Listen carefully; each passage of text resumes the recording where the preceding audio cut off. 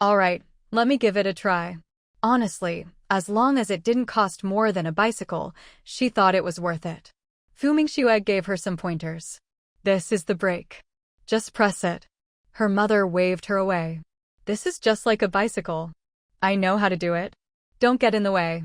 She got on, and at first, she was a bit unsteady. Riding a tricycle felt a little different from a bicycle.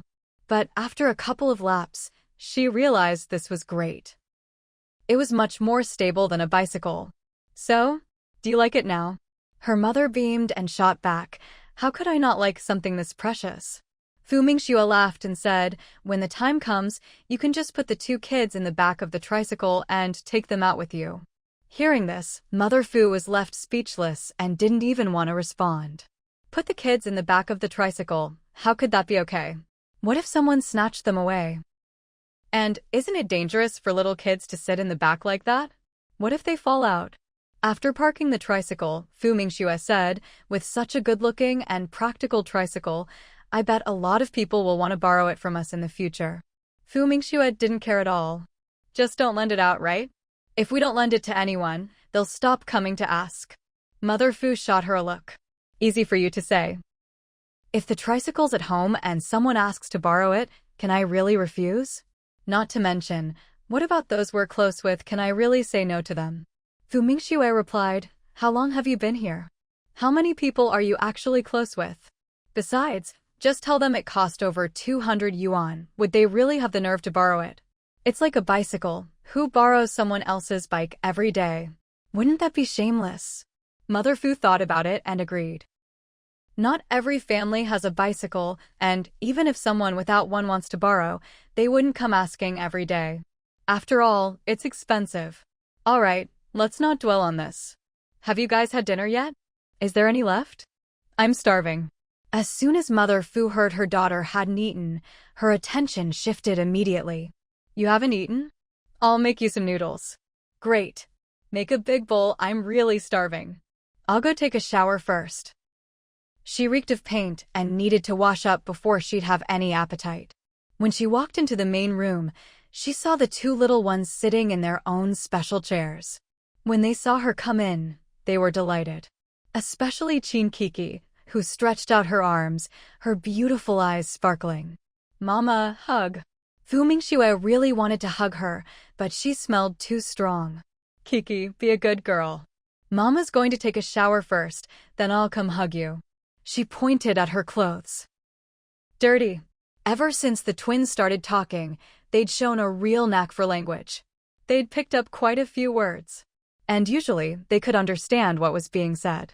Like the word dirty. Fu Mingxue went to her room to grab some clean clothes.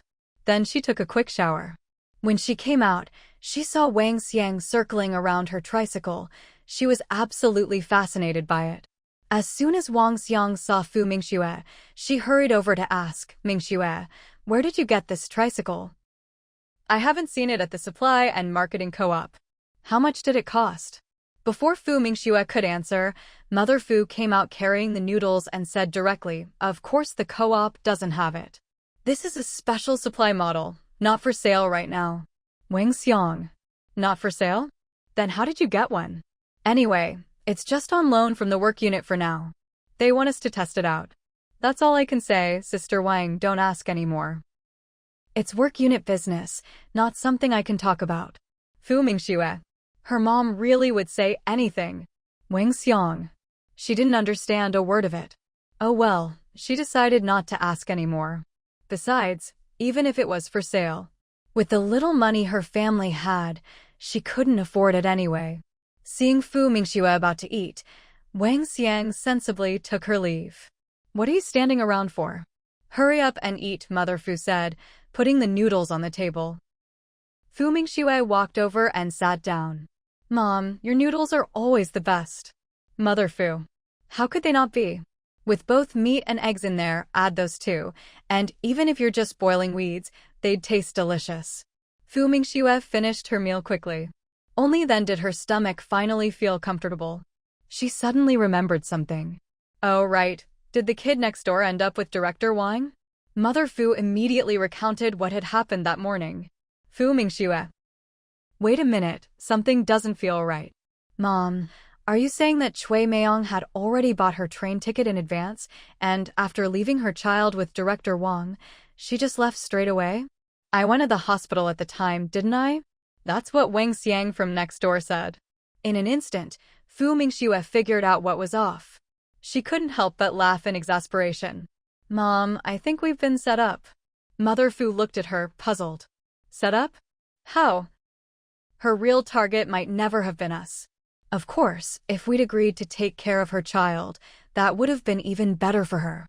But she probably knows our personalities and knew we wouldn't do it. So she pulled this stunt to get Wang Xiang to bring her over to Director Wang's place. With someone else there, Director Wang would find it hard to refuse. If she'd gone by herself, Director Wang definitely wouldn't have agreed to take her son. At the time, it was her idea. Playing right into Chui Meihong's hands. If anyone asked, it could be said it was her suggestion. Mother Fu. She thought it over, then thought it over again.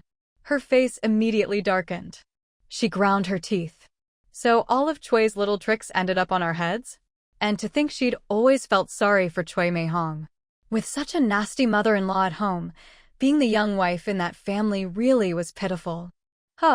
Turns out she's actually quite clever. She's always hated people who play these kinds of sneaky tricks. After all, she'd never do that to anyone herself. Fu Mingxue looked at her mother. All right, don't be angry. There's nothing to be mad about. Just keep your distance from her in the future. Mother Fu was still fuming. No wonder Director Wang made a point of bringing the kid to our place. She must have been annoyed that we gave her that idea. And you just said it offhand at the time, didn't you? Fu Mingxue replied calmly. Who cares? Besides, isn't Director Wang always eager to meddle in other people's business? I mean, isn't she always the first to help out the families in our compound? Now that someone's kid has no one to look after him, isn't that a problem she should help solve? She didn't want to keep talking about it. Mom, I'm going to the hospital in a bit. I'll be home late tonight. You have to go, or people will gossip about you not working overtime. Fu Mingxue. What could people possibly gossip about? Isn't work important? She didn't rush out right away. She spent a while playing with the two kids first, then finally took her bike and headed to the hospital. When Fu Mingxue arrived at the ward, only Qin Wenhua was there. Qin Wenhua saw her right away, his face lighting up with surprise. Wife, what are you doing here? Aren't you working overtime? Not today. Where's Comrade Zhao? He just stepped out. Qin Wenhua's eyes never left her. If you're not working overtime, you should be resting at home. You didn't have to come all the way here. Fu Mingxue raised an eyebrow. What, you don't want me here? Or you don't want to see me? Qin Wenhua immediately said, Of course I want to see you. I just feel bad for you, since you're always so busy with work. Fu Mingxue walked over and sat by the bed. How are you feeling? Any better? Much better. Qin Wenhua did look a lot healthier. Fu Mingxue and Qin Wenhua. Honestly, the two of them haven't actually spent that much time together. So now, with just the two of them alone, things still felt a little awkward. After thinking for a moment, she found something to talk about. How did you get hurt on this mission? She quickly added, if it's not convenient to say, you don't have to. Truthfully, she wasn't all that curious. She was just making conversation for the sake of it. It's nothing secret. I was on a mission at the border, got hit during a gunfight, Qin Wenhua replied, downplaying it. After all, while it wasn't exactly classified, he couldn't go into detail either. Fu Mingxue. That's it? At that moment, Qin Wenhua changed the subject. By the way, I heard you put a little electric motor on your bicycle? Fu Mingxue nodded. Yeah, not just that, I actually assembled a tricycle for my mom today. Qin Wenhua. A tricycle? You assembled it yourself? Fu Mingxue nodded again. Yep. It's perfect for my mom, makes it easy for her to go out and buy groceries and such. Later on, when the kids start school, she can use it to take them too. Qin Wenhua. His wife sure thought far ahead, taking the kids to school. Weren't Qin Hao and Qin not even a year and a half old yet? Besides, by the time they're old enough for school, would his mother-in-law really need to take them? Don't they have legs to walk home themselves? Wife, you're amazing. You can even assemble that. Fu Mingxue couldn't help but feel a little proud. That's nothing, I can do way more than that. If she put her mind to it, she could invent all sorts of things. After all, she'd lived an extra life. Even though she'd been stuck at home most of her last life and barely had time to watch TV, she'd still seen and learned a lot. And even without her memories from her previous life, coming up with little inventions like this was really no big deal for her. Qin Wenhua looked at her proud expression, the corners of his mouth lifting in a smile. He really had married a treasure. Thinking back to when she first proposed marriage, he remembered that he'd actually wanted to refuse. Thank goodness he didn't. His gaze softened even more. So, did you put an electric motor on your mom's tricycle too? Fu Mingxue shook her head. No, I figured it's safer for her to pedal it herself. Qin Wenhua agreed. You did the right thing. The couple really didn't have much to talk about. Fu Mingxue couldn't discuss things from the factory, and Qin Wenhua didn't talk about what happened in the army. So, there really wasn't much left for them to chat about. Still, 2 hours passed quickly. Even though Qin Wenhua was reluctant to see his wife go, he knew she had to work tomorrow. So he said, Wife, it's getting late. You should head home. Fu Mingxue answered briskly, All right. Take care and rest up. I'll head out now. Qin Wenhua. Even so, couldn't she at least act a little reluctant to leave? Why did it look like she couldn't wait to get out of here? Be careful on the way. Stay safe. I will. I'm off, Fu Mingxue said as she left. Zhao Liang was sitting outside. Clearly, when he'd come back earlier and seen Fu Mingxue was there, he hadn't wanted to disturb the couple's time together. Now, seeing Fu Mingxue come out, he immediately stood up. Take care, sister-in-law. Thanks for your trouble. Fu Mingxue replied, then headed home. When she got home, her mother was still awake. You're back. How's your husband doing? He's fine. Are the kids asleep? Yes, they just fell asleep. Hearing that, Fu Mingxue gave up on the idea of checking on the kids. She'd actually planned to play with them for a bit. What? He's not here? Where did he go? Wan Hongfei's face was full of anger. No wonder she hadn't been able to catch him these past few days. Turns out he'd already left. He wasn't even in the capital. Lan Qiman sneered. Such big news and you didn't know? He went with Qin Wenhua's mother to visit Qin Wenhua to see if that bastard is dead yet. The last few words were practically spat out through gritted teeth. If you asked her who she hated most in this world, it was Qin Wenhua and Fu Mingxue, those two wretches. If it weren't for them, would she have divorced Qin Wenze? Those two were nothing but trouble. Ever since that damned Qin Wenhua brought Fu Mingxue back, she hadn't had a single good day.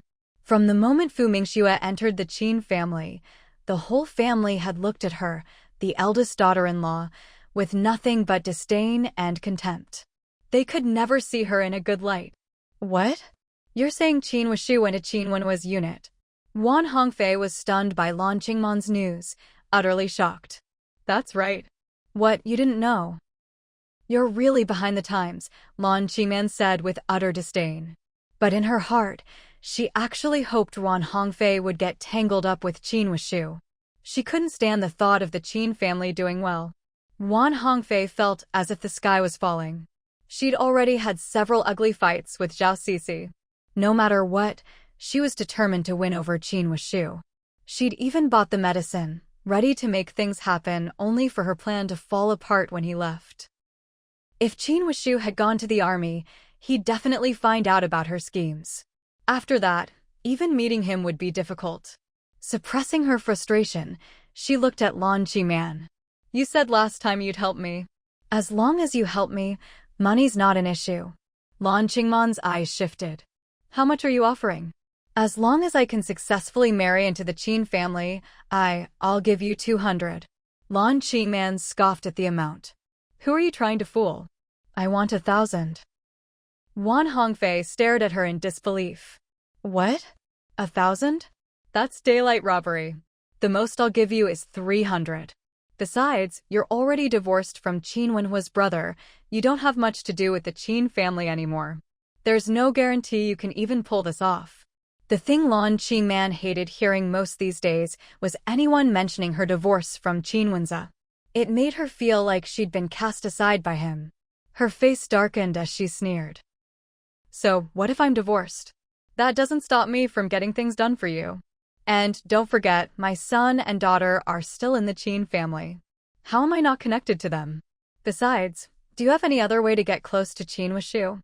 Wan Hongfei froze. She really didn't have any other options. She couldn't even get into the Qin family compound. Now that she'd fallen out with Zhao Sisi, if she tried to go there, Zhao Sisi would know immediately.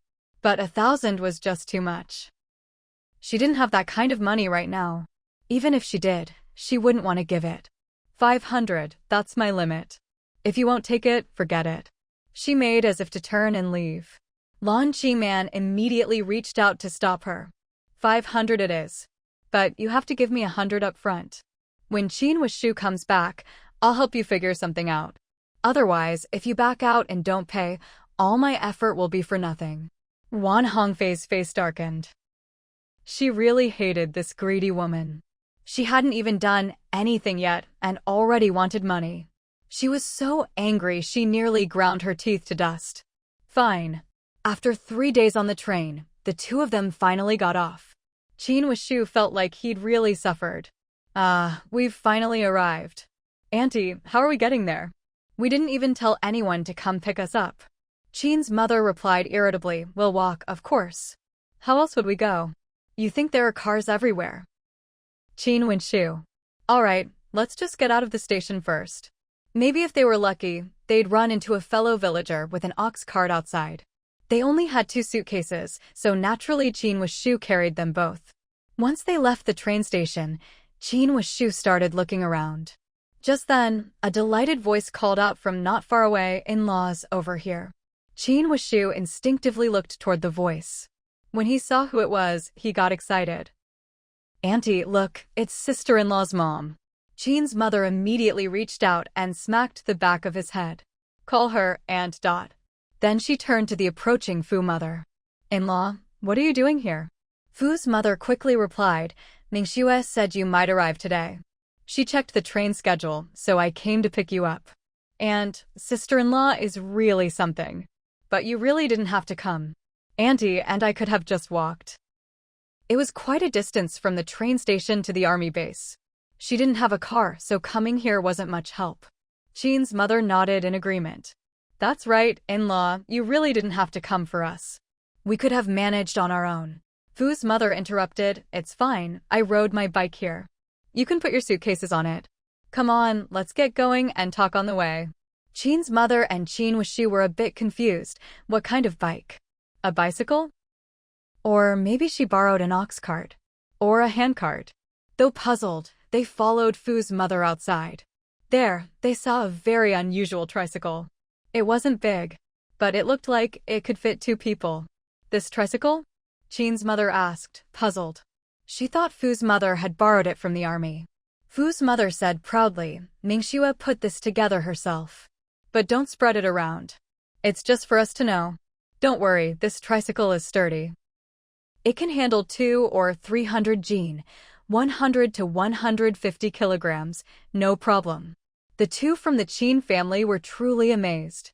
Aunt, you mean sister-in-law really made this tricycle herself? Qin Wuxu couldn't believe it. If that was true, then his sister-in-law was incredibly skilled. That's right, Fu's mother said, beaming. She even rigged up a little electric bike that goes as fast as a car. Some things. She couldn't tell outsiders, but surely she could let her in-laws know how capable her daughter was? Qin Wuxu. His admiration was like a mighty river, flowing endlessly. Honestly, could he ever marry someone as amazing and smart as that? Qin's mother had always known her younger daughter-in-law was clever, but she hadn't expected she could even assemble a tricycle. She said sincerely, Mingxue is really impressive. During their reunion, none of them mentioned the injured Qin Wenhua. The tricycle had room for the suitcases and a place to sit. Qin Wuxu was excited. Aunt, let me drive. You and Auntie can sit. All right, Fu's mother agreed, though she was a little reluctant. She was worried Qin Wuxu might break it. So she said tactfully, you can try it out first. If it doesn't work, I'll drive. I'm strong. How could anyone say Qin Wuxu couldn't do it? After all, young people have quick minds and nimble hands. As soon as he got on, he figured it out right away. Seeing him ride so steadily, the two mothers-in-law each took a seat on either side. Once they were settled, Qin Wuxu started pedaling quickly. Qin's mother pursed her lips, slow down. Fu's mother quickly chimed in, we're not in a hurry. Qin Wuxu immediately turned his head and said, Auntie, and don't worry, just sit tight. I'm riding very steadily, you won't fall. Fu's mother. Can you not talk? Can you not turn your head? Can you just look ahead? Besides, she wasn't afraid of falling. She was afraid the tricycle would get damaged. Auntie, this tricycle is really light. It doesn't feel heavy at all. Sister-in-law is amazing. Qin Wuxu made up his mind, starting today, his sister-in-law was the person he admired most. Could his sister-in-law make one for him too? Oh right, he just heard Andy say that his sister-in-law had even made an electric bike. Now that must be something special. He really wanted one too. After a few moments of nervousness, the two women sitting in the back gradually got used to it. Qin's mother asked, how's Mingxue's job? Is she very busy? Yes, she's very busy. She doesn't get to bed until 11 or 12 every night. She works overtime every night. Fu's mother sighed. Wenhua got hurt, and she should be the one taking care of him, but she's just too busy and can't spare the time. In-law, I hope you don't mind. Qin's mother immediately replied, In-law, that's not right. Mingxue's work is the most important. Didn't they say Wenhua's injury isn't serious? We can't let Mingxue's job be delayed. Then she added, In-law, you've had it tough these past few days, taking care of both kids by yourself and worrying about Wenhua. It's not that hard. Our boss is great. He knows about our family situation and that I can't take care of Wenhua, so he arranged for someone else to look after him. Oh, the doctor said Wenhua can be discharged in 4 or 5 days. Hearing that her son could be discharged, Qin's mother knew his injury wasn't serious. She breathed a sigh of relief and said, That's good. At least when he's home, we won't have to trouble others. Qin Wuxu pedaled the tricycle at full speed. Auntie, the hospital's close by. Why don't we go there first? Fu's mother nodded right away. Sure, let's go to the hospital first. After we see Wenhua, we'll go home. You've been traveling for several days by train. You must be tired. Qin's mother smiled. Not at all. We took the sleeper train. If anyone's tired, it's you, in-law. The two mothers-in-law really hit it off. Chatting all the way, they soon arrived at the hospital. What about these 2 suitcases? Qin Wuxu asked. Qin's mother rolled her eyes. Just bring them in, of course. There was some money in those suitcases. How could they just leave them out here? I'll carry them, Fu's mother offered, but Qin Wuxu was quicker and snatched them up. Auntie, I'll do it. You lock the tricycle first. We can't let anyone steal it. If someone stole this great tricycle, he'd be heartbroken. When Qin Wenhua saw the 3 of them arrive together, he was shocked. Mom, what are you doing here? Qin's mother scolded. You got hurt like this. How could I not come see you? How are you now? She looked him over and saw he looked energetic. He didn't look like someone badly injured at all. Looks like he really was fine. Qin Wenhua said, I'll be discharged in a few days. What do you think, am I all right or not? Mother Qin was tempted to smack him. Couldn't he just talk properly? Just then, Qin Wenhua spoke up again. Mom, did you go pick them up? How did you do that? That's way too much trouble for you. They could have just come by themselves. Besides, they both have mouths, don't they? If walking is too tiring, they can figure out another way. Next time, you can't do this again. If you wear yourself out, what will we do at home? Mother Qin. Of course, that mom wasn't referring to her. And those words weren't meant for her, his real mother. Although, what he said did make sense. But why did she still feel like smacking him? What did he mean? They both have mouths. Mother Fu quickly said, It's fine. Didn't I have my tricycle? It's convenient. Don't look down on it just because it's not that big. I think it's as fast as a bicycle. Besides, when Shu rode it back on the way home. He's the one who had it tough. Next time, just let me know. I can have you drive over to pick them up. After Qin Wenhua finished speaking gently, he immediately turned to her with a complaining look. Mom, really? If you were coming, why didn't you tell me in advance? I could have arranged for someone to pick you up. That way, my mom wouldn't have to go through the trouble of riding the tricycle to get you. Mother Qin. This definitely wasn't her biological son. Wait, she wasn't even this son's biological mother. Mother Fu was starting to feel a little embarrassed. She quickly explained, Wenhua, it's because Mingxue didn't tell you. Anyway, I was just idle at home. Mom, thank you. You've worked hard. When you go back later, have Qin Wenhua ride you back. He's strong. All right. Mother Fu couldn't wait to end this topic. She turned to look at her in-law. You two have a chat. I'll go find the doctor to get some deworming medicine. Afraid they'd misunderstand, she quickly added, it's for Sister Wang's 2 kids next door. They've got upset stomachs. With that, she hurried out.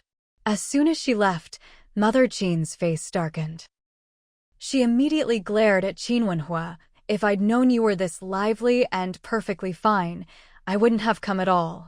Qin Wenhua replied, I didn't ask you to come. I told you I'm fine. Mother Qin's face grew even darker. Could she hit him? Qin Wenhua saw that the mother and son were about to start fighting. He quickly stepped in. Aya, Wenhua, you don't know, Auntie was so worried about you on the way here. She couldn't sleep or eat, and look, she's lost so much weight. Mother Qin. She'd lost weight? How come she didn't know? Qin Wenhua looked his mother up and down and said, she actually looks a bit heavier than when we left. Mother Qin's face turned even darker. Qin Wenhua's mouth twitched. Forget it, even a god couldn't save you now. But he wasn't a god, he was just the younger cousin, so he still had to keep the peace at home. Otherwise, his aunt might just beat up the seriously injured patient right here in the hospital room. Though, honestly, this patient kind of deserved it. Wenhua, let me tell you some good news. When we came, our eldest cousin was about to divorce that Lan Qi man. I bet by now they're really divorced. Honestly, this bit of news did surprise Qin Wenhua a little. He never liked that sister-in-law anyway. How come they're suddenly getting divorced? Looking at their expressions, a guess popped into his mind. Don't tell me their divorce has something to do with me? Qin Wenhua immediately said, it really does. After Lan Qi man found out you were seriously injured, she said some really nasty things and then. He sneaked a glance at his aunt. Mother Qin didn't see any reason to hide it. She said bluntly, I just slapped her twice. Anyway, it's good they got divorced. That Lan Qi man really is too much. As the old saying goes, better to tear down 10 temples than break up a marriage. If that woman hadn't been truly hopeless, she never would have let her eldest son get a divorce. After all, there were 2 children between them. But now? She didn't regret it one bit. The sooner the divorce, the sooner everyone could have some peace. Better that than some major disaster down the line. With Lan Qingman's foolish, malicious, and self-righteous personality, who knows what trouble she'd cause. Qin Wenhua was very open-minded about it. Big brother's free now, and the kids will be better off too. Mom, you still need to keep an eye on her. Don't let her get close to the kids and mess them up. Mother Qin would definitely be on guard. She would never allow Lan Qingman to ruin her grandchildren. As for whether her eldest son would remarry in the future, that wasn't her concern. But if he was blind enough to find someone like Lan Qingman again, well, he could just get out of the Qin family for all she cared. Just then, Qin Wenhua suddenly asked, how many days are you staying? Mother Qin replied irritably, we'll stay until you're discharged. What for? There are people here to look after me, I don't need you. You can go back tomorrow. The grandkids and the 2 elders are at home, they need you more. You might as well head back early. Mother Qin. She let out a cold laugh. Should I just go back tonight then? Qin Wenhua nodded. If you can get a train ticket, sure. Qin Wenhua. A stubborn son and a worrying mother, what a wasted trip. Mother Qin really didn't want to see this son of hers at all. He was going to be the death of her. Relax, I'm not here to see you. I'm here to see my 2 darling grandkids and my Mingxue. Don't flatter yourself. She turned and said directly to Qin Wenhua, grab our things, we're leaving. Qin Wenhua was stunned. Go? Go where? Mother Qin. This silly boy really wasn't the sharpest tool in the shed. She snapped, to the family compound, of course. Aren't we going to wait for Auntie? She went out to buy medicine. Just as Qin Wuxu finished speaking, Mother Fu came back. Auntie, perfect timing. We're heading to the family compound. Mother Fu agreed. All right, let's go home now. Son-in-law, take care of yourself. We'll head back first. Qin Wenhua immediately said, Okay, Mom, let Wuxu ride the tricycle. Don't tire yourself out. Mother Qin quickly left the hospital room. Qin Wuxu grabbed the 2 suitcases and hurried after her.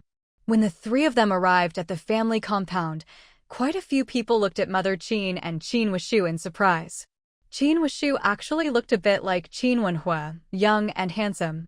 Most importantly, he was a good-looking young man who smiled easily, and he flashed a smile at all the women there. The young wives stared, eyes wide. Heavens, who is this handsome young man? And that woman dressed like a rich lady. She looked so much like Qin Tuan. Could she be Qin Tuan's real mother? Someone couldn't help but ask Mother Fu, Auntie Fu, are they relatives of Qin Tuan's family? Yes, Mother Fu didn't explain further. She opened the door and let Mother Qin and the others in. Qin Wuxu pushed the tricycle straight into the yard. Last time, Fu Mingxue had complained that the threshold was too high for the tricycle, so she'd simply removed it herself. Now, it was much easier to get the tricycle in and out. Mother Fu said to Mother Qin, In-law, have a seat. I'll go next door and bring the 2 kids over. Mother Qin immediately said, I'll go with you. Mother Fu, thinking she might be missing the 2 little ones, nodded. All right.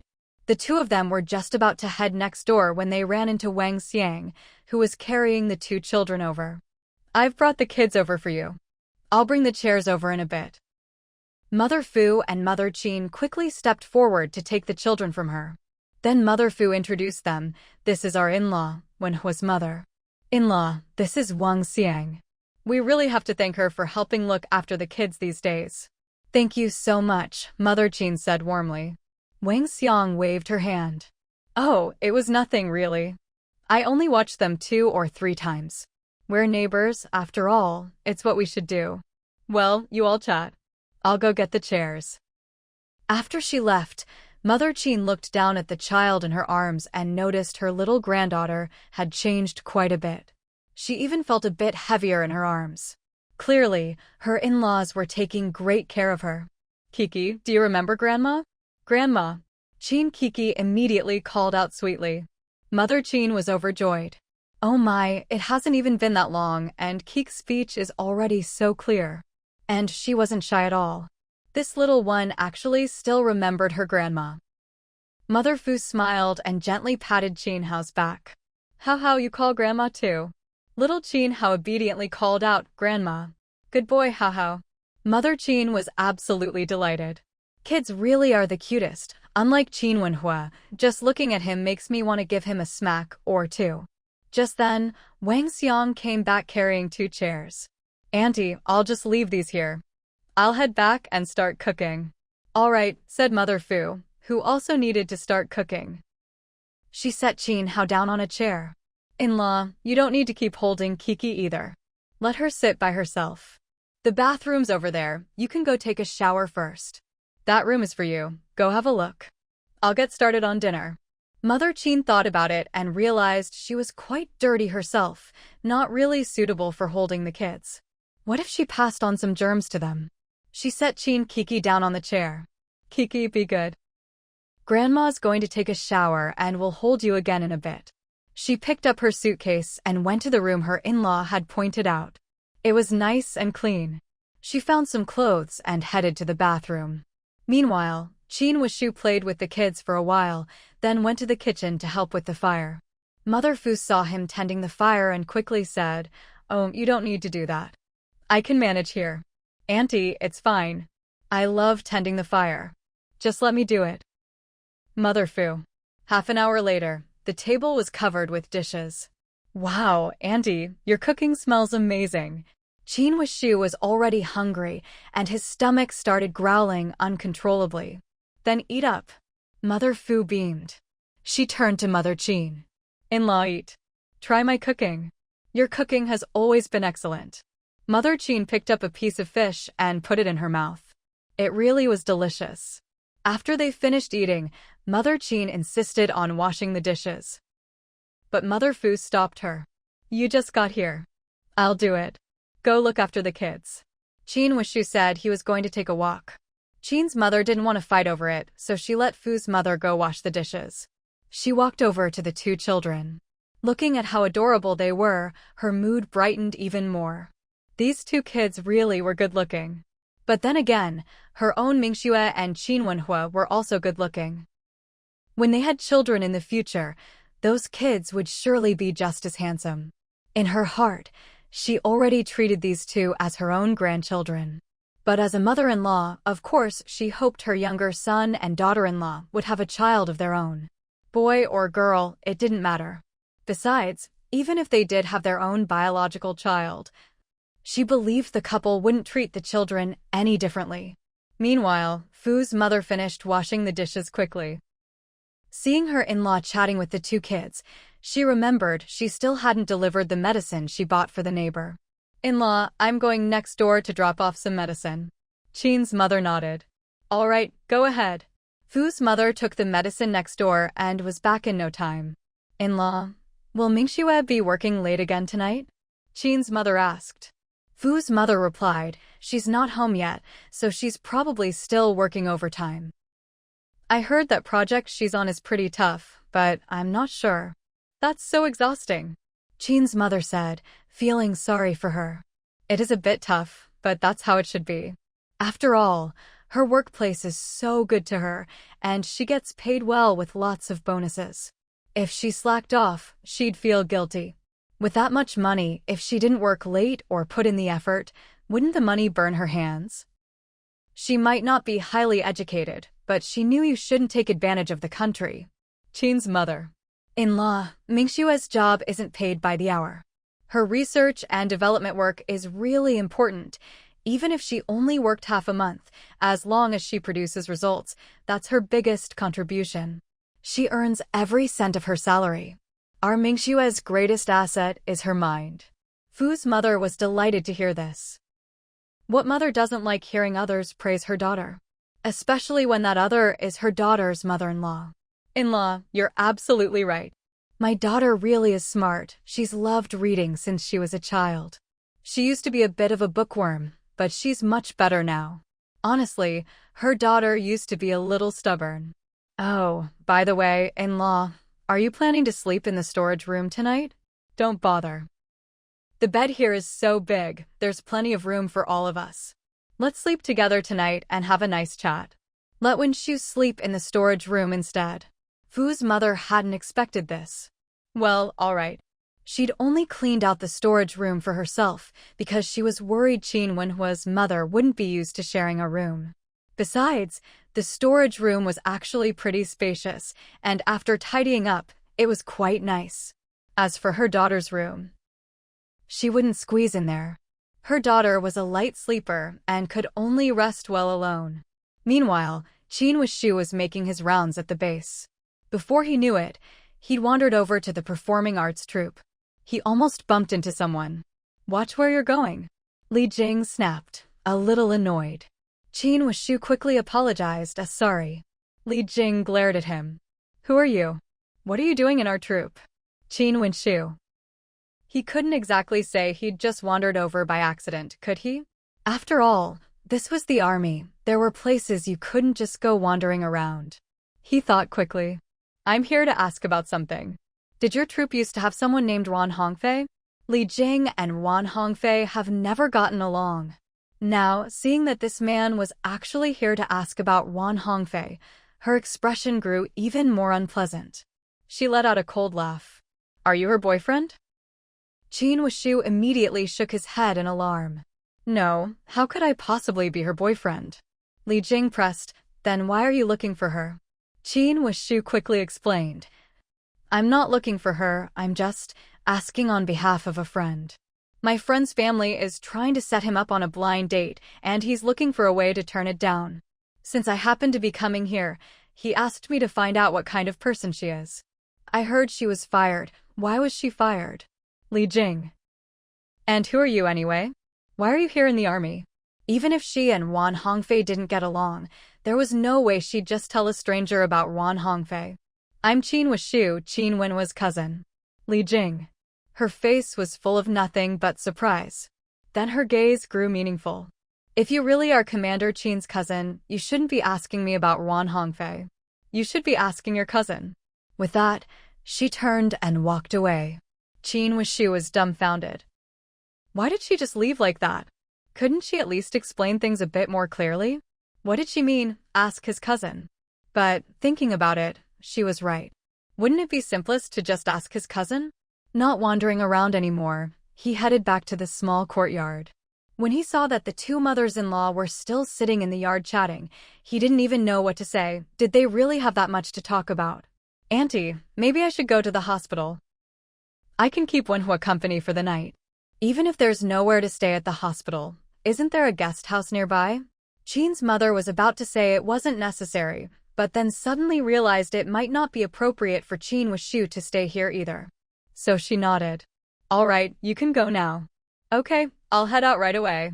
Mother Fu, seeing that her in-law agreed, immediately said, Wishu, why don't you take the tricycle? It's quite a walk if you go on foot. If it were someone else, maybe they'd politely decline, but Qin Wishu was different. He was actually quite fond of that tricycle. Besides, if he walked to the hospital, how long would that take? He was already tired, wouldn't that just make him even more exhausted? All right, thank you, Auntie. Don't worry, I'll make sure to lock up the tricycle so no one can steal it. Mother Fu. She was a little worried. Maybe she should just take him there herself. Auntie, and I'll be off then. Qin Wishu put his suitcase back onto the tricycle, then pushed it out the gate. Just then, Fu Mingxue returned. Qin Wishu, where are you going? Qin Wishu was delighted to see her. Sis-in-law, you're back from work. Then his gaze landed on the extra bright headlight on her bicycle, and he was amazed. Seriously? No wonder he'd thought it was so bright earlier. Sis-in-law, you even put a big headlight on your bike? Yeah, it's convenient for riding at night. By the way, you haven't said where you're going. Are you really heading to the hospital now? Yeah, Qin Wishu nodded. Don't go. Comrade Zhao is there, and you've just spent 2 or 3 days on the train. You must be exhausted. Just stay here tonight. Didn't my mom clear out a storage room for you? If you don't mind, just make do for one night. The 3 women still had 2 other rooms they could all fit. Qin Wishu hesitated. Well, isn't that a bit inappropriate? Fu Mingxue rolled her eyes. You're Qin Wenhua's cousin, and besides, I'm not the only one living in this house. My 2 moms are here too. What, you don't count them as people? As soon as she said this, Mother Fu immediately started scolding her. What kind of thing are you saying? Do you even know how to talk properly? She just blurted it out. What did she mean by, you don't count them as people? How could she say something like that, especially with her mother-in-law right here? This girl's brain must be muddled again, and she never watches her mouth. What would Wenhua's mom think if she heard this? Mother Qin walked over, smiling. It's fine, it's fine. Mingxue was just making a point. And honestly, I think she's right, since that's the case, Wishu should stay. We just happen to have an extra room. I'll share with your aunt tonight. Seeing how much they wanted him to stay, Qin Wishu agreed. All right. He went to put the tricycle back where it belonged. Fu Mingxue turned to Mother Qin. Mom, you must be tired after the journey. Mother Qin replied at once, not at all. We took the sleeper train. By the way, I heard you've been working overtime. Can your body handle it? It's fine, I'm young and healthy. Besides, there are plenty of people at my workplace in their 50s and 60s working overtime until 1 or 2 in the morning. My hours aren't that late. Those people are way more hardcore than she is. Just then, Qin Wishu, having parked the tricycle, came over. Sis-in-law, I heard your bike has an electric motor. Let me try it out. His eyes were full of excitement. Sure. But wait a second, let me swap out the seat for you. Qin Wishu. Swap the seat? While he looked confused, Fu Mingxue pushed the bike into the yard. She went into the main room and got another seat, removed her own special one, and put on a black one instead. All right, you're good to go. She didn't want anyone else sitting on her own seat. Even though she'd said she'd never lend out her bike, you never know when you might have to. So she'd prepared a separate seat just in case. This one's adjustable, just like a regular bike. Raise it up a bit, and here's the handbrake. Twist this handle to turn on the power. Fu Mingxue gave him a quick demonstration. Qin Wuxu could drive, so he understood right away. Got it. He pushed the bike out to try it. Fu Mingxue didn't pay him any more mind. She turned to her mother-in-law. Mom, how's everyone at home? Everyone's fine, but your eldest brother and Lan Qiman got divorced. Mother Qin's words surprised both Fu Mingxue and her mother. Big brother got divorced? When did that happen? Just these past few days. Winza was determined to end it, so it was bound to happen. Fu Mingxue. Good riddance. Of course, she didn't ask for more details. Mother Fu opened her mouth to say something, then closed it again. She really didn't know what to say. They're honestly better off apart. Lan Qiman isn't cut out for married life. If she hadn't schemed against Winza back then, she wouldn't have married into our family in the first place. Fu Mingxue. That's some juicy gossip. Mother Fu. Anyway, let's not talk about that. Do you think that Wuxu kid will break your bike? Mother Qin asked, a little worried. Fu Mingxue immediately said, Mom, don't worry. Qin Wuxu can drive, and he can ride a tricycle too. There's no way he can't handle a bike. The electric motor isn't even that fast. Besides, even if he does break it, we'll just fix it. It's no big deal. Mother Qin saw her daughter-in-law speak like this, and didn't say anything more. This time, she took a good look at her daughter-in-law, and immediately, her eyes were full of smiles. At last, her daughter-in-law and her son had truly become husband and wife. Back when they were in Beijing, she knew her daughter-in-law was still a maiden. Fu Mingxue felt a chill run down her spine at her mother-in-law's smile. Why was her mother-in-law smiling at her like that? She joked, Mom, why are you looking at me like that? Did you just realize your daughter-in-law is even prettier than before? Mother Qin's smile deepened. Mingxue has always been the prettiest, and now she's even prettier. Her daughter-in-law really was beautiful. But, oddly enough, her beauty was hardly worth mentioning compared to other things. By the way, have you had dinner yet? Fu Mingxue replied quickly, I've eaten already. I had dinner in the cafeteria. Since I didn't have anything important to do tonight, I came home early. Did you go see Qin Wenhua? We did. Mother Qin didn't want to talk about that son at all. He's recovering well, so don't worry about him. Your work is more important. And with how fast he bounces back, I bet by tomorrow he'll be out of bed, walking and jumping around. Fu Mingxue, jumping? That's a bit much. Even if Dr. Xia is a miracle worker, it can't be that fast. If he really started jumping around, his wounds would probably split right open. Mom, I'm going to take a shower first. We can chat later. Luckily, Qin Wuxu wasn't home. She hurried off to shower. All right, go ahead. Meanwhile, Qin Wuxu rode his bicycle straight to the hospital. When Qin Wenhua saw him, he raised his eyebrows. What brings you here? Planning to stay at the guest house? No, my sister-in-law went home after work, so I borrowed her bike to come by for a bit. I'll head back soon. Wenhua, honestly, I've never met a woman as capable as my sister-in-law. She's amazing. When we go back to Beijing, I want her to put a little motor on my bike too. Riding a bike as fast as a car, how awesome is that? Qin Wenhua shot him a look. Of course, that's my wife. How could she not be amazing? But don't even think about it. If you want one, just buy it from a store in the future. They'll have them. Want his wife to modify this kid's bike? Huh, no way. Even he, as her husband, didn't have one yet. Qin Wenxu's eyes lit up. If they sell them, that's fine too. He checked the stores when he got back. Then he remembered what that girl from the arts troupe said. By the way, Wenhua, I wanted to ask you about someone. Do you know Ran Hongfei? The moment Qin Wenhua heard that name, his face darkened. He shot Qin Wuxu a sharp look. Why are you asking about her? Don't tell me someone's trying to set you up with her. Qin Wenxu's eyes widened. Wenhua, how did you know? Qin Wenhua's face got even darker. But don't worry, nothing came of it. It's just that Ran Hongfei keeps pestering me. Qin Wuxu was clearly troubled. Just his luck, how did he get tangled up with these sisters? First Zhao Cixi, now this Ron Hongfei. They didn't seem to know the meaning of shame. After all, what other girls would be so forward with a guy they just met? Qin Wenhua. That Ron Hongfei tried to frame me, claiming I had something to do with her, and caused a scene at your sister-in-law's factory. She got kicked out of the arts troupe for it. Qin Wenhua was shocked. What? She and you. Qin Wenhua's face was pitch black, the air around him heavy. I barely know her, so don't lump me in with her. Anyway, her character is no good.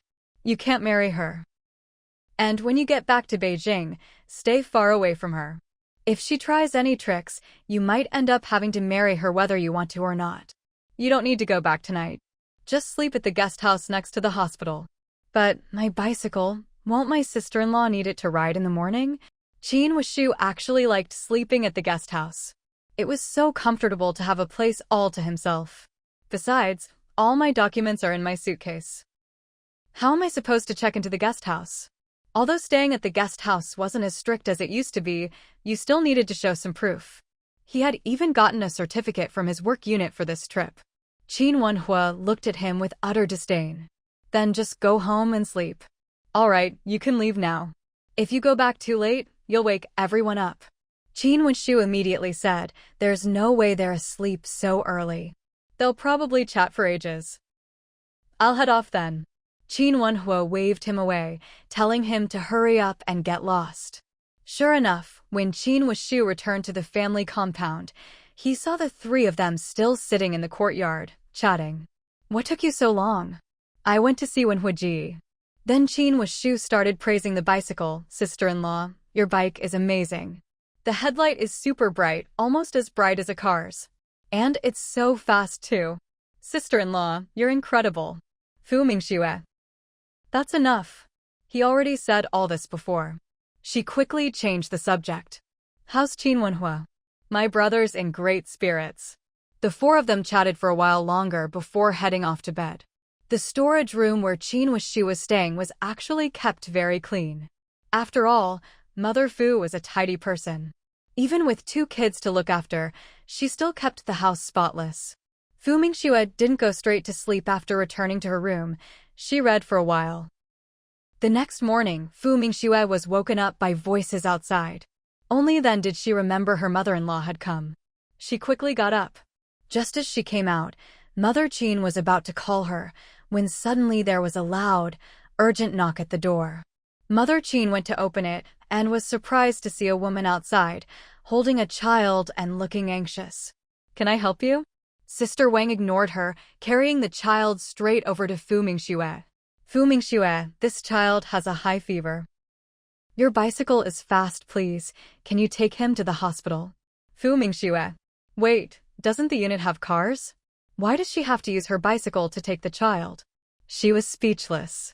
Director Wang, if the child has a high fever, the wind from riding a bike would make it worse. How about this? You ask Instructor Xia to arrange a car for you. That would be much faster. Sister Wang said anxiously, Instructor Xia isn't here. That's why I came to you. Don't tell me you're not even willing to help with this? The child's parents aren't around. If you don't help, if something happens to the child, how could you live with yourself? Fu Mingxue's face darkened.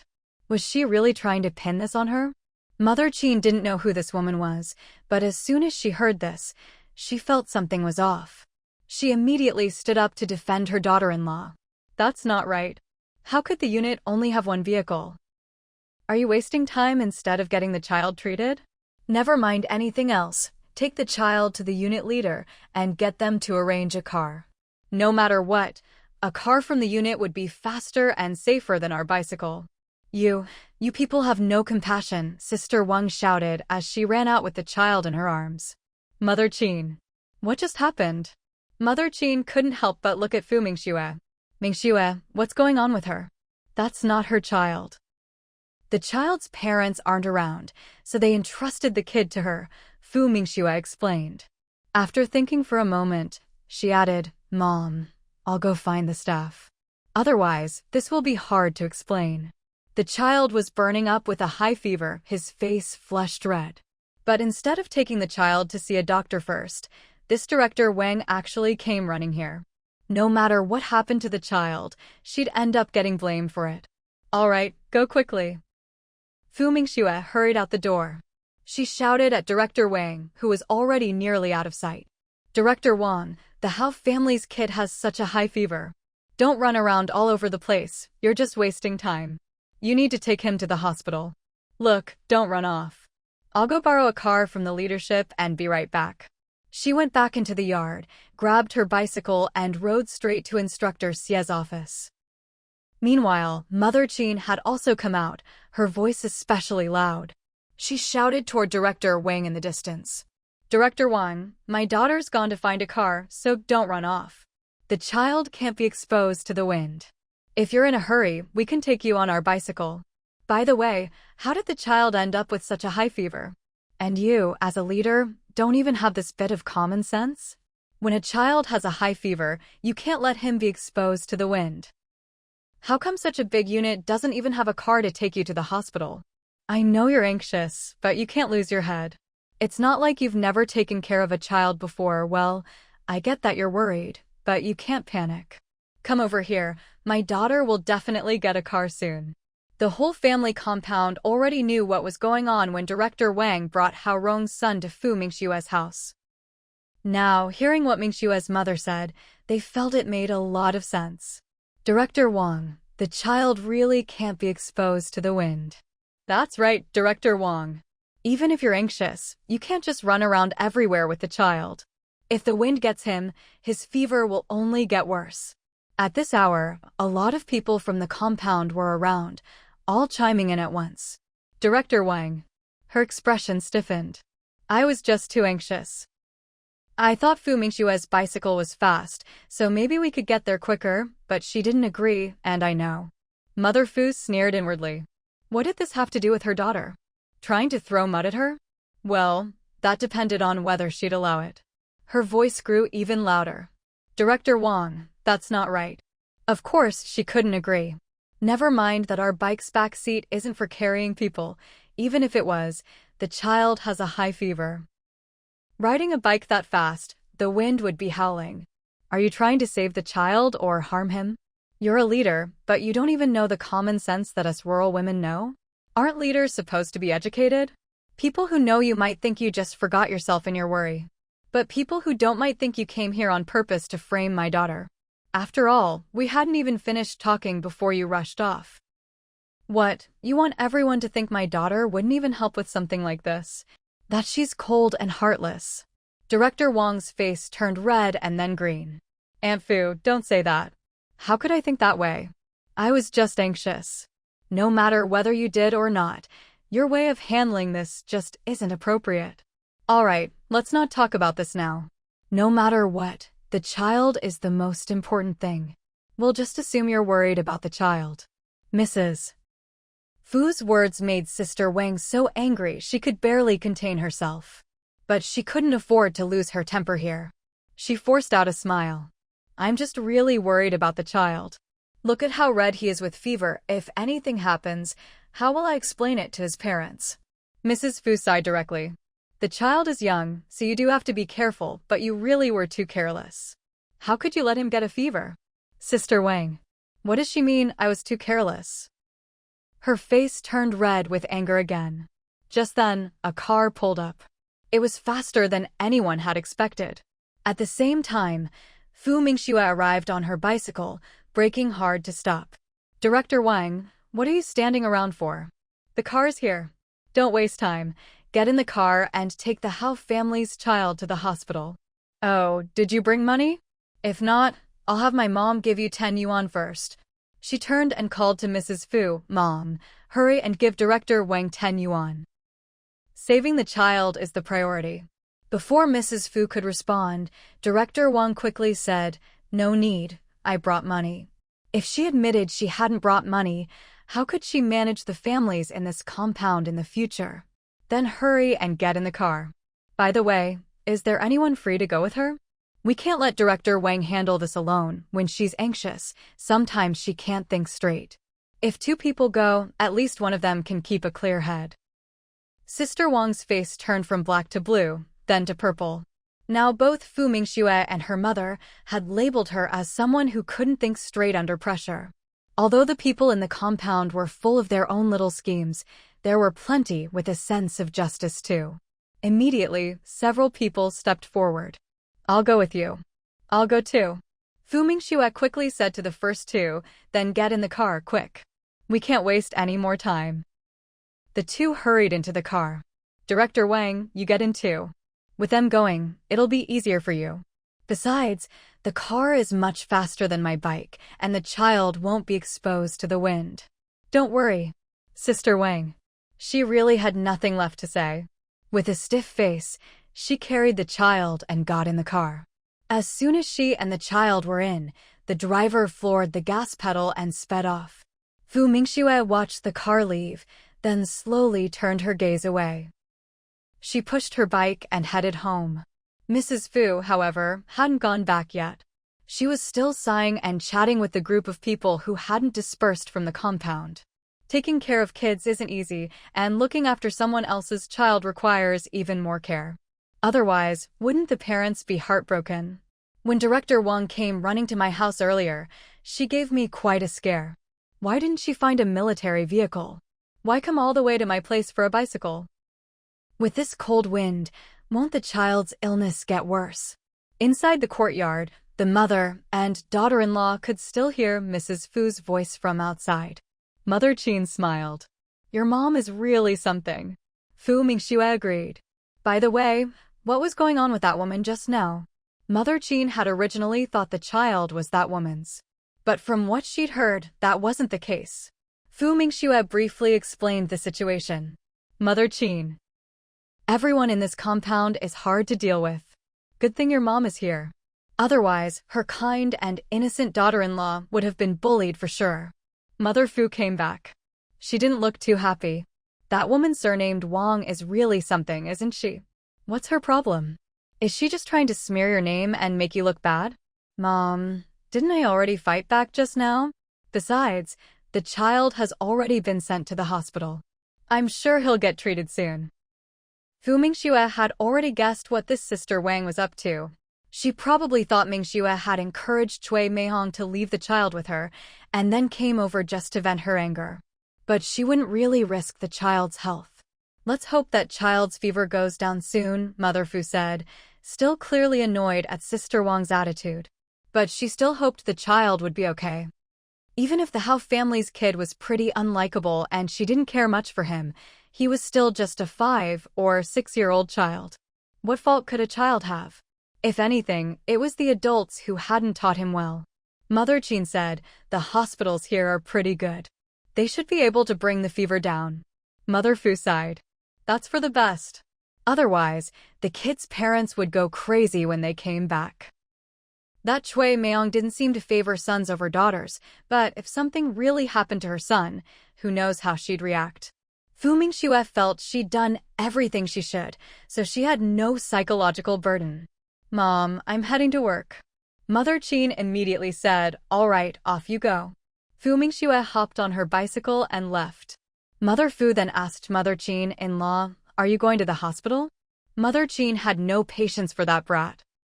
She replied at once, "No, Qin Wenhua's injury isn't serious.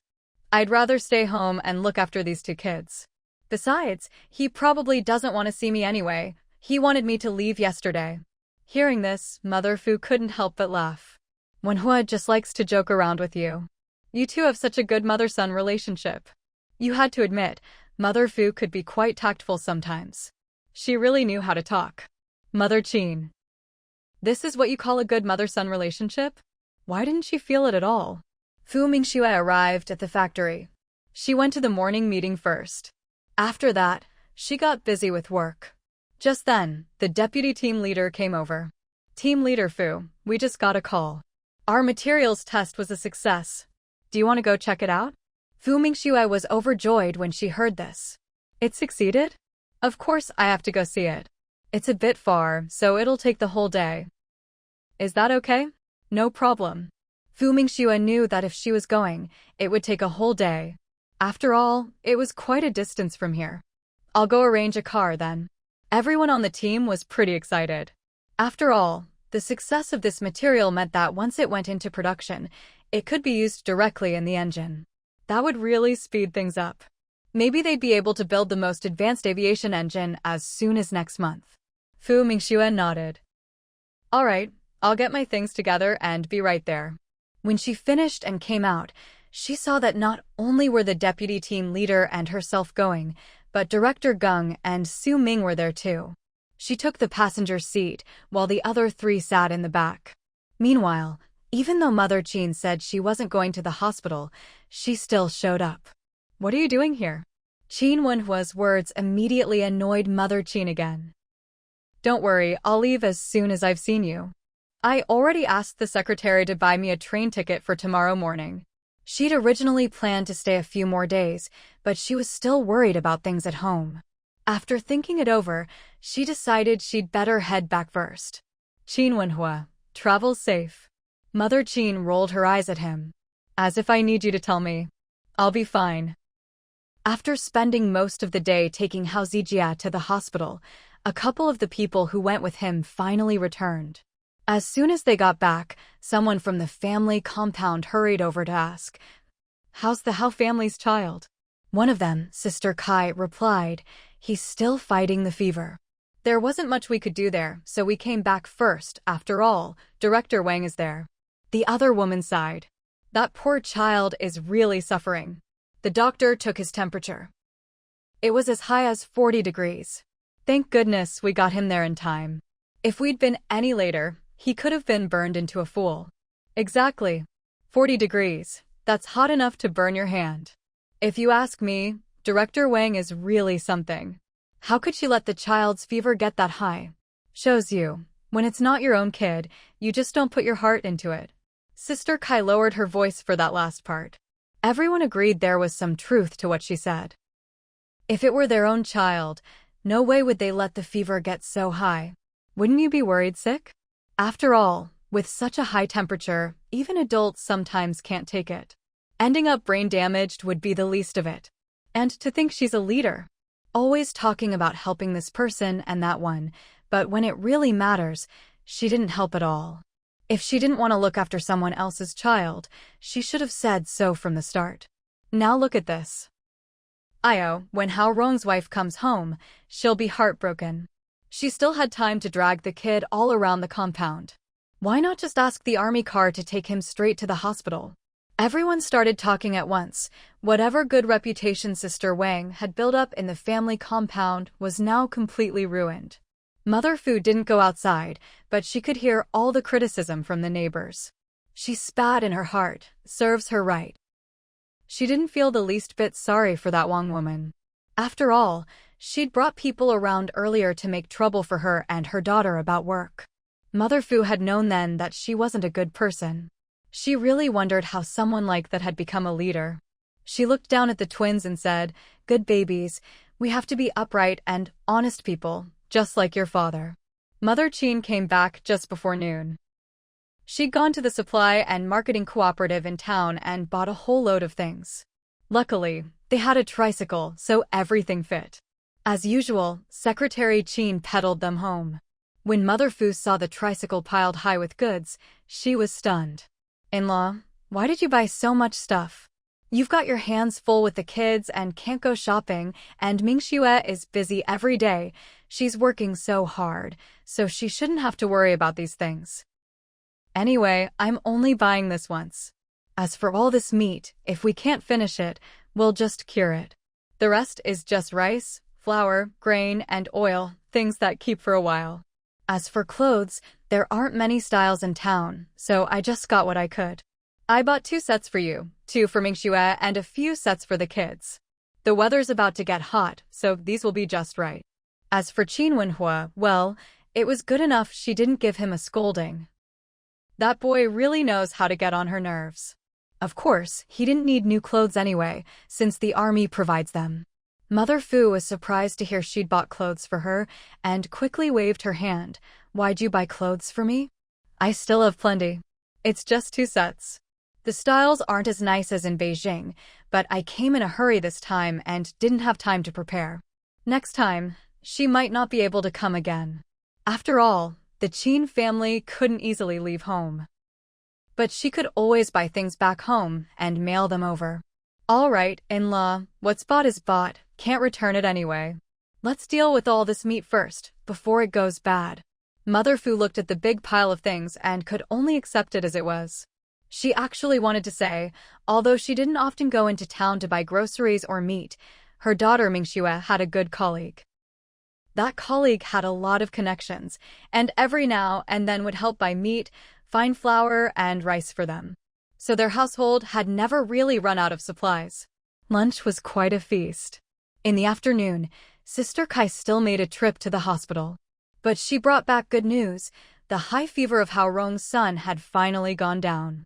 Because Fu Mingxue had left in a hurry, she hadn't left any message for the family.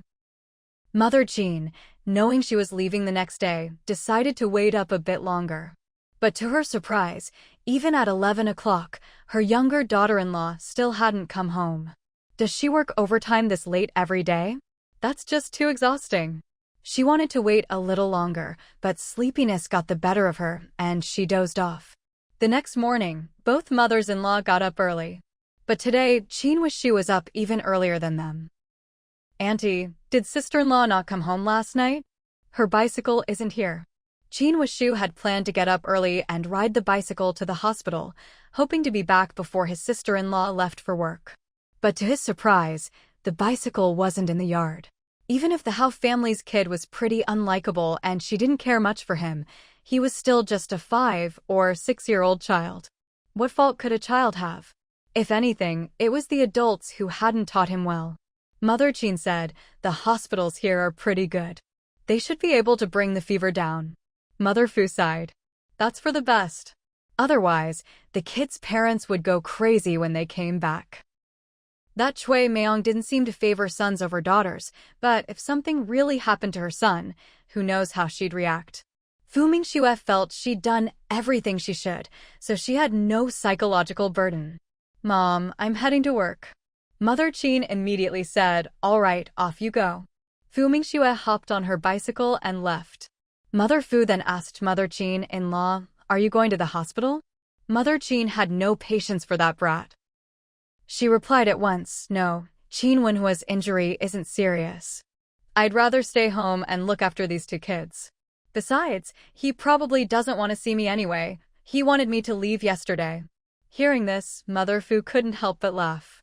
Wenhua just likes to joke around with you. You two have such a good mother-son relationship. You had to admit, Mother Fu could be quite tactful sometimes. She really knew how to talk. Mother Qin. This is what you call a good mother-son relationship? Why didn't she feel it at all? Fu Mingxue arrived at the factory. She went to the morning meeting first. After that, she got busy with work. Just then, the deputy team leader came over. Team leader Fu, we just got a call. Our materials test was a success.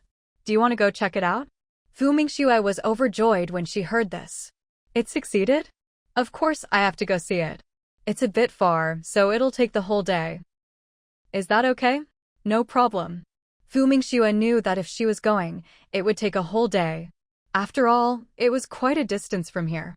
I'll go arrange a car then. Everyone on the team was pretty excited. After all, the success of this material meant that once it went into production, it could be used directly in the engine. That would really speed things up.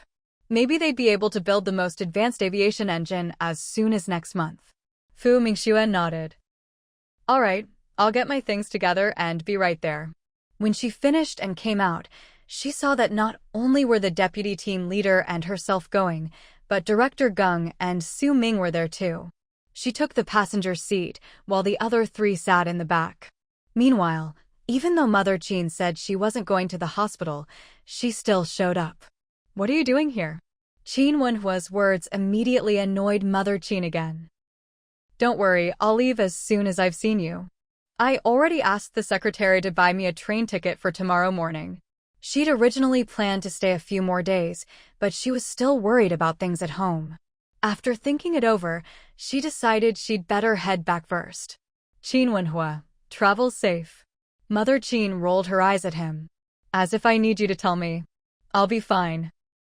After spending most of the day taking Hao Zijia to the hospital, a couple of the people who went with him finally returned. As soon as they got back, someone from the family compound hurried over to ask, "How's the Hao family's child?" One of them, Sister Kai, replied, "He's still fighting the fever. There wasn't much we could do there, so we came back first. After all, Director Wang is there." The other woman sighed. "That poor child is really suffering." The doctor took his temperature. It was as high as 40 degrees. Thank goodness we got him there in time. If we'd been any later, he could have been burned into a fool. Exactly. 40 degrees. That's hot enough to burn your hand. If you ask me, Director Wang is really something. How could she let the child's fever get that high?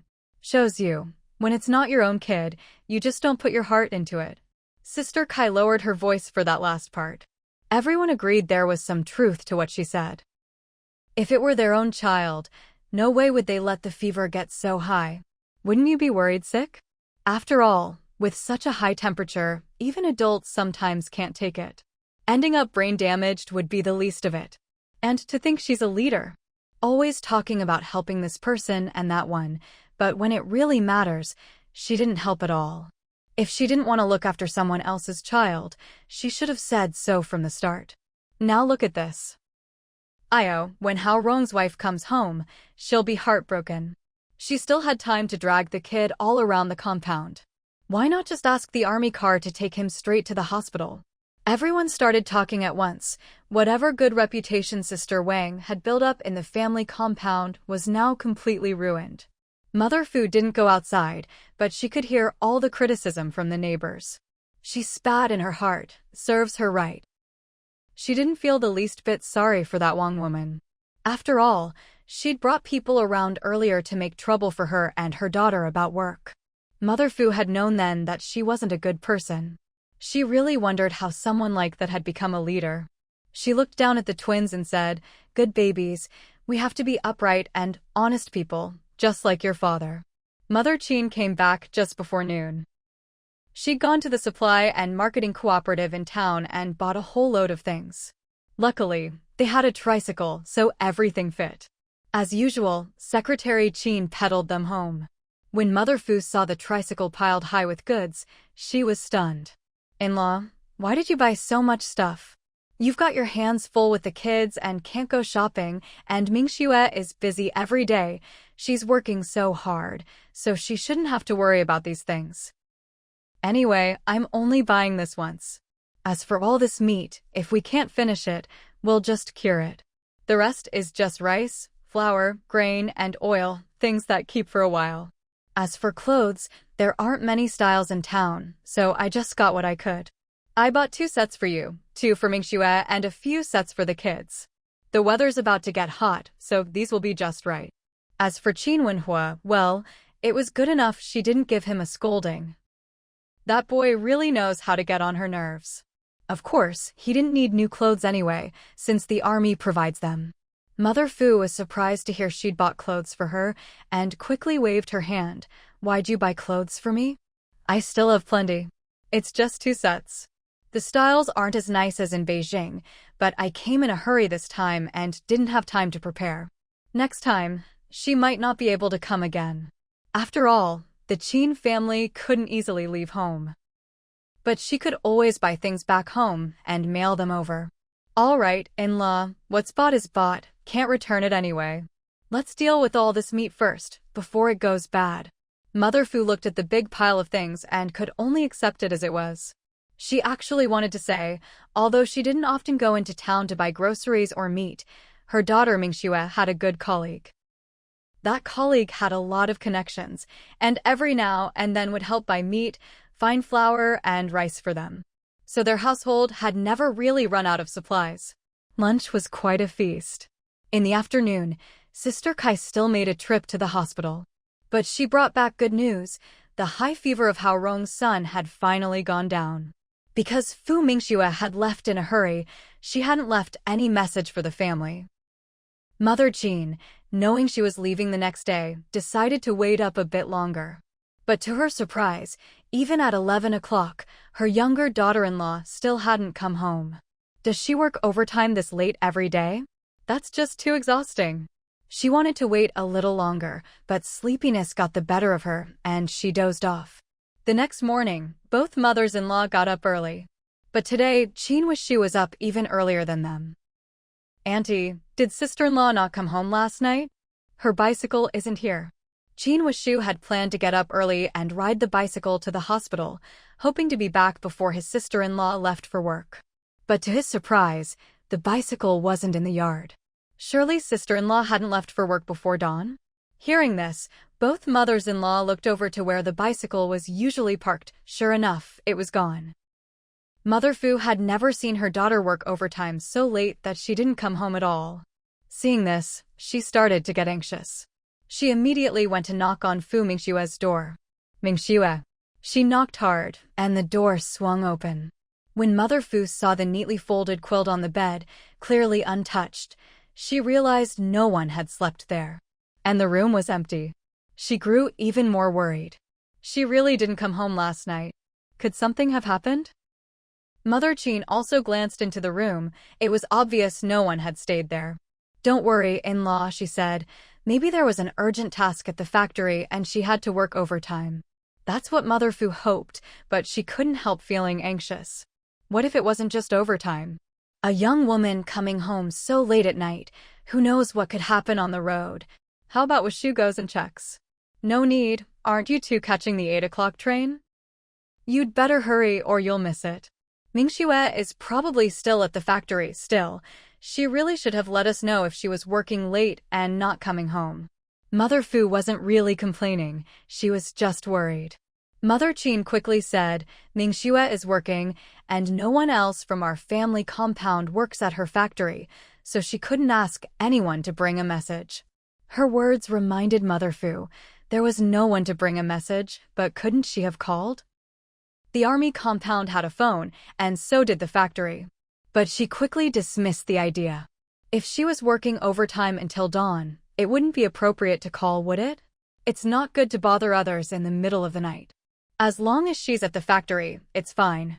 "Washu, why don't you go to your sister-in-law's factory and check?" "Okay." Mingxue agreed. If she was still there, then there was nothing to worry about. He pushed his tricycle out the gate.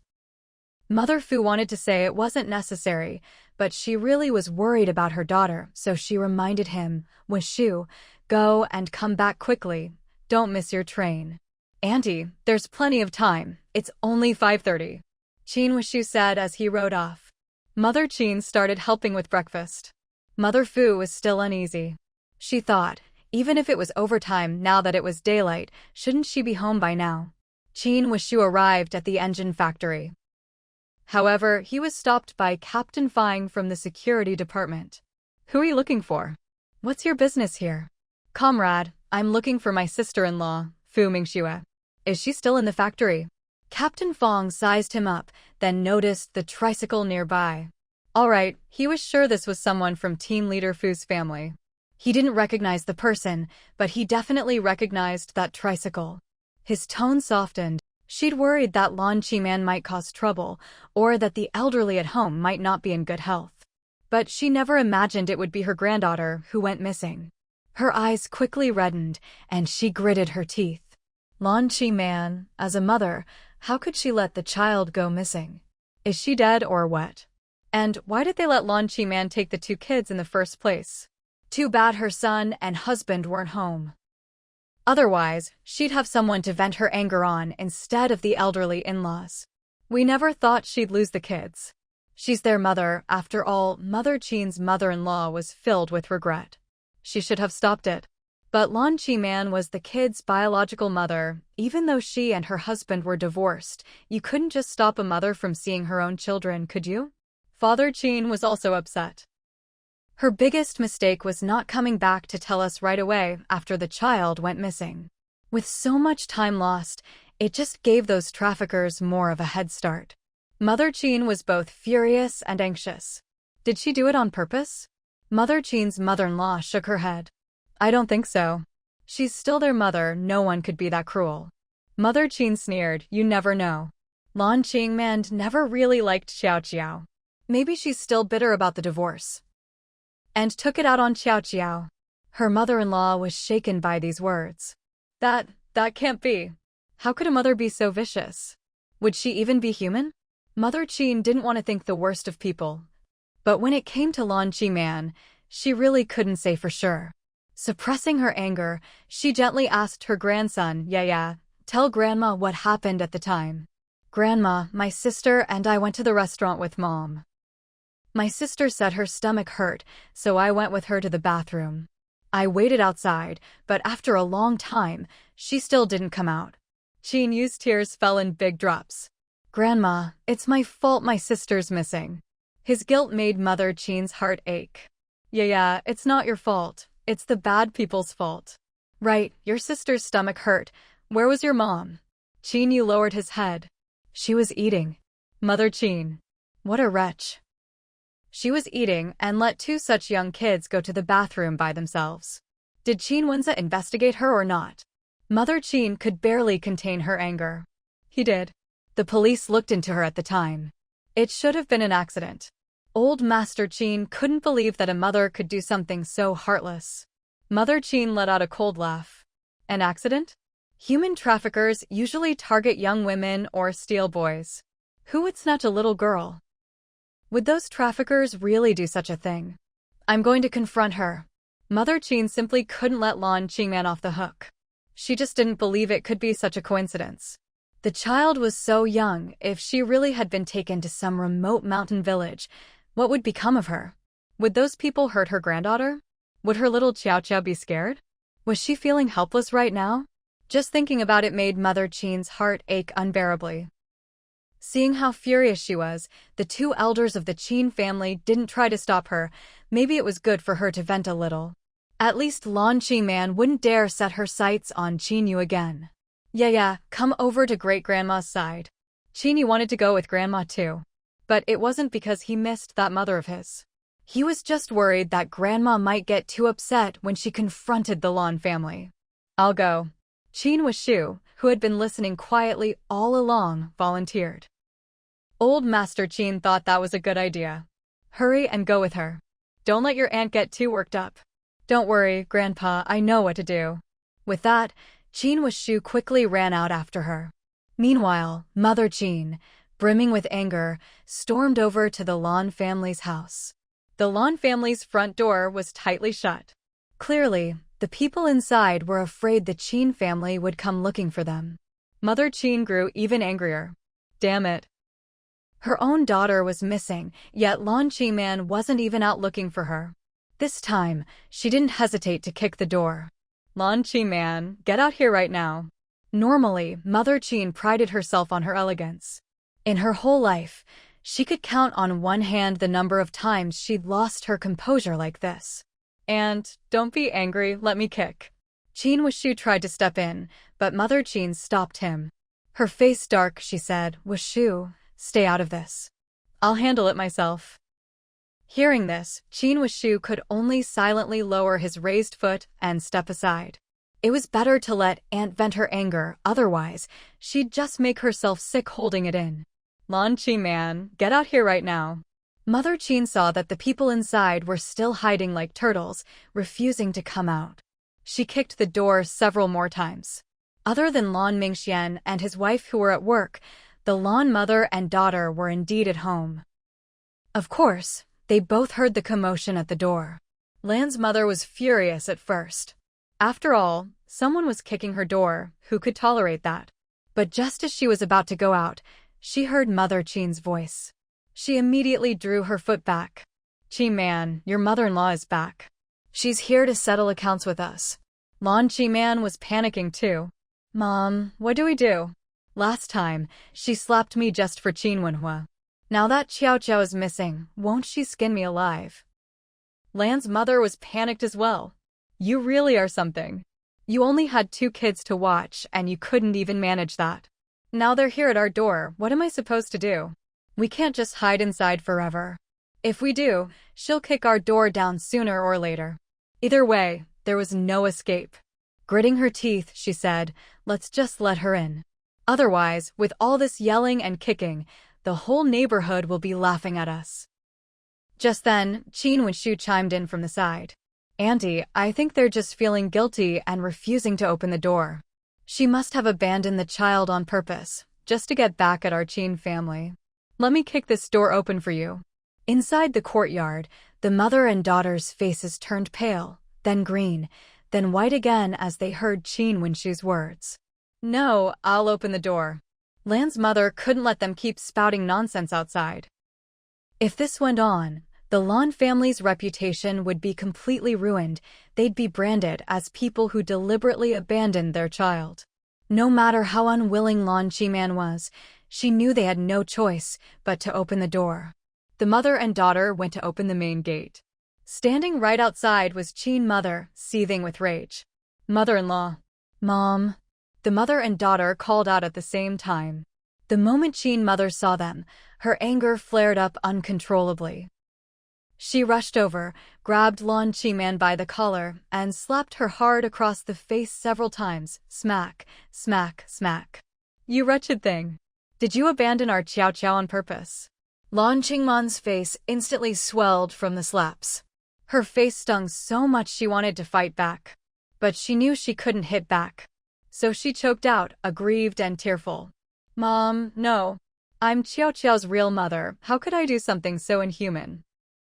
That's right, in-law. Qiao Qiao is Qingman's biological daughter. She would never do such a thing. Besides, as her mother, she's already heartbroken. How could you hit her? Lan's mother reproached. Qin mother spat, you're nothing but inhuman. The kids are so little, and when the child had a stomachache, you just let them go to the bathroom alone while you stuffed your face at the restaurant. What, have you never eaten before or something? Lan Qiman, this child has always been healthy and rarely gets stomachaches. How come the moment you take her out, she gets sick? And then, so conveniently, she goes missing. Did you arrange for someone to kidnap her? Qin mother, furious, grabbed Lan Qiman by the hair and questioned her angrily. Let go of me. I didn't. You're slandering me. Let go of my daughter. Even if you Qin family hate her, you can't just dump this kind of blame on her head. Lan's mother tried to pry Qin mother's hands away. But in her rage, Qin mother was much stronger. Seeing Lan's mother trying to pull her away, she immediately kicked her aside. Qin Wenshu, who had been planning to help out from the shadows, was completely stunned by the scene. His jaw dropped. My God, is this really my usually gentle and elegant aunt? She's terrifying. But, good kick. Lan's mother lay on the ground for a long time, unable to get up. She wailed, my back. My back is broken. Mom, Lan Qiman was dumbfounded too. Mom, how could you kick my mother? Who are you calling mom? Who's your mom? Lan Qiman, you heartless thing.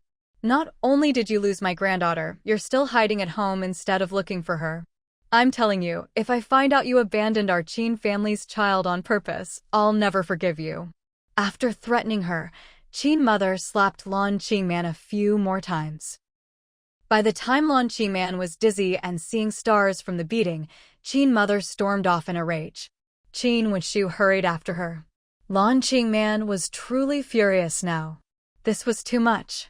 How could that old hag hit her like that? At this moment, she noticed a crowd of neighbors gathered at her door, watching her house.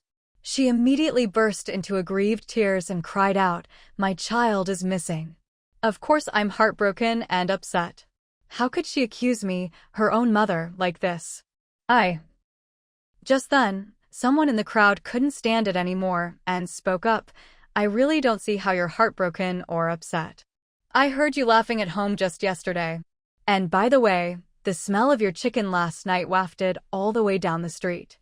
I even heard you fighting with your nephew over a chicken drumstick. Don't think I didn't hear it loud and clear. As soon as she said this, the neighbor's eyes widened in shock. Is that true? It's true, I smelled it too. That chicken smelled amazing. The Lan family's kid was even crying, saying his aunt ate his drumstick. With another person backing up the story, everyone believed it now. TSK, her daughter's missing, and she can still eat like nothing happened. Exactly. If it were anyone else, wouldn't the mother be going crazy with worry? Look at her, she just stays at home and doesn't even go out to search. Could it be she really lost her daughter on purpose to get back at the Qin family? Everyone started criticizing her one after another, which made Lan Qingman furious. That's my child. How could I possibly lose her on purpose? Do you all want to see me dead or something? Fine, I'll die right here in front of you. Everyone. Forget it, none of them wanted to get involved if she went crazy. They hurriedly left. In no time, the crowd dispersed and everyone was gone. Lan Qingman slammed the door shut with a dark, stormy face. She gritted her teeth. Shang Shulan, that old hag, she'll get what's coming to her. She truly hated her ex-mother-in-law. Why couldn't she have died sooner? Aunt, where are you going now? I'm going to the police station to ask about the situation. When I get back, I'll call Qin Wenhua. He may not be in Beijing, but he has a lot of friends outside. He'll definitely have a way. Mother Qin still trusted her younger son more. At this point, she couldn't help but blame her husband and eldest son. A missing child is a huge deal. How could they not explain things clearly over the phone? If they'd told her everything, she could have talked to her younger son right away. Then the child wouldn't have been missing for so many days. She was sure of it. The child was definitely no longer in Beijing. Qin Wuxiu also thought it was best to inform Brother Wenhua. Aunt, I'll go to the police station with you. Father Qin and Qin Wenza had already returned home by now. When they heard that Mother Qin had gone to the Lan family to make a scene, they couldn't help but worry. Dad, I'll go check on her, Qin Wenza said, about to head out. Father Qin stopped him. No need for you to go right now. When Shu is with her, your mother will be fine. She should be back soon. No sooner had he finished speaking than Mother Qin and Qin Wuxiu returned. Qin Wenza stepped forward. Mom. Mother Qin snapped, get lost. Qin Wenza didn't dare say another word. Qin Wuxiu shot his older cousin a look of sympathy. Better not get in her way right now. At this moment, their aunt could probably kick a rock down the road out of anger. Mother Qin ignored Father Qin as well. Now wasn't the time to settle accounts with the father and son. Instead, she immediately dialed the military unit's number. As soon as the call connected, Mother Qin said directly, Hello, could you please pass a message to Qin Wenhua? Tell him there's something urgent at home and he needs to call back. As it happened, Instructor Xia and Fu Mingxue were both there, since Fu Mingxue had just delivered something to the unit. Fu Mingxue was standing quite close by, so she overheard her mother-in-law asking for Qin Wenhua. She was shocked and immediately said to the signal operator, Could you please hand me the phone? I'm Qin Wenhua's wife. The signal operator looked over at Instructor Xia. Instructor Xia nodded. Give her the phone. With that, the signal operator handed the phone to Fu Mingxue. As soon as Fu Mingxue took the phone, she called out, Mom, it's Mingxue. Are you home now? Qin's mother, who was about to hang up, was stunned to hear her younger daughter-in-law's voice. She hadn't expected such a coincidence, that her daughter-in-law would answer the call. Mingxue, I'm home, it's just. Thinking of her granddaughter, suffering who knows where, Qin's mother couldn't help choking up. Fu Mingxue immediately sensed something was wrong. Mom, what's wrong? Did something happen at home? Why are you looking for Wenhua? Qin's mother could barely hold it together. Mingxue Xiao Xiao. Xiao Xiao is missing. She might have been taken by human traffickers. Fu Mingxue was utterly shocked. Mom, you're saying Xiao Xiao is missing? She was kidnapped by traffickers. Her voice was quite loud, so Instructor Xia, standing nearby, heard everything and immediately focused his attention on the call. Yes, it was 4 days ago. Qin's mother briefly explained the situation. Fu Mingxue listened, her heart pounding in fear. That little niece was still so young, and she'd already been missing for 4 days. Could she still be in the capital? She analyzed rationally, Mom, don't worry. I'll go talk to Qin Wenhua about this right away. Have the police in Beijing keep investigating. Also, have Big Brother go ask Lan Qingman again and get the full story. How exactly did the child go missing? If this wasn't targeted at the Qin family, it wouldn't be such a coincidence. If someone wanted to kidnap a child, they'd go for Qin Yu first, or take both kids. Or have Big Brother's side get someone to follow Lan Qingman, see who she's been in contact with. Is it possible Xiao Xiao was hidden away by Lan Qingman? When human nature turns dark, it doesn't care about mother-daughter blood ties. Of course, if Lan Qiman really did have someone hide the child, at least the child's life should be safe.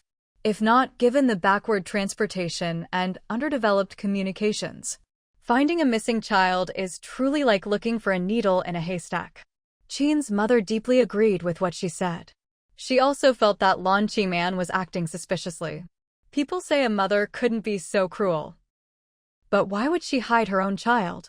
All right, I understand. Let's leave it at that for now. Okay, call me if there's any news about the child. After Qin's mother agreed, she hung up the phone. She glared at the father and son. Go investigate that Lan Qiman again. She might be the one who hid Xiao Qiao. Of course, she was hoping the child was only hidden by Lan Qiman, and not really taken by traffickers. After hanging up, Fu Mingxue prepared to go to the hospital to tell Qin Wenhua. A missing child was a big deal.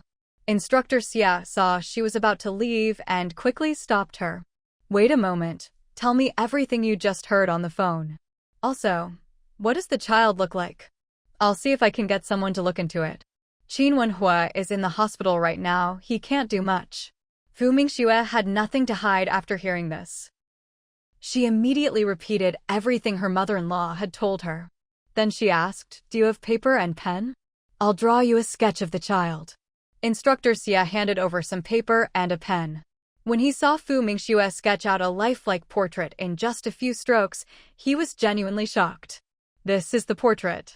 Do you think it'll work? Fu Mingxue handed over the finished sketch. Instructor Xia looked at the drawing in his hand. It was simply spot on. He thought Fu Mingxue could go straight to the Criminal Investigation Department and work as a sketch artist. Not only was the drawing realistic, but she was incredibly fast too. Yes, this will do. Leave it to me. Thank you, Instructor Xia. Fu Mingxue knew this wasn't the time to worry about troubling others. After all, finding the child was the most important thing. No need to thank me, it's our duty. Let's leave it at that. Seeing this, Fu Mingxue took her leave. When she got back to the family housing compound, her mother was a bit surprised. You're back so soon? Something came up, so I came back. Oh right, Mom, that brother Qinwenhua's daughter, her mother lost her. Fu's mother was utterly shocked. The child's missing? Her own mother lost her. Good heavens! Was this on purpose or not? Fu Mingxue gave her a brief explanation, then said, I still need to let Qin Wenhua know about this. Her mother nodded quickly. You definitely should. Go on, hurry. She just hoped the little girl could be found soon. Fu Mingxue wheeled out her bicycle and rode off, leaving her mother still trying to process what she'd just heard.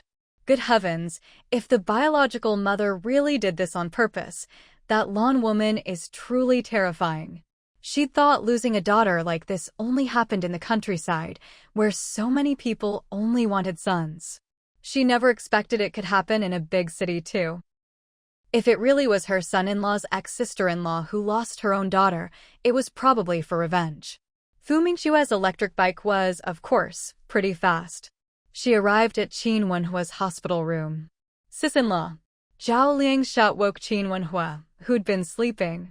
His eyes lit up with surprise and joy. Wife, what brings you here? Mom called. Fu Mingxue explained about the missing child. Qin Wenhua was furious as he listened.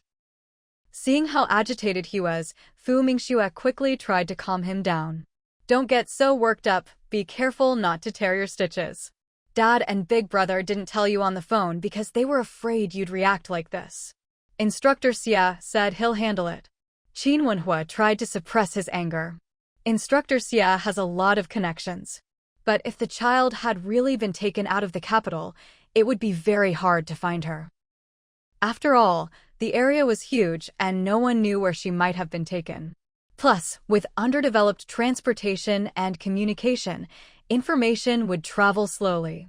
Even if they got a lead, the girl might have already been moved by then. No, I have to get discharged. Seeing him about to get out of bed, Fu Mingxue quickly held him back. Wait a minute. Let me get the doctor to check you first. If the doctor says you can be discharged, then you can go. If not, you'll have to stay a few more days. Didn't you just say Instructor Xia has lots of connections? I just drew a portrait of Xiao Xiao for him, so now it'll be even easier for people to look for her. After saying this, she turned to Zhao Liang. Zhao Liang, could you please get the doctor? Zhao Liang had heard everything just now and nodded immediately. I'll go get the doctor right away. Seeing Qin Wenhua still looking anxious, Fu Mingxue shared her thoughts. I suspect there's a high chance Lan Qiman is hiding the child. Qin Wenhua's face was dark. My brother and the others must have investigated already. There's no way they wouldn't have thought of this. But even now, they still haven't found any trace of the child. Either the child has already been taken away, or Lan Qiman is hiding the child very well, or maybe she's already sold the child off. Honestly, she's definitely capable of doing something like that. He didn't believe this was just an accident. At that moment, the Dr. Zhao Liang called for arrived. It was Dr. Xia. What is it? You want to be discharged? Yes, I have something urgent to take care of. I need to leave the hospital, Qin Wenhua said firmly. The child was still so young, who knew whose hands they'd fallen into. Dr. Xia frowned slightly at his words. Just then, Fu Mingxue spoke up. His older brother's child has gone missing. He's anxious. Dr. Xia, please check his wound and see if he can be discharged and if he's fit to travel by train. When Dr. Xia heard that a child was missing, her earlier displeasure vanished. She motioned for Qin Wenhua to lie down again. No matter how anxious he was, Qin Wenhua had no choice but to comply.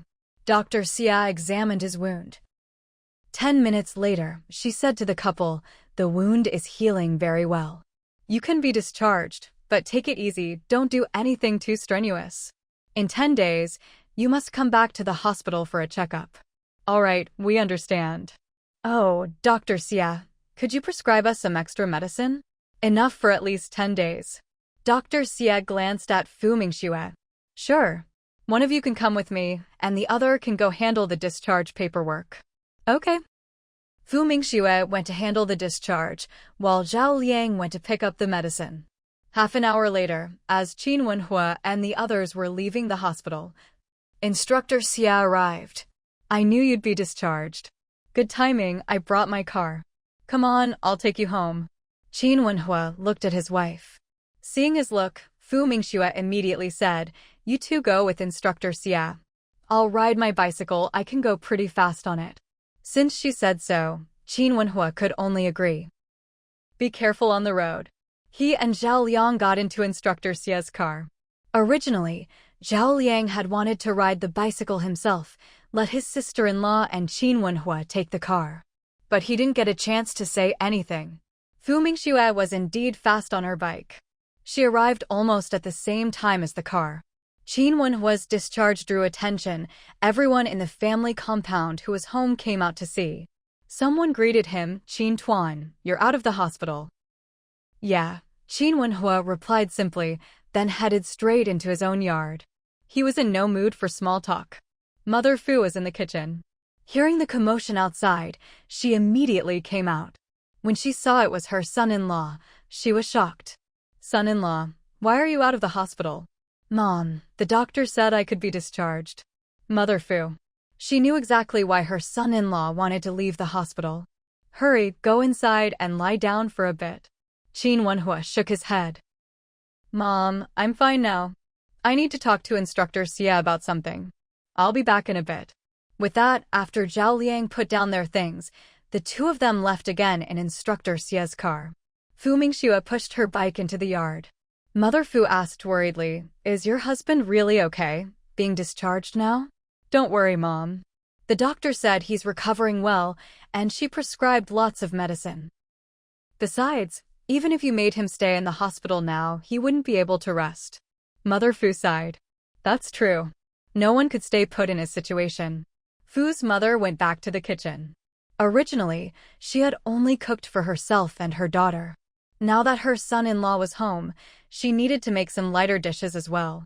By the time she finished preparing the food, he still hadn't come back. Mom, can we eat now? I'm starving. Fu Mingxue came out of her room. Your brother-in-law isn't back yet. Let's wait for him a bit longer. Fu Mingxue said directly. Didn't you make separate, lighter dishes just for him? There's no problem if we eat our own first. Besides, who knows when he'll be back? Fu's mother shot her a look. Can't you just wait a little longer? No, I'm hungry. I still have to work overtime later. As soon as Fu's mother heard she had to work overtime, she didn't insist anymore. Fine, you eat first. Mom, let's eat together. No need to wait for Qin Wenhua. Fu's mother ignored her. She wasn't that hungry anyway. Why eat first? Seeing her mother being so stubborn, Fu Mingxue didn't argue anymore. But she still muttered, Mom, if you don't eat, my food won't taste good. I'll probably eat one bowl less. Fu's mother. What? She's that important. She can even affect her daughter's appetite? Luckily, at that moment, Qin Wenhua came back. As soon as Fu's mother saw her son-in-law, she hurried over. Son-in-law, you're back. Come, sit down and eat. Qin Wenhua nodded. Okay. Then he looked at Fu Mingxue. Honey, I have a train back to Beijing at 8 tonight. You're leaving tonight? Fu Mingxue had thought he'd at least leave tomorrow. Yeah, I already had Zhao Liang buy the ticket. I might be gone for a few days this time. Of course, Qin Wenhua hoped she could go with him. But he knew it wasn't possible. Not to mention there were 2 kids at home. Her job was probably keeping her busy too. Fu Mingxue looked apologetic. Sorry, I can't go with you. Take care of yourself on the train. Qin Wenhua immediately said, Honey, you don't have to apologize. I can go by myself. No need for you to come along. Fu's mother didn't know what to say. I'll pack you something to eat on the train in a bit. Fu Mingxue said directly, Mom, don't bother. You can just buy food on the train and it'll be hot. Qin Wenhua nodded too. Mom, Mingxue is right. There's food at the station, I'll just eat there. Fu's mother ignored the 2 of them. She already had in mind what she was going to prepare. Let's eat first. Fu's mother brought all the dishes to the table. You 2 eat first, I'll go cook something. If nothing else, at least some boiled eggs would be good to take along, right? Don't mind my mom, let's just eat. By the way, I have to work the night shift later, so I can't see you off. No need, someone from the department will drive us to the station. He's worried, so Zhao Liang will go with me. When Fu Mingxue heard Zhao Liang would be going with him, she felt relieved. The 2 of them started eating. After finishing her meal, Fu Mingxue went back to her room and took out a stack of cash from her space. She counted it, at least 1,000 yuan. This was the bonus her work unit had given her last time, and she hadn't put it in her bank book yet. After all, her space wasn't big, but it was definitely the safest place. Take this money with you, for the road. Is it enough? Qin Wenhua was really touched. He hadn't expected his wife to give him so much money. It's enough, it's too much. 200 is plenty. Fu Mingxue shoved all the money into his hand. When you're away from home, there are lots of expenses. Besides, you'll probably need to ask people for help too. Qin Wenhua. Shouldn't this money come from the family? It's already been 7 days, and we still haven't found her. My poor Qiao Qiao. Mother Qin's eyes were red from crying. She hadn't slept well these past few days. Every time she closed her eyes, it was as if she could hear her child crying. A heavy sense of grief hung over the Qin family. It was at this time that Qin Wenhua returned. As soon as he walked in the door, he called out to the elders, Grandpa, Grandma. At his voice, everyone in the Qin family turned to look at him. Why are you back? Old Master Qin asked, worried about his health. How's your injury? Grandpa, I'm fine. The doctor said I could be discharged. By the way, have you found Xiao Xiao yet? Qin Wenhua realized as soon as he asked that it was a pointless question. Just looking at everyone's expressions, he could already guess the child hadn't been found. His face darkened. It's been so many days and there's still not a single lead? Father Qin shook his head. No, it's as if she just vanished. What about Lan Qingman? Qin Wenhua asked. It's no use. The police have summoned her several times, but they haven't gotten anything useful. This time, it was Qin Wenze who spoke. He looked terribly thin. Worrying about his daughter had caused him to lose a lot of weight in just a few days. Qin Wenhua didn't know what to say to him anymore. After all, seeing his brother like this made him feel terrible too. I'll give Mingxue a call first. He dialed the number for the military unit, asking the communications officer to contact his mother-in-law at home. "You've been on the train for so long. Go wash up and rest first, then come down to eat," Father Qin said, still worried about his younger son's health. "We can talk about everything else later." They'd been anxious for so many days already, a little longer wouldn't make a difference. Qin Wenhua decided to go upstairs and freshen up first. He hadn't showered since being hospitalized, and now, after 3 days on the train, he felt filthy. Besides, his wound needed to be cleaned and the bandages changed. Zhao Liang hadn't come with him to the Qin house. Zhao Liang was also from Beijing, so Qin Wenhua told him to go home first. Half an hour later, Qin Wenhua came downstairs. When Aunt Li saw him, she announced to everyone, "Dinner is ready." Old Master Qin stood up. "Let's eat then." "You all eat. I'm not hungry." Mother Qin had been sickly these past few days, and her spirits were low. If she hadn't been forcing herself to hold on, she might have collapsed by now. Qin Wenhua gave his nephew a look. Qin Yu immediately stepped forward. "Grandma, you have to eat. If you don't eat, Yaya will feel bad and won't want to eat either." Mother Qin doted on this only grandson of hers. How could she ignore him? "All right, Grandma will eat. Yaya, you eat too." This time, the whole family sat down to eat. But at the table, no one spoke. No one was in the mood. They finished quickly, and Qin Wenhua called his older brother Qin Wenza into the study. About half an hour later, Qin Wenhua left the house. He went straight to the police station first. He knew people there. After learning the details of the disappearance, his acquaintance told him there was a high chance the child had already been taken out of Beijing. If she'd been taken to some remote mountain village, the chances of finding her were slim. After all, there were so many remote villages across the country. Who knew where she could have been taken? Qin Wenhua thought for a moment, then spoke. "You've already investigated Lan Qi Man, so let me see all the files you have on her. Also, I want to see records of all her relatives, and everyone they've been in contact with recently. Anything that could be related to her, I want to see it all." The police had, of course, already investigated Lan Qi Man. After all, the Qin family had their suspicions about her. Plus, the child had gone missing while Lan Qi Man was the one taking her out. Naturally, she was included as a person of interest in the investigation. "Wait a moment, I'll go get it for you." The officer left and soon returned with a case file in hand.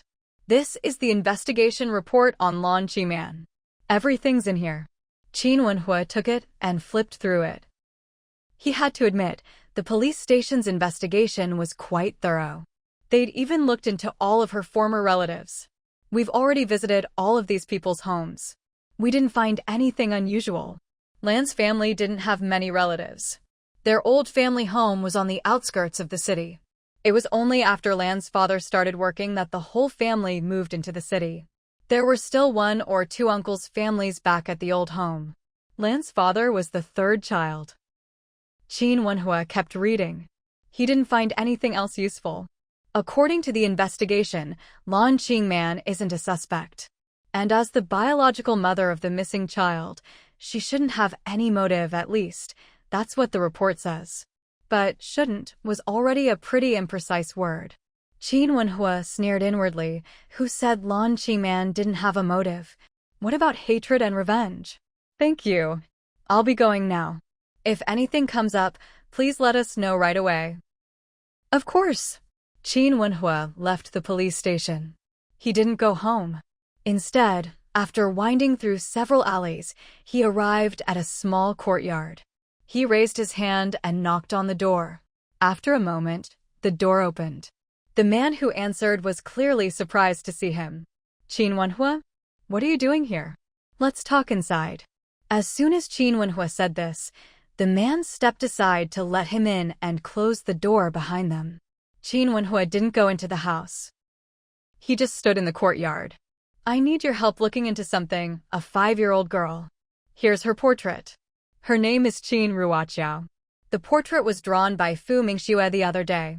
Later, Instructor Xia had someone make several copies. Qin Wenhua had gotten the original from Instructor Xia. The man took a look. "All right. And also, help me check up on Lan Man. Find out who she's been in contact with over the past month. Okay, the man replied. Meanwhile, Fu Mingxue worked overtime and didn't get home until very late. It was her mother who came out to open the door. Mom, why are you still up? Didn't I tell you not to wait for me? Why are you waiting again? Fu Mingxue spoke as she pushed her bicycle into the yard. Her mother locked the door behind her. Oh, right, your husband called this afternoon. He's arrived. Fu Mingxue looked at her. So you stayed up just to tell me that? Couldn't it wait until tomorrow? Besides, he'd said he'd be back in 3 days, she'd know even without a phone call. It's not like he'd just disappear, right? Fu's mother. Is her daughter a bit too indifferent to her own husband?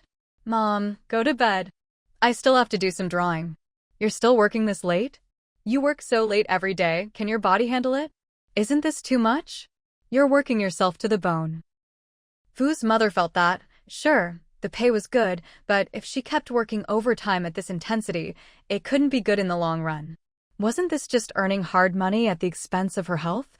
But Fu Mingxue didn't see it that way. She smiled and said, Mom, I'm young, I can handle it. Besides, it's just reading and drawing, and even at the factory, it's pretty easy work. It's much better than working out in the fields all day under the sun and wind. Mom, I really don't think it's hard work, because my job is meaningful and important. I'm happy doing it. Besides, I'm not the only one working hard. Our research staff work even harder, both in hours and effort. Compared to the miserable life she'd lived in her previous life, Fu Mingxue felt that this life was almost too good to be true. She loved her job, and she loved every single day of her life. Her work brought her happiness and, more importantly, a sense of security she'd never known before. This sense of security, even Qin Wenhua couldn't give her that. Money, work, and knowledge, these were her true sources of confidence in life. Mother Fu sighed. Then make sure you go to bed early tonight. Don't stay up too late. No matter how young you are, you still have to take care of yourself. Okay, Mom, don't worry. I take good care of myself. After all. Fu Mingxue smiled. Your health is the foundation of everything. Mother Fu rolled her eyes at her. As long as you know. She didn't say anything more and went back to her room. Fu Mingxue took a shower first, then went back to her room to work on her drawings. As for Qin Wenhua, she honestly didn't have time to think about him right now. And as for her missing little niece, she believed that Qin Wenhua would definitely find a way to bring her back. Even if she was anxious, it wouldn't help anything right now. She really wasn't good at finding people. At this moment, Qin Wenhua wasn't sleeping either. He arrived at a man's small courtyard. Any news? Yes, we found out that Lan Man has been getting close to someone. As soon as the man said this, Qin Wenhua's expression changed. Who? A woman named Wan Hongfei. She was even matched with your cousin Qin Wishu for marriage at one point. Qin Wenhua's face darkened instantly. You mean, there's something wrong with this Wan Hongfei? She knows someone called Old Scar. That guy, the man paused. He's in the human trafficking business, and he's got a lot of people under his control. Wan Hongfei introduced Old Scar to Lan Man. If he hadn't found this out, he wouldn't have rushed to get Qin Wenhua here. If they'd been any later, they might not have been able to find anyone at all. Qin Wenhua's face was grim. Where is he now? He works at the meat processing plant, and his house is right next to it. As for Wan Hongfei, she's at home. As soon as Qin Wenhua heard this, he said to the man, get someone to report this to the police station first. I'll go find Old Scar. The man nodded. All right, but be careful, Old Scar has probably killed before. But would Qin Wenhua be afraid? He left quickly. The meat processing plant wasn't far away, and Qin Wenhua soon found Old Scar's house. Just then, he saw a sneaky figure approaching from another direction. Looking closely, wasn't that Lan Man? His eyes instantly turned icy cold, so it really was this woman who was involved in Xiao Chao's disappearance.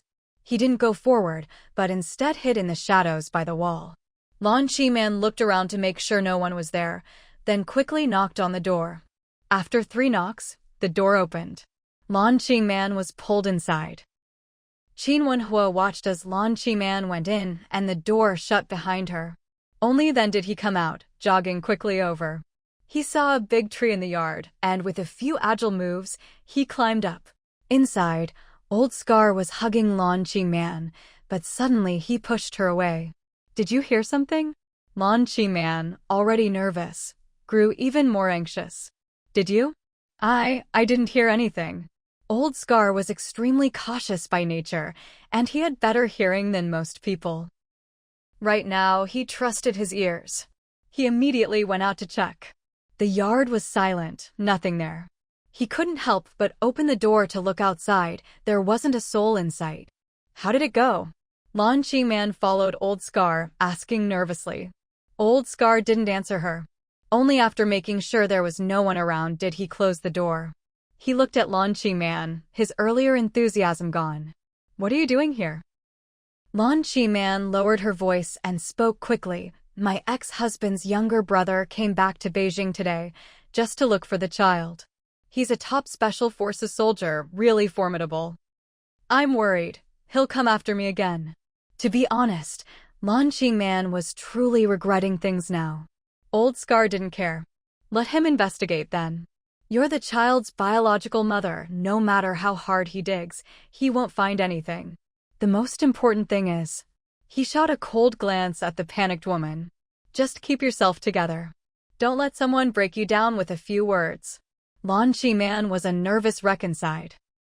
She was confident she could handle the rest of the Qin family. But when it came to Qin Wenhua, she had no such confidence. Wasn't that damn Qin Wenhua supposed to be seriously injured? How did he get to Beijing so quickly? Maybe you should just give the child back. I'm really anxious. I feel like something bad is going to happen. Ever since she found out Qin Wenhua had returned to Beijing, her eyelid had been twitching nonstop. She was so anxious she had no choice but to come here. She hadn't expected that as soon as she entered the yard, Old Scar would grab her and try to do that thing, not even giving her a chance to speak. Enough. Don't lose your head. Here's what we'll do. Tomorrow, I'll have someone dump the kid on the outskirts of the city, then let her escape on purpose. That way, Wan Hongfei can pick her up and take her home. Will that really work? Lan Qiman thought the idea was unreliable. Old Scar sneered at her words. If you don't think that'll work, then just kill your daughter outright. That way, there'll be no trouble. He thought Lan Qiman would be scared, reluctant, or horrified. But to his surprise, Lan Qiman immediately asked, how would you deal with the body? Hiding in the tree, Qin Wenhua naturally heard all of this. His eyes filled with murderous intent. What did you say? Old Scar was stunned. He considered himself ruthless, but he hadn't expected a mother to be so heartless. TSK, no wonder she's the woman I sleep with. Terrifying. You're the one who suggested killing her. So, how would you deal with the body? Lan Qiman had thought it through. If Wan Hongfei took the child home, wouldn't they quickly trace it back to her? She didn't dare underestimate Qin Wenhua. If they really found out the child's disappearance was her revenge on the Qin family, wouldn't Qin Wenhua skin her alive? If the kid was dead and buried, how would they ever find her? You're really willing to do that? What's there to be unwilling about? She's just a girl. I want the Qin family to suffer. I want Qin Wenza to spend the rest of his life grieving for his lost daughter. Otherwise, how could she ever vent the hatred in her heart? If Qin Wenza hadn't insisted on divorcing her, would she have ended up tangled up with Old Scar? Her whole life had been ruined by the Qin family. Old Scar stared at her for a long while before finally believing she was serious. Fine. I know how to handle it. No one will ever find out. It wasn't his first time doing this sort of thing anyway. If not 10, then at least 7 or 8 times already. Of course, under normal circumstances, he wouldn't do it himself. Then hurry up and take care of it. I'm leaving. Lan Qiman didn't dare stay any longer. The police had been investigating her closely these days, and she was afraid they'd be staking her out. Lan Qiman was gone. Old Scar closed the door again, and just as he was about to head back inside, Qin Wenhua jumped down from the tree, landing at just the right angle to tackle Old Scar to the ground. He locked his hands around Old Scar's head, pinning him face down to the floor. Old Scar tried to fight back, but he was pinned so tightly he couldn't move an inch. He was utterly shocked. He knew his own strength was at least twice that of a normal person. He'd been a powerhouse since he was a kid. No one could ever beat him. At least, not like this. He couldn't even struggle free. He was even having trouble breathing. "Tell me, where's the child?" Qin Wenhua's voice was full of murderous intent. His eyes were bloodshot.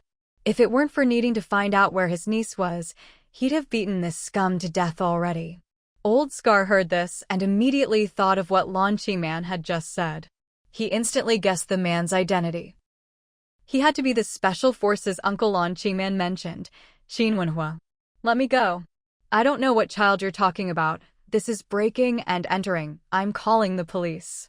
Qin Wenhua couldn't stand his stubbornness. He started punching Old Scar in the head, one blow after another. In no time, Old Scar's head was spinning. Blood was everywhere, no one knew where it was coming from. He was barely even breathing. "I'll ask you one more time, where's the child?" Qin Wenhua's voice was icy cold. I don't know what you're talking about." Old Scar's voice was barely audible. If not for his survival instinct, he probably couldn't have made a sound at all. At this point, he was exhaling more than he was inhaling. Qin Wenhua could tell the scumbag wasn't going to talk easily. He had ways to make him talk, but it would waste time, and time was the one thing he couldn't afford to lose right now. He landed another heavy punch to Old Scar's head, knocking him out cold. He got up and kicked the man aside. Once he was sure Old Scar was truly unconscious, he dragged him inside. He immediately spotted a thick rope hanging on the wall, took it down, and tied Old Scar up tightly. Once he was sure there was no way Old Scar could escape, he began searching the house. Judging by the layout of the yard, it was right near the public restroom of that state-run restaurant. So he was certain the child was still in this house. He searched carefully. This was his area of expertise. Before long, he found the entrance to the basement behind the stairs. He cleared away the dirt on top, revealing a wooden board. He lifted the board. It was pitch black inside, he couldn't see a thing. Luckily, he'd gotten a flashlight from Qian Lai earlier, and now it came in handy. He shone the light inside and saw a child lying unconscious. Qin Wenhua's eyes widened in fury. That dirty little face, wasn't it Qiao Qiao? He rushed over and checked for breath. She was still alive. He let out a sigh of relief. He immediately picked her up. Not wasting another second, he carried the child up first, then climbed out himself. Just as he was picking up the child again, he heard police voices outside. "Qin Wenhua, did you find the child?" The officer asking was the same one Qin Wenhua had gone to see that afternoon. "Yes. Take this scumbag back and interrogate him thoroughly. There are more victims. Also, arrest Lan Qi-man immediately. Those two plotted to kill Qiao Qiao. I heard everything." The officer's surname was Sun, and he was shocked. He immediately sent people to arrest Lan Qi-man. Qin Wenhua's top priority now was to get the child to the hospital. As he was leaving, he called out another name. "Wan Hongfei is in on it with them." Qin Wenhua rushed to the nearest hospital, carrying the child in his arms. He shouted, "Doctor, hurry." A doctor on duty saw him holding the child and immediately asked what had happened. "She's been locked up for several days. She's unconscious now, I don't know her condition. Please, check her right away," Qin Wenhua said quickly. The doctor immediately had him bring the child into the emergency room. After Qin Wenhua placed the child on the hospital bed, he didn't leave. He just stood by, watching anxiously. It had been too dark earlier, so he hadn't gotten a good look. Now, seeing the child's pale, dirty face, his heart ached unbearably. Beast. Why didn't he just beat that bastard to death earlier? He should never have let that animal live. The doctor began examining the child and told the nurse to draw blood for testing. About half an hour later, the doctor finally gave Qin Wenhua an update. The patient is unconscious due to drugging and severe weakness. She hasn't eaten for at least 4 days. There are bruises on her body. Judging by the marks, she was kicked by an adult. 2 of her ribs are broken. In addition, her spleen may be ruptured. She's running a high fever right now. We'll start treatment immediately, but if her temperature doesn't come down, her life could be in danger. Hearing this, Qin Wenhua's eyes turned murderous. He regretted not hitting that scum harder. Why hadn't he crippled that damned bastard? Please, use the best medicine you have, he choked out. We will. But you need to wait outside, the doctor replied. The doctor couldn't help but feel sorry for the little girl. How old was she?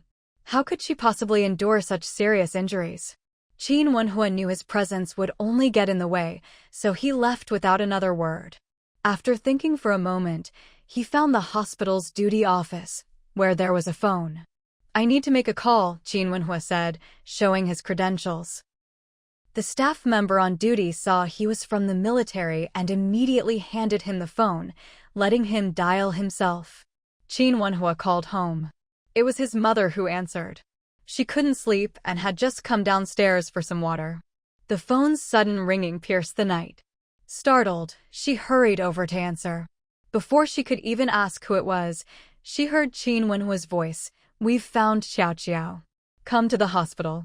Qin's mother was shocked and anxiously asked, What? You found Xiao Xiao? How is she? Come to the hospital. Bring Dad and Qin Yi with you, Qin Wenhua said, his voice strained. He was afraid he might lose control. Qin's mother wanted to ask more, but the call had already ended. Just then, Qin's father and Qin Yi came downstairs. They'd heard her shout, she'd been loud, and they were light sleepers. Qin Yi quickly asked, Mom, what's going on? Did you find Xiao Xiao? Qin's mother, overwhelmed with emotion, said, Quick, we have to get to the hospital. Wenhua said Xiao Xiao is there. Father and son were both shocked by this. Especially Qin Wenza, who immediately ran out the door. I'm going right now. Qin's father quickly told his wife, let's go too. Of course, she had to go. The child had been found, but was in the hospital. Who knew what her condition was? When the three of them arrived at the hospital, they immediately saw Qin Wenhua. How's Xiao Xiao? Qin Wenza asked anxiously. The moment Qin Wenhua saw him, his anger flared. He swung his fist and punched Qin Wenza right in the face. Caught off guard, Qin Wenza took the punch full on, and half his face instantly swelled up. Qin's father and mother were both stunned by Qin Wenhua's sudden outburst. Qin's mother's heart filled with fear. What happened to Xiao Xiao? Did something happen to Xiao Xiao? Otherwise, why would Qin Wenhua hit his brother? Mother Qin couldn't bear to imagine the answer. What happened to Xiao Xiao? Qin Wenza also realized how serious the situation was. After all, if Xiao Xiao wasn't in real trouble, Wenhua would never have raised a hand against him. You knew all along what kind of woman Lan is, so why did you let her take the child? She took the child away with that lover of hers. Qin Wenhua's voice was filled with rage. They locked her in a basement and left her starving for 3 or 4 days. She's just a little girl, and they broke 2 of her ribs. He couldn't say anything more after that. Mother Qin heard this and collapsed to the floor. Father Qin rushed to revive her. When she finally came to, she started to cry. Xiao Xiao, my poor Xiao Xiao. Father Qin managed to stay calm. Don't cry. They're trying to save her in there. If you keep this up, you'll distract the doctors and everyone else.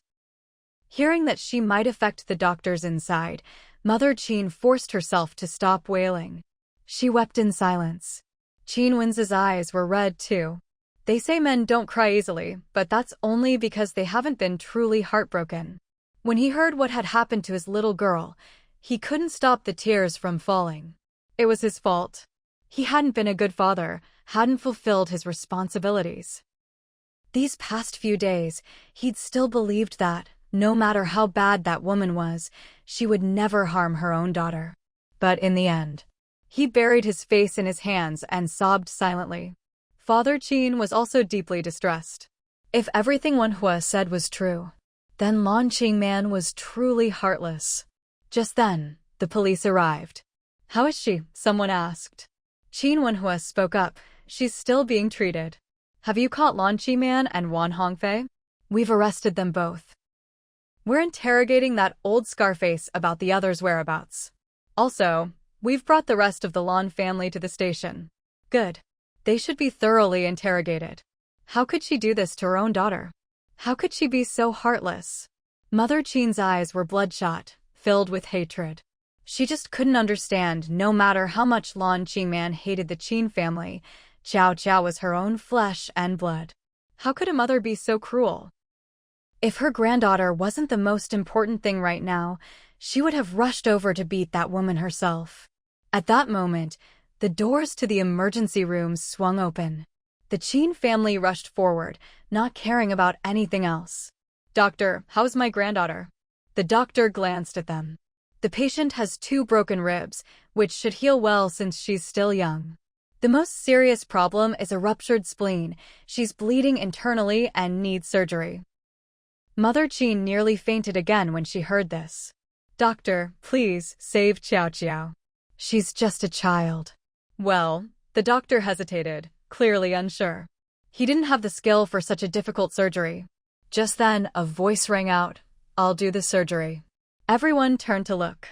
A female doctor in a white coat was walking toward them, accompanied by the hospital director. "Dr. Xie." Qin Wenhua was shocked and surprised. "What are you doing here?" Dr. Xie's expression was cold. "Why I'm here isn't important. What matters is, if the patient's spleen is ruptured and needs surgery, I can do it." The hospital director standing beside her immediately spoke up. "Dr. Xie is someone I invited over. She just finished a surgery in another operating room and happened to overhear your conversation. Let's have her go in first to check on the patient's condition." Qin's mother had met Dr. Xie before and had also heard from Fu Mingxue that although Dr. Xie was young, her medical skills were truly outstanding. She immediately pleaded with Dr. Xie. "Dr. Xie, please, I beg you to save my granddaughter. She's still so young." Dr. Xie glanced at her and said, "This is my duty as a doctor. Please step aside, all of you, don't waste any time." As soon as she said this, everyone quickly moved out of the way. Dr. Xie went straight into the emergency room, with the other doctor and the director following behind. Qin's father didn't have any particular thoughts about the female doctor being so young. After all, geniuses do exist, and he never underestimated any outstanding young woman. Take his own daughter-in-law, Fu Mingxue, for example. She was exceptional in her own field. And his own daughter was an excellent pilot. After Dr. Xie went in, she didn't come out again, but other doctors did come out to have the family sign the surgical consent forms. Time ticked by minute. Even though it was already late at night, no one felt the slightest bit sleepy. Their hearts were filled with nothing but worry and anxiety. 6 hours passed, and it was already 5 in the morning. The sky outside had begun to brighten. Just then, the doors to the emergency room opened. A doctor came out first. The Qin family immediately crowded around. "How is it?" "Congratulations, the surgery was very successful. The patient will be transferred to the ward soon." Qin's mother pressed her hands together in prayer, silently thanking the heavens. The rest of the Qin family was overjoyed as well. At that moment, Qin Ruoqiao was wheeled out. Qiao Qiao, Qin Wenze rushed forward. When he saw his daughter's lifeless face covered in wounds, his heart ached beyond words. In just a few days, his precious Qiao Qiao had been hurt so badly she was almost unrecognizable. As for Qin's mother, the moment she saw her granddaughter, her legs nearly gave out beneath her. Fortunately, Qin's father was quick enough to catch her, preventing her from collapsing. "Qiao Qiao," Qin's mother called out, her voice trembling. Tears streamed down her face in torrents. She wished she could take all her granddaughter's suffering upon herself. Just as the Qin family was overwhelmed with grief, a cold voice rang out. "Don't crowd around her.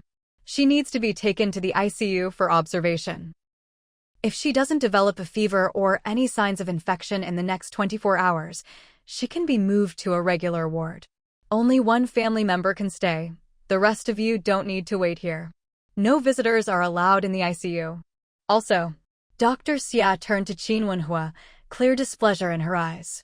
"Qin Wenhua, your wounds have split open like this, and you're not planning to get them treated?" At her words, Qin's father finally noticed the bloodstains on his son's body, already dried to a dark brown. He was startled. The whole night had passed, and none of them had realized that his son's wounds had reopened. Wenhua, are you all right? I'm fine. Should I treat you, or do you want another doctor to do it? Dr. Xie's expression was very grim. Qin's father immediately said, Dr. Xie, I'm so sorry. My son was injured last night while fighting off a criminal to save his niece. We were so worried about the child that we didn't notice. I'll have him get his wounds treated right away. When Dr. Xie heard that he'd been injured protecting a child from a criminal, her expression softened considerably. After all, the little girl she'd just operated on had suffered far too much. All right, then go quickly. Qin Wenhua nodded. In truth, he didn't really feel much of anything himself. Father Qin told him not to follow anymore and urged him to quickly find a doctor to get his wounds treated. Seeing this, Qin Wenhua could only agree. Fortunately, his little niece's surgery had been a success. Mother Qin, Qin Wenze, and Father Qin all went along with her. After Qin Wenhua had his wounds taken care of, he went to find them. Wenhua, thank you for saving Qiao Qiao. I'll stay here. You and Mom and Dad should go home and rest, Qin Wenze said sincerely. If it hadn't been for his younger brother, he might never have seen his daughter again in this lifetime. Qin Wenhua couldn't be bothered to respond. Still, he really did need to leave the hospital. He had to make a trip to the police station. I'm not leaving. If anyone's going home, it should be you too, Mother Qin said, not planning on leaving at all. She had to keep an eye on her precious granddaughter. What if she left and her granddaughter disappeared again? Such a small child. How frightened must she have been? Father Qin immediately tried to persuade her. You haven't slept all night. Go home, get something to eat, and have a good rest. That way, when Qiao Qiao wakes up, you'll have the energy to take care of her. Otherwise, if you collapse, how will you look after her? You look like you're seriously ill. What's the point of staying here? Are you trying to move yourself with your own suffering? Can't you just get some proper rest and come back later? Qin Wenhua was much less polite. His mouth was as sharp as ever. Father Qin. Passers-by. Mother Qin. Still, that sharp tongue of his was somewhat effective. Mother Qin ended up leaving with the father and sons. But as soon as she left the hospital, she had no intention of going home. She wanted to settle the score first. I'm going to the police station to find Lan Qingman. Qin Wenhua shot her a sidelong glance. What for? She's holed up in the police station. Are you planning to hit her and get yourself locked up too? So I'm just supposed to let it go? She hurt my Qiao Qiao so badly, Her voice choked up, unable to go on. Qin Wenhua looked at her. If I were you, I'd go home and sleep first. Rest up, and when you wake up, the rest of the Lan family will probably be out too. Won't you need your strength then? Father Qin. What kind of rotten idea is this kid coming up with? Is he encouraging his mom to go smash up the Lan family? But Mother Qin actually took his words to heart. She gritted her teeth. That's right, I can't let those Lan family scoundrels off the hook. Especially Lan Qingman's mother. If that woman got out, she definitely wouldn't let her off so easily. Go home and sleep. With that, she stormed off in a huff. Father Qin. He glared at Qin Wenhua. What kind of terrible advice are you giving? Qin Wenhua's expression was cold. Just dealing with scum. Isn't she the perfect person for it? Father Qin. Listen to him. What kind of logic is that? Is his wife only good for dealing with scum? If she doesn't vent her anger, how will she feel better? If she bottles it up, she might make herself seriously ill, Qin Wenhua said, then walked off. Father Qin. Where does this brat get all this twisted logic? When Mother Qin got home, the two elders were just about to head out. Seeing them return, they hurriedly asked, How is Qiao Qiao? Is she still at the hospital? Early that morning, no one was around. Auntie Li didn't know what was going on either.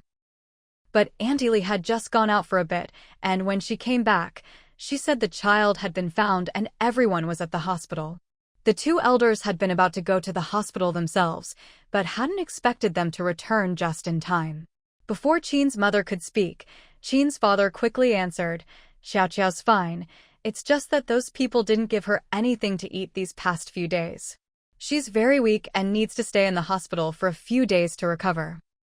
The elderly couple was getting on in years. If they heard their great-granddaughter had suffered so much, they'd be worried sick. Old Madame Qin grew anxious the moment she heard this. She's that weak? Then the doctors must take good care of her. Let's go see her now. But old Master Qin didn't quite believe his son's explanation. After all, they hadn't come home all night. Could it really be just weakness? Still, he didn't press further, worried his wife couldn't handle the truth.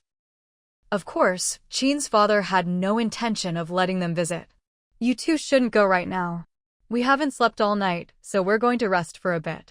You just stay home, and you'll see Xiao Xiao when she comes back.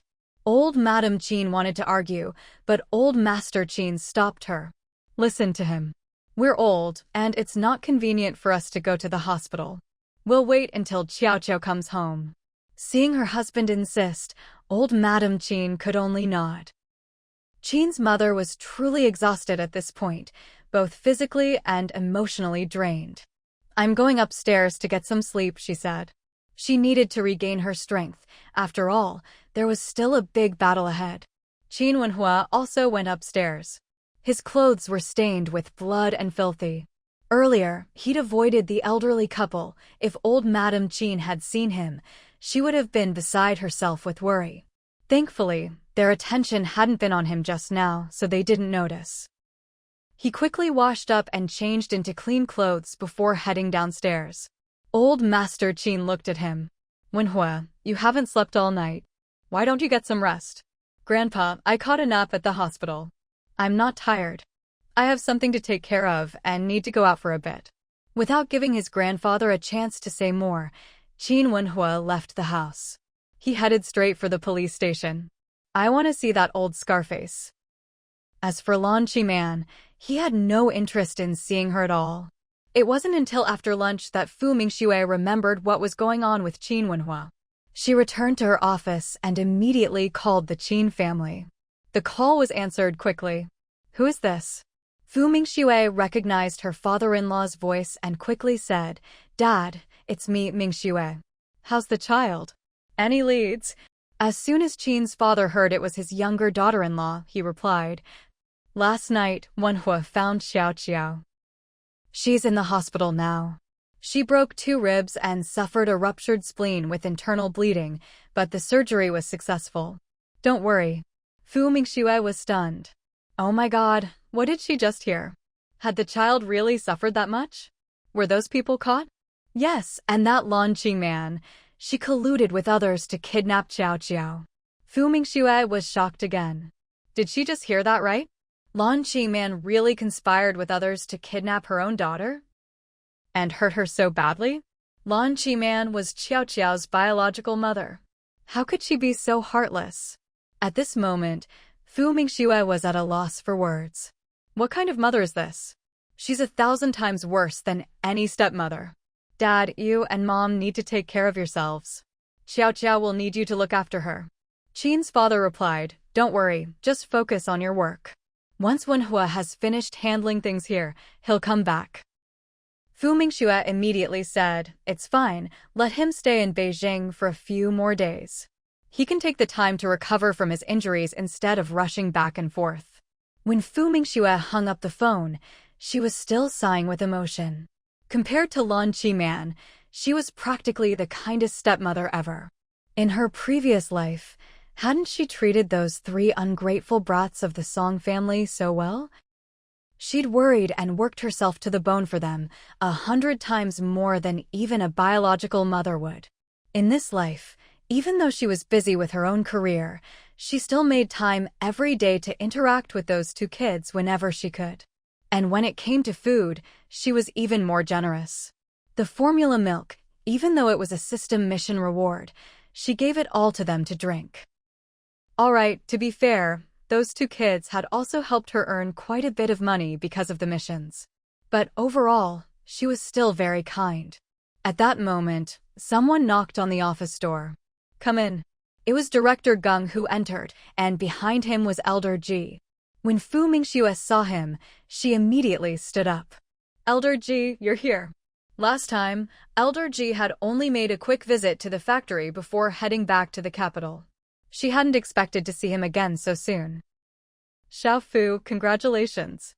I heard the engine you developed has passed the external primary material tests. Fu Mingxue replied at once, there are still many rounds of testing to go, and this is only part of it. We still have a lot of work ahead of us. Besides, this isn't just my achievement. It's the result of our whole team and all the other workers' efforts. Without them, how could she have managed alone? Sure, she'd drawn the blueprints, but turning them into a finished product took more than just a design. It required the hard work of all the researchers and the experienced workers in the workshop. Elder Ji really appreciated her humble and steady attitude. I have another reason for coming today. You'll need to come with me to another site. There's a problem with the thrust reverser on a new type of aircraft engine. I want you to come take a look. As soon as Fu Mingxue heard this, she nodded. Of course. Then she asked, how many days will it take? Elder Ji replied, at least 3 days. If the problem isn't solved, it could be as long as a month. Hearing this, Fu Mingxue remembered she'd need to go home and let her family know. I'll go home first and tell my family, so my mom doesn't worry. I also need to pack some clothes. Elder Ji nodded. All right. Go now, you can be back in 2 hours, right? Yes. Fu Mingxue also needed to inform her team. She couldn't just leave without telling anyone. That took her another hour. She hurried home on her bicycle. Mother Fu was just putting the 2 kids down for their nap. She liked to get her chores done while they slept. Then she saw her daughter come in and was surprised. Why are you home from work so early? Mom, I have to go on a business trip. It might be as long as a month, Fu Mingxue said, giving the longest estimate. What? A whole month? Then hurry and pack more clothes. Okay. Fu Mingxue quickly packed 3 sets of clothes, just in case she didn't have time to do laundry. She'd need an extra set. She came out and took 200 yuan. Mom, here's some money. Mother Fu pushed the money back. You're going away. You should take more with you. I still have plenty here. Why would I need more? And take care of yourself while you're away. Don't overwork and ruin your health. Fu Mingxue, with money in hand, simply left the 200 yuan on the table. I've got enough with me. This is just in case there's an emergency at home. Also, while I'm gone, don't skimp on food, buy more meat and vegetables to eat well. Fu Mingxue packed her luggage and rode off on her bicycle. Mother Fu watched her leave and couldn't help but sigh. This couple, if it's not him out on a mission, it's her away on a business trip. The 2 of them are just too busy. When will they ever have a child? Mother Fu's thinking was still a bit old-fashioned. Even though she treated the twins as her own grandchildren, she still hoped the couple would have a child of their own blood. After all, that would make their marriage more solid, and it might deepen their feelings for each other. Right now, the 2 of them didn't seem much like a married couple at all. There was always a sense of politeness and distance between them. Besides, it's not like her daughter can't have children. Surely they should have at least one of their own, right? It's not like the couple would treat the other kids badly just because they had their own. On this point, Mother Fu trusted her daughter's character. Fu Mingxue arrived at the factory, where old Ji was already waiting for her. You're here just in time. I was just thinking about driving to the base to pick you up. He had the driver help load Fu Mingxue's suitcase into the car. Then he gestured for Fu Mingxue to get in first. Fu Mingxue opened the car door and got in. Old Ji got in as well. Only, he sat in the back seat, while Fu Mingxue sat in the front passenger seat.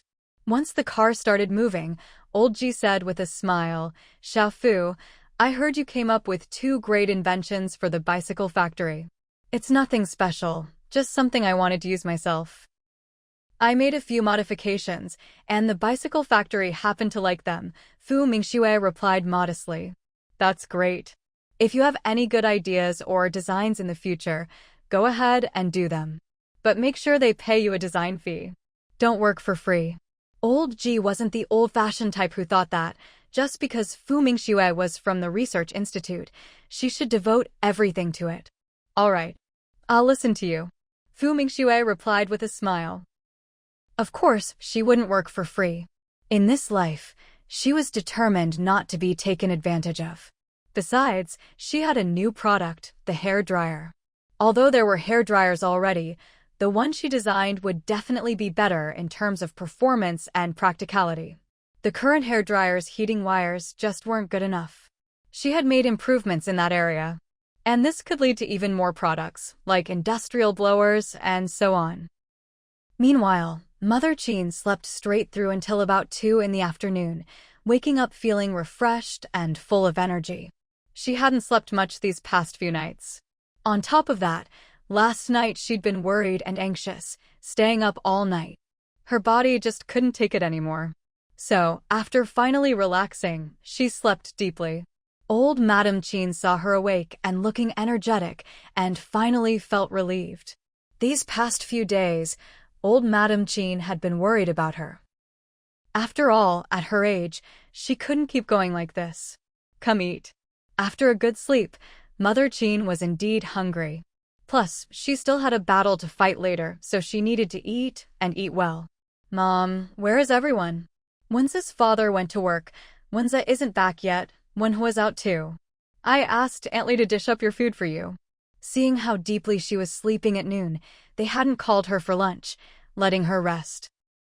Aunt Lee had already heard her stirring and immediately brought out the food that had been kept warm.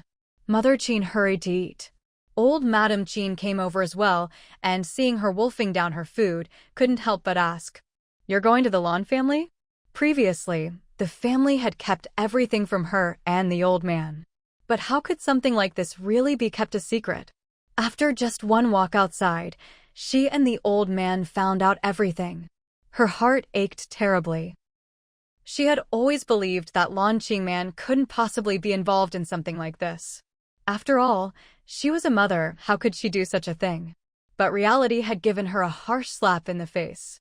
While Mother Qin was sleeping, she and the old man had already gone to the hospital once. Though they didn't go inside, they could still see some things from outside. The child had been sent straight to the ICU. Heavens, how could there be such a vicious woman in this world? Mother Qin paused, chopsticks frozen midair. In that instant, she realized the old lady knew as well. There was no point hiding it anymore. She nodded directly. "That's right, let's go to the Lan family and settle this. Then eat a bit more so you'll have the strength. If you really can't handle it, I'll go with you. Don't look down on me just because I'm old, I've still got plenty of strength." Mother Qin couldn't help but twitch at the corners of her mouth when she heard this. "You're over 70, what strength do you have left? Don't end up getting hurt in the chaos." She said seriously, "Mom, just wait at home for good news. If you come with me, it'll just hold me back." Old Lady Qin. How would she hold her back? Besides, she was old. Would those people really dare to hit her? If the Lan family really tried to lay a hand on her, she'd just throw herself on the ground, let those bastards try and get away with it. Playing the shrew. Who couldn't do that if they had to? Seeing her expression, Mother Qin knew she hadn't given up on the idea. So she said, "Mom, listen to me, stay home. If you go, I'll have to look after you and I won't be able to let loose." Old Lady Qin. That made it sound like she was a burden. Fine, if she couldn't go, she couldn't go. Then you be careful. Don't let their family bully you. They won't. Mother Qin gritted her teeth. Just then, the other women of the Qin family arrived. "Sister-in-law, if you're going to the Lan family, we'll go with you." It was Qin Wenshu's mother who spoke. At this point, the 3 old aunts of the Qin family also chimed in, "Sister-in-law, we're coming too. We can't let the Lan family get away with this." Old Lady Qin thought it was a good idea. "You all go together and I'll go too. If it's just you younger ones, they might call the police. But if I go, even if they call the police, we'll be in the right." Mother Qin still refused. "Mom, don't get involved in this. Even if we get locked up for a few days, it's no big deal. Besides, why would we? We're just going to demand justice. Their family hurt my granddaughter so badly, how can they stop us from seeking justice?" The Qin women all said in unison, "Let them arrest us if they want. We're not afraid." And so, the 4 Qin sisters-in-law and the 3 old aunts marched off to the Lan family's house in full force. The Lan family's front door was tightly shut. "Get out here right now," Mother Qin shouted.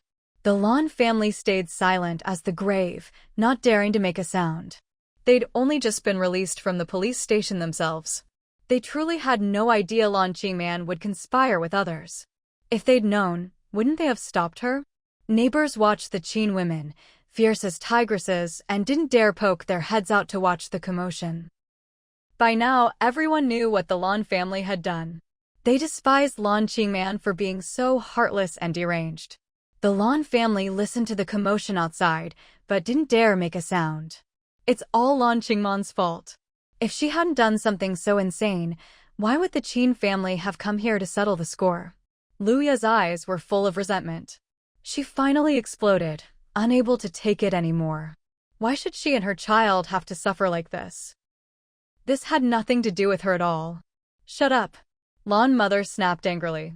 At a time like this, Luya was still hung up on these things? Did she really think any of them wanted things to turn out like this? She herself had no idea that wretched girl would do something like this. Seeing Lan mother's reaction, Luya grew even angrier. Still telling me to shut up? I told you long ago, the way you spoil Lan Qingman would only hurt her and hurt this family too. But all of you thought I was meddling. Well, look at us now. The Lan family's reputation is completely ruined, all thanks to her. She's a jinx, the most selfish and vicious woman. Smack, asterisk. A slap landed right on Luya's face. You hit me. Luya stared at her mother-in-law in disbelief. Lan mother glared at her, furious. Damn right I hit you. No matter what my daughter did, it's not your place to judge her here. This is the Lan family. Who are you to complain about my daughter? If you say another word, get out of this house. You. Luya was livid. She turned to look at Lan Mingxue, only to see him hanging his head, not even trying to defend her. Disappointed and furious, she snapped, Fine, I'll leave. As if I care about your Lan family. I must have been cursed for 8 lifetimes to marry into this family. She grabbed her son and headed for the door. Lan mother saw she was trying to take her grandson and immediately shouted, Luya, you can leave if you want, but you're not taking my grandson. Luya sneered, I'm not like Lan Qingman, that vicious woman who even turns on her own flesh and blood. I'm not leaving my son in this house. With that, she shoved Lan mother aside and hurried her son toward the front door. She opened the door. But when she saw how many people from the Qin family had shown up, she was startled. She quickly said, I'm divorcing Lan Mingxue. If you want to beat someone up, go inside and do it. I have nothing to do with them. Even as she said this, Luya was nervous and uneasy, afraid she and her son would get caught up in the violence. She knew she was no match for this mob. Luckily, Qin mother just glanced at her, then led the Qin family inside. Seeing that they didn't attack her, Luya breathed a sigh of relief. But watching the Qin family storm in like a pack of wolves, she didn't rush to leave either. After all, if she left the Lan family now, she wasn't coming back, but she still wanted to take some of her things. She bent down and whispered to her son, Stay right here, don't move. Mommy's going to grab some things, and then we'll go to Grandma's. While the Qin family was busy beating up the 3 members of the Lan family, Luya slipped past them and hurried inside to gather her belongings. When she came out and glanced at the Lan family, father and son were both lying on the ground, beaten. The sight scared Luya, and she hurried away. Qin mother was holding Lan mother down, beating her face until it was swollen like a pig's head. The 7 other Qin family members ganged up on the Lan father and son. Half an hour later, Qin mother and the Qin women swaggered out, leaving the Lan family behind. Lan mother broke down, wailing, Heavens above, there's no justice. The Qin family is bullying honest people. I'm calling the police. I swear I'll call the police. The Lan father and son's faces were swollen and unrecognizable. They looked utterly miserable. Shut up. Call the police? Hadn't their family lost enough face already? Qin Wenhua also received the news. His mother had taken people to the Lan family to cause trouble. He didn't even bat an eye. After all, he was the one who had encouraged it in the first place. Fortunately, although the local police station was aware of the situation, since the Lan family hadn't reported it, they simply pretended they knew nothing. Not only had Lan Qingman given instructions on this, but even that Wan Hongfei and Old Scar had been warned as well. Old Scar was stubborn, but unfortunately for him, he was up against Qin Wenhua. No one knew what methods Qin Wenhua used, but Old Scar quickly caved. Thanks to his confession, the police raided and shut down 5 hideouts in the city. As for the names of others involved, he gave up 20 more. The police station immediately coordinated with the railway authorities and police from various regions to launch a joint, cross-regional crackdown on these human traffickers. As for Lan Qingman, after she met with Wan Hongfei that day, Wan Hongfei felt that this woman had extorted too much from her. Unwilling to let it go, she tricked Lan Qingman into drinking heavily, and then handed the dead-drunk Lan Qingman over to Old Scar. Of course, she told Old Scar about Lan Qingman's connection to the Lan family, to prevent him from simply selling her off. If the Lan family went to the Qin family for help, wouldn't the Qin family come looking for her? Anyway, after destroying Lan Qingman's reputation, she wouldn't be able to blackmail her anymore. Afterward, wouldn't she have to help arrange things between Lan Qingman and Qin Wuxu? The next day, when Lan Qingman sobered up, she was met with threats and then a little sweet talk. Lan Qingman was filled with hatred over losing her innocence. But for some reason, she directed that hatred toward the Qin family. After thinking it over, she decided to take revenge on the Qin family. She couldn't bear to use her son. But as for her daughter, she didn't care. So she had Old Scar take her daughter away, sell her if he wanted. As long as the Qin family suffered, she'd feel satisfied. She never expected that Qin Wenhua, even seriously injured, would rush back and so quickly track down Old Scar. Qin Wenhua spent the whole day working with the police station. He didn't go home, but went straight to the hospital. When he told Qin Wenza what the 3 people at the police station had confessed, Qin Wenza's eyes instantly turned red. He was in deep pain. "This is all my fault." Qin Wenhua looked at him, but didn't offer any comfort. After all, he felt that his older brother hadn't handled the family's affairs properly and hadn't fulfilled his responsibilities as a father. The next day, Father Qin, Mother Qin, and Qin Wenhua all came to the hospital. Qin Wenza had been at the hospital since the day before, not leaving for a moment. He stayed right outside the intensive care unit. Just then, Dr. Xia went in. About half an hour later, Dr. Xia came out. The Qin family immediately gathered around.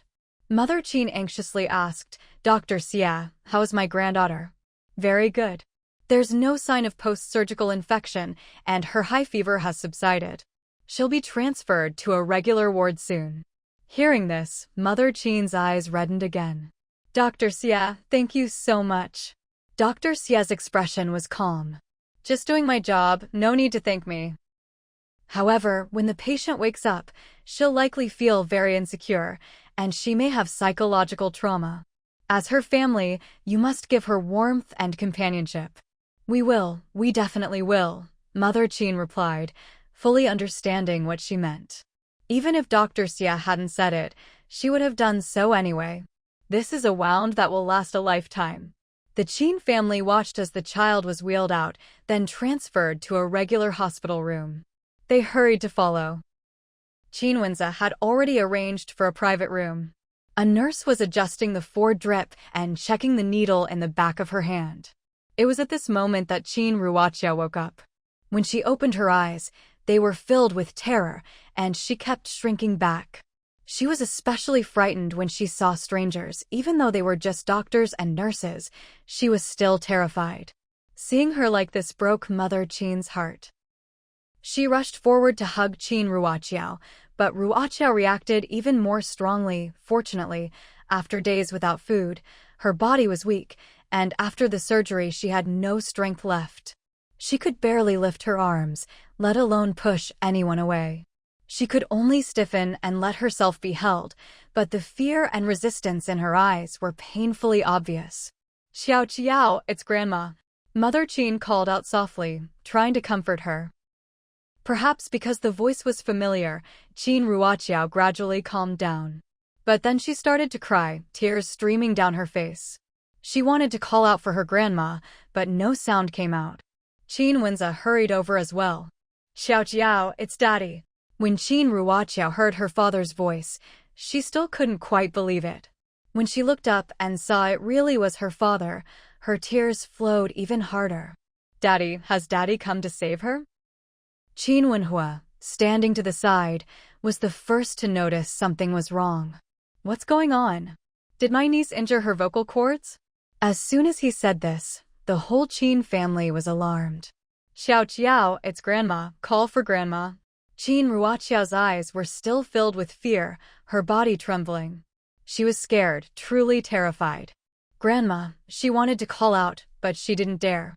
Because if she made a sound, that person would hit her. It hurts so much, Daddy, please save her. The nurse went to call Dr. Xia. When Mother Qin saw her, it was as if she'd seen a savior. Dr. Xia, please take a look at my granddaughter. Why can't she speak? Dr. Xia frowned. Please step back, don't crowd around her.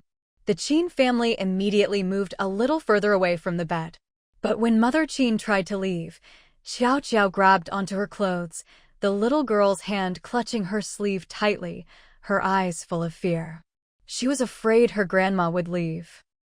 Seeing this, Mother Qin's heart ached even more. Don't be afraid, Grandma's here, I won't leave. Dr. Xia is here to help you, okay?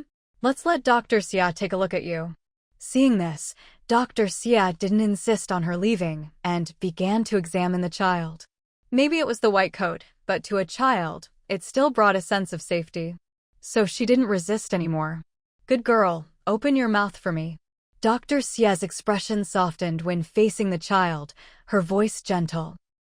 The Qin family watched anxiously as she examined the girl. When the exam was done, Dr. Xia asked them to step outside. How is she, Dr. Xia? Qin Wenze asked anxiously. Dr. Xia glanced at him. Her throat and vocal cords aren't injured. It's likely temporary. She's been through a terrible fright, and that can make her unwilling or unable to speak for a while. Give her a day or two to calm down and realize she's safe, and she should start talking again. Of course, there's another possibility. She may have psychological aphasia. In that case, you as her family will need to comfort and guide her, help her through it, and her speech will recover on its own. Qin Wenze was completely stunned when he heard the result. What did they mean by psychogenic aphasia? Then when will she get better? That's hard to say. It depends on you all. The first scenario would be easier, it would just be a matter of a day or two. But the second scenario was much more complicated. The child's muteness was psychological. Sometimes recovery could happen in the next minute, but sometimes it could take months or even years. All of these were possible. Qin Wenze staggered a few steps. He was in deep pain. Father Qin and Qin Wenhua were also very upset. After all, if their adorable Xiaoqiao couldn't speak anymore, what would they do? Dr. Xia looked at them.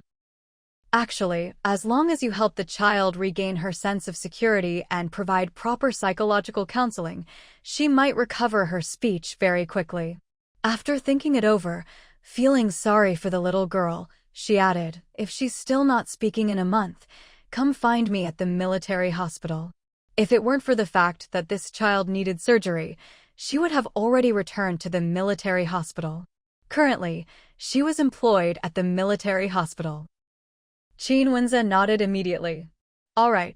Dr. Xia had to leave this afternoon. But another doctor would take over. Mother Qin was anxious too. She didn't understand what was happening. Why couldn't her perfectly fine granddaughter speak? Was it temporary, or would she never speak again? The thought that her granddaughter might never speak again made her heart race with anxiety. But right now, her granddaughter was clinging tightly to her clothes. Fortunately, Qin Wenze and his father and brother had returned. How is she? Mother Qin mouthed the words, afraid the child would overhear. Father Qin immediately replied softly, we'll talk later. He meant they wouldn't discuss it in front of the child. Mother Qin grew even more anxious. At that moment, Qin Wenhua stepped forward. Xiaojiao, I'm your uncle. Come, let's have a chat. Why don't you let go of Grandma for a bit? When Qin Ruoqiao saw it was her uncle, she let go. Grandma had just told her that it was her uncle who saved her. The fear in the little girl's eyes had eased quite a bit. But she was so weak that she couldn't stay awake and soon drifted off to sleep. Seeing her asleep, Mother Qin finally went out to ask Father Qin, "How is she?" "What exactly did Dr. Xie say?" Father Qin relayed Dr. Xie's words.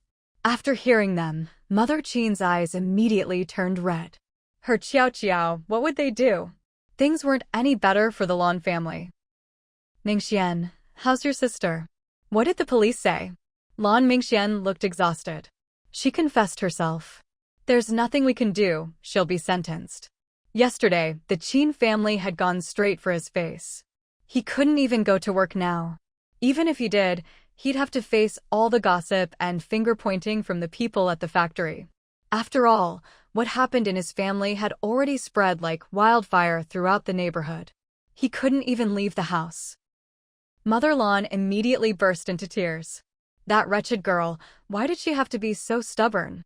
Then she said bitterly, in the end, it's all Qin Wenze and the Qin family's fault. If they hadn't insisted on Qin Wenze divorcing Qin Man, she wouldn't have done anything wrong. If she hadn't done anything wrong, their family wouldn't be treated like rats in the street now. Father Lan could only sigh endlessly. Now that something like this had happened in the family, their reputation was completely ruined. "Mingxue, tomorrow you'd better go to your mother-in-law's house and bring your wife and son home." Mother Lan grew angry at those words. Yesterday, she'd run off so quickly, without even helping them hold back the Qin family. She'd wanted to scold her harshly, but then thought it would be good to have someone at home to cook and do laundry, so she let it go. Lan Mingxue also felt that his wife, Luya, was needed at home right now.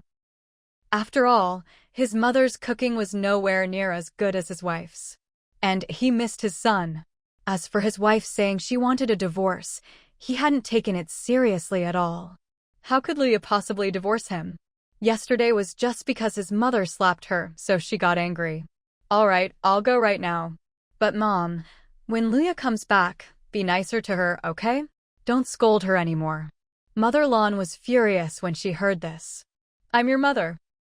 Why are you siding with her instead of your own mom? What's wrong with a mother-in-law scolding her daughter-in-law a bit? What daughter-in-law doesn't get scolded by her mother-in-law?" After being scolded like this, Lan Mingxuan's face darkened. He simply pushed his bicycle out and left. When he arrived at Luya's house and was about to go in, Luya came out and blocked the doorway. "What are you doing here?" Lan Mingxue knew he hadn't stood up for her yesterday. She had every right to be angry, so he tried to appease her. "I'm here to take you and our son home." Luya sneered, "Take me home? We're already divorced. What home is there to go back to?" It was only after she got home that she remembered they'd never actually gotten a marriage certificate. After all, around here, just holding a wedding banquet counted as being married. Only those who cared about formalities would go get a marriage certificate. But these days, pretty much everyone got a certificate when they got married. When Lan Mingxue heard this, his face changed dramatically. "Luya, what's all this talk about divorce? Don't say things you don't mean. Just come home with me." Luya snorted. "I'm not just saying it to be angry. The whole Lan family is rotten to the core. Not just your sister, but your mother too. None of you are any good. There's no way I'm ever going back to the Lan family. And my son, he's my child. I won't let him stay with you people. You can't even raise your own sister, right? And you think you can raise my son? Get lost." Just then, a few of Luya's brothers rushed out of the house. Their fierce looks really did scare Lan Mingxue. He could only pedal his bike and flee back home. When Mother Lan saw her son return, her face was full of displeasure. "What, she's still putting on airs and refusing to come back. If you ask me, just leave her alone for a few days. If you don't go get her, she'll come crawling back soon enough." Lan Mingxue roared. "She wants a divorce. She won't even let me have my son. Are you happy now?" He had never even considered divorcing Luya. He'd never imagined his son might call someone else dad in the future. With the whole Lan Qingman incident at home, if he got divorced too, how would he ever face anyone again? "What? She wants a divorce? She dares? Even if you two divorce, my grandson is still a Lan. If she tries to take him away, I'll fight her to the death. No, she had to go to the Liu family right now and bring her grandson back. Her grandson was her precious darling. How could she let someone from another family take him away? Come on, let's go to the Liu family and get the child. She's just a woman, how dare she try to take the child? No way. Lan Mingxian also felt that, no matter what, they had to get their son back first. So the three of them headed off to the Liu family again. The next day, Qin Wuxu came to report good news to Qin Wenhua. Brother Wenhua, you told me to keep an eye on them. The Lan family went to the Liu family to make a scene yesterday, and I had my people break Lan Mingxuan's leg in the chaos.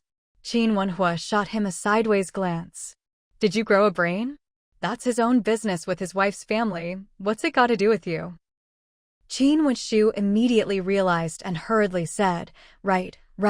Their family business has absolutely nothing to do with me.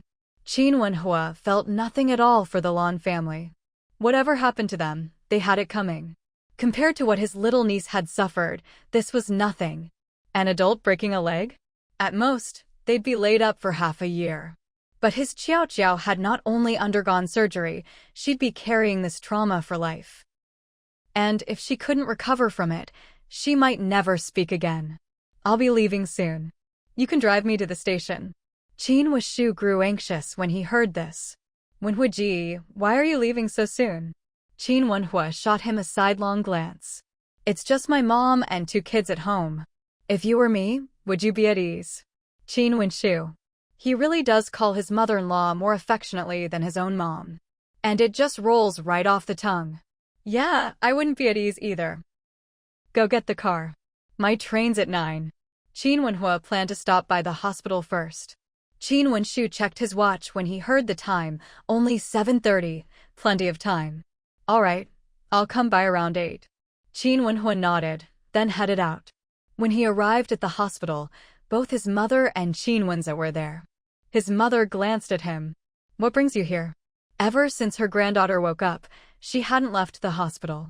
She'd even had Aunt Li bring her a change of clothes. My train's at 9. You're heading back?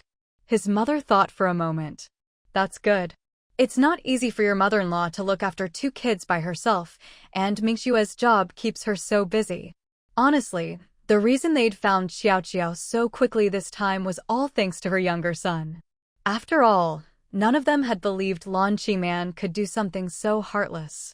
Qin Wenhua nodded, then turned to Qin Wenza. That Lan Qiman or someone from the Lan family might ask you for a letter of forgiveness. Don't be foolish. Also, Lan Mingxuan's leg was broken by his mother-in-law's family. He'd come to the hospital specifically for this. He couldn't allow Qin Wenza to make a mistake. After all, Lan Qiman was Xiao Xiao's biological mother. If Qin Wenza really did issue a letter of forgiveness, even if she wasn't released, her sentence would probably be very light. Mother Qin was delighted to hear this. Serves him right. Are those 2 getting divorced too? Huh, that's karma. And another thing. She turned to Qin Wenza.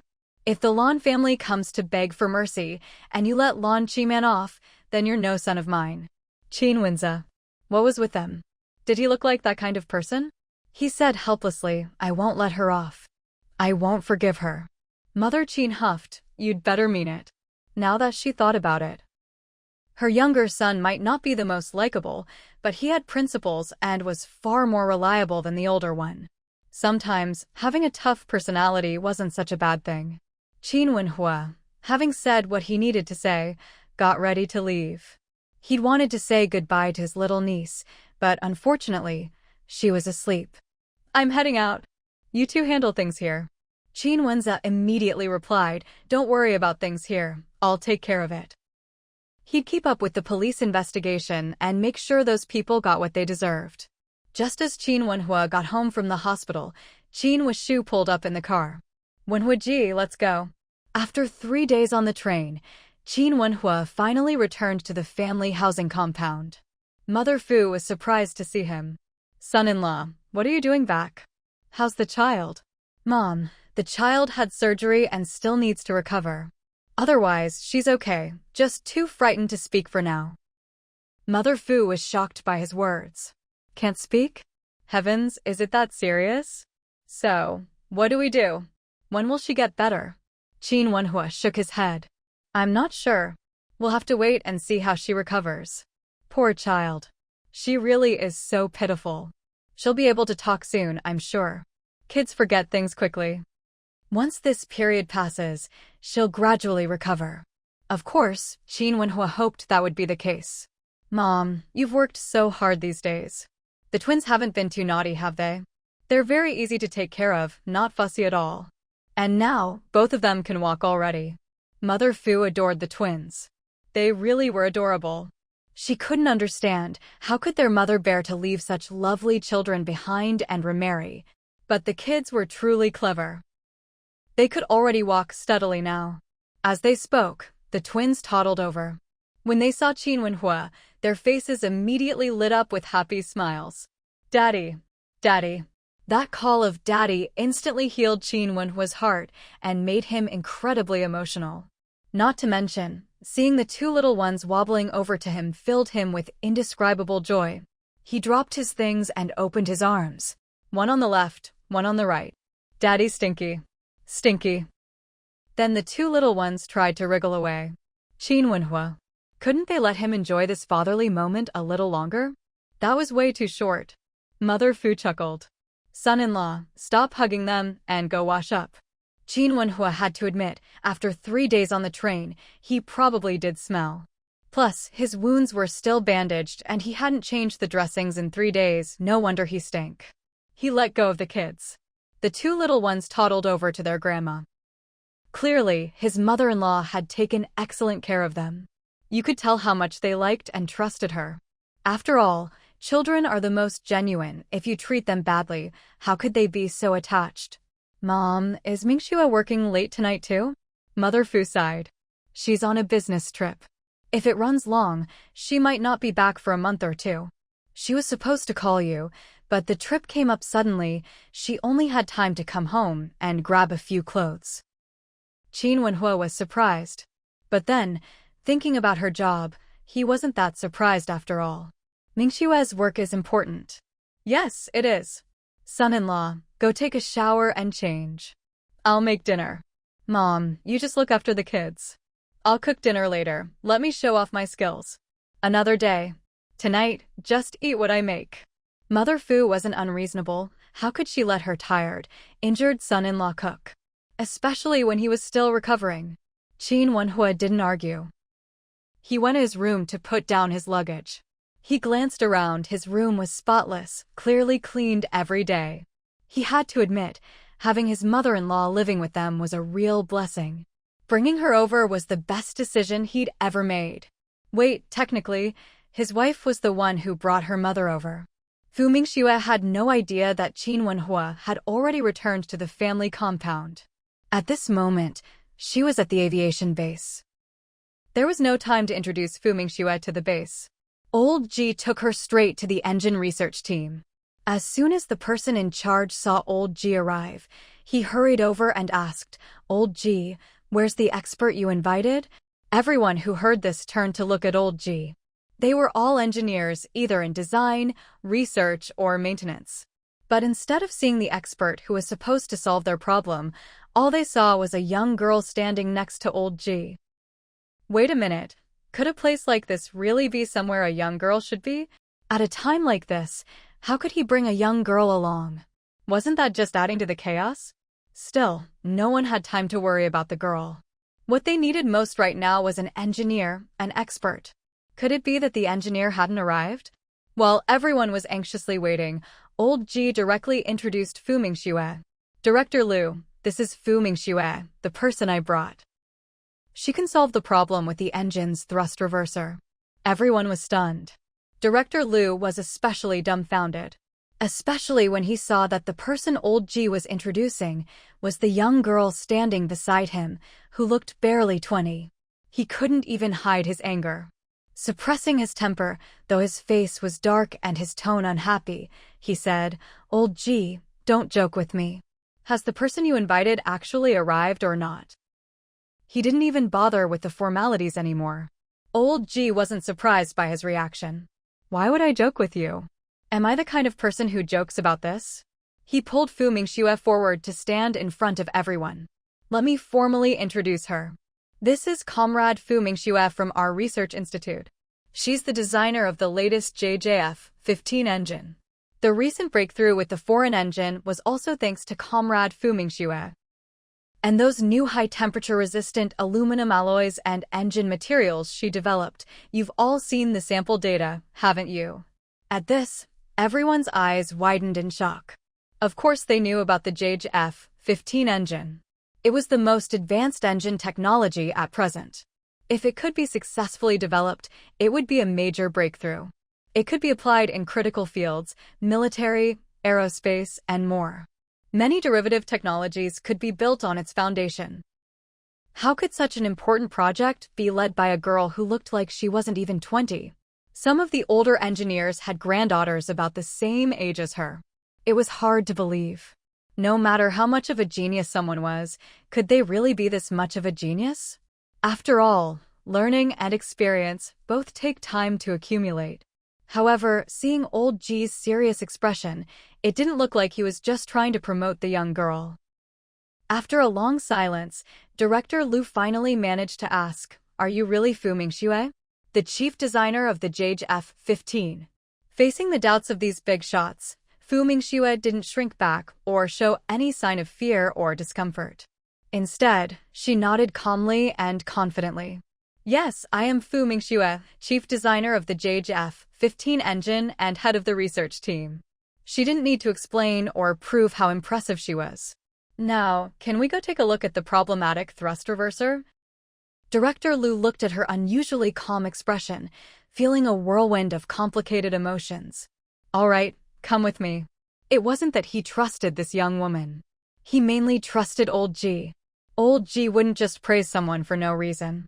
Besides, whether she was up to the task or not, they'd see for themselves soon enough. The others had nothing to say after seeing this. After all, they were thinking the same thing as Director Liu. Whether she could do it or not, they'd find out soon. Old G said to Fu Mingxue, "Let's go. Let's take a look." Fu Mingxue nodded. The two of them followed Director Liu to the core manufacturing workshop. The others quickly followed as well. This is it. Take a look. Can you figure out what the problem is? Director Liu didn't bother with any introductions. He just tossed out that one sentence, clearly wanting to see Fu Mingxue's real abilities. Was she really as impressive as old G claimed? Fu Mingxue didn't say much either. She stepped forward to inspect the equipment. Time ticked by minute, but no one was in a hurry to leave. After about an hour, Fu Mingxue pointed out the problem. Director Liu and the others were stunned by her precise diagnosis. They couldn't help but see her in a new light. They hadn't expected her to be so professional. Of course, if old G hadn't fed her the answer in advance, then she really was something special. But they trusted old G's character. So, how do we fix this? Director Liu asked. Fu Mingxue offered a solution. Director Liu and the others were suddenly enlightened, excitement written all over their faces. All their earlier doubts were forgotten, and they started bombarding Fu Mingxue with questions. Fu Mingxue didn't hold back, she answered each one. And her knowledge in this area was far more advanced than theirs. After all, she'd spent money in the system to buy books and cram on propulsion devices. In less than half a day, Fu Mingxue's profound expertise completely won over Director Liu and his team. Even old G listened intently. After all, he'd never seen this stuff in any book either. Fu Mingxue worked diligently. After all, knowing the problem was one thing, but solving it wasn't just a matter of talking, it was a complicated process in practice. She didn't even think about Qin Wenhua. Meanwhile, Qin Wenhua was visited by his pilot older sister. What's going on? I heard Xiaoqiao got into trouble. Qin Wenying had just finished flight training when she heard the news. She happened to be heading to Qin Wenhua's place, so she came straight over. Yes. Qin Wenhua explained what had happened. After hearing it, Qin Wenying's pretty face darkened. She gritted her teeth and said, I told Qin Wenza a long time ago that woman wasn't any good, told him to divorce her early, or at least keep her in check. Now look, the child's the one who suffers. How old was the child? Wouldn't this leave a lifelong psychological scar? Thinking about her adorable little niece possibly never speaking again, Qin Weining felt awful. Why didn't Qin Wenze bring the child here to see Dr. Xia? Why wait a whole month? She really couldn't understand what her big brother was thinking. If you're sick, shouldn't you get treated as soon as possible? Since Dr. Xia was so skilled, they should have brought her over right away. No, I have to go back to Beijing. Qin Weining was always quick to act. Once she had an idea, she couldn't sit still. Auntie, I'm leaving now. Qin Weining made a special trip to the kitchen to say goodbye. Mother Fu, who was cooking, was surprised to hear this. She hurried out. You just got here. Why are you leaving already? At least stay for a meal before you go. Auntie, it's all right. I have to leave now. I'll visit again next time. With that, Qin Weining walked out. Mother Fu. She had to admit, her daughter's sister-in-law really was bold and impressive.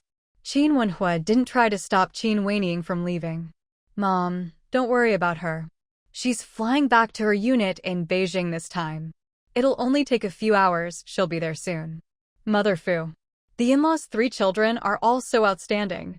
But thinking about it, her own daughter wasn't lacking either. Pretty, capable of earning money, already a researcher at such a young age, and a university student too. She was in no way inferior to anyone else's children. As the two were talking, someone knocked on the door outside. Qin Wenhua went to open it and saw their neighbor, Hao Rong. Captain Qin, sorry to bother you, but could my kid stay at your place for a while? My wife just got back, and I need to pick her up from the train station.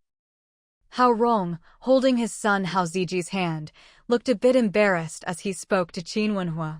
He'd just come home from a mission yesterday and picked up his son from Aunt Wang's place. Qin Wenhua glanced down at the little rascal. Honestly, he couldn't just refuse outright. That would be too heartless. All right. Hao Rong was delighted at his agreement. He quickly nudged his son forward. Ziji, thank Uncle Qin. You have to behave at Uncle Qin's house. Daddy will be back soon. Okay, Daddy. The little boy was well behaved in front of his father. He politely greeted Qin Wenhua. Hello, Uncle Qin. Captain Qin, I'll be off then. Qin Wenhua nodded. As soon as Hao Rong left, the little boy started clamoring, I'm hungry. I want to eat. I want to eat. Qin Wenhua. You'll have to wait a bit. The food's not ready yet. I want to eat. I want to eat now. Hao Ziji's wailing gradually faded under Qin Wenhua's narrowed, icy gaze. His reputation as the cold-faced king of hell was well earned. With just one cold look, Hao Ziji was so frightened he immediately shut his mouth. Do you want to eat now or wait until the food is ready? Qin Wenhua's voice was low and dangerously calm. Kids like this have a keen sense for danger. They know who they can mess with and who they absolutely cannot. For example, he'd never throw a tantrum in front of his own father. And right now, seeing Qin Wenhua's expression, he shook his head like a rattle drum. Qin Wenhua pointed at a broom nearby. Then go grab that broom and sweep the yard. Hao Ziji glanced at him nervously. Seeing the frightening look in his eyes, he shivered in fear. He quickly ran to get the broom and started sweeping the yard. Qin Wenhua said coldly, don't just wave it around. Sweep properly. Mother Fu, standing at the kitchen door. She had to admit, her son-in-law's method was really effective. If it had been her just now, no matter how much the neighbor pleaded, she still wouldn't have wanted to take the kid in. He was just too naughty. Last time, after he recovered from his fever and went home to Director Wang's place, he'd run poor Director Wang ragged. Most people just couldn't handle this kid. And, to be honest, she really didn't want to get involved with the Hao family at all. That daughter-in-law might look pitiful, but she couldn't muster any sympathy for her, let alone for Hao's mother, who was just an unreasonable troublemaker. Hao Ziji stayed at the Qin household for about 2 hours. During those 2 hours, because Qin Wenhua was there, he behaved himself very well. When Hao Rong came to pick him up, the joy in Hao Ziji's eyes was practically overflowing. Dad, let's go home, I want to go home. It was as if something was chasing him from behind. This left Hao Rong completely baffled.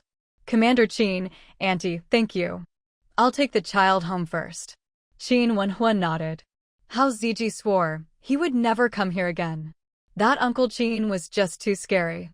After the two of them left, Mother Fu was a bit curious. Did Hao Rong's wife bring their daughter back home? As it turned out, she soon found out. The daughter had indeed been brought back, but apparently there had been quite a scene.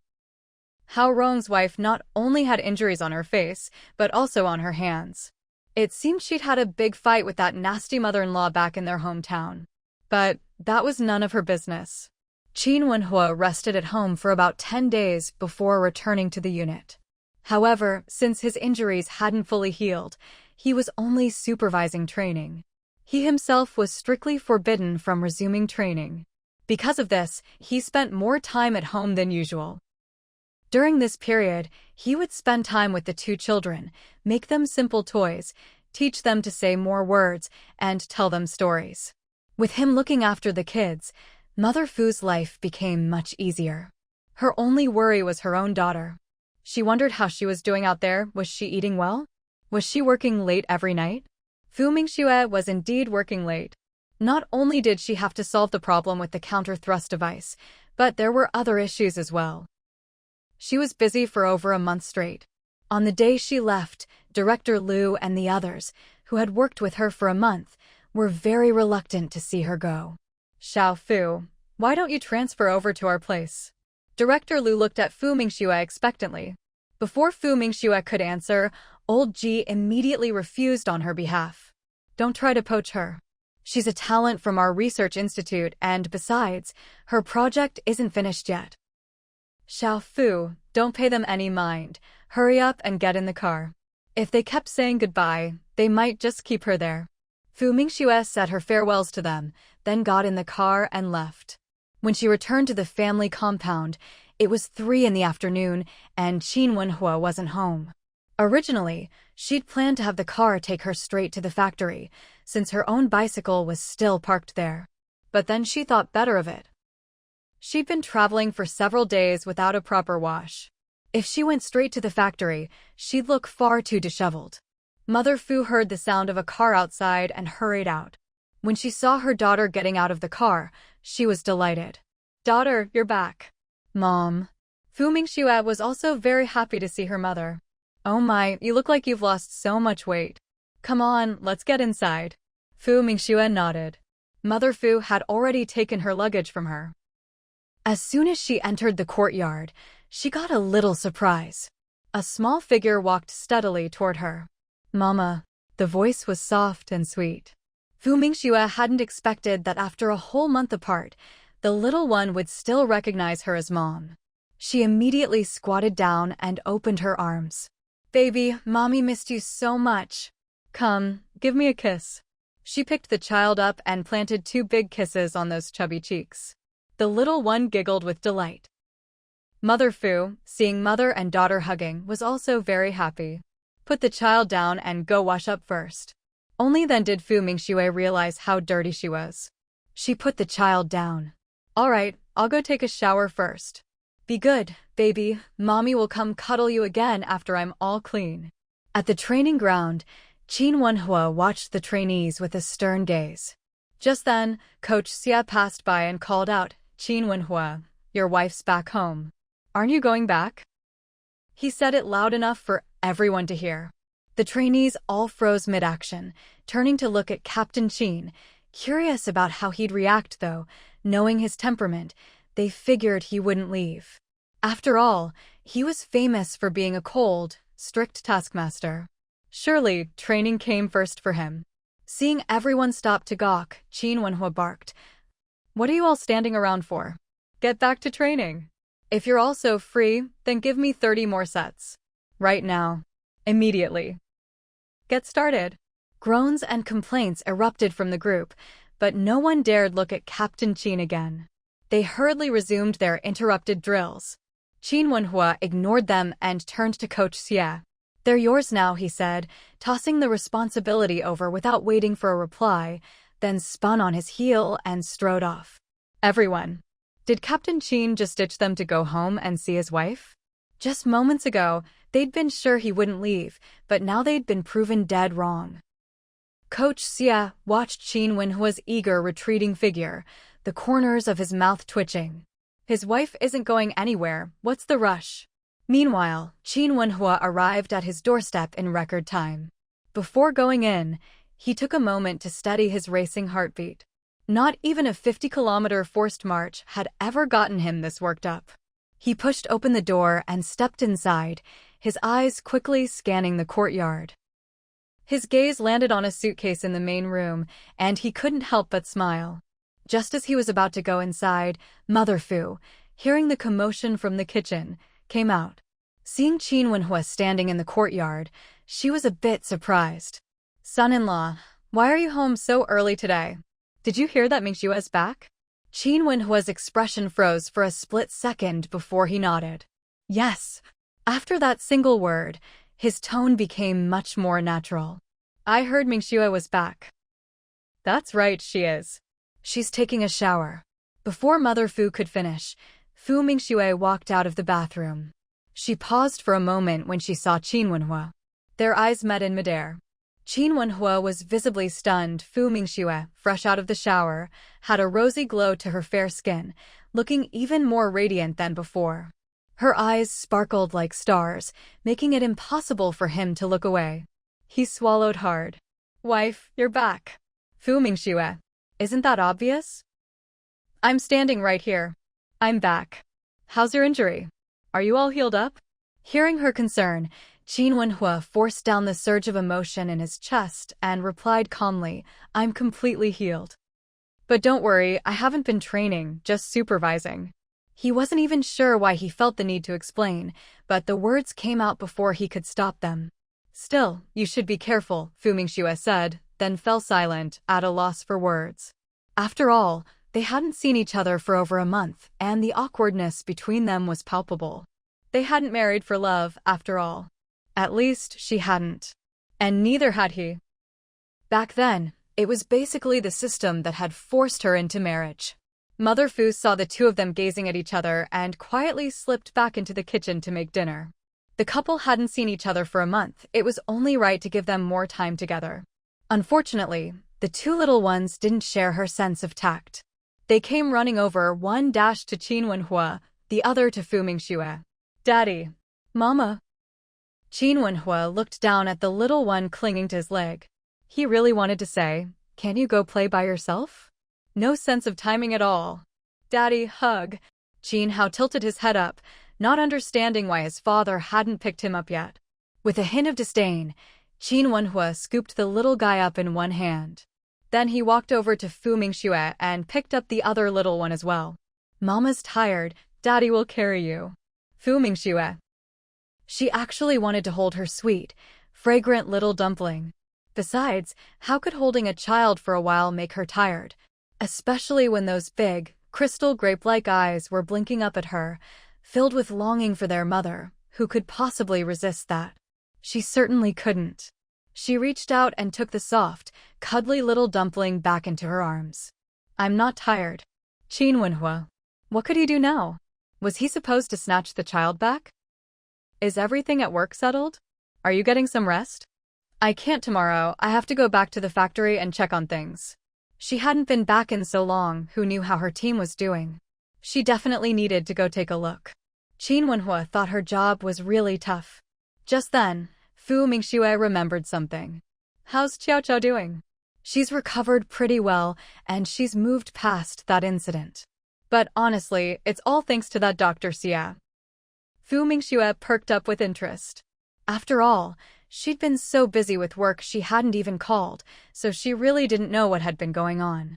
"What happened?" she pressed, wanting details. Seeing the bright sparkle in her eyes, Qin Wenhua said, "Let's sit down and talk."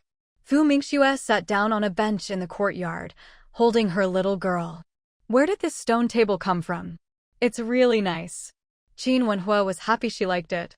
"I brought it over from the stone factory. I thought it'd be perfect here." Fu Mingxue agreed. The stone table was great. In summer, they could eat outside in the yard. "Tell me about Qiao Qiao. What exactly happened?" Qin Wenhua briefly explained everything. Fu Mingxue was left a bit dumbfounded. Even though she'd heard about it from her father-in-law over the phone before. Hearing Qin Wenhua tell it now, good grief, Lan Qingman was really something else. What sentence did Lan Qingman get? 3 years. Qin Wenhua's voice was a little cold. Clearly, he was dissatisfied with the verdict. Far too light. Fu Mingxue thought so too. It should have been at least 8 or 10 years. How is it only 3? What about Ran Hongfei? 1 year. Fu Mingxue. Way too little. 3 or 5 years would have been more like it. As for that other scar-faced person, she didn't even want to ask. People like that deserve to die. It's good that the child can forget and move on. In the future, all good things will await her. She just hoped that when Lan Qingman got out in 3 years, she wouldn't come back and bother the child. But Qin Wenhua was still so young, and the 2 kids were so little, he'd probably remarry, right? Hopefully, he wouldn't be blind enough to find another unreliable, two-faced stepmother. Just then, there was a knock at the door outside. I'll get the door. Qin Wenhua stood up, holding the child in his arms. When he opened the door, he saw Director Wang. What is it? Sister Wang hadn't expected Qin Wenhua to be the one to answer. She really hadn't thought he'd be home at this hour. Captain Qin, you're home too. I'm actually here to see your wife, Fu Mingxue. I heard she's back. What is it? Qin Wenhua made no move to let her in. To be honest, he didn't have a particularly good impression of this Sister Wang. Sister Wang could tell Captain Qin was being cold. She hesitated, wanting to leave, but remembering her purpose, she forced a smile. I do have something to discuss with Comrade Fu Mingxue. Why don't I come in and talk to her? Qin Wenhua's brow furrowed almost imperceptibly. He was just about to send her away when Fu Mingxue's voice came from inside. Qin Wenhua, let Director Wang in. Since she'd spoken, Qin Wenhua could only step aside. Sister Wang hurried into the courtyard. What she saw was Fu Mingxue sitting calmly on a bench, holding her child. The mother-daughter scene was so warm it made her pause for a moment. She had to admit, Fu Mingxue was truly beautiful. She didn't look at all like someone who'd already been married. Director Wang, you didn't come all this way just to stare at me, did you? Fu Mingxue's words snapped Sister Wang out of her daze. Sister Wang laughed awkwardly. Mingxue, you're as beautiful as a fairy. I couldn't help but stare. Well, I am good-looking, so it's normal to stare. But Director Wang, let's get to the point. What did you need? It's like this. Our unit has a military exercise next month. Captain Qin knows about this too. Sister Wang glanced at Qin Wenhua. Qin Wenhua said nothing and didn't look at her. This made things a little awkward for Director Wang. So, Fu Mingxue really didn't like people who beat around the bush. Why couldn't they just get to the point? Director Wang pulled herself together and turned back to Fu Mingxue. Well, for this event, it's not just the performing troupe putting on a show. The family's compound has to put on a program too. Mingxue, you're beautiful and capable, the flower of our compound. After everyone discussed it, we all agreed we'd like you to perform. Oh, and there's a group program too. Every family member has to participate. I know you're busy with work, but this is something for the whole compound. Could you spare a day for it? If not a whole day, even 2 hours would do. Fu Mingxue. Are you kidding? She was so busy, where would she find the time? Qin Wenhua's brow furrowed deeply, and just as he was about to help his wife refuse, she spoke up first. Does every family have to send someone? Director Wang didn't quite catch her meaning and thought she was just repeating what she'd said, so she nodded. Yes, every family sends one. Fu Mingxue asked again, so you can't refuse? Unless there's a special reason, basically no one can skip it. Even Lu Xiang from the compound, who broke her leg, has to be there that day. Hearing this, Fu Mingxue's mouth twitched. How dedicated could you get? If she didn't go, would that mean she didn't care about collective honor and was being difficult? Well, if every family has to send someone, then of course ours will too. All right then. We'll send someone. I definitely don't have the time, so to make sure our family doesn't let down the compound's collective honor, I'll just volunteer a mom. Mother Fu, just coming out of the kitchen. Her face instantly darkened. Is this really her own daughter? How could her own flesh and blood set her up like this? She really had to thank her dear daughter for this. Qin Wenhua. What is his wife even talking about? Why does he have no idea what she means? As for Director Wang, she was even more confused. Mingxue, what do you mean by this? What does it mean to contribute a mom? Mingxue looked at her. Didn't you just say every family has to send someone? Since we can't refuse, my family can't be the one dragging everyone down, so naturally, we'll contribute my mom. After all, I'm way too busy with work, so my mom will participate instead. Don't worry, back when my mom worked at the factory, she always performed at events. Whether it was solo or chorus, she could do it all. Of course, poetry recitation and such are no problem for her either. Sister Wang. Qin Wenhua. All right, now he finally understood what his wife meant. He couldn't help glancing at his mother-in-law. Especially at her dark expression, he was a little worried his wife might get smacked. Sister Wang's face didn't look good either. She hadn't expected that although Mingxue agreed, she'd actually send her own mother to participate. Wasn't this just stirring up trouble? She forced a smile. Isn't that a bit inappropriate? This event is for spouses.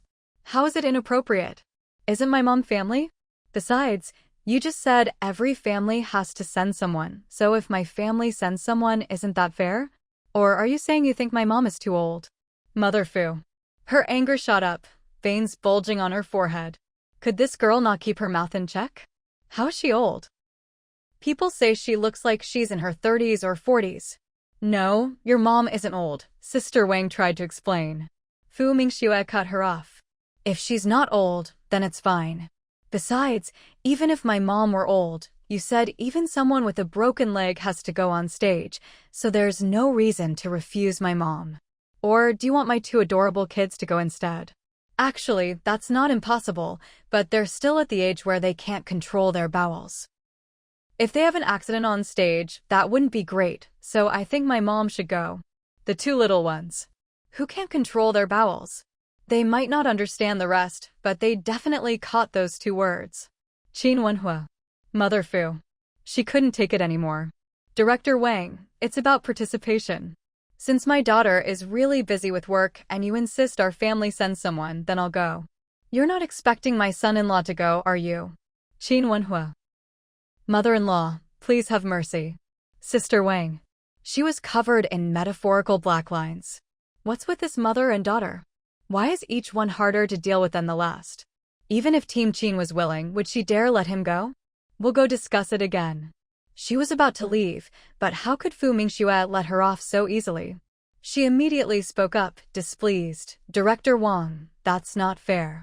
Just now you insisted every family had to send someone. Even people with broken legs had to go. So why is it a problem if my mom goes? Clearly, you're just discriminating against her for being old. You can't be like that. Mother Fu was also extremely unhappy. Exactly. What's wrong with me? Even if I can't carry a tune, it's about participation. We should all do our part for the family compound. Sister Wang. Everyone else is sending their wives, and you, as a mother-in-law, have the nerve to join in? At your age, how can you be so shameless? So that's it. My mom's the one we're putting down for this. Otherwise, you'll all say my family doesn't care about collective honor. After all, my mom might be old, but she's healthy, she's not missing an arm or a leg. Mother Fu wanted to smack her. Can't this girl ever say something nice? We'll discuss this further and let you know when we've made a decision, Sister Wang said, clearly eager to leave as soon as she finished. She hurried out. Mingxue shrugged. She'd wanted to roll her eyes, but she was still holding the baby. She turned her head. Oh, her mom's expression was a bit scary. She quickly put on a fawning smile. Mom, that was just a quick fix, don't be mad. By the way, is the food ready? I'm getting hungry. Mother Fu shot her a glare and said grumpily, the noodles are done. Eat those first, we'll have dinner later. Then she turned to her son-in-law, her stepmotherly face instantly replaced with a warm, gentle smile. Son-in-law, I made extra noodles. Come have a bowl too. Qin Wenhua heard there were extras and immediately nodded. Sure, I'll have a bowl. Mingxue looked at her mom's expression and couldn't help but click her tongue. How does she have two faces like that? Who's the real child here? Isn't that change a bit too fast? Thinking back to when she first got home, Her mom's eyes were full of affection. Now, her mom was giving her the evil eye. Once her mother-in-law went to the kitchen, Qin Wenhua sat down next to Fu Mingxue again. About what Sister Wang said just now, you don't need to worry. I'll handle it. Fu Mingxue waved her hand dismissively. No need, she'll give up on her own.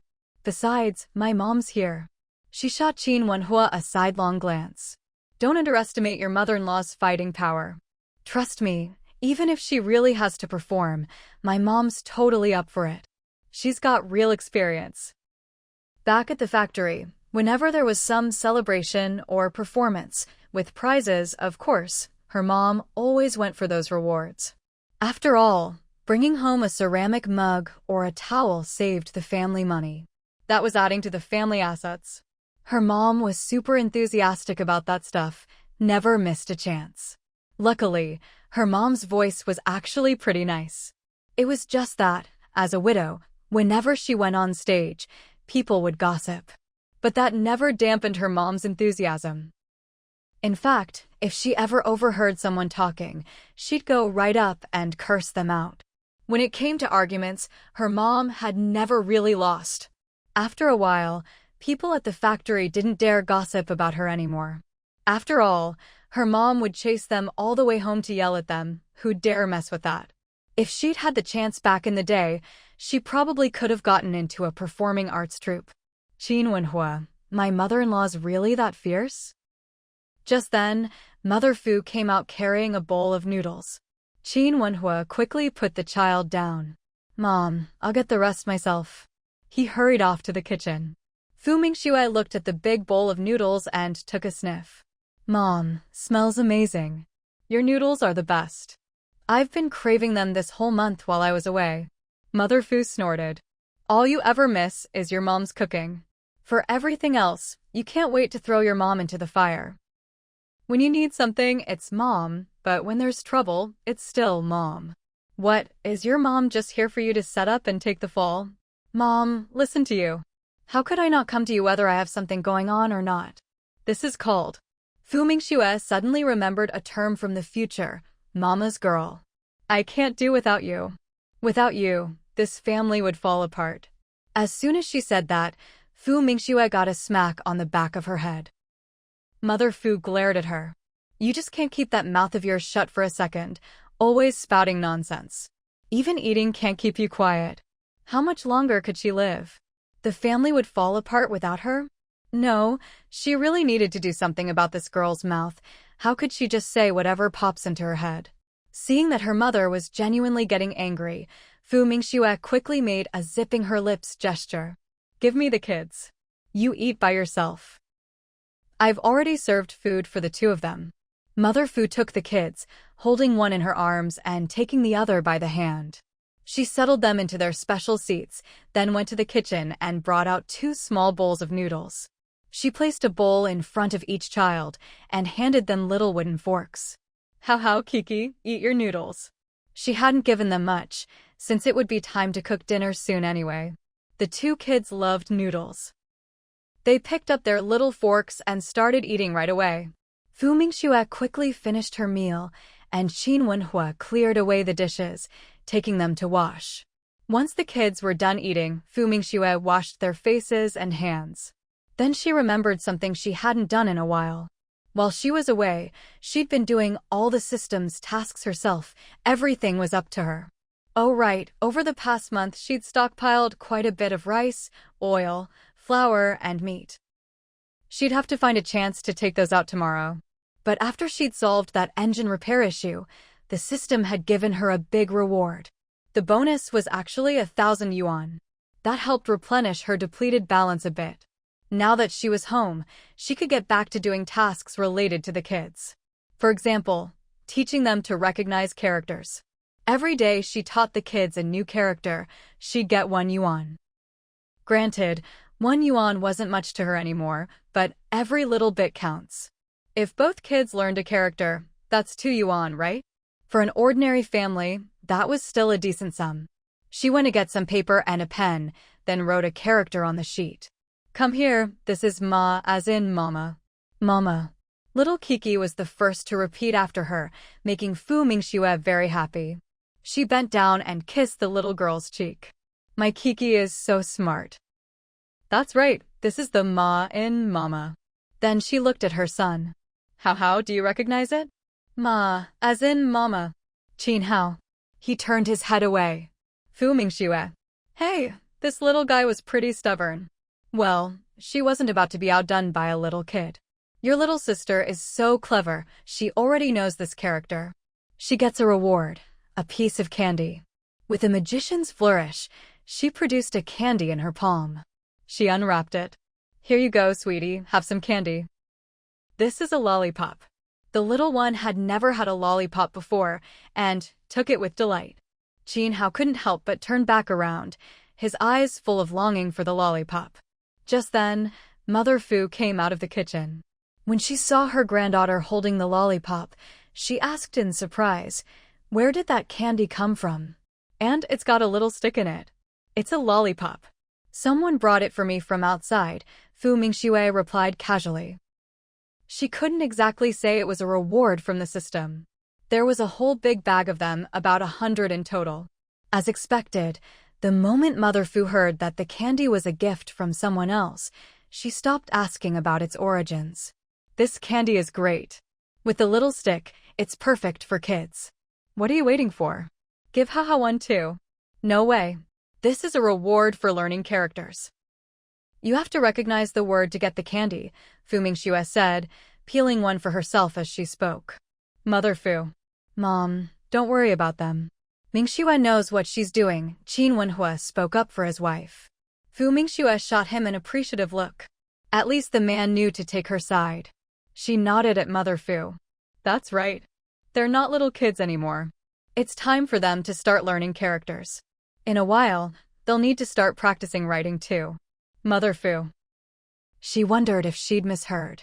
How old were they, and they were already supposed to practice writing? Don't be so ruthless with the kids. Back then, I never made you practice writing. But I could write when I was 2. Fu Mingxue interrupted. Mother Fu was momentarily speechless. She really couldn't argue with that. After all, her daughter really had been able to write it too. She used to take a stick and draw characters in the dirt in the yard. No one knew how she'd learned. Qin Wenhua couldn't help but look at her in a new light. She really could write it too? When he was 2, he'd just been running wild in the compound. He didn't learn to write until he was 7. So this is the difference between people? Mom, mom, mom. 3 cries of mom broke the brief silence. Great job. Remember, this is the character for mom. Fu Mingxue was fair to all. She gave the little one a kiss and handed over a peeled lollipop. Little Haha was clearly delighted. Fu Mingxue was happy too. After all, she'd just earned 2 yuan in no time. Babies, remember this character. Tomorrow, Mommy will teach you another one. From now on, every time you learn a new character, you'll get a reward. She turned to her mother and Qin Wenhua. How about you two come over and recognize a character too? Then I can give you each a candy. The kids had to earn their candy themselves. If she just handed it out, what would the kids think? Don't underestimate them, kids have their own thoughts. Qin Wenhua. Mother Fu. Does she look like she's desperate for a piece of candy? Or does she look like a fool? She shot her daughter a glare and turned back to the kitchen. Qin Wenhua put away the washed dishes and headed to the kitchen as well. When he came back out, he saw the warm scene of mother and children together, and it was so beautiful he didn't want to disturb them. He just stood there quietly for a full minute, until Fu Mingxue sensed his gaze and looked up at him. Qin Wenhua cleared his throat. How about we go for a walk? Fu Mingxue. In such a good mood? Take the kids. Yeah. Actually, Qin Wenhua would have preferred not to bring them. He wanted to walk around the base with just her, or maybe stroll by the little river behind the family quarters. All right, let's go. Fu Mingxue picked up one child. Qin Wenhua stepped forward and scooped up the other. He looked at Fu Mingxue intently. How about I carry both? No need. Let's go. Before leaving, Fu Mingxue called toward the kitchen, Mom, we're going out for a bit. You can make dinner later. Mother Fu immediately came out of the kitchen at those words. She looked at the family of 4 and nodded happily. All right, go on. She really hoped the young couple could spend more time together and strengthen their bond. The couple was truly good-looking. Walking together, they were the very picture of a perfect match. On top of that, their 2 children were also well taken care of, adorable and beautiful. After all, in an era when most kids ran around in dirty clothes, these 2 were always clean and dressed in new outfits. That alone made the kids look even more attractive. When the family of 4 showed up, everyone in the residential compound was a little stunned. Normally, people rarely saw Mingxue, and now, after she'd been away on a business trip for over a month, they were struck by how beautiful she really was. Even prettier than the most famous performer in the cultural troupe. Like she'd stepped right out of a painting. The men in the compound couldn't help but feel a little envious. Comrade Qin really was blessed. Not only was his wife beautiful, but she was already an engineer at such a young age. And most importantly, his mother-in-law was at home to cook and look after the kids. Now that's what a good life for a man should look like. Of course, Qin Wenhua could feel all those jealous, envious stares. He was secretly delighted. He once again thanked himself for going to break off that engagement back then. If he hadn't gone, he probably never would have met her in this lifetime. And thank goodness she didn't agree to break up and even boldly proposed marriage, otherwise, he would have missed out on the love of his life. After making a round and soaking up all those envious looks, the couple took their kids home. I'll watch the kids, you go rest for a bit. Mingxue just happened to want to go inside and tidy up, so she nodded in agreement. After putting the kids down, she went into the house. She hadn't lived here for a while, so the place felt both familiar and strange. But it was definitely clean, the whole room filled with sunlight. Not a trace of any bad smell. She took out all her clothes from her bamboo suitcase. Even though they'd already been washed, she planned to wash them again. Until she heard her mother calling from outside, "Dinner's ready." Mother Fu had really gone all out with dinner tonight. When Mingxue came out, she saw the table full of dishes. "Mom, you made so much. And chicken soup too. When did you start cooking that?" "Of course I made it tonight. Right after you all went out, I killed a chicken, just so you two could have something nourishing." Mother Fu's heart ached for her daughter. After all, she worked so hard. What mother wouldn't feel for her child? "Mom, you're so good to me. I love you so much," Mingxue said, acting cute. She was really giving her mother all the emotional value. When Qin Wenhua heard the word love, his eyes darkened a little. His own wife had never said that word to him. Come to think of it, she hadn't even told him she liked him. Mother Fu was a little embarrassed by her daughter's outpouring of love. She gave her a playful scolding look. "Eat, or your mouth will never stop. Hurry up and eat." But the smile tugging at her lips couldn't be hidden no matter how hard she tried. "Wife, eat this, have some more." Qin Wenhua picked up the 2 biggest chicken drumsticks and put them in Mingxue's bowl. Mother Fu. She'd originally planned to give those 2 drumsticks to the kids. After all, they could eat meat now, they were already 18 months old. "Give those to the kids, I'll just eat something else." Mingxue was about to move her chopsticks when Qin Wenhua stopped her. "They're for you, to help you recover. The kids can eat any time." Mingxue looked at him in surprise. If anyone else heard this, they'd say he was a stepdad. Well, technically, he was a stepdad. But wait, the kids called him dad anyway. Mother Fu glanced at the 2 of them. She opened her mouth, but didn't know what to say. Really, it's like the perfect lid for the perfect pot. One was bold enough to insist, and the other was happy to just eat up. After dinner, Mother Fu wouldn't let the 2 of them help with the dishes.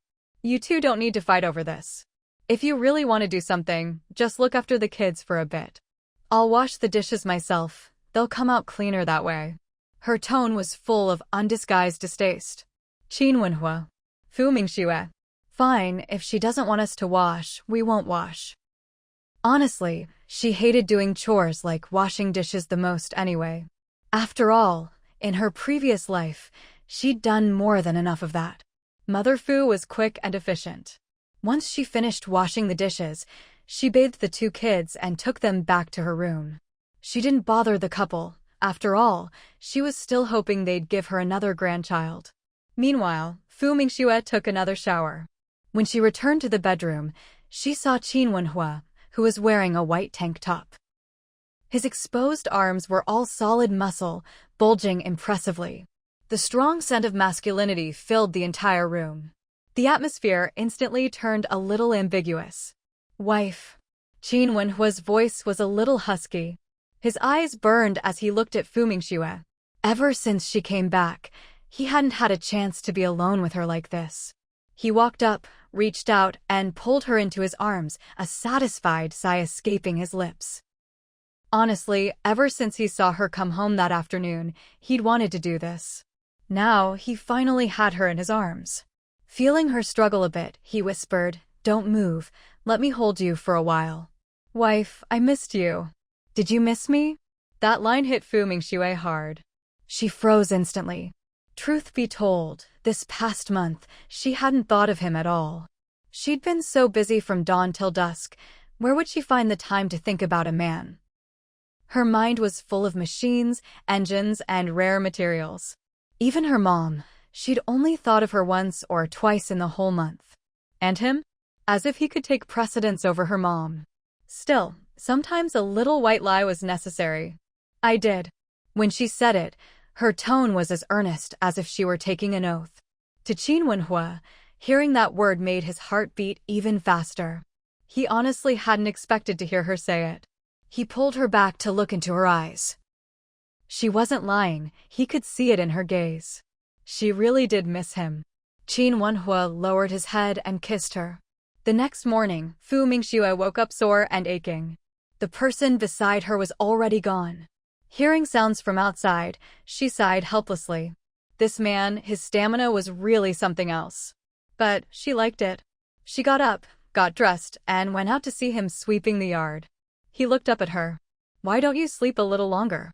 Fu Mingxue ignored his concern. After all, he hadn't shown any mercy to her last night. This belated concern, so fake. Qin Wenhua.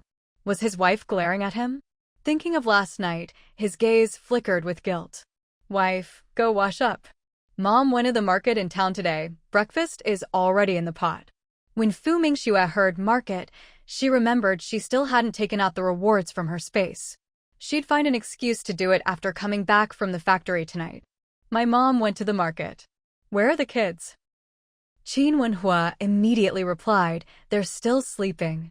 I'm not going out this morning, so I'll watch them." "By the way, are you going to the factory today?"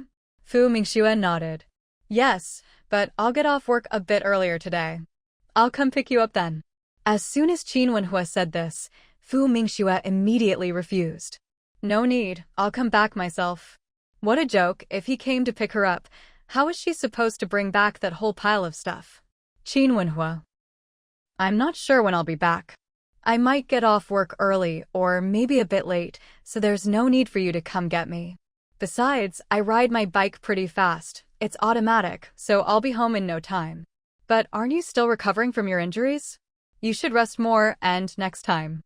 Fu Mingxue couldn't finish her sentence. After what he pulled last night, did he look like someone who was still injured? Just then, Qin Wenhua said in a low voice, "Wife, didn't you already check how my body was last night?" More than once, in fact. Fu Mingxue nearly choked on her own saliva when she heard that. Shock didn't even begin to describe her expression. Did this guy even know what he was saying? In broad daylight, how could he say something like that?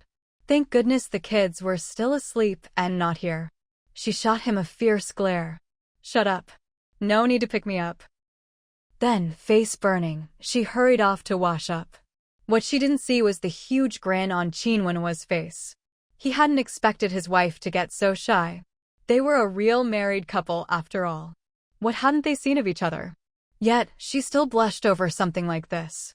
Just then, a child's voice calling for Grandma came from her mother-in-law's room. The kids were clearly awake. He went over to help dress the children. After Fu Mingxue finished washing up, she also got ready to check on the kids. But Qin Wenhua was quicker. His speed at getting the kids dressed was something else. One in each hand. Fu Mingxue was charmed by the few tufts of messy hair sticking up on the kids' heads. Oh my little darlings are up. Come here, let mommy give you a kiss. But someone had to spoil the mood. They haven't washed their faces. Fu Mingxue. So, what if the kids hadn't washed their faces? They're still sweet even if they haven't washed. They've got sleep in their eyes, Qin Wenhua added calmly. And they drool in their sleep. Fu Mingxue. Why was his mouth so sharp? The twins. Any trace of sleepiness vanished from the siblings. They looked up at him in disbelief. Daddy, we don't drool. The little girl protested. Her brother chimed in, equally indignant. We don't drool. Did Daddy think they couldn't understand him?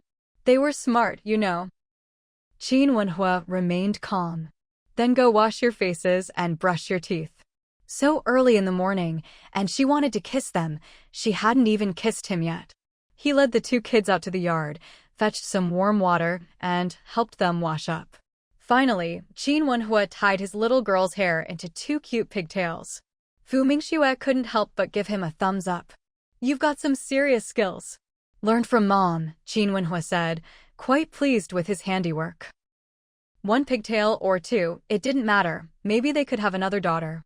As this thought took root in Qin Wenhua's mind, he completely forgot what he'd said to Fu Mingxue when they first got married, that they probably wouldn't have any more kids. Fu Mingxue went to get breakfast. The four of them ate together. After breakfast, a car horn sounded outside. Qin Wenhua opened the door and saw someone getting out. Hello, I'm here to pick up team leader Fu for work at the factory. Wife, someone from your factory is here to pick you up. Qin Wenhua turned his head and called out into the courtyard. Fu Mingxue hadn't expected this. But it was true. Her bicycle was still locked up at the factory. All right, I'll be right out. She went back inside to grab a green shoulder bag, then came out again. She said to Qin Wenhua, you stay home and watch the child. I'm heading to the factory. Qin Wenhua nodded. Okay. Fu Mingxue got into the car. The man who'd come to pick her up immediately closed the car door for her, then walked around to the driver's seat and started the car, driving off. There were still quite a few people around the family compound at this hour. A lot of people clearly heard how the driver addressed her. He'd just called her Team Leader Fu, hadn't he? Was it Team Leader Fu? Or Deputy Team Leader? Wait a minute, Fu Mingxue is already at the team leader level at that engine factory? Goodness, how old is she? She's already a deputy team leader?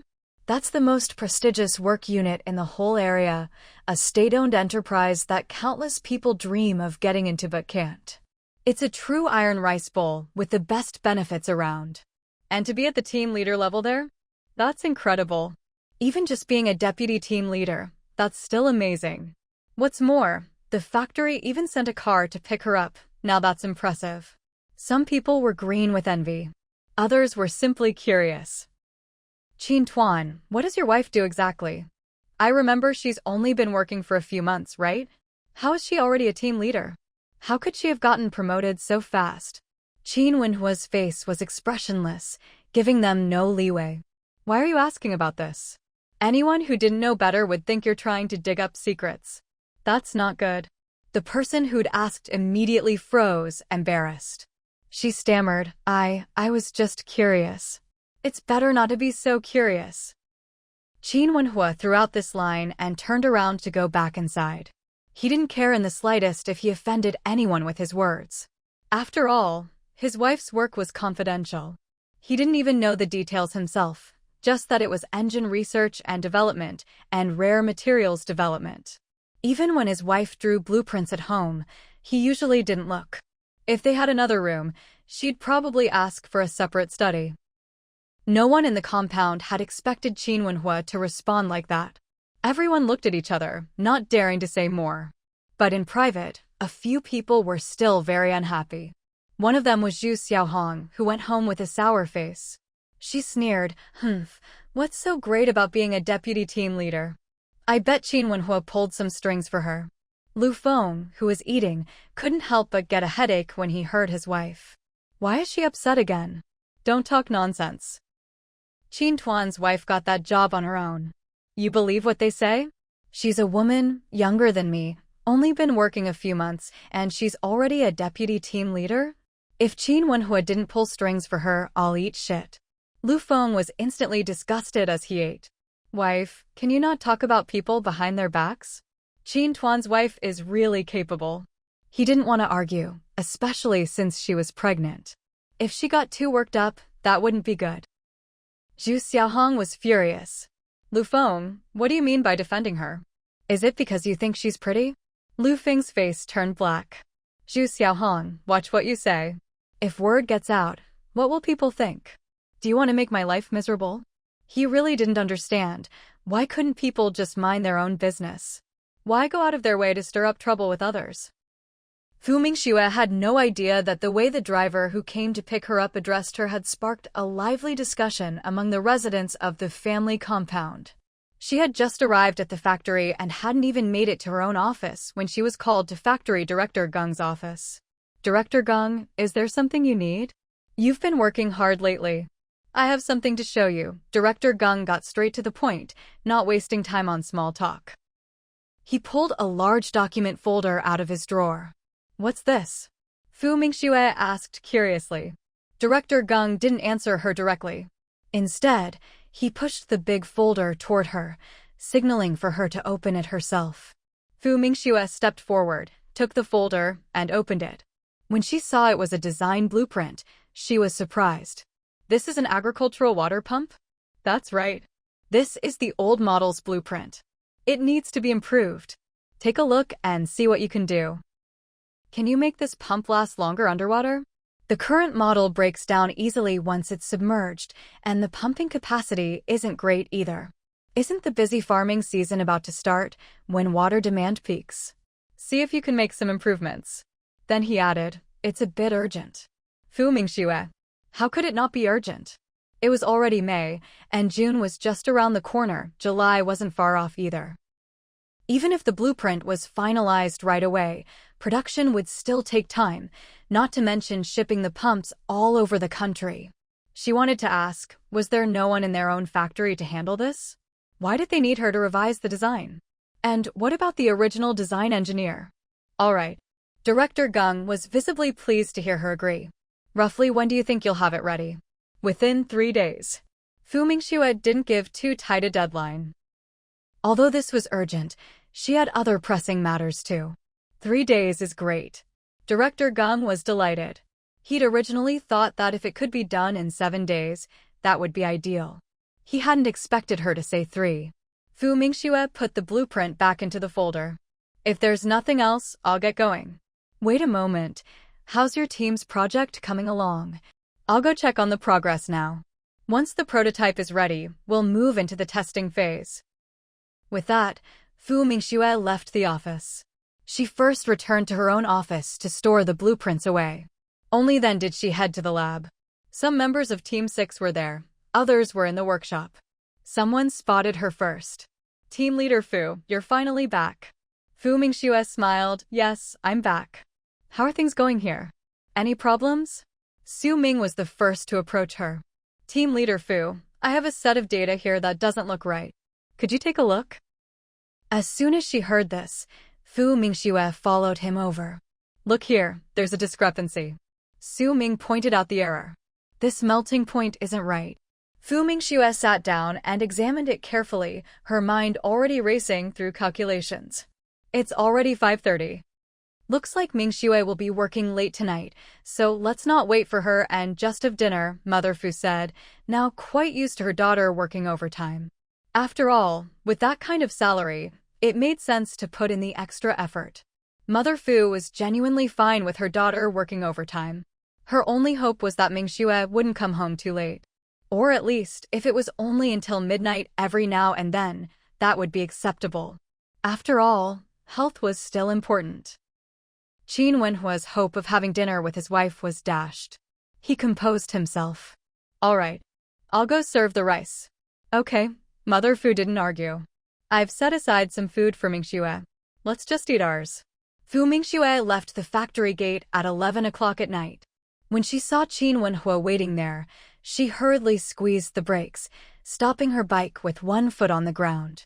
I told you not to come pick me up, didn't I? Why are you here again? With him showing up, how is she supposed to take out all the rice, flour, oil, and meat she'd planned to bring home along the way?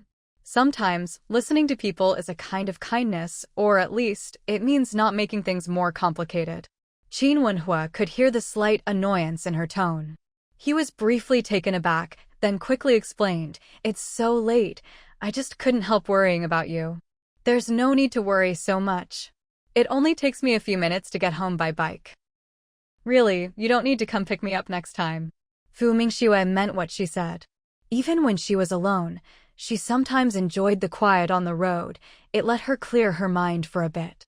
Qin Wenhua glanced at her, then nodded. "All right. Did you walk here? Well, come on then. Should I give you a ride, or do you want to give me one?" "I'll do it," Qin Wenhua replied. So Fu Mingxue simply handed him her electric bicycle. Knowing he'd never ridden her e-bike before, she gave him a quick rundown. "When you're riding, just twist this to accelerate. The brakes work the same as a regular bike." "Got it," Qin Wenhua nodded, indicating he understood. Fu Mingxue didn't hurry to hop on. After all, it was his first time riding it. What if he accidentally made her fall? She couldn't afford to get hurt. But Qin Wenhua was impressive. He got the hang of it right away. Seeing the surprised look on his wife's face, he couldn't help but smile. "I can ride motorcycles, not just on land, but in the air too, and even on water. Of course, I can't drive anything underwater." Submarines weren't something he'd ever learned, but he had trained to fly planes back in the day, though he'd always preferred being in the Marines. Fu Mingxue. All right, maybe she'd underestimated him. She got on the bike. The couple made it home in no time. "This thing's really nice," Qin Wenhua praised generously as he stopped. Fu Mingxue replied confidently, of course. After all, she had a special advantage. How could anything she made not be good? Qin Wenhua looked at her smile. His heart skipped several beats. He really loved seeing her so confident. It made his heart feel like it was about to burst. Just then, the front door opened. It was Fu's mother. She looked at the two of them. "Why are you two just standing at the door for ages instead of coming in? Can't you talk inside?" She'd clearly heard movement outside, but after waiting so long with no one coming in, she couldn't help but come out to see what was going on. Qin Wenhua's face flushed when he saw his mother-in-law. "Mom, we're coming in now." Fu Mingxue. "Mom, you're still up?" Her mother shot her a look. "There's food in the kitchen. Go eat something later." With that, she didn't bother with the couple anymore. What she didn't say was, whenever her daughter worked late, she always stayed up, waiting until she got home before going to bed. Qin Wenhua parked the bike. "Honey, let me make you a bowl of noodles." Fu Mingxue waved him off. "No need, I already ate plenty at the cafeteria tonight. If I eat again now, I'll be up half the night." Hearing this, Qin Wenhua gave up on the idea of making her noodles. Fu Mingxue went to take a shower first, then sat down at her desk when she returned to her room. When Qin Wenhua came in and saw her still working on drawings so late, he felt bad for her. "It's almost midnight. Why don't you get some sleep?" His wife was just too hardworking. "It's fine, I'll be done soon." She just needed to revise the drawings for the water pump. When Fu Mingxue worked, she was always fully focused, and this time she worked for another 2 hours straight. Actually, she was just redesigning a new model. She felt that instead of trying to improve the performance of this old pump, it would be better to just design a brand new one. She planned to use slightly better materials, but most importantly, she wanted to increase the lifespan of the pump. On top of that, the pump would be more powerful. She also designed a new filter that would be much more resistant to wear from the sand and silt in the water. Even if the water was shallow, the machine wouldn't burn out right away. Qin Wenhua watched her working intently and couldn't help but sigh. "Honey, it's almost 2 o'clock. Why don't you get some sleep?" "Okay," Fu Mingxue replied, just as she was finishing up her blueprints. She looked at her completed drawings, feeling very satisfied. She had already labeled all the materials on them. She packed everything up and put it in her work bag, then got into bed. It's starting to get hot these days. We should find a chance to buy a couple of electric fans. Actually, Fu Mingxue would have preferred to install an air conditioner. After all, she worked so hard, why shouldn't she enjoy a bit of comfort when she slept? Unfortunately, there were no air conditioners for sale around here. Qin Wenhua took note. All right. If his wife wanted to buy something, he would find a way to make it happen. Sleep. Fu Mingxue said, tossing out the word before closing her eyes and falling asleep instantly. Qin Wenhua. He had to admit, his wife's ability to fall asleep in a second was pretty impressive. He soon closed his eyes as well. During this period, Qin Wenhua hadn't been sent on any missions and had stayed at the base. Meanwhile, Fu Mingxue was as busy as ever. The good news was that their team's prototype for the new engine was finally completed. It had passed all kinds of tests. Since this engine was designed for aviation, after several rounds of successful testing, it was secretly taken away. After that, the assembly into the aircraft was no longer her responsibility. Of course, if there were any problems with the engine during the plane's manufacturing process, she would definitely be called in. But she was confident there wouldn't be any issues. The whole team celebrated with a few days off. After all, they had barely had any rest for months. Director Gung called Fu Mingxue over. You're not coming to the factory tomorrow, are you? That's right. This break is perfect. I need to make a trip back to Beijing. Director Gung was curious. What are you going back for? I have to take my exams. Don't forget, it's the end of the semester. Director Gung. He suddenly remembered, team leader Fu was also a university student. With your skills, why are you even in college? You should be a professor. Fu Mingxue joked, then are you going to issue my diploma? Director Gung. Issue a diploma? He couldn't do that at all. If he could, he'd give himself 4 or 5, one from every university. So when are you coming back? I'll be gone for at least half a month. Anyway, my work here is done, isn't it? She needed a break too. Half a month is the limit, no more than that.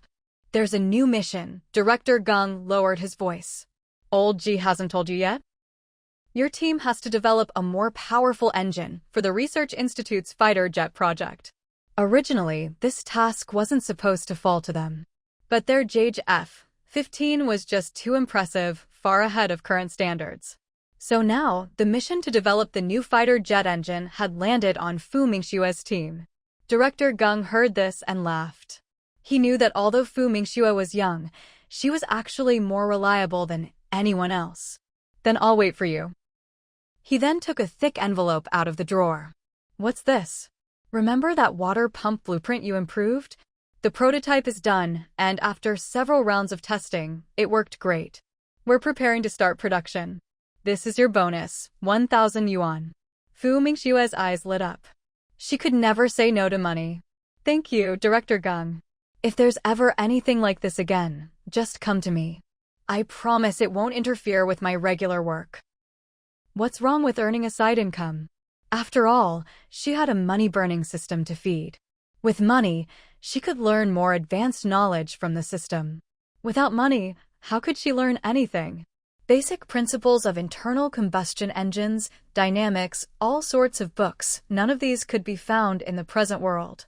What she learned from the system was priceless. Director Gung watched her delighted expression.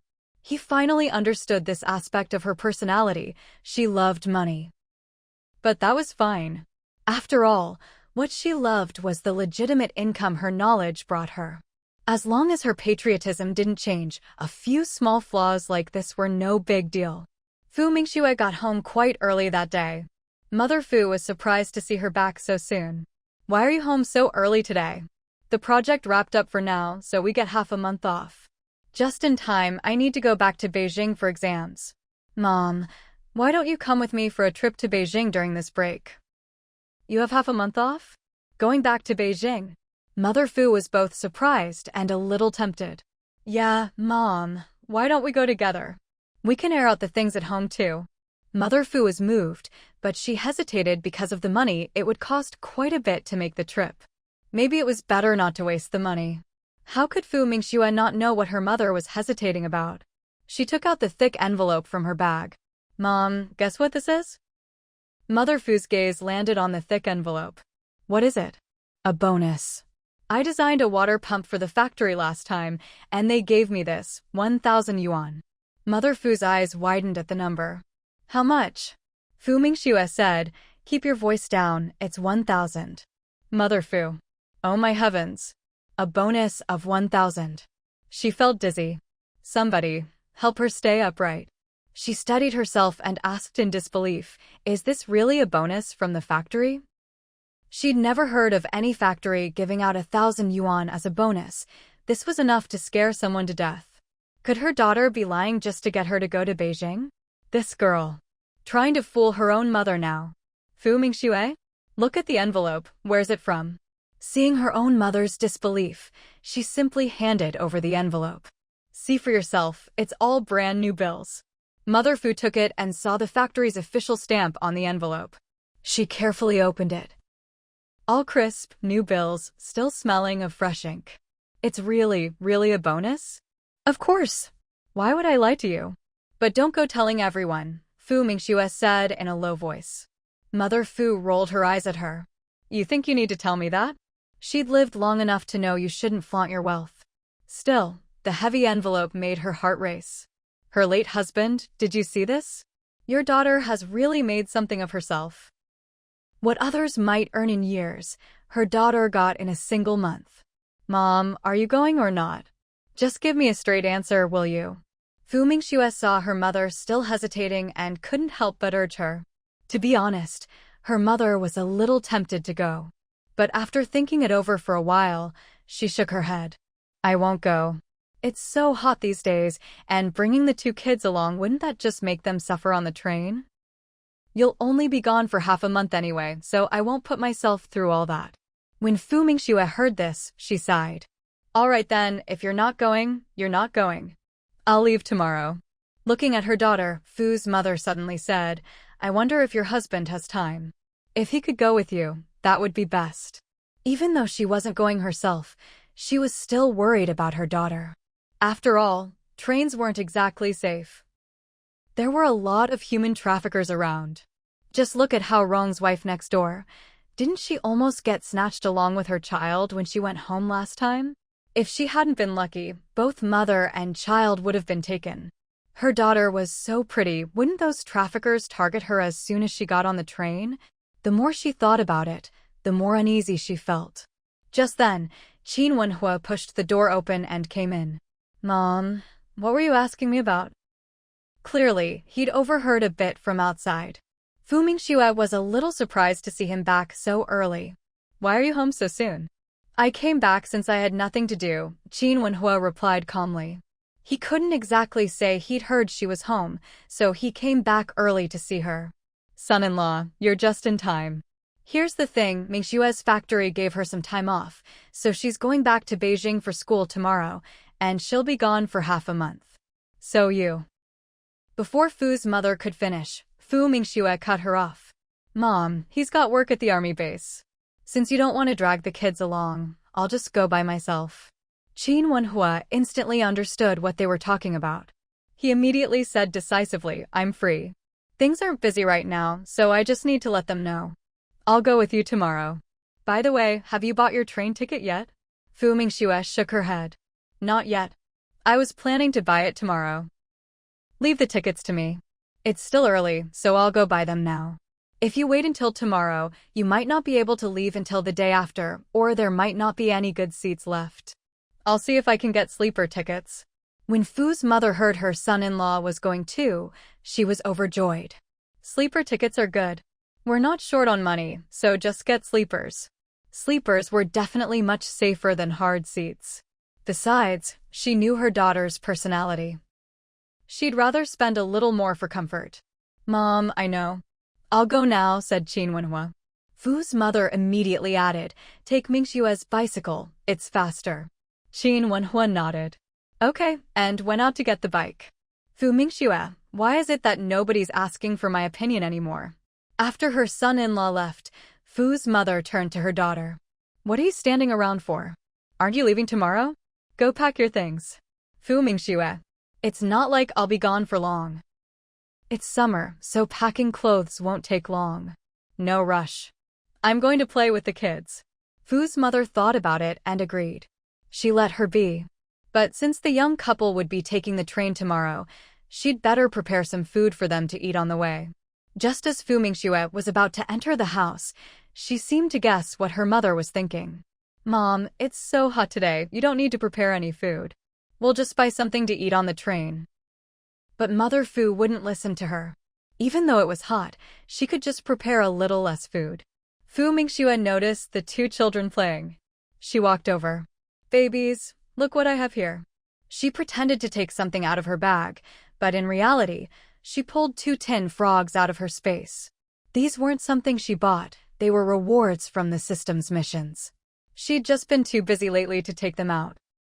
These tin frogs looked pretty much like the ones sold in the market, but they were noticeably bigger than the usual ones. They looked even more appealing to kids. As soon as the two children saw the tin frogs in her hands, their attention was immediately drawn.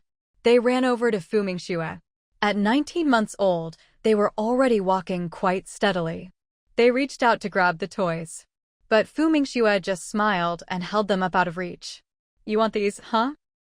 Then you have to answer 10 math questions. Whoever gets the right answer first gets the toy." The twins. "What's 2 plus 18? Quick answer." Mother Fu, who was just about to go inside to get something, heard this and couldn't help but twitch her lips. Her daughter was at it again. Last time it was numbers within 10. Now she's already moved on to numbers above 10. They're not even 2 years old yet, this is just too much. Clearly, not taking the kids back to Beijing with her was the right decision. Back when she was so busy, she still managed to find time every morning to torment the kids. Now that she's got more free time, won't she just torment them even more? 20. Qin Hao answered quickly. His eyes never left the tin frog. His expression was clear, he wanted it. Qin Kiki looked disappointed. 12 plus 7? 19. 19 plus 1? 20. When it came to arithmetic, Kiki was no match for her brother. If it was within 20, she'd run out of fingers to count on, she just didn't have enough. Seeing that she couldn't answer a question, her little face immediately crumpled in grievance. Her eyes started to turn red. Mother Fu's heart ached at the sight. But just then, Qin Hao, who had won and gotten the toy, handed his prize to his sister. Little Kiki was about to happily accept it, but Fu Mingxue stopped her. "It's great that your brother cares about you, but if you want the toy, you have to answer the questions yourself." Mother Fu couldn't help but roll her eyes at this. If she hadn't promised not to interfere with the kids' education, she would have snatched that toy away already. Such a loving brother and sister, what was her daughter trying to do? Fu Mingxue smiled and asked her little girl, "Kiki, do you want to win the tin toy yourself?" Kiki's eyes were determined. "Yes." "All right, let's make it easier. What's 1 plus 9? Get 5 right and the toy is yours." She could already tell, even though the brother might be a little genius, the sister was probably going to be more average. But the little girl seemed to have a good sense of music. She especially loved the harmonica she got last time. Kiki started counting on her fingers. Just as Mother Fu was about to help her answer, Kiki finally finished counting. "Mama, 10, 10. Great job. What about 1 plus 2? 3. This time she counted faster. 5 simple questions later, Fu Mingxue praised her little girl and handed her the prize. Mother Fu watched as the little ones happily joined in the fun, finally letting out a sigh of relief. She shot her daughter a look. "They're still so young, and you're not worried about pushing them too hard? Pushing them too hard? Don't worry, that won't happen." Fu Mingxue glanced at her system panel, grinning from ear to ear. She'd just received a reward of 15 yuan. The system paid 1 yuan per question. Honestly, she'd wanted the two kids to do 100 questions. Wouldn't that be a solid 100 yuan? TSK. Oh well, moderation is key. Otherwise, with her mom watching her like a hawk, she'd probably get a scolding. Qin Wenhua returned just in time for dinner. As soon as Mother Fu saw him, she hurried over. "Son-in-law, did you get the tickets? Are they sleeper berths?" Qin Wenhua nodded and waved the sleeper tickets in his hand. "Got them just in time. The train leaves at 8 tomorrow morning." Mother Fu was delighted to hear they'd gotten sleeper tickets. That's great. Come eat first. We're diving deep today, and remember, on this channel, we never leave a story halfway, we always finish the novel. If you appreciate the full journey, please like the video, subscribe for the complete series, and share it with your fellow book lovers. Also, if you want to support the channel even further, we now have YouTube memberships available. If you're interested in signing up for exclusive perks and helping us keep these stories going, just click the join button below the video for all the details. Go call Mingxue. Qin Wenhua went to their room. Wife, it's time for dinner. Fu Mingxue could tell by his expression that he'd gotten the tickets. What time's the train? 8 o'clock. Will someone take us to the station tomorrow? The train station was quite far from here. Someone will. Mom said dinner's ready. All right. The couple headed out together. Mother Fu had already set the table. Dinner was, as usual, plentiful and delicious. These days, Mother Fu was nothing like her old frugal self back home. Back then, she only had a small salary, and she still had to hand over 5 yuan to her stingy in-laws. Now, even though she wasn't earning a wage while looking after the kids, her daughter and son-in-law were making good money. Especially her daughter, the bonuses alone were worth several years' salary for most people. Her daughter worked so hard, and the kids needed good nutrition. Now that they could afford it, there was no reason to pinch pennies. No need to tough it out anymore. Unlike back in their old hometown, where if the smell of meat wafted out of their house, the neighbors would gossip and make snide remarks. As if a widow like her had no right to eat well. After dinner, Qin Wenhua went out for a while. He didn't come back until after 8. As soon as he walked in, Fu Mingxue looked at him. Did you get leave from the army? Qin Wenhua nodded. Yeah. Then he asked, have you packed your things? If she hadn't, he was planning to help her. All done. I didn't touch your stuff, you can just pack whatever you need in the suitcase. This time, she didn't plan to bring much. So, 1 suitcase was enough for both of them. Okay. Qin Wenhua only packed 2 changes of clothes. After putting them in, he closed the suitcase. The next day, a military vehicle pulled up outside their door. Mom, we're heading out now. If anything comes up, just contact the local authorities. Mother Fu didn't have much to say to her daughter. She was home all day, what could possibly happen? All right, I know. Be careful on the train. Go on, get in the car. Qin Wenhua and Fu Mingxue got in and drove off. Mother Fu watched them leave, and just as she was about to go back inside, her neighbor Wang Xiang came over, curious. Where are they off to? Mother Fu didn't see any reason to hide it. They're heading back to Beijing. Oh, back to Beijing? Wang Xiang was a bit surprised. It wasn't a holiday or anything, why were they going back to Beijing now? But she was tactful enough not to pry further. Mother Fu wasn't about to explain everything either. She just went back into the courtyard. Aya, we finally made it. These 3 days on the train had really been tough for Fu Mingxue. As expected, you really shouldn't travel by train in the middle of summer. Luckily, they had sleeper tickets. If they'd been in hard seats, 3 days would have been pure torture. Let's get off first, Qin Wenhua said, feeling sorry for his wife. He carried a suitcase in one hand and had a bundle slung over his shoulder with the other. Inside were all sorts of things his mother-in-law wanted to bring home, supposedly local specialties and such. The 2 of them got off the train. Fu Mingxue asked, how are we getting home? By bus. No need.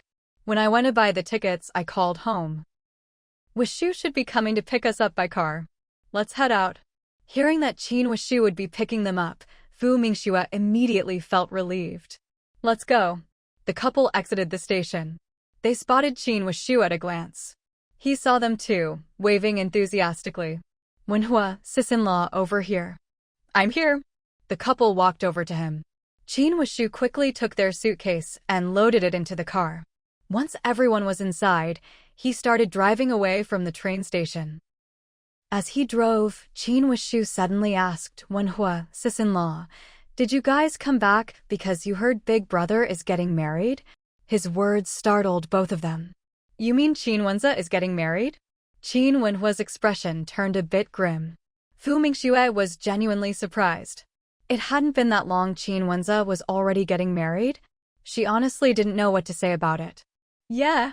The wedding's next month. Qin with Shu realized something. Wait, that's still a month away.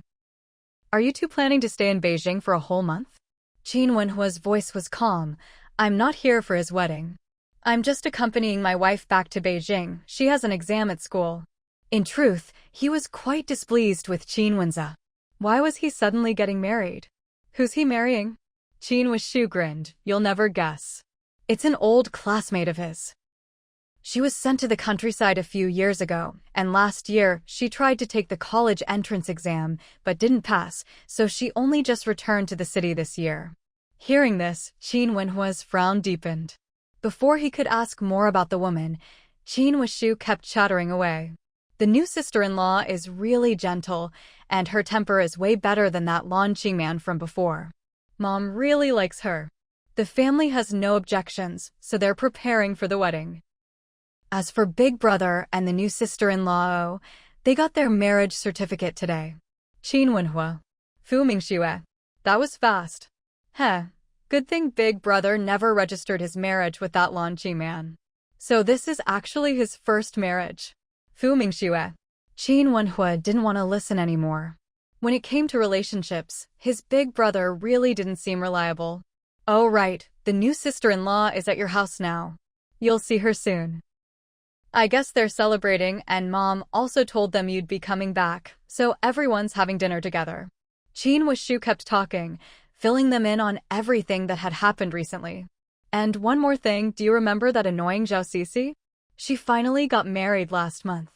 Ever since he heard Zhao Sisi was getting married, Qin Wishu had practically wanted to set off firecrackers to celebrate. That woman would finally stop pestering him. Wenza is your new sister-in-law. Easy to get along with. Gao Lan asked cautiously. Seeing her worried expression, Qin Wenza reassured her, she's a really good person. She's well-educated, very capable, and extremely easy to get along with. You don't need to worry. Gao Lan had a gentle look, very slim and not very fair-skinned. That was partly because of the years she spent in the countryside. After all, life hadn't been easy for her during those years. But her face. She was still quite pretty overall, with well-defined features. She was also clever. Otherwise, with so many people eyeing her in the countryside, she wouldn't have managed to return to the city in one piece. Suppressing her nervousness, Gao Lan said softly, let's go downstairs. She could help Aunt Li in the kitchen. Yeah, let's go. Wenhua and his wife should be here soon. The couple went downstairs. Today was the day they got their marriage certificate, and it just so happened Wenhua and his wife were back too. Double happiness indeed. After going downstairs, Gao Lan headed for the kitchen. Mom, I'll help out in the kitchen. Mother Qin waved her off immediately. No need, Aunt Li is almost done. You just sit here and relax. She wasn't a mean mother-in-law. No way would she make her newlywed daughter-in-law work in the kitchen. Besides, most of the dishes were already cooked. Okay. Gao Lan replied, then went to sit beside her mother-in-law. To be honest, she still felt a bit awkward. After all, it was only her first day married into the family, well, not officially married yet, since the wedding hadn't happened. So she wasn't planning to move into the Qin house just yet. She quietly listened to the family chat, growing more and more curious about her new sister-in-law. The more she heard, the more amazed she became. Goodness, her sister-in-law was incredible. Not only was she among the first batch of college students after the entrance exams were reinstated last year, she hadn't even started university yet, and she'd already been recruited to work at a research institute. Thinking back to last year's college entrance exam, when she heard the news, she started reviewing every night. Unfortunately, after so many years in the countryside, she'd forgotten most of what she'd learned in school, especially math. She just couldn't do it. Plus, she had to work in the fields during the day, so she could only squeeze in study time at night. During that period, she wished she could have grown a second brain. Even with all that effort, she still didn't pass the exam in the end. She was really down for a while. Luckily, after the new year, she managed to get a spot to return to the city. This June, she took the exam again, but still didn't pass. But it was okay. She planned to try again next year. While everyone was chatting, a car horn sounded outside. Mother Qin immediately brightened. That must be Mingxue and the others. She got up and went outside. The rest of the Qin family followed her out. Seeing this, Gao Lan quickly stood up and followed behind them. Qin Wenhua was the first to get out of the car, then opened the door for his wife. "Honey, we're here." Fu Mingxue? Couldn't she open the door herself? After getting out, she saw her parents-in-law and two elders had all come out to greet her. Had they come out just for her? She felt both flattered and a little overwhelmed. "Mingxue, you look so much thinner," Mother Qin said, her voice full of concern. "Mom, I haven't lost weight," Fu Mingxue said, then greeted the rest of the Qin family, Grandpa, Grandma, Dad. After that, she looked at Qin Wenza and the woman standing next to him. This must be the sister-in-law that Qin Wuxiu had mentioned, the one who just got married. "Big brother." "Sister-in-law." Gao Lan hadn't expected her to greet her. She quickly returned a smile. At this moment, old Master Qin spoke up. "It's good you're back. Don't just stand at the door, come inside first." Fu Mingxue nodded. The family went inside. Qin Wenhua walked in with Fu Mingxue. As for the luggage, Qin Wuxiu was there to handle it. As soon as they entered the living room, Qin Wenhua spoke up before anyone else. "Grandpa, Grandma, Mingxue's a bit tired from the trip. Let her go freshen up first, and she'll come down after she's done." Mother Qin immediately agreed. "Yes, go wash up first. Come down for dinner afterwards." She knew the train ride had been exhausting. Fu Mingxue didn't want to sit around feeling sweaty and grimy either. "All right, I'll head upstairs first." "I'll go with you," Qin Wenhua said, carrying the luggage upstairs. He didn't spare Qin Wenza a single glance. He didn't even look at that new sister-in-law, who his big brother married didn't matter to him. What mattered was that someone could take good care of his little niece. Besides, Qin Wenhua really did have opinions about how quickly Qin Wenza had remarried. His little niece had just gone through such a traumatic experience. Couldn't he wait a bit before getting married again? Even though she'd recovered and started talking again, would it really hurt to wait a little longer? Qin Wenza didn't notice Qin Wenhua's expression. But Gao Lan, who was more sensitive, did pick up on it. Her heart skipped a beat. Did her brother-in-law have something against her? After all, he hadn't even looked at her. Once the couple went upstairs and closed the door, Fu Mingxue said to Qin Wenhua, "I'm going to take a shower first." She'd been feeling miserable these past few days. The weather was so hot, and she really couldn't stand the smell of sweat anymore. Qin Wenhua. Did she think he was going to shower with her? He just nodded silently. Fu Mingxue found the clothes she'd brought and went into the bathroom. 10 minutes later, she came out. "What's this?" Qin Wenhua asked, holding something in his hand and giving it a little shake. He hadn't noticed it earlier when he was unpacking. Fu Mingxue glanced at it and said, "That's an improved hairdryer. It's really useful. I made 2 of them, and I was planning to give one to Mom as a gift." As for her new sister-in-law, she hadn't brought an extra. After all, she hadn't expected Qin Wenza to get married so soon. This time, she'd only brought one as a gift for her mother-in-law. Of course, even if she'd brought both, she wouldn't have given one away. She'd only made 2 and hadn't even kept one for herself. Besides, she wasn't familiar with this new sister-in-law, and giving her a hairdryer that was better than anything on the market would be a bit much. That Shanghai brand hairdryer was pretty good anyway. If needed, she could always buy one as a gift later. But for now, she had no such plans. Qin Wenhua had already guessed what it was, since it looked a lot like a hairdryer. But his wife's version was clearly better. "I'll dry your hair for you." "No need, I'll do it myself." But Fu Mingxue's refusal was useless. Qin Wenhua had already plugged it in. "Is it this button?" he asked, pointing. Fu Mingxue nodded, yes. She walked over and took the hair dryer from him. "You go shower, I'll do it myself." Had he even washed his hands? And he wanted to dry her hair. Qin Wenhua didn't rush to take it from her. He asked, "This is a new model, isn't it?" Fu Mingxue nodded. "Yeah, I haven't even shown it to Director Geng yet. I'll let him take a look when we get back. Who knows, maybe I'll even get a bonus for it." Seeing her little money-grubbing expression, Qin Wenhua felt his heart melt with affection. Since it's a prototype of the new model, don't give it away yet. Wait until it's officially released, then you can gift one. But I made this one especially for Mom. Trust me on this. There's no need to give her something this nice. The specialty products she brought are already more than enough. If you really want to give this to someone, then give it to me. Fu Mingxue. Seeing her stay silent, Qin Wenhua raised an eyebrow. What, you don't want to? Hearing that, Fu Mingxue couldn't help but twitch her lips. Fine, it's yours. Only then did Qin Wenhua look satisfied. Wife, you're too kind. You can't keep doing this. No matter what new products or improved models you make in the future, you can't just give them away to people, got it?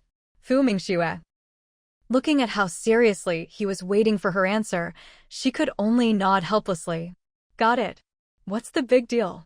It's just a hairdryer. It's not like they don't sell them everywhere. It's just that hers was better, that's all. From the look on her face, Qin Wenhua could tell she hadn't really taken his words to heart. No matter, he'd have plenty of time tonight to talk to her about it properly. His wife probably didn't realize just how much more advanced her designs were. Seeing his expression like he wanted to say more but was holding back, Fu Mingxue urged him, "Go take a shower. Everyone's waiting for us to eat downstairs. You dry your hair first. Wait for me and we'll go down together." Okay. As soon as she agreed, Qin Wenhua grabbed his clothes and headed into the bathroom. The biggest feature of Fu Mingxue's hair dryer was that it was much quieter than the ones on the market. The noise level was almost on par with the ones from the future. If this really went into production and hit the market, it would definitely sell well, and the cost price wouldn't be any higher than the ones currently being made. That was the key. Of course, only families who were doing reasonably well could afford a hair dryer in the first place.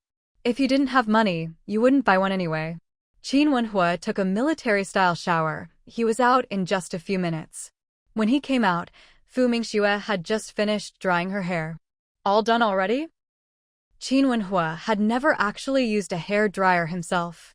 After all, he kept his hair cropped short, there was no need. But his mom had one, and he remembered it took quite a while to dry her hair. And it was loud as heck. This is definitely going to sell well. Of course. Who do you think made it? Fu Mingxue was counting on this for another bonus. Qin Wenhua just loved seeing her so confident. Come on, let's go downstairs. Fu Mingxue nodded. Okay. She quickly combed her hair and tied it up in a high ponytail, looking every bit the vibrant, youthful college student. Not a trace of a married woman about her. Qin Wenhua looked at her, his gaze darkening slightly. You're going to school tomorrow? Just to check things out. She hadn't even set foot in her class yet. She wondered what kind of reaction she'd get from her classmates tomorrow. Would they think she was some kind of special case? Qin Wenhua quickly said, "I'll take you tomorrow." No need. I've got nothing else to do anyway, and I've never been to your school before. You don't mind if I come along, do you? Qin Wenhua looked at her intently. Fu Mingxue? Why did that sound a little possessive? Of course I don't mind. The two of them finally came downstairs. Mother Qin waved at Fu Mingxue. Mingxue, come have some watermelon. I just cut it. Fu Mingxue walked over and sat down beside Mother Qin. She took the slice of watermelon her mother-in-law handed her and took a bite. It was grainy and sweet, the exact texture she liked. Mom, this watermelon is delicious. Have 2 pieces, but don't eat too much. Save some room for dinner. Okay. Fu Mingxue happily finished 2 slices. At this moment, Mother Qin introduced her, Mingxue. This is Wenzi's wife. The two of them just got their marriage certificate today. Gao Lan immediately straightened up when she heard her mother-in-law introducing her to her sister-in-law. She smiled and nodded at Fu Mingxue. Hello, sister-in-law. Fu Mingxue nodded back politely. Hello, big sister-in-law. Seeing that the two had already met, Mother Qin knew they probably didn't have much to talk about yet, since they'd just met. So she asked, Mingxue, how long are you staying this time? I have half a month off this time. I'll go to the school tomorrow. Only half a month? Then just stay at home with us for these 2 weeks. No sooner had Mother Qin finished speaking than Qin Wenhua objected. No, we're going back to our own place. He really didn't want to stay at home right now. Just seeing Qin Wenze annoyed him. He couldn't stand it at all. Mother Qin glared at him. Mingxue hadn't even said anything yet. Why was he jumping in? She turned to her younger daughter-in-law, eyes full of expectation. Unfortunately, Fu Mingxue also preferred staying in their own apartment. Mom, we won't stay here this time. It's a good chance to go back to the courtyard house for a while, and it'll liven the place up a bit. Mother Qin sighed inwardly when she heard this. All right then. I'll go with you this afternoon and help you clean up. But Qin Wenhua cut her off again. No need, I'll do it myself. Besides, why wait until we get there to clean? Couldn't you have cleaned it yesterday or the day before? Fu Mingxue looked at her husband in surprise. Was he always this blunt? The veins on Mother Qin's forehead started throbbing. As expected, seeing him in person was nothing like missing him. Well, to be honest, she'd never really missed him at all. This troublesome son of hers, she really wanted to kick him sometimes. Gao Lan was utterly shocked. My God, does a younger son really talk to his mother like that? She couldn't even imagine it. She decided she'd better avoid this brother-in-law in the future. He was a little intimidating. Seeing her mother-in-law's darkened face, Fu Mingxue quickly said, Mom, just ignore him. By the way, how are Grandpa and Grandma doing? The elderly couple beamed. We're both doing well. How's your mom? Taking care of 2 kids must be exhausting for her. Gao Lan. Her sister-in-law was so young and already had 2 kids? She felt a little envious. She was 26 this year. After several years in the countryside, plenty of people had shown interest in her, and many had tried to set her up. But she didn't want to marry an educated youth, nor did she want to marry someone from the village. She'd always wanted to return to the city, even as the years went by. People in the village called her an old maid who'd never get married, but she didn't care. Now, she was glad she'd stuck to her guns all these years. Even during the hardest, most difficult times, she hadn't given in and just married anyone. Qin Wenze really hadn't told Gao Lan much about Qin Wenhua. So Gao Lan genuinely didn't know that her brother-in-law's 2 kids were adopted. And Mother Qin hadn't deliberately told Gao Lan about her younger son and daughter-in-law either. To be honest, her feelings toward Gao Lan were just so.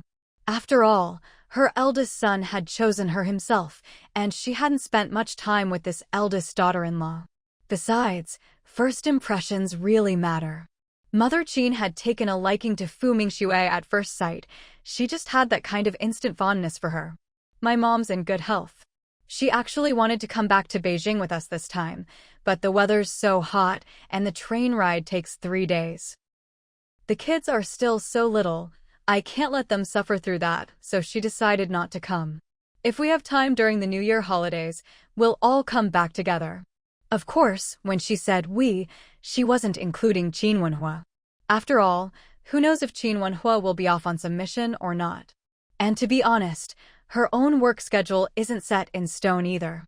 If she's busy at that time, then going back just won't be possible. But as soon as Mother Qin heard this, she was delighted. It's wonderful if you can come back for New Year's.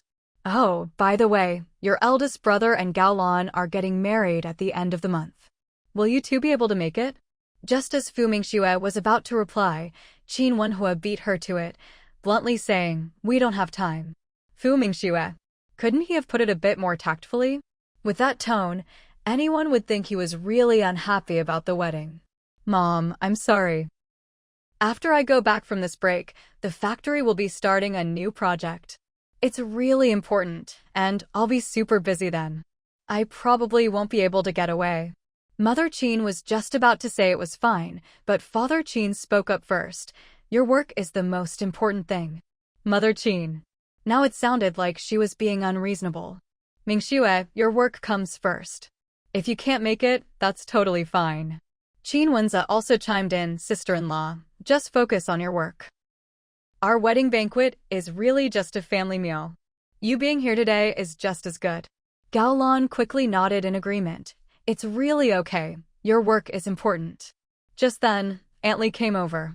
She announced, lunch is ready. Mother Qin immediately took Fu Mingxue's hand. Come on, let's go eat. Fu Mingxue stood up to follow. Then she suddenly realized something. Mom, where are the two kids? The older ones at the youth center, and the younger ones at kindergarten. They'll be back this afternoon. The whole family was still pretty complete. The lunch table was piled high with dishes. Gao Lan's family background was pretty average. So when she saw the table covered with 12 dishes, she was honestly stunned. Her family didn't even eat this well for New Year's. The Qin family's conditions were just too good. She silently vowed to herself she would never be like Qin Wen's ex-wife, who didn't know how good she had it and ruined things for herself. On the contrary, she was someone who was easily content. She was determined to treat the two kids well and be a good stepmother. Of course, she also hoped she could have 1 or 2 children of her own. She loved kids. Mother Qin put some pork knuckle on Fu Mingxue's plate. Mingxue, try this pork knuckle. It's super tender. Aunt Li makes it best. Fu Mingxue nodded. Thank you, Mom. I can help myself. Mother Qin turned to Gaolan. You have some too, it's really good. Gaolan immediately nodded, Mom. But Qin Wenza had already put some on her plate. Fu Mingxue glanced over and noticed that this time, Qin Wenza seemed to be treating his wife a bit differently. By the end of the meal, Fu Mingxue was stuffed. She smiled and said, Aunt Li, your cooking just keeps getting better and better. Aunt Li was delighted to hear that. I just follow a recipe. I'll write it down for you in a bit. That would be wonderful, Aunt Li. I'll have my mom try it out later. Off to the side, Qin Wenhua pulled out a pen and paper from his pocket. I brought paper. Aunt Li, go ahead and tell me the recipe. He looked very serious about it. Aunt Li immediately started reciting the recipe. After Qin Wenhua finished writing, he folded up the note. Wife, I'll make this for you tomorrow. He was very enthusiastic about learning to cook these days. Fu Mingxue.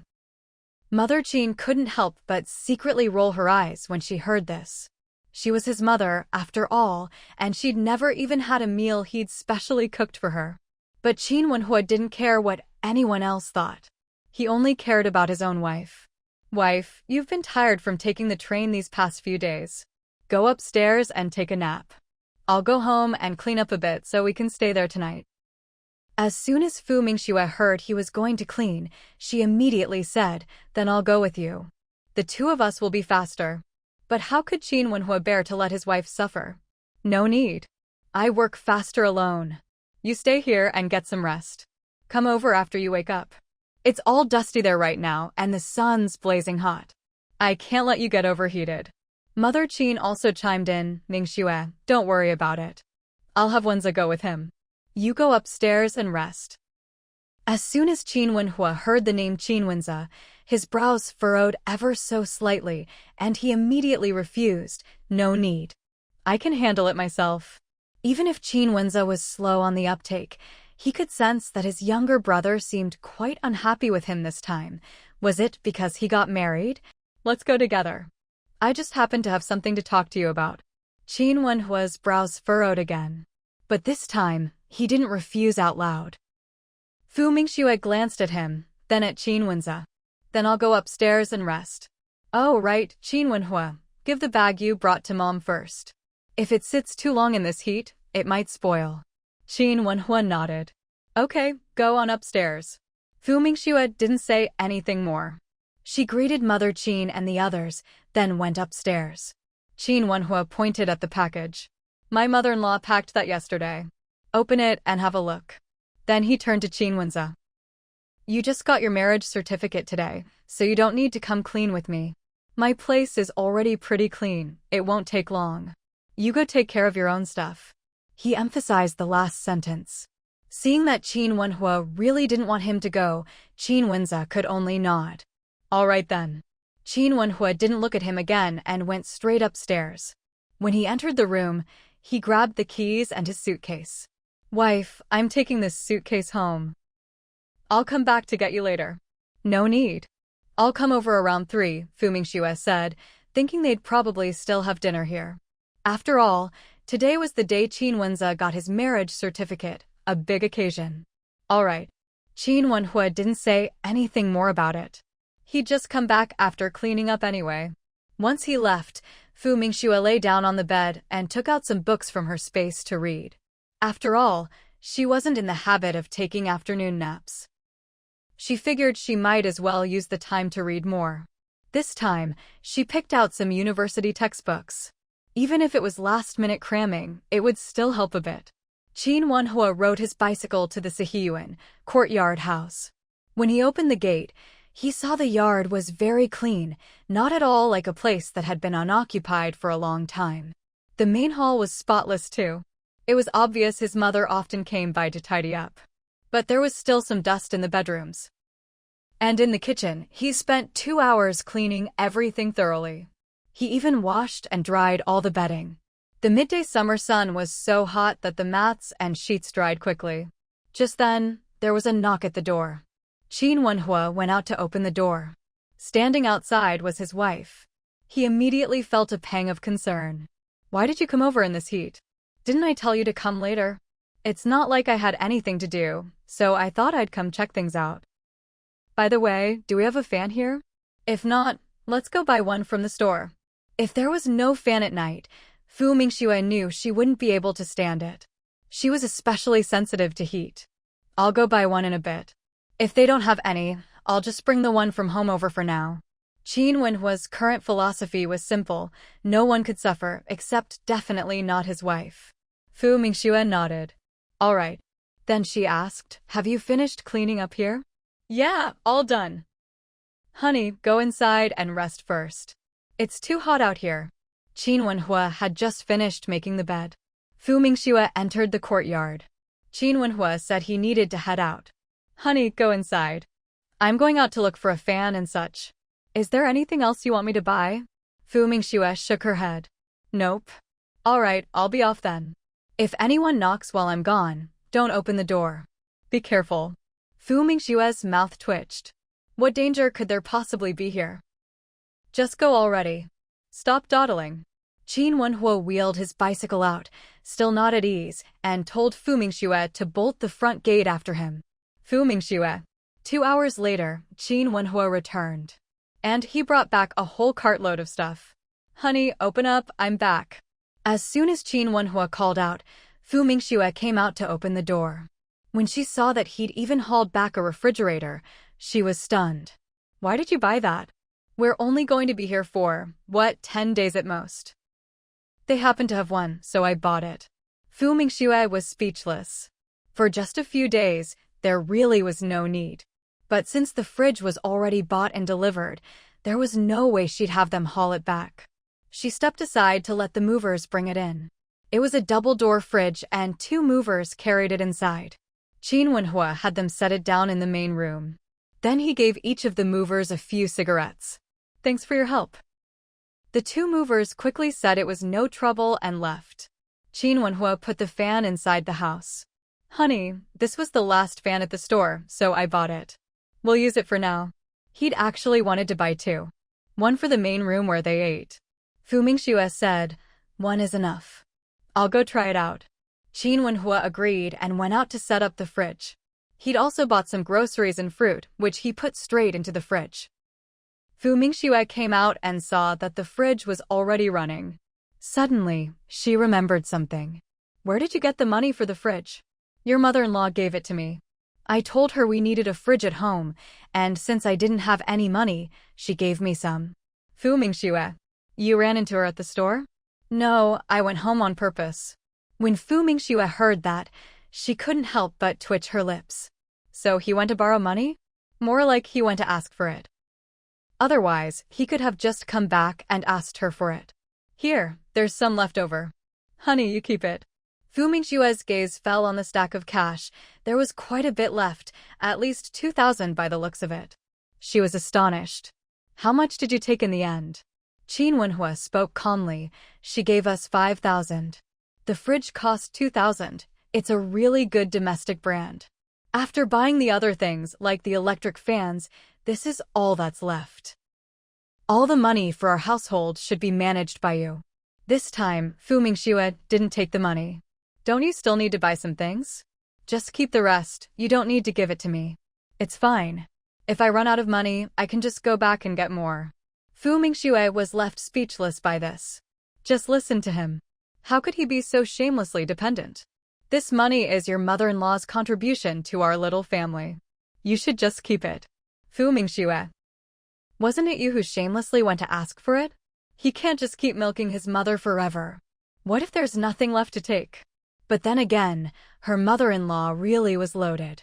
Last time, she gave them a lot for their wedding, and this time it was another 5,000. Getting married this way, she'd received more than she had in both her lifetimes combined.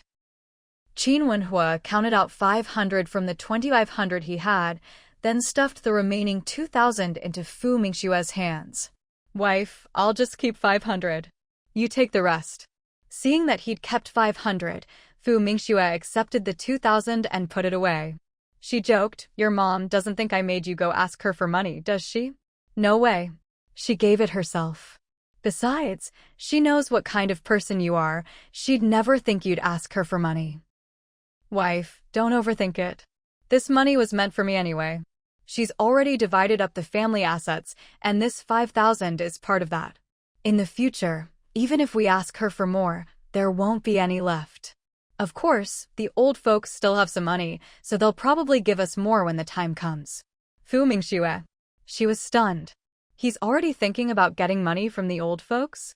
Before, she'd never noticed. Was he really the type to live off his parents? In her impression, Qin Wenhua was the kind of person who would never take a cent from his family.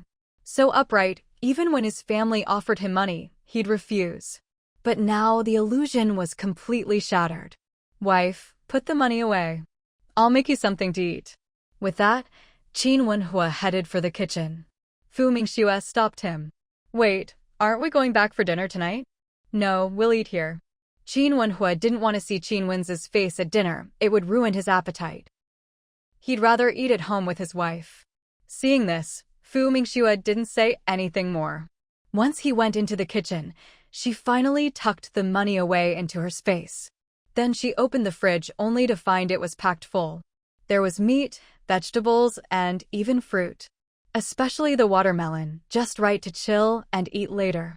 Qin Wenhua busied himself in the kitchen for a while, then called Mingxue to eat. Wife, dinner's ready. We're having cold noodles tonight, and I made some meat pies. Oh, do you want soda? There's some in the fridge, it should be cold by now. Mingxue hadn't expected him to make all this. Cold noodles sound great. I'll have a soda. Qin Wenhua took 2 bottles of Beibinjiang soda from the fridge. He also took out the watermelon, cut half of it into pieces. Just as the two of them were eating, there was a knock at the door. I'll get it. Qin Wenhua got up to open the door. When he saw Qin Wenza and his wife, his gaze immediately shifted away and landed on Qin Ruoqiao. His expression instantly softened. Xiaoqiao, come here, let uncle give you a hug. Uncle. The little girl smiled shyly.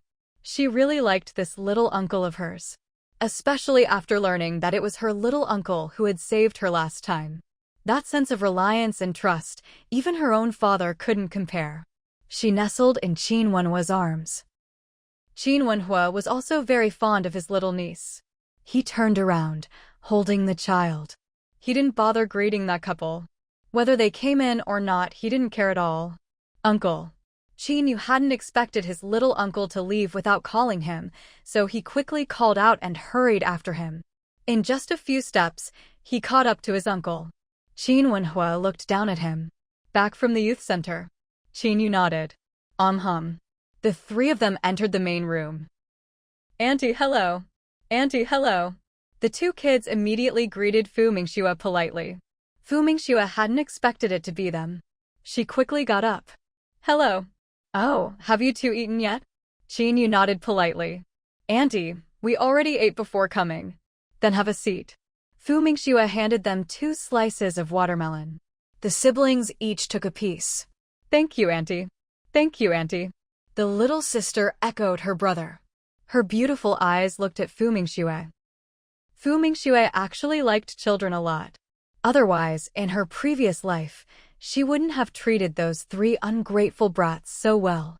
Seeing the little girl's sweet and obedient manner, she couldn't help but be fond of her. Smiling, she said, Xiaoqiao, come here, let Auntie hold you. She reached out. But Qin Wenhua was faster, shifting to the side. You eat first. Fu Mingxue. This guy, honestly. Would holding her for a second really affect her eating? But the little girl was very well behaved. Hearing her uncle say that, she immediately said in her soft, sweet voice to Fu Mingxue, Auntie, eat your food. Fu Mingxue was charmed by her cuteness and pinched her cheek. Xiao Jiao is such a good girl. The little girl blushed at the praise. Uncle, you eat too. She struggled to get down. This time, Qin Wenhua set her down. He let the siblings go sit and watch TV. Sister-in-law. Qin Wenza's voice rang out just then. Gaolan called out as well. Fu Mingxue immediately said, Don't just stand in the doorway, come in and sit. It's fine, you two eat, don't mind us, Qin Wenza and Gaolan said as they came in. Qin Wenhua said to Fu Mingxue, Honey, don't worry about them, let's eat first. Fu Mingxue. She could tell. This time, Qin Wenhua really seemed to have a problem with his big brother getting married. Honestly, what was with him? If the sky wants to rain, let it rain. If their mother wants to remarry, let her. Why did he, as the younger brother, have so many opinions? Then you two sit for a bit. Sister-in-law, go ahead and eat, don't worry about us. Qin Wenza and Gaolan sat down. He picked up the remote and turned on the TV. Gaolan didn't dare look around too much, but the refrigerator sitting there still shocked her. Her sister-in-law's family was really well off. They even had a refrigerator, and a double-door one at that. That was really expensive, probably only available at the friendship store. Fu Mingxue brought over the plate of watermelon that Qin Wenhua had cut earlier and placed it in front of them. Big brother, sister-in-law, have some watermelon. Gaolan immediately thanked her. Thank you. We're all family, no need to be so polite. Make yourselves at home. I'll go eat now. Fu Mingxue returned to the dining table. Qin Wenhua urged her to eat quickly. Originally, they could have enjoyed a leisurely dinner, but now wasn't the time to dawdle. After the couple finished eating, Qin Wenhua went to clear the dishes. This move shocked Gaolan once again. The surprise on Gaolan's face was plain to see. Her younger brother's household actually had the husband doing the dishes. And judging by how skillfully Qin Wenza, her younger brother, was moving, it was obvious he'd done this plenty of times before. As for her sister-in-law, she didn't even lift a finger, didn't even pretend to help or try to stop him. So, she must be very used to Qin Wenhua handling the housework. If she remembered correctly, Qin Wenza had said his younger brother was a regiment commander. Goodness, a regiment commander who did housework. Her long-held beliefs were starting to crumble. Just then, Fu Mingxue walked over to the fridge as if nothing was out of the ordinary. She opened it and took out 4 bottles of soda. 1 for each person. Gaolan quickly thanked her, then hurriedly added, The kids can't have cold drinks. Xiu Qiao's stomach wasn't feeling well yesterday. As soon as Fu Mingxue heard the child's stomach was upset, she immediately put the soda away. If Xiao Qiao can't drink this, then Auntie will give you a toy instead. Wait right here. She went into her room and took out 2 tin frog toys from her space. She'd originally only had 2, which she'd already given to the twins at home. Who would have thought that reading on the train would count as a task, and she'd ended up with 2 more, like she was wholesaling them or something. Anyway, they were just sitting around and used, so it was perfect to give them to these 2 kids. She hadn't had a chance to buy gifts for them yet, after all. She also took out some reward pastries and candies from her space, arranged them on a plate, and brought them out. Here, 1 for each of you, she said, handing the 2 tin frogs to the children. Sure enough, at this age, no one could resist a toy. Especially boys, even though Qin Wenhua's 7-year-old nephew was a bit more mature and not very talkative, his shining eyes made it clear how much he liked the tin frog. Sis-in-law, why does this look bigger than the ones I've seen for sale? Qin Wenza asked, noticing the difference. Fu Mingxue casually made up an excuse, a friend gave me a few. I don't know why they're so big, maybe they're some kind of special edition. Thank you, Auntie, the 2 kids chorused. Fu Mingxue patted the little girl's head.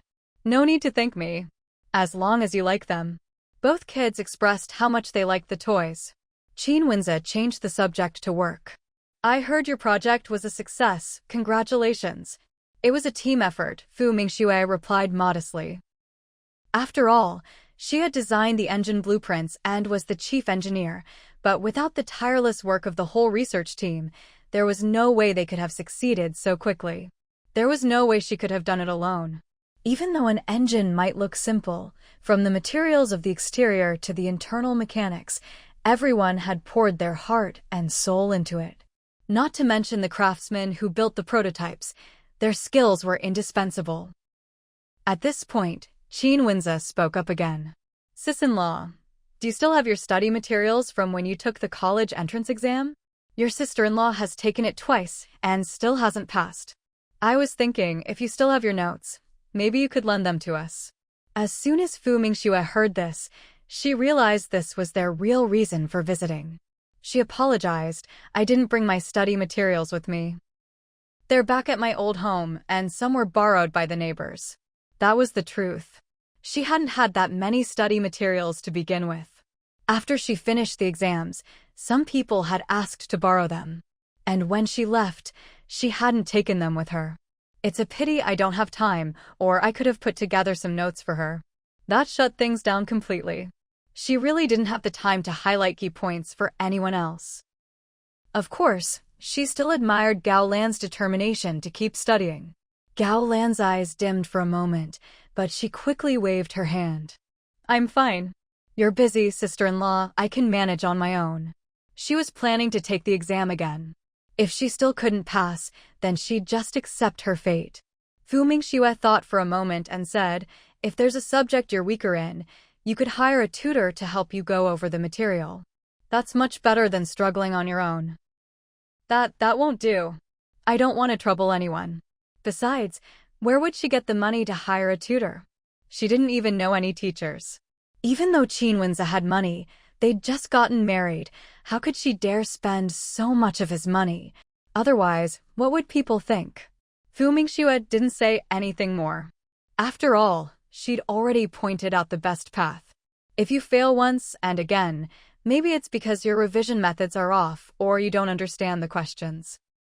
Hiring a tutor to explain things could at least help you figure out what you don't understand. There were so many retired professors back in the city now, or even current college students would do. Give them a bit of money or a small gift, surely someone would be willing. I think sister-in-law's suggestion is great. Tomorrow, I'll help you look for someone, Qin Wenze said. Gao Lan quickly shook her head. No, really, it's fine. I'll just study on my own. There's still a whole year left anyway. Fu Mingxue didn't join in the conversation. After all, it was someone else's business. Maybe they had their own considerations. After being reborn, the thing she understood most was this: respect other people's destinies and don't interfere or pity them. Just then, Qin Wenhua came back after washing the dishes. Why are you drinking soda again? You already had a bottle just now. He took the soda from Fu Mingxue's hand. Fu Mingxue. She hadn't even drunk it. She'd just forgotten to put it down after picking it up. Gao Lan was a little stunned. Was Qin Wenze's younger brother really this strict? He wouldn't even let her drink soda? She hurriedly shoved her own unopened soda into Fu Mingxue's hand. Here, sister-in-law, you have this. I don't really like soda. Fu Mingxue.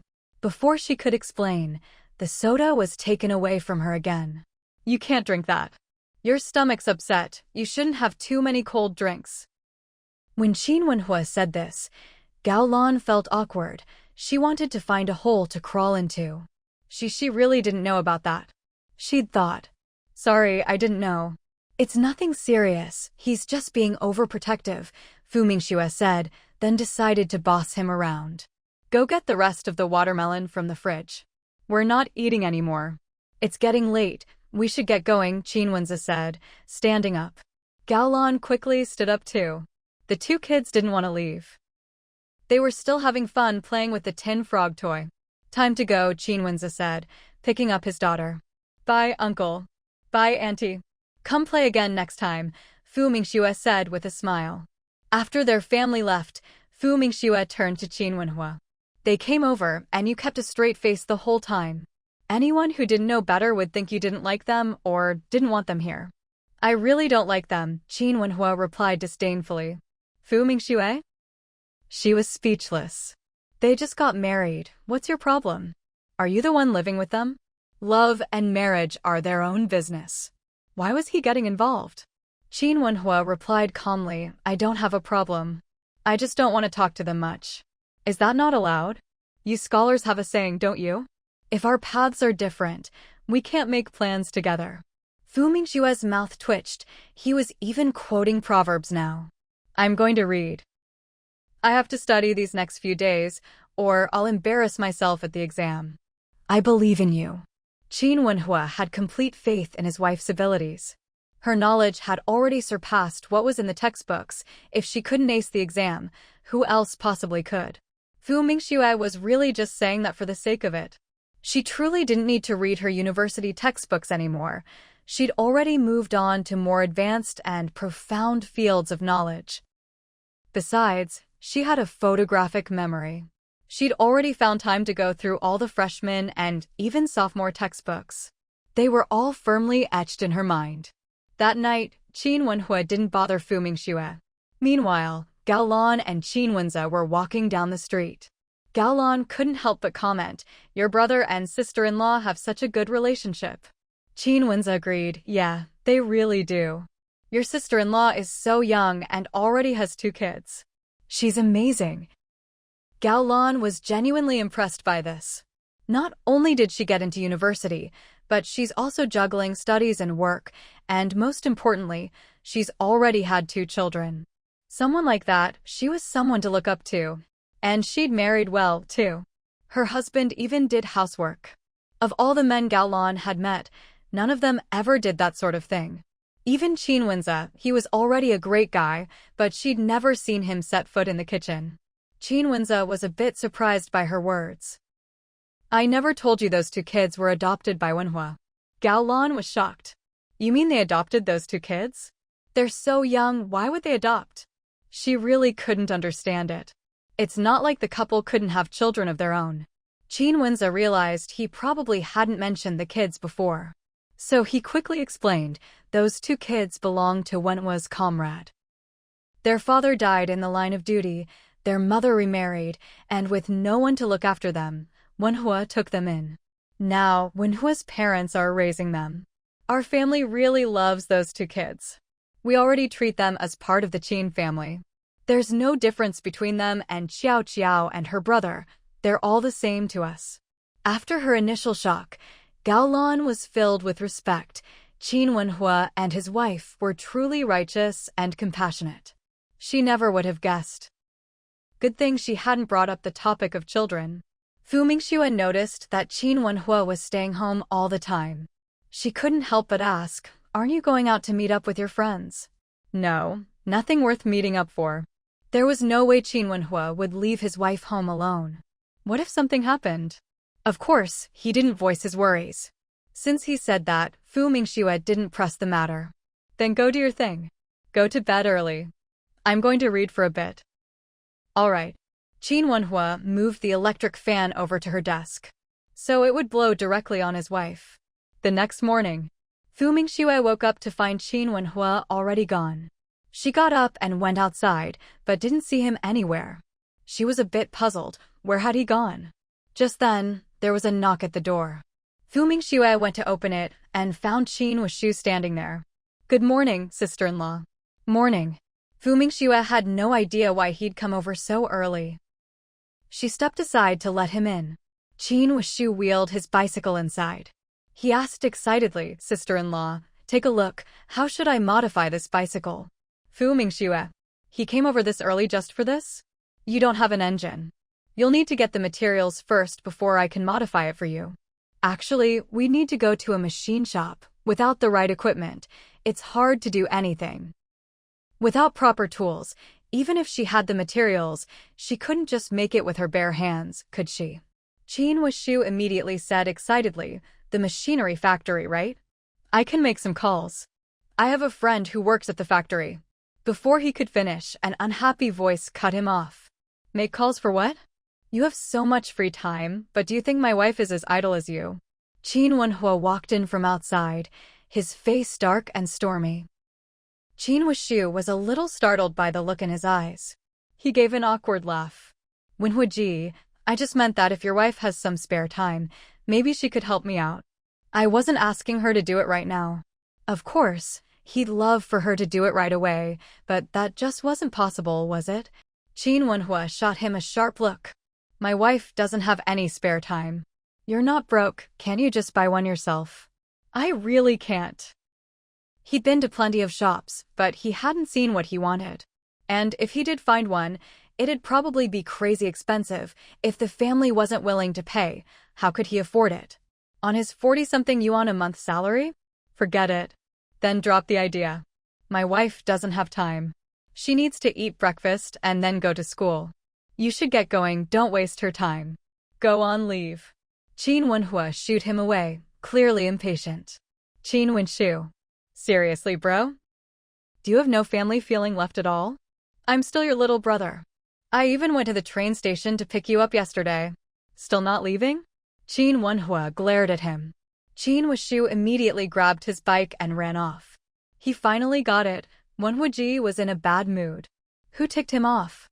Qin Wenhua shut the door behind him. Fu Mingxue. At that moment, Qin Wenhua turned to her.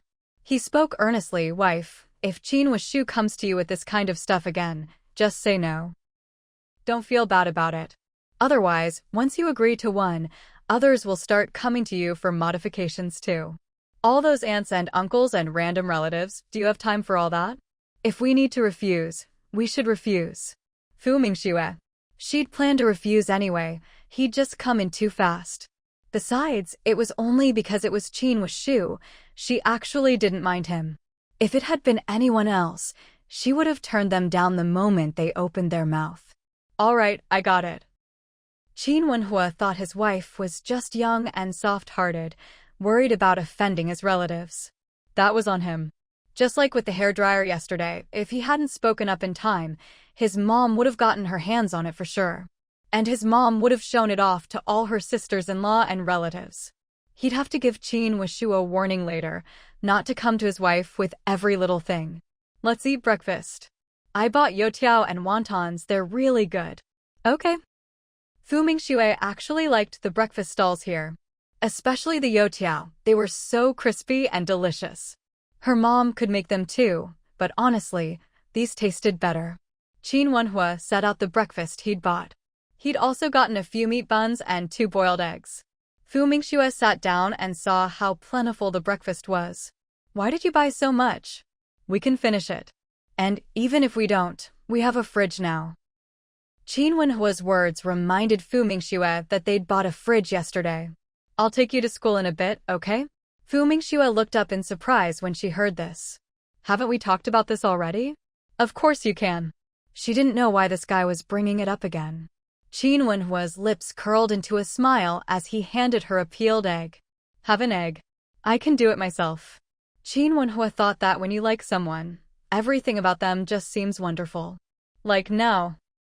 Even just watching her eat was a delight. Fu Mingxue ate quite a lot, and whatever was left ended up in Qin Wenhua's stomach. After all, both of them had pretty big appetites. Let's not clean up now. I'll do it when I get back later. Let's head to school first. Okay. I'll go grab something. Fu Mingxue went to her room to get her usual bag. Even though she didn't carry much in it, sometimes it was the perfect cover. When she came out, Qin Wenhua was already pushing the bicycle. Let's go. The couple headed out. After locking the door, Fu Mingxue sat on the back seat of the bike. I probably won't come home for lunch today. I'll be back tonight. All right. Qin Wenhua had actually planned to make dumplings for her at noon. But since she wasn't coming back, he definitely wouldn't bother cooking at home for lunch. The school wasn't far, just a 5 or 6 minute bike ride. Fu Mingxue got off the bike at the gate. You can head back now. No need to come pick me up this afternoon either. I can walk home myself. Qin Wenhua had planned to pick her up. It's fine, I've got nothing else to do. Don't worry about me. If I'm here when you're done, we'll go home together. If not, just head back yourself. All right, suit yourself. I'm going in. Fu Mingxue didn't want to linger at the school gate with him. After all, there were a lot of people arriving at this time. They were all looking over here. She waved and headed into the school. Qin Wenhua. Shouldn't he have walked her in? But there were a lot of students going in right now, so everyone would know his wife was already taken. Qin Wenhua looked at the college students around. His expression darkened a bit. He glanced around. He felt much more at ease. These college students, aside from being a bit more educated than him. Some were a bit younger, but being young wasn't necessarily a good thing. They were just kids. His wife wouldn't like immature boys. And the older ones, well, they couldn't compare to him at all. His wife liked good-looking guys, like him. If they weren't as handsome as him, she wouldn't even give them a second look. Just as Qin Wenhua was about to ride off, a familiar voice called out, "Qin Wenhua, what are you doing here?" Qin Wenhua turned and saw Zanzi. He immediately replied, "I'm dropping off my wife." His tone was full of pride. Zanzi picked up on it. He was shocked. "Huh, your wife? Your wife goes to college here." How had he never heard about this? Even though they didn't live that far apart, he definitely knew Qin Wenhua was married. He just hadn't met Qin Wenhua's wife. Qin Wenhua nodded. Yeah. Seeing this, Zanzi got interested. "What's your wife's name? What's her major?" "My wife's name is not something you need to know. Shouldn't you be calling her sister-in-law? As for her major, wait, which class are you in?" Suddenly, Qin Wenhua had a bad feeling. Could this guy be in the same class as his wife? Mathematics department. As soon as Zanzi said this, Qin Wenhua couldn't help but breathe a sigh of relief. "Oh, congratulations. Studying mathematics is great. You can really shine in this field. It's getting late, so I won't keep you any longer. Goodbye." With that, he hopped on his bicycle and rode off. Zanzi watched his departing figure, speechless. What was up with Qin Wenhua anyway? Why did he leave in such a hurry? He hadn't even said what major his wife was in. Oh well, if he doesn't want to say, then forget it. She remembered the professor mentioning that a genius would be returning to the physics department today, a person who was not only outstanding in physics, but also exceptionally talented in mathematics. It was said that when the college entrance exams resumed, she had scored a perfect mark in mathematics. He himself had been just 1 point short back then. So, he had gotten up early today just to see for himself who this physics genius, who could get a perfect score in math, really was. With that thought, he put Qin Wenhua out of his mind. He hurried into the campus. Meanwhile, Mingxue went to find Director Zheng in his office. She raised her hand and knocked on the door. "Come in." Director Zheng's voice came from inside. Mingxue pushed the door open and entered. "Director Zheng." As soon as she spoke, Director Zheng looked up. When he saw it was Mingxue, he was pleasantly surprised. "Mingxue, are you back to take the exam?" Mingxue nodded. "Yes. That's wonderful. By the way, if you have some spare time, could you substitute a few classes for me? Help the students with some of the problems they're struggling with." Director Zheng's words left Mingxue quite taken aback. "Director Zheng, I'm here to take exams, and besides, I'm a student myself. Isn't it a bit inappropriate for me to teach them?" Besides, she'd never taught a class before. "If you're not suitable, then no one is. Your knowledge base has long surpassed mine. Having you teach them would be a rare opportunity for them. Anyway, since you're at school, you wouldn't just sit there and listen to classes, right? Why not teach them a bit and broaden their horizons?" Seeing her hesitate, Director Zheng pressed on. "You're the designer of the Jade F-15 engine blueprints. If you teach a class, it'll shut up some of the naysayers. Let them see even among students, the gap can be as wide as the Milky Way. The reason you're not attending classes is because you have abilities and strengths they don't." Mingxue. "If I just get the highest score in the class, or even the whole department, wouldn't that prove everything?" She was confident she could get first place. Even if not first, being in the top 3 would still prove her abilities. But since Director Zheng put it that way, she thought it wouldn't hurt to do it. "Director Zheng, I can substitute for you, but just so we're clear, I only have a few days. I have a new project waiting to be launched. A few days is fine. Even one class from you would be great." "It's settled then." Director Zhang made the decision quickly, as if afraid she might change her mind.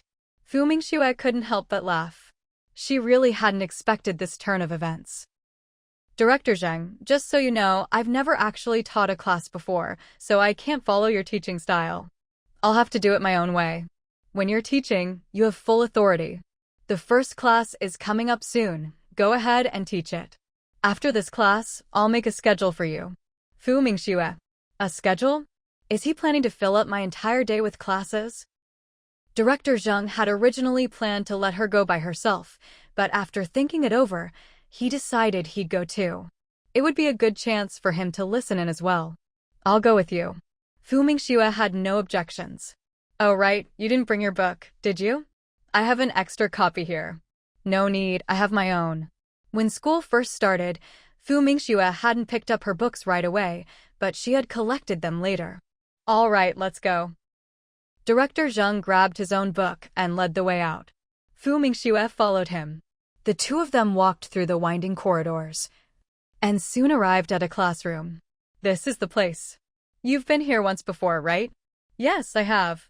Fu Mingxue had been to this class before, but at that time, there were only a few students present. She hadn't had a chance to greet them then. Let's go in. Director Zhang walked in first. As soon as he entered, everyone put down their books. Then, they saw a stunningly beautiful young woman follow Director Zhang inside.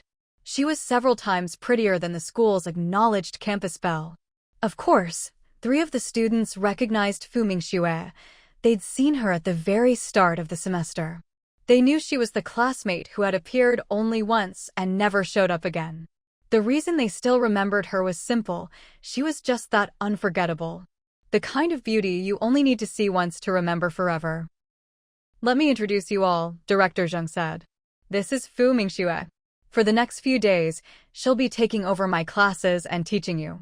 If you have any questions or problems you can't solve, feel free to ask her. Oh, and you can call her Teacher Fu. As soon as Director Zhang finished speaking, the whole class erupted. Everyone was stunned. This extremely young woman was going to teach them? Was Director Zhang joking? What was going on? Or was Director Zhang just trying to give this girl a leg up? Who is she anyway? Everyone in this class was here because they had a real thirst for knowledge. Many of them were instantly dissatisfied when they heard that Director Zhang's own classes would be replaced by this woman. Isn't this just messing around? If Director Zhang wasn't teaching, who had time to play along with her? Someone couldn't help but speak up. Director Zhang, our study time is precious too. You can't waste everyone's time just for one person's sake. With someone speaking up, others found their courage as well. Exactly, Director Zhang. Even though it's the end of the semester, we still don't have enough time to study. How can you let her take over your classes? What are you all so anxious about? Do you even know who she is? She's from the Research Institute. She's more than qualified to teach you. The voices of dissent and dissatisfaction grew louder and louder. Their time was valuable. They didn't want to waste it just so someone else could get a boost. Director Zhang wasn't surprised by their reaction. He swept his gaze over the class. Quiet. With that one word, the entire classroom instantly fell silent. Director Zhang spoke again. What's the rush? Do you even know who she is? She's from the Research Institute. She's more than qualified to teach you. If you have any tough problems you can't solve, you can ask Teacher Fu. He turned his head. Fu Mingxue, come up here. Fu Mingxue hadn't said a word until now. When she heard Director Zhang call her to the podium, she walked up confidently. Standing at the front of the class, she showed not a hint of nervousness. She calmly swept her gaze across the room. My name is Fu Mingxue. I'll be teaching here for 8 days in total, so time is precious. If you have any complaints, just keep them to yourselves. As soon as she spoke, the entire class fell silent. Everyone stared, eyes wide in disbelief. How could she say something so arrogant? Even Director Zhang was taken aback when he heard Fu Mingxue's words, but he liked it. Dominant. It seemed he no longer needed to worry about whether Fu Mingxue could handle this group. Fu Mingxue swept her gaze across the classroom, ignoring their stunned expressions. Her cool, emotionless voice continued, of course, if you don't want to attend my class, you can leave. I'll give you 1 minute to decide. Your time starts now. She raised her wrist, but didn't actually look at her watch. Everyone was dumbfounded, shocked beyond words. She was actually arrogant enough to kick them out during class time. It was a helpless and suffocating feeling. Director Zheng was still here. No matter how dissatisfied they were, how could they just walk out because of her? Many people looked toward Director Zheng, hoping he would step in and say something to her. But they were sorely disappointed. Director Zheng just watched. He didn't reprimand her at all. In fact, his expression was perfectly calm. He was just going to let her do as she pleased. Ever since she'd said those outrageous words, he hadn't uttered a single word. Something about this felt very off. Fu Mingxue glanced around the class again. Her cool voice rang out, "All right, your minute is up. Since you've all chosen to stay, let's begin." Everyone's faces were extremely unpleasant, but they didn't dare say a word. First, they couldn't figure out what was going on. Second, Director Zheng was right there. Who would dare leave the classroom in front of him? Fu Mingxue looked at Director Zheng. "You're not leaving?" Everyone gasped. Who exactly was this woman? How could she speak to Director Zheng like that? What's more, Director Zheng didn't seem angry at all. "I'll stay and listen too," Director Zheng said with a smile, stepping down from the podium. He took a seat at the very back, in the spot that had always been reserved for Fu Mingxue.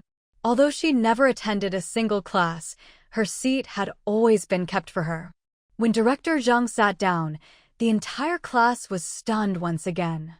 The only one unaffected was Fu Mingxue. She began, "Let's start the lesson. Today, I'll be teaching you quantum mechanics." She picked up a piece of chalk and turned to write on the blackboard. No one was surprised that she could say a few words about the subject. After all, if she could stand at the podium, she must know something. But did she know more than them? Or only as much as they did? Quantum mechanics, huh? Still, her handwriting was as beautiful as she was. But her character was terrible, arrogant beyond belief. She had none of the humility people usually showed these days. However, as the lesson went on and the formulas filled the board, everyone's expressions changed completely. Not only were they listening intently, but the material she was teaching was something they hadn't learned before, something different. The only sounds in the classroom were Fu Mingxue's cool voice, the scratch of chalk on the blackboard, and the frantic scribbling of notes from the students below. Half the class passed quietly like this. Even Director Zheng, after listening, felt more and more that he'd made the right decision. The lesson was excellent. The level of expertise was very high.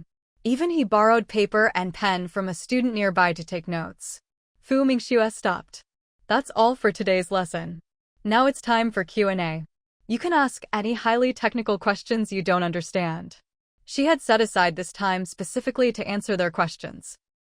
Everyone was left speechless for a moment after hearing those words, unsure how to react. Just then, Director Zheng was the first to raise his hand. Fu Mingxue's gaze swept over to him. She paused for a second, then said, "Go ahead." Director Zheng asked a physics question that freshmen wouldn't know, something fairly advanced. Naturally, there were some top students in the class. Their eyes lit up as they looked at Fu Mingxue, eager to see how she would answer. Fu Mingxue answered with ease. Of course, there were still a few stubborn students who remained unconvinced. They suspected Fu Mingxue and Director Zheng might have colluded beforehand. Maybe Director Zheng had given her the answer in private. After answering Director Zheng's question, Fu Mingxue looked around at the rest of the class. Anyone else have questions? One of the students who still wasn't convinced raised his hand. "Yes, I have a question," he called out. Fu Mingxue looked at him. "Ask." The student was the boy who ranked third in the class. He stood up, meeting Fu Mingxue's gaze directly. Seeing his expression, Fu Mingxue asked, "Are you going to state the question, or do you want to come up and write it on the board?" "I'll write it on the board," the boy replied, leaving his seat and walking up to the podium. He picked up a piece of chalk and wrote out his challenging problem. When the other students saw what he'd written, they all gasped. That hard? They couldn't solve it. Even the class monitor was surprised. He didn't know how to solve it either. "All right, let's have Teacher Fu solve it." "Of course, if you can't," the boy began, but before he could finish, Fu Mingxue had already picked up the chalk and started writing out the solution, her movement smooth and confident. As the last character was written, Fu Mingxue looked at the boy. That's how you solve it. Do you need me to explain it in detail? And no, that's not necessary. The boy stared at the answer in shock. So that's how you do it. They were all top students. Sometimes all they needed was a hint or a new approach to understand. Thank you, Teacher Fu. By the way, my name is Tang Hung, he said, introducing himself. Before stepping down from the podium, he even gave Fu Mingxue a bow. Fu Mingxue, anyone else have questions?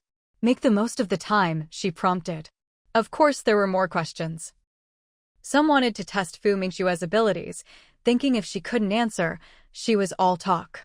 But if she could, then she was truly skilled. And if someone was truly skilled, why shouldn't they be respected? So, one question after another popped up, like bamboo shoots after the rain, some hard, some easy. After all, not every student in the class was a top student. Fu Mingxue handled every problem with ease, and her explanations were clear and easy to understand, helping the students see things in a new light. The class period flew by. All right, that's all for today's class, Fu Mingxue announced as time was up. Otherwise, who knew how long she'd be answering questions? She had already set aside half the class for Q&A, but hadn't expected so many questions. At some point, Director Zheng had come up beside her. All right, there will be plenty of opportunities in the future. By the way, I haven't formally introduced her yet. This is Teacher Fu Mingxue, who is also your classmate. Due to the special nature of her work, she can't attend classes here like the rest of you. She's here this time to take the final exam with you. I'm sure you've already witnessed her expertise in class just now. I hope you'll all get along well over the next few days and make the most of this rare opportunity to learn from Fu Mingxue. Everyone's eyes widened in shock at Director Zhang's words. Some even gasped. My God, is this the classmate who is rumored to have only shown up once at the very beginning of the semester? Most of them had never even seen her in person. Who would have thought her professional knowledge was already so impressive? Her explanations were even clearer and easier to understand than Director Zhang's. Someone this amazing was actually their classmate. In other words, she was just like them. My God, how could she be so incredible? Director Zheng, are you serious? Asked Zanzi. Of course I'm serious. You can check the class roster yourselves and see if there's a Fu Mingxue listed. At this point, the class monitor nodded with a complicated expression. Yes, Fu Mingxue is indeed our classmate. Then he turned to Fu Mingxue and said, Sorry, our words earlier were a bit out of line. Please forgive us, Teacher Fu. She was clearly no longer just a classmate. Just based on the professional knowledge she just demonstrated, she was already far beyond them. There's no need to apologize. This is all quite normal. The sea of learning has no bounds. I hope everyone will study hard in your chosen fields and contribute to our country in the future. All right, that's all for now. I have something to discuss with Director Zheng. With that, Fu Mingxue looked over at Director Zheng. Director Zheng immediately said, Let's go. After the two of them left, the classroom erupted with thunderous voices. My God, she's a person just like us, so how can she be so amazing? And she even looks younger than anyone else in our class. I feel so useless. She's already teaching at such a professional level, and I was actually unconvinced earlier. Me too, so embarrassing. I just remembered Fu Mingxue got a perfect score in math on the college entrance exam, and her English was also full marks. She's insanely good. She did come to class at the start of the semester. I was there. I was there too. Me too. These three were the only ones who had actually seen Fu Mingxue in the classroom before. Why didn't you guys say anything? The three immediately replied, We were in class. When would we have had a chance to gossip? Besides, her professional knowledge is so strong that even Director Zheng thinks she can substitute for him. And you all were so blind as to not respect her? Exactly. Who is Director Zheng?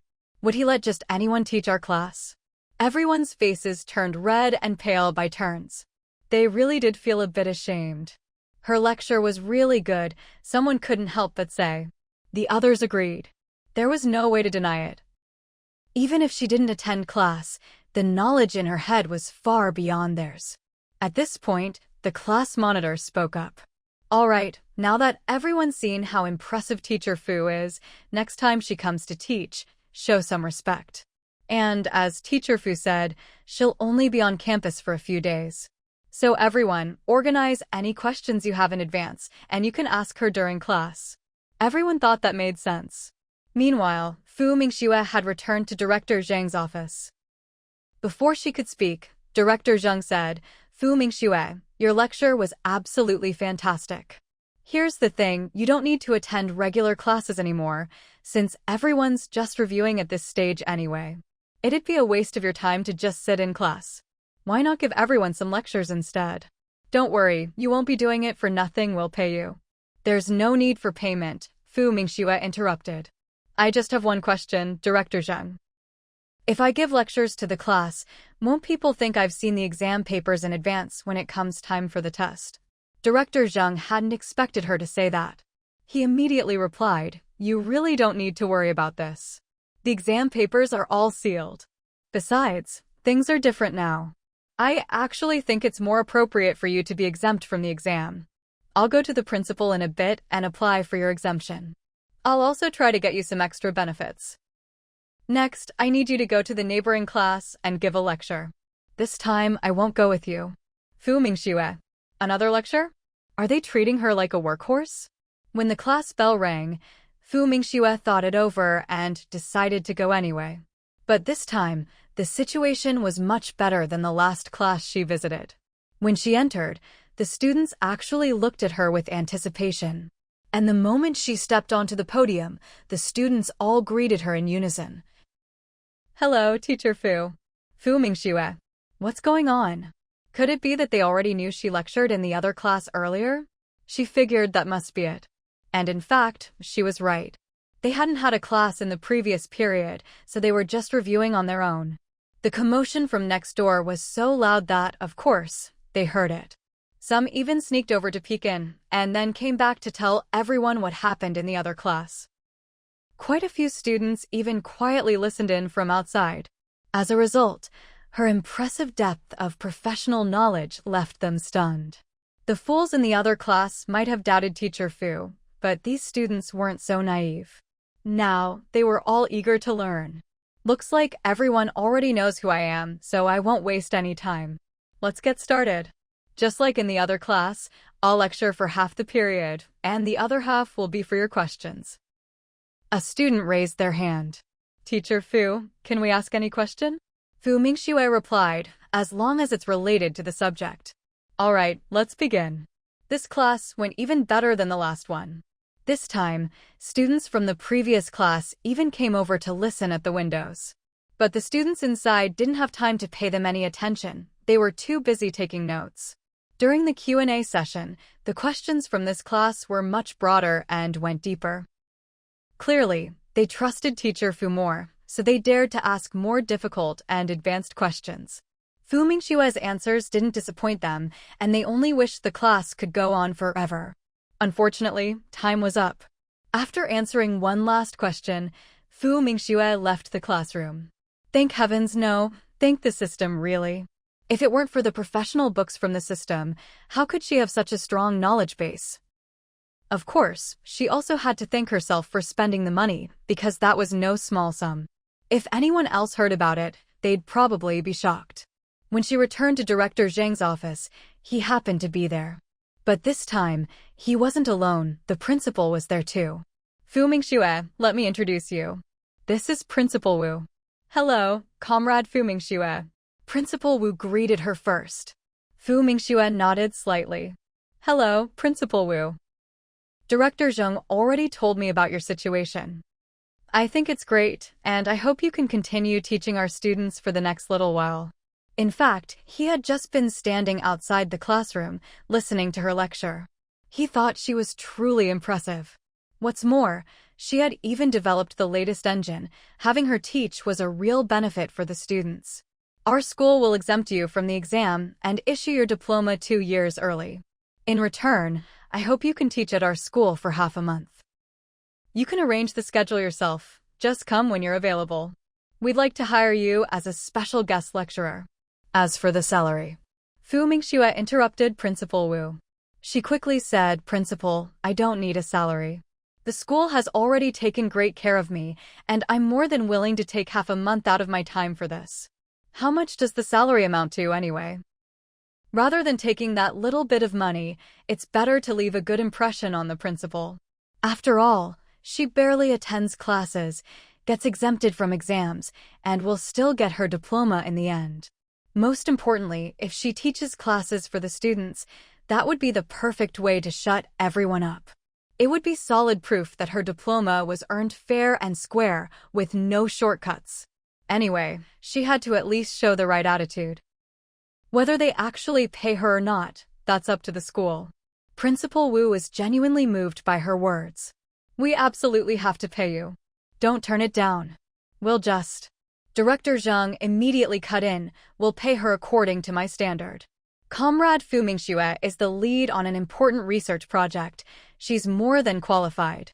Principal Wu agreed, of course. That's what I was planning. We'll do it that way. For 15 days, we'll pay you a full month's salary. Principal, that's really not necessary, Fu Mingxue protested sincerely.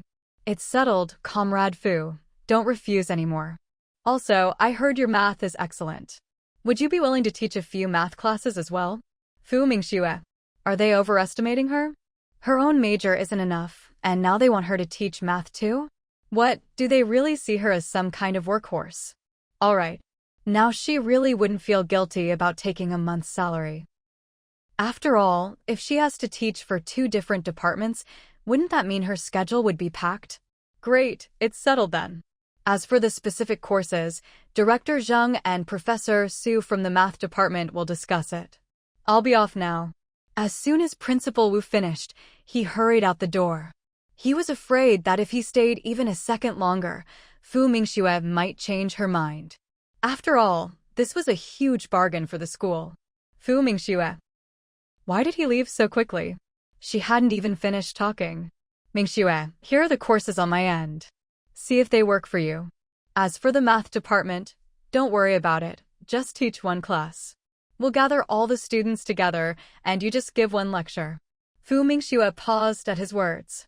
Then she took the course list and glanced over it 5 classes a day. A total of 5 large classes, over 130 students. Because the majors are different, the training directions are different. There's metal physics, theoretical physics, semiconductor physics, low-temperature physics, magnetism, and laser physics. Fu Mingxue really didn't know what to say. They sure had a lot of faith in her. They actually scheduled her for this much. She'd originally thought it would just be her own class and maybe the neighboring class she'd just taught. Turns out, no. They'd scheduled her for the entire physics department. Even a spinning top doesn't turn this much. Aren't they worried she won't be able to teach well? What if she doesn't know all this stuff? Director Zhang also felt it was a bit much. How about I help you decline the math department's request? Or maybe we can split this over 2 days. Fu Mingxue thought for a moment. Then she said, it is a bit packed, but I'll give it a try. If my voice can handle it, let's keep it as is for now. By the way, each semester, my half-month availability might change, since I'll need to adjust my work schedule over there. With all the traveling back and forth, she'd need to add 6 days just for train rides. So she'd have to set aside at least 21 days of vacation time. Director Zhang immediately said, that's no problem. As long as you have things arranged on your end, it'll be fine. Oh, by the way, I'll assign you a teaching assistant. You can delegate other tasks to him. Fu Mingxue. A teaching assistant? Isn't her current position basically that of a teaching assistant already? And now they're actually assigning one to her. Just then, there was a knock at the door. Fu Mingxue looked over. Wasn't that Senior Yan from the opening ceremony last time? Yan Feng was also taken aback when he saw Fu Mingxue. Then his eyes lit up with surprise. Junior Fu, I didn't expect to see you here. Senior Yan. Fu Mingxue nodded at him. Clearly, he was the teaching assistant Director Zhang had mentioned. Yan Feng was even more delighted when she greeted him. I can't believe you still remember me, Junior Fu. Director Zhang said, half jokingly, Mingxue has a photographic memory. Even if she's only met someone once, she'll remember them. Alright, this isn't the time for small talk. Comrade Mingxue has now been specially appointed as a teacher at our school. She'll be teaching for half a month. During this period, you'll be her teaching assistant. Yan Feng. Wait, did he hear that right? Junior Fu is a specially appointed teacher? And he's here to be her teaching assistant? Good heavens, is Junior Fu really that impressive? He turned to look at Director Zheng, only to see that he was completely serious. Director Zheng frowned when he saw Yan Feng looking dumbfounded. What, you're not willing? If you're not, he hadn't even finished saying, I'll find someone else before. Yan Feng snapped back to his senses. He hurriedly nodded. I'm willing. I'm very willing to be the teaching assistant. I'd be honored to assist Junior Fu, no, Teacher Fu. Seeing his reaction, Fu Mingxue's lips twitched almost imperceptibly. Since you've accepted, then cooperate well with Comrade Mingxue's work. Alright, the next class is magnetism. You'll bring Comrade Mingxue over then. The current class was already in session, so they'd arrange it for the next period. Director Zheng turned to Fu Mingxue. I've arranged a private office for you, just next door. I'll take you there now. Fu Mingxue nodded. Alright. At this point, all she could do was accept. After all, she'd planned to spend this period at the school anyway. At worst, it would just be a bit more mentally and vocally taxing than before. The three of them went next door. Was this office vacant before? Fu Mingxue asked. There was someone, but they've been moved to another office. What Director Zheng didn't say was, this office had been specially vacated for Fu Mingxue. Ever since she'd successfully developed the JF-15 engine, a full 6 months ahead of schedule, he'd planned to have her come back to the school to teach when she returned for exams. After all, her theoretical and practical knowledge were both exceptionally strong. She'd already surpassed him. These bookshelves are filled with books from various disciplines. Take a look. Fu Mingxue glanced around and nodded. All right, got it. Okay, you get ready. I'll head out. Director Zheng turned and left. Yan Feng. Wait, Director Zheng just left like that, so what about him? Now it was just the two of them, a man and a woman alone. Wouldn't people talk? He braced himself and asked, Teacher Fu, what should I do now? Fu Mingxue felt a bit of a headache too. After all, she'd always preferred to handle things herself. Help me sort the books for the next class. Later, go to Director Zheng and get the class roster for the math department. Oh, and organize the math department's books as well. Yan Feng was stunned again. And math department? Yes, I still have a math class to teach. Fu Mingxue's words made Yan Feng's eyes go wide. Oh my god, this junior is seriously amazing. He started gathering his things in a daze. Meanwhile, both the physics and math departments were in an uproar, because they had both received the same notification. Of course, the physics department was relatively calm, since 2 of their classes had already attended her lectures. But over in the math department, each class monitor had passed on the message, since their class was scheduled for the last period of the afternoon. Several classes would be attending together in a shared lecture hall. Rumor had it that a math genius would be giving them a lecture. Everyone was both excited and puzzled. Which genius? What's their name? Which old professor could it be? They went through the list of all the senior professors at the university, but none seemed to fit. Could it be someone invited from another school? The class monitors were bombarded with questions, but they didn't know either. They were just relaying Professor Su's message.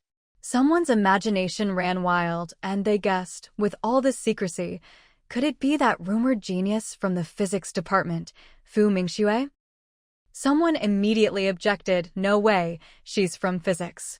And besides, don't call her classmate with Fu Mingxue's abilities, even calling her teacher doesn't seem enough.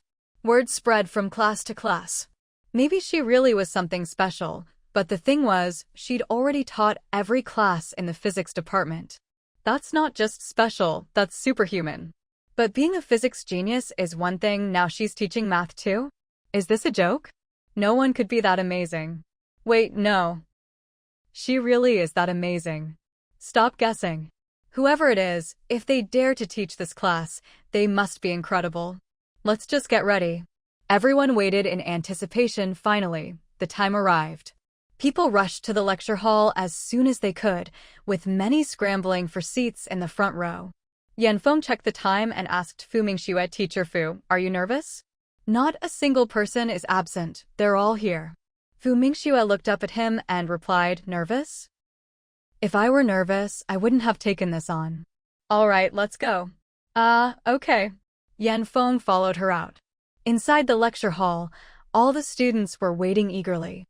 There were even people standing outside, hoping to catch a glimpse of the genius. At that moment, Fu Mingxue arrived. At first, no one paid much attention to her. They were just struck by how good-looking she was, assuming she was another student who was running late. When she reached the classroom door, a student kindly reminded her, "Hey, classmate, the seats are all taken." Fu Mingxue glanced at her, smiled slightly, and walked right in. At first, everyone in the lecture hall thought she was just a student from another class, until she stepped up onto the podium. In that instant, all noise ceased. Everyone stared in shock. "It's really her? That physics genius, Fu Mingxue? She's here to teach us? Oh my God, this is just..." There are no words to describe how they felt. No one had mentioned that this physics genius was so young and beautiful. Fu Mingxue looked around. Good, everyone was quiet. "Hello, everyone. I'm Fu Mingxue, and I'll be your lecturer for this class. Today's topic is high-dimensional nonlinear problems." This class ran a bit long. When there were only 15 minutes left, she wrapped up her lecture. "We still have some time. If you have any questions, please raise your hand." This lesson was exceptionally well taught. Everyone here is basically a top student. Understanding the material isn't as simple as it seems. Just from this class alone, everyone could tell that the instructor's knowledge far surpassed their own. So no one wasted any time.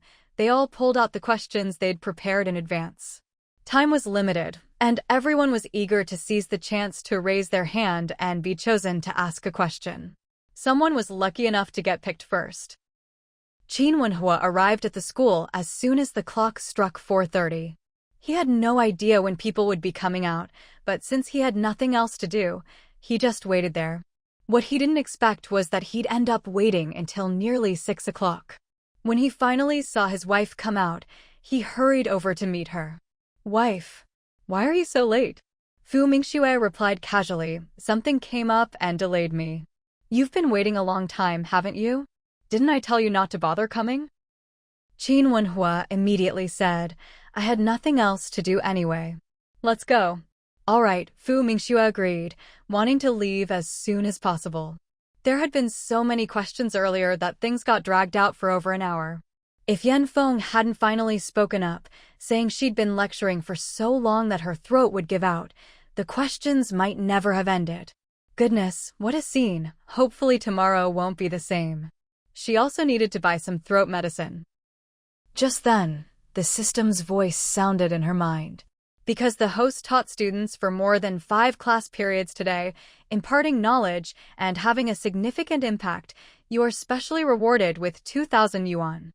In addition, several material items have dropped. Please keep up the good work. A glowing screen appeared in front of Fu Mingxue, displaying all the rewards. Not only was there 2,000 yuan, but also supplies, a box of throat lozenges. According to the description, they would completely cure her throat and prevent any discomfort. There was another medicine as well, one to strengthen the body, though there were only 2 pills, which seemed a bit stingy. After taking them, one's body would be strong and healthy, not getting sick. Living to 70 or 80 would be no problem at all. Just reading about the effects made Fu Mingxue gasp in surprise. She thought this medicine would be perfect for her mother. When the time came, she'd take one, and her mother would take the other. Good things should be shared between mother and daughter first. As for the rice, flour, and meat among the other supplies, she didn't care much anymore. The earlier rewards were just too tempting. Most important of all was the 2,000 yuan. Goodness, this was incredible. She thought she could. "I think it's great, and I hope you can continue teaching our students for the next little while." In fact, he had just been standing outside the classroom, listening to her lecture. He thought she was truly impressive. What's more, she had even developed the latest engine. Having her teach was a real benefit for the students. Our school will exempt you from the exam and issue your diploma 2 years early. In return, I hope you can teach at our school for half a month. You can arrange the schedule yourself. Just come when you're available. We'd like to hire you as a special guest lecturer. As for the salary, Fu Mingxue interrupted Principal Wu. She quickly said, "Principal, I don't need a salary.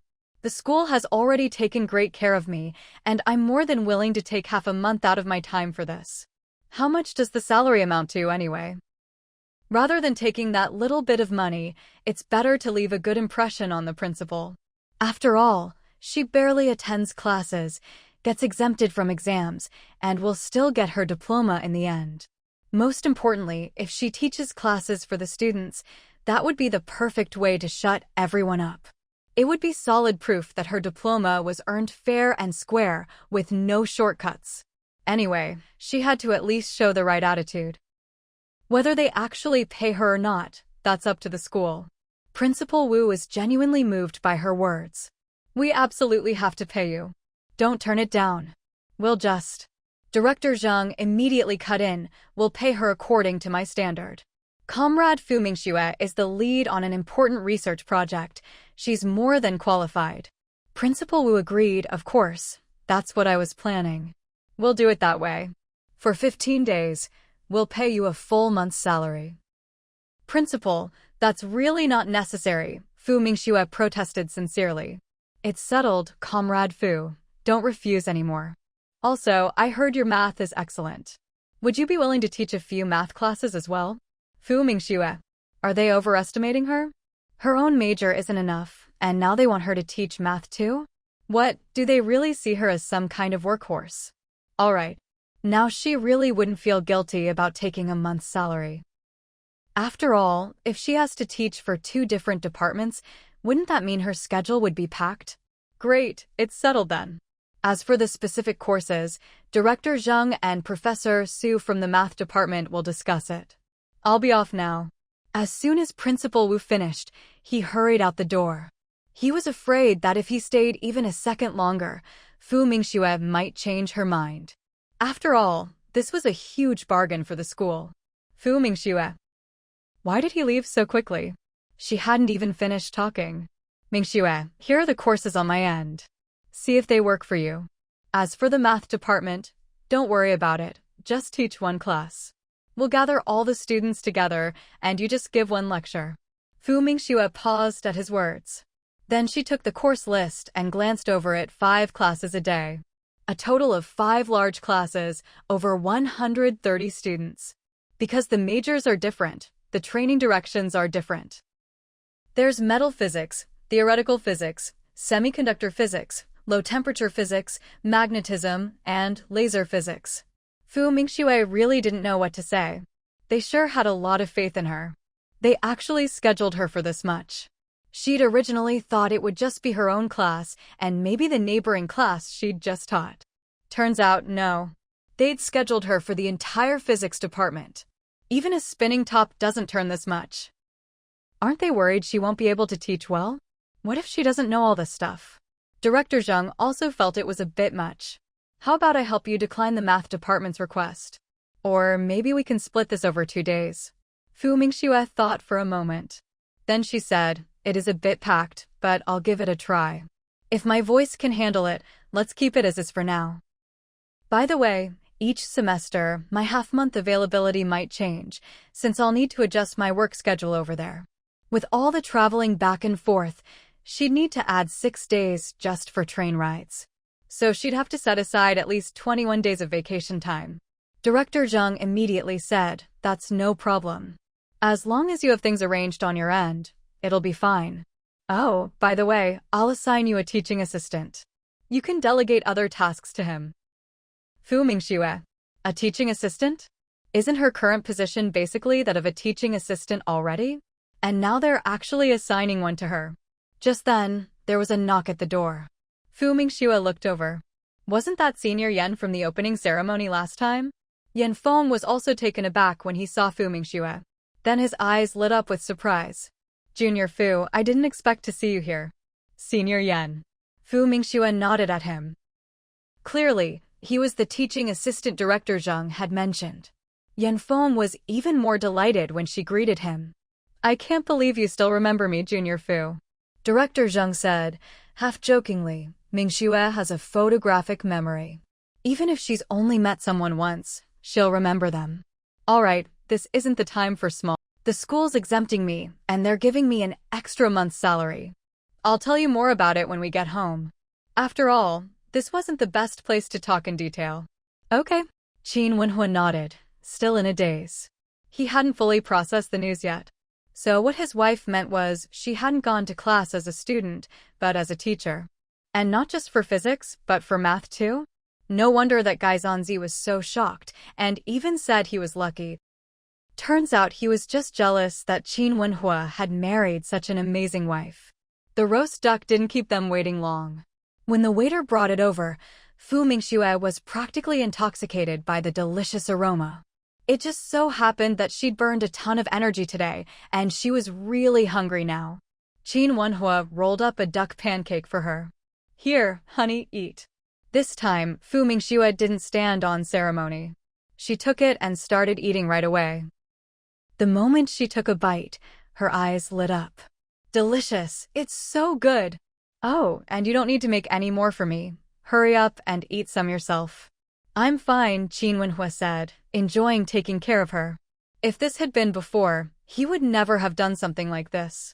After all, he'd never even served food for his mom or grandma. By the time the couple left the roast duck restaurant, half an hour had passed. Should we go home now or stop by your mom's place? Fu Mingxue asked. Qin Wenhua answered immediately, you've had a long day, why go over there? Let's just go home. A man always cares most about his own wife. Besides, he really didn't feel like going there right now. Alright, let's go home. That way, she could also try out the medicine she'd gotten as a system reward. The couple soon arrived home. As soon as Fu Mingxue entered the courtyard, she found an excuse. I'm going to my room to organize some materials. Okay.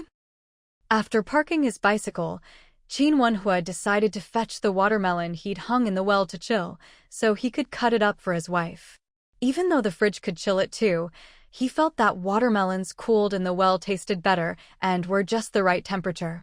Meanwhile, after entering her room, Fu Mingxue couldn't wait to take out the little reward pill from her space. The pill was white, not much bigger than a soybean, but it had a faint medicinal fragrance. She popped it straight into her mouth, and to her surprise, it melted instantly. Before she could even taste anything, it had already slid down her throat. Wait, that was it? Why didn't she feel anything? Could it be a fake? But Fu Mingxue thought that was impossible. The system always gave her the best, it wouldn't give her a dud. Besides, if the system didn't give her anything, she wouldn't even know. Maybe the effects of the pill were subtle, quietly improving her constitution.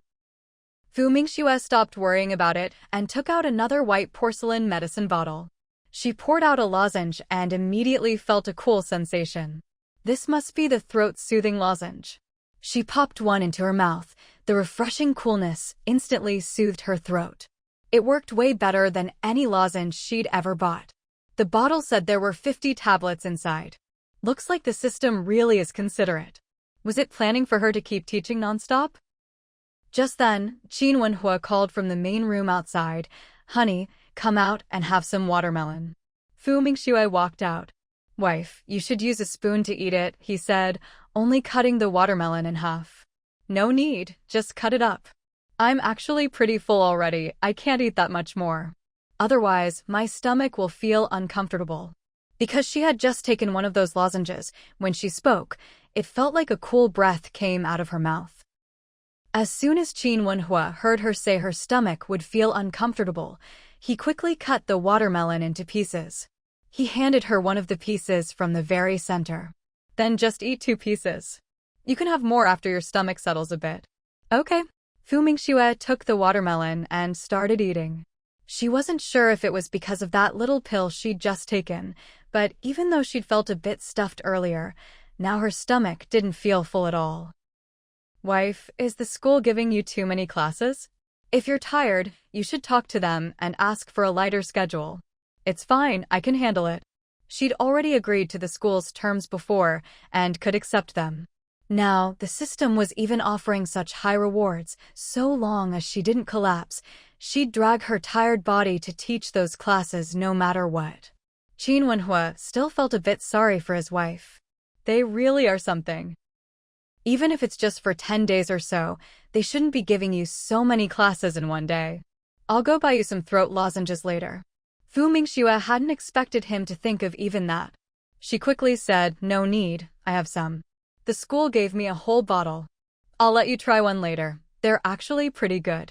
Qin Wenhua almost laughed at her words. I'll pass on that.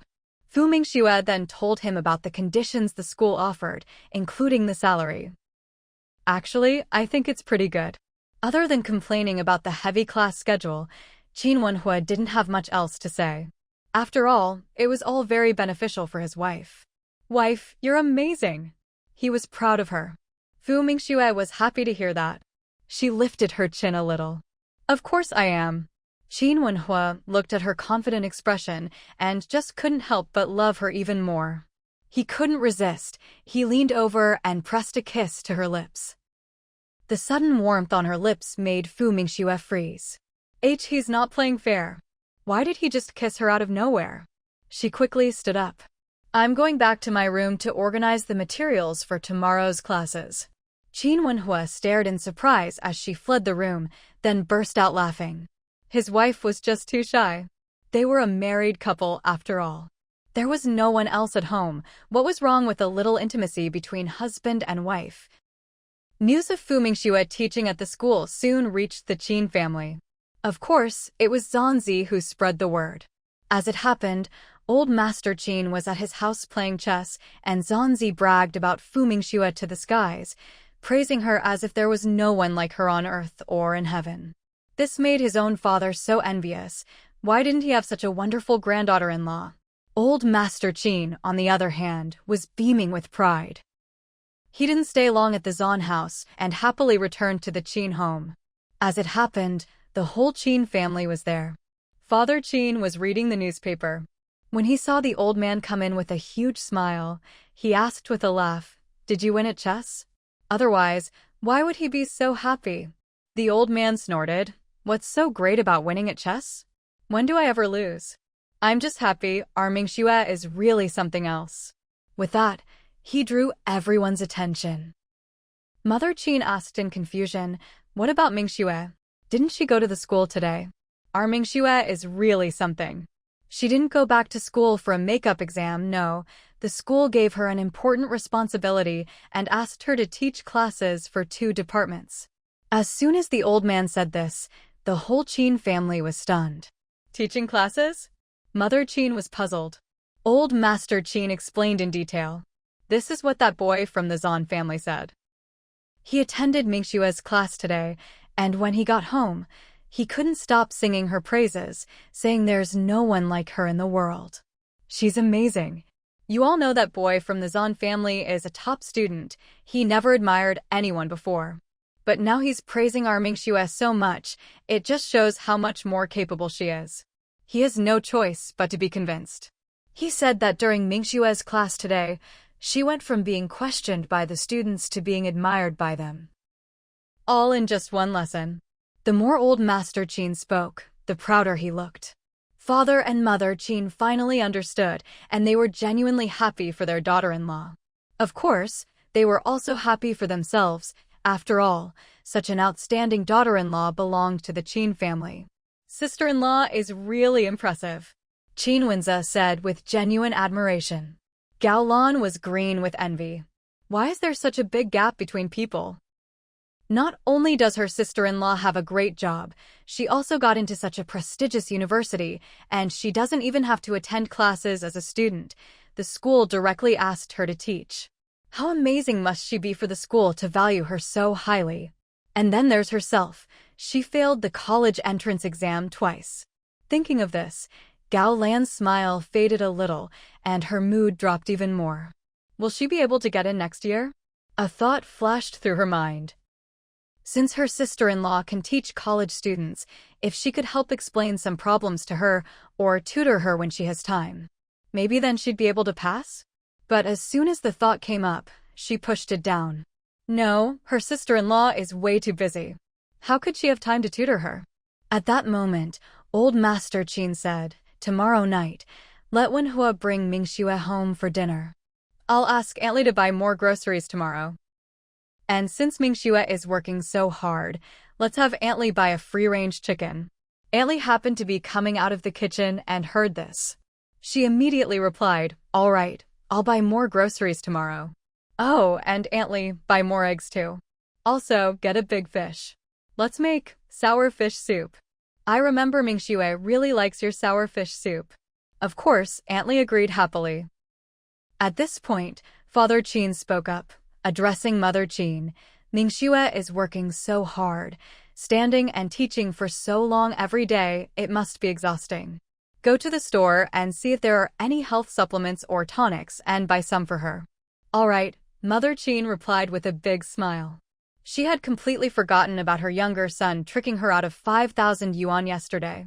Of course, Qin Wenze and his wife didn't know about that 5,000 yuan. After all, it was her own money, and she could give it to whoever she wanted. No one else had the right to tell her what to do with her money. Gao Lan listened to her in-laws and the whole family openly expressing their affection and care for her sister-in-law. She was surprised and also felt a bit uncomfortable sitting there. So, the in-laws like her sister-in-law this much. It didn't feel like they were treating her as a daughter-in-law, more like their own daughter. She hadn't been in this family for long, but she had never seen her in-laws smile at her so naturally and warmly.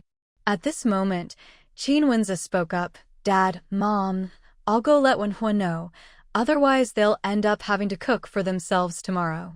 Father Qin thought of his younger son's temperament. He said right away, "All right, then go tell him. I don't know what that kid is so busy with, he hasn't even come by today." His younger daughter-in-law went to the university, so Qin Wenhua should be free, right? Yet he still didn't come home, not even for a bit. "You're heading over now, right? Take that can of formula over for Mingxue to drink. Formula is nutritious, it's just right for her." With that, Mother Qin stood up. Qin Wenze waited. Gao Lan, standing to the side, was nothing but shocked. Adults can drink formula? Isn't formula for kids? She knew the two children in the family ate well. Her mother-in-law doted on them, not only giving them better food than most, but even their clothes were nicer. And even though the kids were already 5 and 7, mother-in-law still bought formula for them to drink. Now, even her grown-up sister-in-law was getting formula sent to her. Gao Lan was truly envious of her sister-in-law. She was so lucky. The whole family treated her like a beloved daughter. People always say mothers and daughters-in-law are like enemies. But she'd never seen a relationship this good. Just then, Mother Qin came back holding 2 cans of formula. "These are both for Mingxue. She worked so hard at her job before, always working late. I thought she'd get to relax a bit at school, but it turns out she's still exhausted. She really needs to take care of herself. Make sure Wenhua keeps an eye on her and makes her drink it. Don't let the kids save it for themselves. When they leave, I'll prepare more for them." Qin Wenze took the 2 cans. "Mom, I'll tell Wenhua. With how much he spoils his wife, he'll definitely do it." He smiled as he said this, then got ready to leave. Gao Lan wanted to speak up and go with him. But before she could open her mouth, her mother-in-law spoke to her. "Alan, I'll buy you a can tomorrow, too."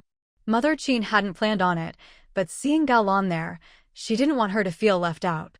Honestly, it was hard to keep everything perfectly fair sometimes. You couldn't make everything exactly the same. After all, the older son's family still lived at home. They didn't have to pay for food or anything. Even the kids' expenses were covered by them. If you compared, it was actually the younger son who got the short end of the stick. Gao Lan was both flattered and a little panicked. She quickly shook her head. "Mom, there's no need, really, don't buy it for me. I don't even like formula, honestly." "Mom, don't worry about me having any thoughts about it. I really don't. My sister-in-law works so hard, she really does need to take care of herself. Besides, she rarely comes back to Beijing, so it's only right we give her a little extra. Mother Qin was very pleased with her response. At least she was much better than the previous daughter-in-law. Meanwhile, Qin Wenze rode his bike out. He hadn't gone far when someone called out to him. Wenze ji, where are you going? Are you off to see Qin Wenhua? Qin Wenze stopped and looked at Zanzi. Yeah, what's up? I'll come with you. We haven't hung out in ages, and I want to see where he's living now. Zanzi said earnestly. Qin Wenze felt a bit odd. This guy seemed like he'd been waiting for him to leave. All right, let's go together then. Zanzi was instantly delighted. I'll ride on your bike with you. Before Qin Wenze could react, he hopped right on and made himself comfortable. Qin Wenze. Oh well, he was already on, so he couldn't kick him off. He pedaled off, and soon they arrived at the courtyard where Qin Wenhua lived. Wow, he lives here? That's pretty close, and this house is great. Zanzi was amazed. As expected of the Qin family. They even bought up a courtyard house in this area. At this moment, Qin Wenze added, it was my sister-in-law who bought the house herself. Wenhua didn't buy it. When Zanzi heard this, he was even more shocked. That teacher Fu is really impressive. He remembered that teacher Fu wasn't even a local, right? How did she manage to buy a house here? But then he thought, given how capable she was, it wasn't all that surprising she could buy a courtyard house. I'll go knock on the door. Zanzi raised his hand and knocked on the main gate. After a moment, Qin Wenhua came out to open the door. When he saw it was Zanzi and Qin Wenze, his brows immediately furrowed. What are you doing here? His tone made no effort to hide his lack of welcome. Zanzi pretended not to notice. He said excitedly, I heard you live here, so I made a special trip to come see. Qin Wenhua nearly rolled his eyes at that. Did he really need this guy to come check on him? He couldn't be bothered to respond and turned to look at Qin Wenze. Before he could say anything, Qin Wenze said directly, let's talk inside. Exactly, let's go in. Why are we blocking the doorway? Zanzi acted as if he were at home.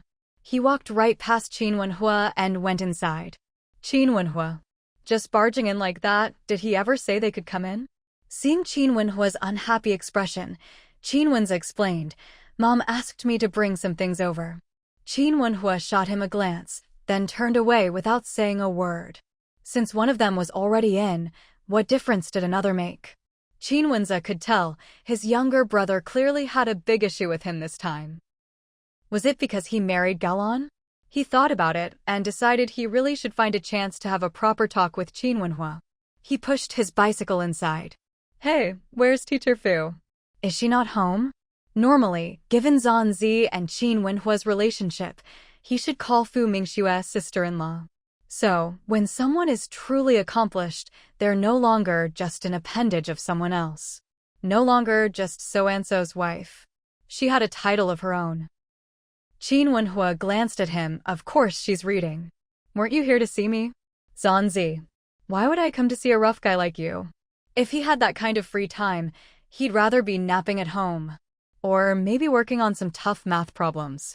No, I just wanted to check out where you live. I didn't mean I came to see you. I'm actually here to see Teacher Fu. I have a question I don't understand and wanted to ask her. But Qin Wenhua wasn't about to let him call his wife out just because they were friends. He flatly refused. We don't discuss schoolwork at home. She lectured all day today. Her throat is already sore. How can you have the nerve to chase her home and ask her to help you with problems? Doesn't she need to rest? Zanzi. Well, when he put it that way, he remembered Fu Mingxue had taught classes for 2 departments today. That was a lot for sure. After all, even in their math department, staying late to answer questions could take over an hour. No matter how thick-skinned he was, he felt a bit embarrassed now. Sorry, I really didn't think it through just now. Qin Wenhua ignored him. Instead, he turned to Qin Wenze. Just give me the stuff. You two can head back now. Zanzi. Wait, even if I'm not here to ask Teacher Fu about math, can't I at least stay and chat for a while? Qin Wenze sighed again in his heart. It seemed his younger brother really did have a lot of resentment toward him this time. Qin Wenze handed over the 2 cans of formula. This is from Mom, for your wife to help her recover. Tell her to drink it whenever she wants, no need to save it, and no need to leave any for the kids. When you leave, Mom will prepare something else for the children. And Mom wants you both to come home for dinner tomorrow. As soon as Qin Wenhua heard the words, "come home for dinner," he frowned. He was just about to refuse when Qin Wenza, as if he'd anticipated what he was going to say, quickly added, "Dad also said you and your wife must come for dinner." Seeing this, Qin Wenhua could only nod. "All right, I got it. But we might be a bit late, my wife's schedule isn't fixed. If we're not there by 6, you all go ahead and eat, don't wait for us." Just as he finished speaking, Fu Mingxue walked out. "I'll be there around 5:30. Sister-in-law. Teacher Fu." Both Zanzi and Qin Wenza greeted her at the same time. Fu Mingxue hadn't expected Zanzi to be here too. No wonder the voice she'd heard inside sounded familiar. She nodded slightly at him as a greeting. "Sister-in-law, that's settled then. I'll head back first. Tomorrow, you and Wenhua come together. Please thank Mom for me." Fu Mingxue hadn't expected her mother-in-law to specifically have Qin Wenza bring over 2 cans of formula. Qin Wenza smiled and said, "Sister-in-law, we're all family, no need to be so polite. I'll be off then. Teacher Fu, I'll head out too. See you tomorrow." Zanzi's "see you tomorrow" made Qin Wenhua's face darken. Why did this guy have to say, "see you tomorrow"? People who don't know might think his wife made plans to meet him. Hurry up and get lost. Zanzi. Since when did Qin Wenhua get such a bad temper? How did Teacher Fu end up marrying him? He must have sweet-talked her into it. Qin Wenza didn't want to talk to Qin Wenhua about anything while his sister-in-law was present. So, after saying goodbye to Fu Mingxue, he pushed his bicycle out the door. As the two of them stepped out, they heard the front door slam shut with a loud bang. Qin Wenhua had forcefully closed it. Qin Wenhua. Zanzi. Did that guy take gunpowder or something? Why is his temper so bad these days? Of course, Qin Wenza defended his younger brother. He's probably just worried about his wife today. Zanzi. He really couldn't see any concern for Teacher Fu on Qin Wenhua's face. In fact, it seemed like he didn't want them around at all. Brother Wenza, do you think Qin Wenhua's mad at you? How could that be? We're brothers, we never hold grudges. Qin Wenza denied it immediately. Even if they did have any issues, there's no way they'd let outsiders speculate about it. All right, stop guessing. Let's go. Are you riding back with me or heading home on your own? Zanzi answered right away, "Of course I'm riding your bike. By the way, Brother Wenza, I heard you mention Qin Wenhua's kids before. Are those the 2 kids everyone in the compound says he adopted from a comrade?" He did know a bit about this. After all, the compound isn't that big, and back when Qin Wenhua adopted his comrade's 2 kids before even getting married, it was the talk of the place. Of course, the reason everyone knew about it was because Lan Chi-man spread the news back then. Qin Wenza nodded. Yeah, but let's not talk about it anymore. It's not good if the kids hear about it when they're older. All right, I won't bring it up or ask anymore. Zanzi immediately shut his mouth. But honestly, Teacher Fu is truly remarkable. She's so capable and impressive herself, yet she was still willing to marry Qin Wenhua, a man with 2 kids. Although what Qin Wenhua did was admirable, it's rare for a good woman to be willing to become someone's stepmother just like that. And Teacher Fu is already so accomplished and still so young. Yet she was willing to marry Qin Wenhua, who already has 2 children. You really have to say, Qin Wenhua must have accumulated a mountain of good karma in his past life, and now he's just incredibly lucky. Once again, Zanzi felt that Qin Wenhua was truly blessed. How did he manage to marry someone as wonderful as Teacher Fu? Qin Wenza rode his bicycle and brought someone back to the compound. Zanzi headed home by himself. He needed to organize all the difficult problems he couldn't solve, so he could ask Teacher Fu about them tomorrow. Qin Wenza returned home and, not seeing his family in the living room, went straight to his own room. Gao Lan saw him and approached gently. "You're back." Qin Wenza nodded. Gao Lan glanced at his expression and asked softly, "How's your sister-in-law? Did she agree to come for dinner tomorrow?" "She's coming. She'll be here at 5:30 tomorrow." By the way, about what she suggested earlier, finding someone to tutor you, have you thought about it? Qin Wenze thought his sister-in-law's suggestion was quite good. Since Gao Lan really wanted to go to university, and she'd already failed the exam twice, it could only mean her basic knowledge was too weak. There was no way she could do it on her own. Gao Lan's expression stiffened. Then she shook her head. No, there's no need. I'll just study slowly by myself. There's still a year left, I think I can do it. If I really can't pass when the time comes, then so be it. I won't try again. After that, we'll just live our lives. The house still feels a bit empty right now, so maybe we can have a little brother or sister for the two kids. Although Gao Lan liked the two children Qin Wenze had with his ex-wife, and she definitely wouldn't mistreat them, she still wanted to have a child of her own. It didn't matter if it was a boy or a girl. If she and Qin Wenze didn't have a child together, what would happen in the future? Children are the bond between a husband and wife. If they didn't have a child, she would always feel like she was just living with someone, not truly a family. Besides, if she didn't have a child, would the Qin family really see her as one of their own? She already felt there was a big gap between herself and Qin Wenze's sister-in-law. If she was a stepmother with no children of her own, how could she stay in the Qin family? Maybe she could have a child first. After all, if she got pregnant, she wouldn't have to go to work, and she could focus on her studies and have more time to review. But how should she bring this up to Qin Wenze? Qin Wenze had told her before, because his ex-wife had hurt his daughter, both physically and emotionally. He married her to better take care of his two kids. So, he had made it clear from the start that they shouldn't have children for now. If she brought it up now, Qin Wenze would definitely be unhappy and wouldn't agree. So, if she got pregnant secretly, would he blame her?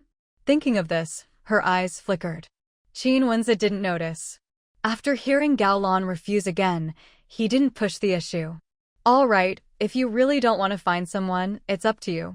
Gao Lan glanced at his expression and saw that he wasn't angry. She secretly breathed a sigh of relief. Then you read your book. I'll go check on the kids. Qin Wenze nodded right away. Okay, go ahead. As soon as he left, she quickly walked over to the bedside table, opened the drawer. Qin Wenhua glanced at the time. Wife, it's 11 o'clock. Time to sleep. You have to go to school tomorrow.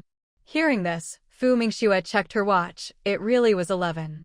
She'd been cramming knowledge like crazy all evening. 50 yuan an hour. Aside from the 2 free hours at night, she'd spent another 3 hours, which cost her 150 yuan. Suddenly, the 2,000 yuan reward she'd gotten during the day didn't seem all that great anymore. After all, she'd spent so much just on reading today. Oh well, better than nothing. She got up to wash her face, then lay down on the bed. Qin Wenhua immediately reached out and pulled her into his arms. Go to sleep. He wasn't some kind of beast. His wife was so tired, how could he still think about doing that? Just as Fu Mingxue was about to close her eyes, she suddenly remembered something important. She sat up straight away. Oh no, we haven't called my mom since we got here. Yesterday, as soon as she arrived at the Qin house, she'd been busy chatting with the family, then took a nap, and then watched Qin Wenhua clean up. She hadn't thought to call the base at all. Qin Wenhua was startled by her sudden outburst. He thought something serious had happened, but it turned out to be about a phone call. He quickly said, Don't worry, I called the base this morning and asked the communications officer to get your mom to the phone. I explained that we were too busy yesterday to call, and that you'd be going to school today.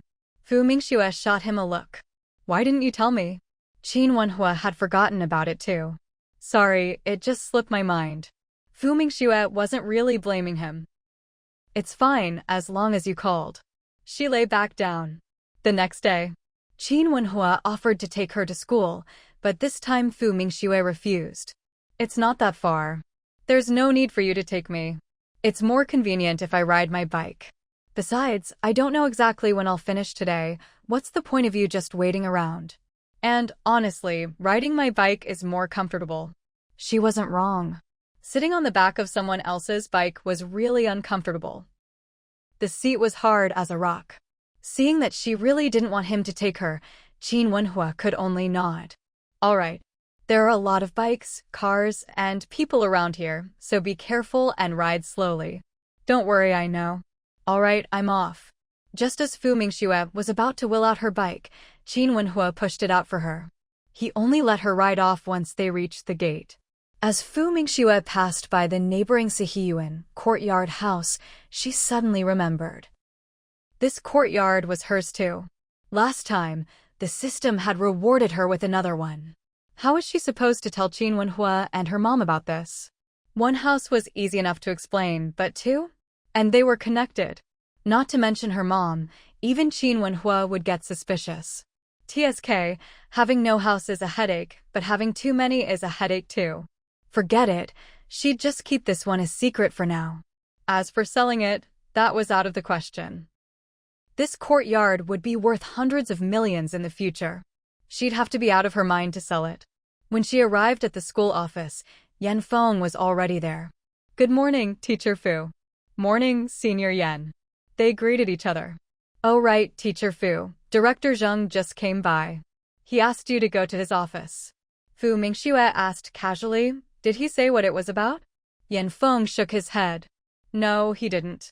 All right, I'll go check it out. Help me organize the materials for class, will you? With that, Fu Mingxue headed out. Fu Mingxue went to see Director Zheng. Director Zheng, is there something you need? When Director Zheng saw that it was Fu Mingxue, he immediately stood up. Fu Mingxue, here's the thing, the Research Institute wants you to come by tonight. Do you have time? Fu Mingxue, wasn't it enough that she taught classes at the university during the day? Now they wanted her to go to the Research Institute at night too. Is it something important? What time do they want me? I have something to do before 7. Hearing this, Director Zheng quickly said, it's fine if you're a bit late. It seems there's some issue with the data, and they want you to take a look. As soon as Fu Mingxue heard there was a problem with the data, she knew she had to go. All right, I'll head over after 7. She was leaving herself some buffer time. After all, dinner was at 5:30, she couldn't possibly spend over 2 hours eating. If there's nothing else, I'll get going. I have class soon. Thank you for your hard work. Director Zheng said sincerely. After all, he really did feel bad for assigning her so many classes. He felt a bit guilty about it. When Fu Mingxue went to class that day, the students were much more enthusiastic than the day before. After all, people tend to admire the strong. When someone's abilities are far beyond what others can reach, all that's left in people's hearts is admiration and respect. Someone even handed Fu Mingxue a packet of watermelon frost after class. Teacher Fu, please take this. It's good for your throat. Fu Mingxue looked at the girl who handed her the watermelon frost. She knew this student, her grades were quite good, and she was rather shy. Fu Mingxue hadn't expected her to bring a gift like this. Seeing the hopeful look in the girl's eyes, the words of refusal that were on Fu Mingxue's lips were swallowed back. She reached out and took just one lozenge. Thank you, Song. I actually forgot to bring mine today. But one is enough. She returned the rest. After all, these days, no one was exactly well off. The girl in front of her was dressed very simply. Her clothes were faded and patched in many places. It was obvious her life was tough. Fu Mingxue couldn't just take the whole packet. Song Jiaodi hadn't expected Teacher Fu to know her surname, to remember her. That made Song Jiaodi incredibly excited.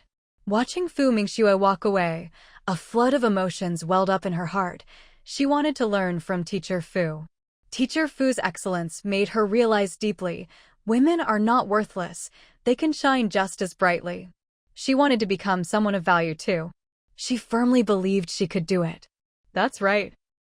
Just from her name, you could tell she was born into a family that favored sons over daughters. The only reason she was able to get into university this time was because she secretly took the entrance exam without telling her family. It was only thanks to the village chief's help. He provided her with the necessary documents so she could register. Even the money for her trip to university was scraped together by the village chief. He also helped hold back her family, who didn't want her to attend university and wanted to sell her spot, even planning to marry her off. If it weren't for the village chief, she never would have escaped, never would have made it to university. The watermelon frost wasn't something she bought herself, it was a gift from the village chief. She'd been saving it all this time. Yesterday, when Teacher Fu was teaching, she thought about how Teacher Fu had to teach so many classes in a day and even had to give lectures for the math department. So she decided to give Teacher Fu her treasured watermelon frost. She thought Teacher Fu might look down on it, but to her surprise, Teacher Fu immediately took one and put it in her mouth. Not only did she not mind at all, she even remembered Song Jiaoti's name. That made her incredibly moved.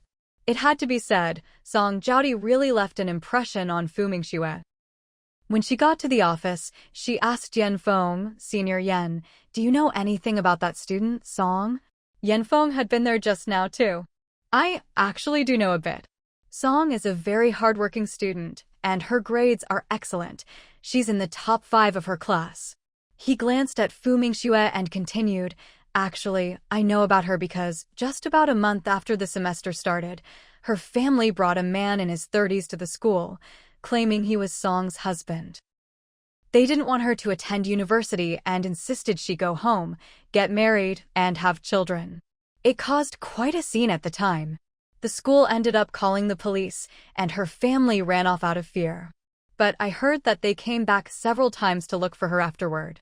In the end, Song had to send them 8 yuan every month from her living stipend, and only then did they stop bothering her. That's why her own life is so difficult."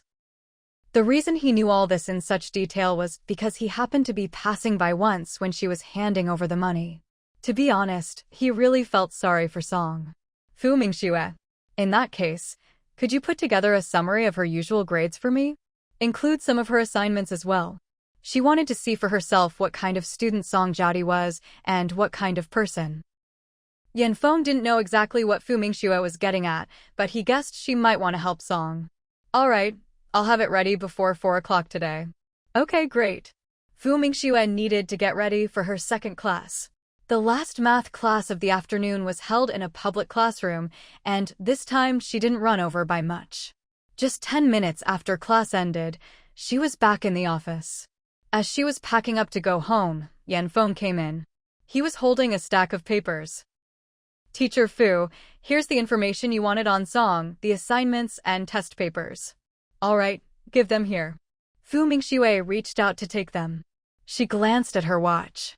Seeing that she still had time, she decided not to rush home and started flipping through the papers right there.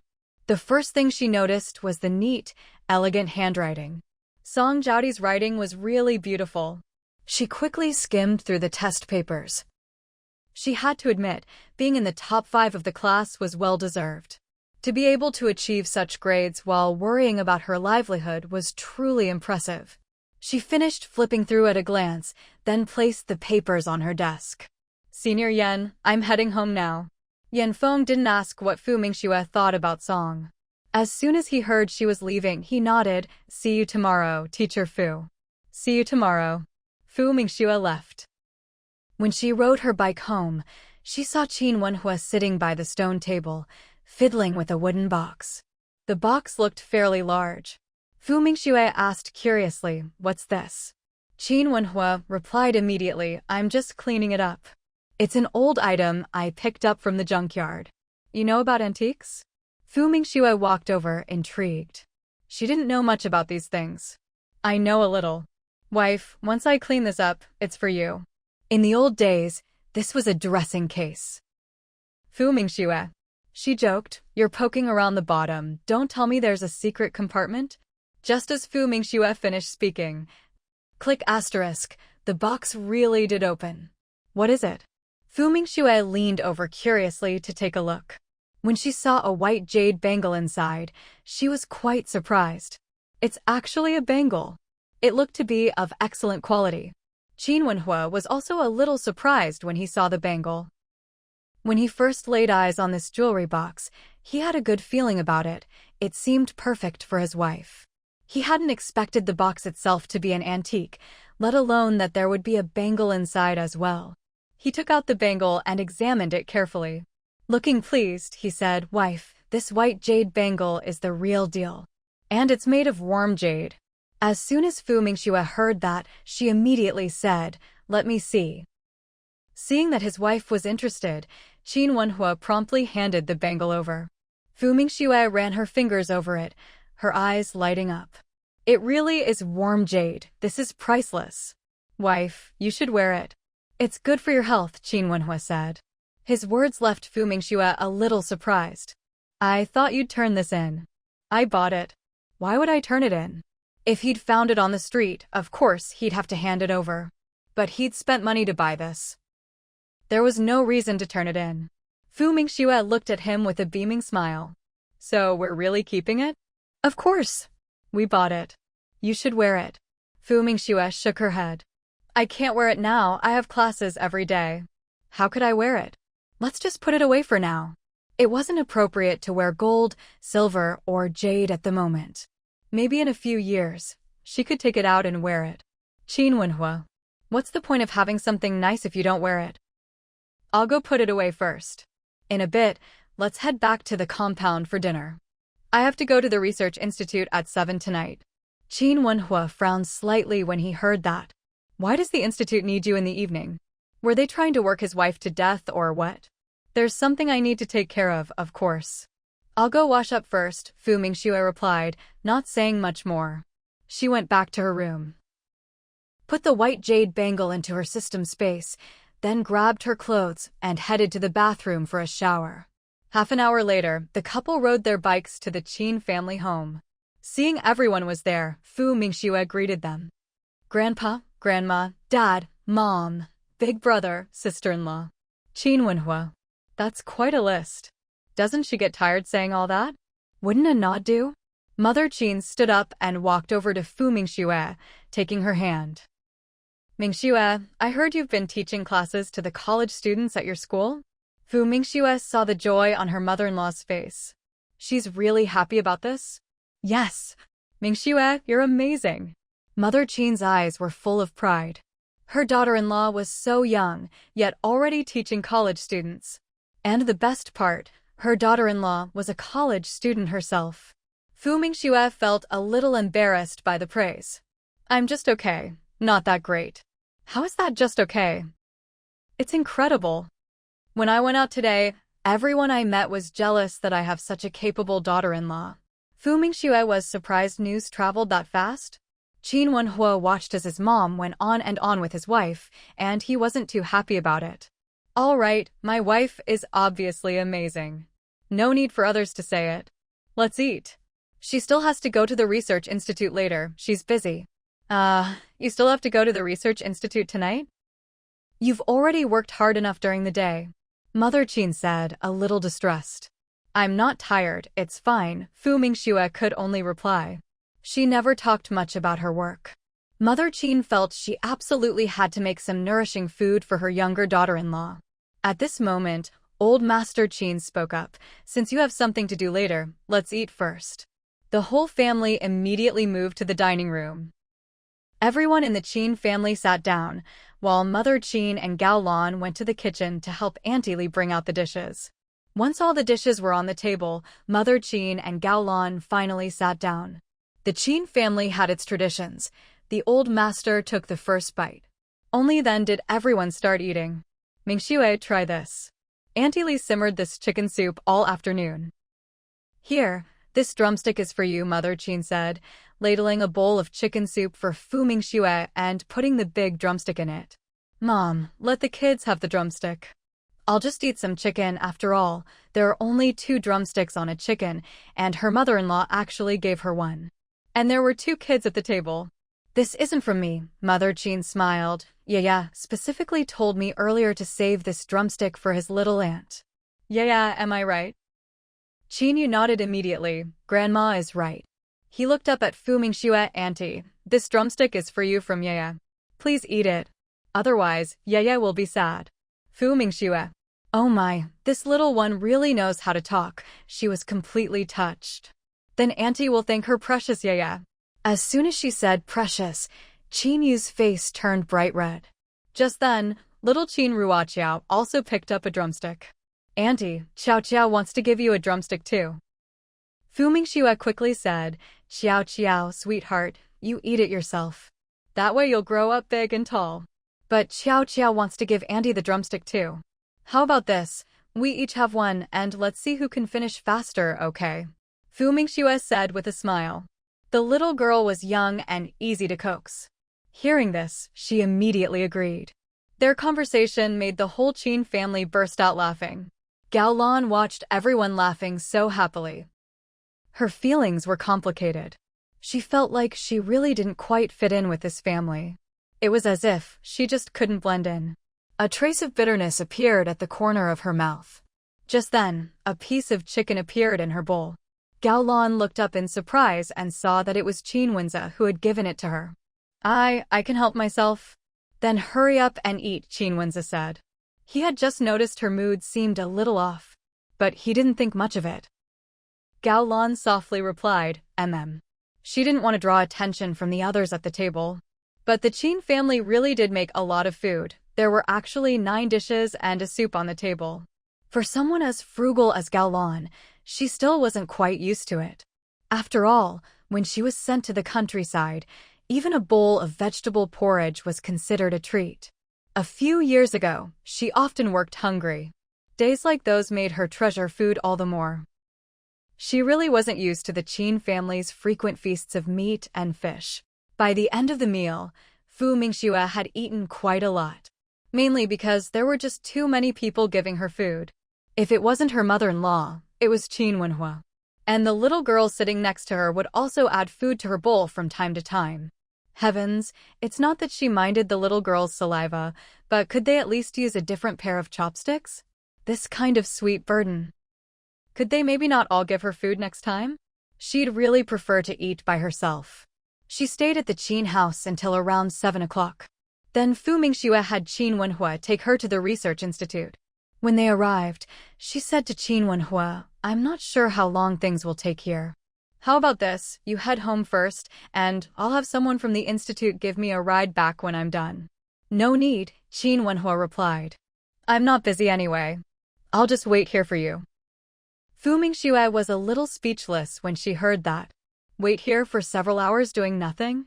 How about you come back at 10 o'clock instead? As soon as Qin Wenhua heard 10 o'clock, he nodded right away. All right, I'll come back at 10. With that, he rode off on his bicycle. Fu Mingxue, is he worried that if he doesn't come pick me up, I'll end up working late into the night? Actually, she guessed exactly right. That's precisely what Qin Wenhua was thinking. Once inside the research institute, Director Zheng and Old Ji were both there. When Old Ji saw Fu Mingxue, he waved her over. Mingxue, you're here. Come take a look at this data. Fu Mingxue walked over. Look, this is from the Aeronautics Institute. There's something wrong with the cooling system data, see if you can spot the problem.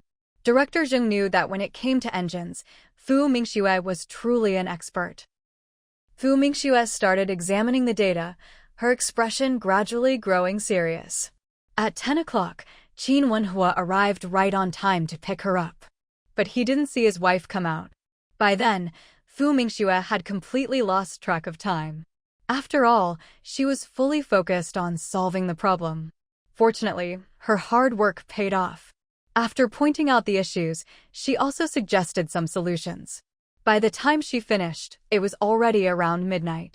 Director Zheng hadn't left either. Seeing that things were wrapping up, he said to Fu Mingxue, it's getting pretty late. I'll reschedule your classes for tomorrow. No need. I can get up early tomorrow, Fu Mingxue replied, glancing at her watch. Suddenly, she remembered Qin Wenhua had said he'd come pick her up at 10. She'd been so busy she completely forgot. Director Zheng, I'll head out now. All right. Director Zheng saw her hurrying out and didn't even have time to suggest someone give her a ride. Outside the institute, Fu Mingxue didn't see Qin Wenhua and was momentarily puzzled. Where was he? Did he not come? Or did he go home? But that didn't seem possible, because she spotted Qin Wenhua's bicycle. Just as she was looking around, Qin Wenhua came out from the security office. Wife, I'm over here. Fu Mingxue turned to him. You've been waiting here a long time, haven't you? Qin Wenhua replied without missing a beat. Isn't it only right for me to wait for my wife? He didn't mention how late it was. He just wheeled out his bicycle. Come on, let's go home. Fu Mingxue got on the bike. Qin Wenhua started pedaling, and off they went. The night air was cool and gentle. She had to admit, it felt pretty nice. The couple arrived home. Fu Mingxue went to take a shower first. When she came out, she was surprised to find that Qin Wenhua had made her a late-night snack. "Wife, come eat something." "What is it?" Fu Mingxue walked over and saw it was wontons. She looked up and asked, "Did you just make these?" "No, I wrapped them before I left to pick you up." "Come on, eat up, then go to bed." The trip from the institute to home wasn't short, and by now it was very late. He was genuinely worried about his wife's health. Fu Mingxue had no idea what he was thinking. Otherwise, she would have told him her health was top-notch. After all, the effects of the vitality pill she'd taken last night were kicking in. She'd been busy all day, but she wasn't tired at all. The next morning, Qin Wenhua originally wanted to let his wife sleep in, so he didn't wake her up. But to his surprise, he saw that she was already up early. "Why didn't you sleep a bit longer?" They hadn't gone to bed until almost 1:30 last night. And now she was up before 6:30. That's only a few hours of sleep. He was genuinely worried about his wife's health. Even if she was young, she couldn't just push herself like this, could she? "I woke up because I'd had enough sleep." "What's for breakfast?" "I smell buns, don't tell me you made them yourself." Qin Wenhua shook his head. "Strictly speaking, they're pan-fried buns. They'll be ready in a bit." Fu Mingxue. He made pan-fried buns himself? Goodness, was that really necessary? Wouldn't it be easier to just buy some from a shop? Besides, she thought the meat buns sold outside tasted pretty good too. Now that the regulations weren't so strict, there were all kinds of breakfast snacks to choose from. Hurry and go wash your face. Breakfast will be ready by the time you're done. Pan-fried buns are best eaten hot. The delicious smell was getting stronger and stronger. Fu Mingxue's mouth was actually starting to water. "All right, I'll go brush my teeth and wash up first." She really hadn't expected her husband to get more and more domestic. By the time Fu Mingxue finished washing up, Qin Wenhua's pan-fried buns were just coming out of the pan. He plated the buns and brought them to the table, then served Fu Mingxue a bowl of steamed egg with brown sugar. Looking at the breakfast in front of her, Fu Mingxue couldn't help but laugh. "Are you trying to fatten me up like a pig?" "Qin Wenhua, even if you were a pig, you'd be the prettiest pig." Fu Mingxue rolled her eyes at him. Who wanted to be the prettiest pig? If you can't say something nice, just don't say anything at all. But the pan-fried buns really were delicious. "Where did you learn to make these? You're almost as good as a professional." Hearing this, Qin Wenhua felt that all his hard work that morning was worth it. "If you like them, eat more." Fu Mingxue really did like them. Not only were they fragrant, but the bottoms were crispy too. Just then, there was a knock at the door. Qin Wenxue's loud voice rang out, "Wenhuaji, sister-in-law, open up." As soon as Qin Wenhua heard Qin Wenxue's voice, he immediately said to Fu Mingxue, "Ignore him, just keep eating." What was wrong with Qin Wenxue? Why did he have to come over so early in the morning? Seeing the look of annoyance on his face, Fu Mingxue couldn't help but twitch her lips. "You'd better go open the door. If he keeps yelling, he's going to wake up all the neighbors." Qin Wenhua's good mood was completely ruined by the incessant knocking. He walked over with a dark face and opened the door. "What, are you so old you can't sleep in anymore?" Qin Wenxue. Why did he get scolded the moment he walked in? "Bro, if I remember correctly, you're actually a tiny bit older than me. Otherwise, why would he call him brother instead of little brother?" Qin Wenhua's face grew even darker. He couldn't stand people saying he was old. After all, his wife was so young and pretty. Wasn't that just saying he was a cradle robber? "What do you want?" The annoyance in his eyes was almost tangible. "Oh, I'm here to see my sister-in-law. I need to talk to her about something." Qin Wenxue ignored his sour face and walked right past him into the house. As soon as he entered the courtyard, he was hit by the mouth-watering smell of meat. "Sister-in-law, what are you eating?" "It smells amazing. Oh wow, pan-fried buns." I want one. He walked over and grabbed one right away. Qin Wenhua's face turned even darker. He'd gone to all that trouble early in the morning to make those for his wife. What right did this guy have to eat them? What are you doing here so early in the morning? Qin Wenhua asked gruffly. Oh, I'm just here to pass on a message. My parents want to invite you and my sister-in-law over for a meal. Does she have any time? She's been really busy lately. No time, Qin Wenhua rejected him outright. Qin Wishu looked puzzled. That busy? Not even on weekends? Don't students get Sundays off? At this moment, Fu Mingxue spoke up. There are no classes on Sundays, but I have to go to the research institute. It'll probably take most of the day. How about dinner on Friday then? Seeing how insistent he was, Fu Mingxue felt it would be rude to refuse, so she nodded. That works. As soon as she agreed, Qin Wishu hurriedly said, as if afraid she'd change her mind, "It's settled then. Dinner at my place on Friday." Fu Mingxue nodded. Okay. At this point, Qin Wenhua walked over, giving Qin Wishu a sidelong glance. Now that you've said what you came to say, can you get lost? Come on, Wenhua. What's the rush? Let me just have a few more. There's so many of these pan-fried buns, you two can't finish them all anyway. It's so hot, they'll go bad if you leave them out. Qin Wenhua sneered. No need to worry about that. We have a fridge. Qin Wenshu. Is having a fridge supposed to be impressive? Well, actually, it is kind of impressive. After all, his own family hadn't bought one yet. His frugal mother wouldn't allow it. He stuffed another bun into his mouth and mumbled, I'll just have 2 more. By the way, where did you buy these? I want to get some myself. They're really good. Qin Wenhua made them himself, Fu Mingxue replied, surprising Qin Wishu so much he nearly choked on his food. He coughed for a while before finally recovering. Sis-in-law, can you not say such shocking things when I'm eating? Especially when he had food in his mouth.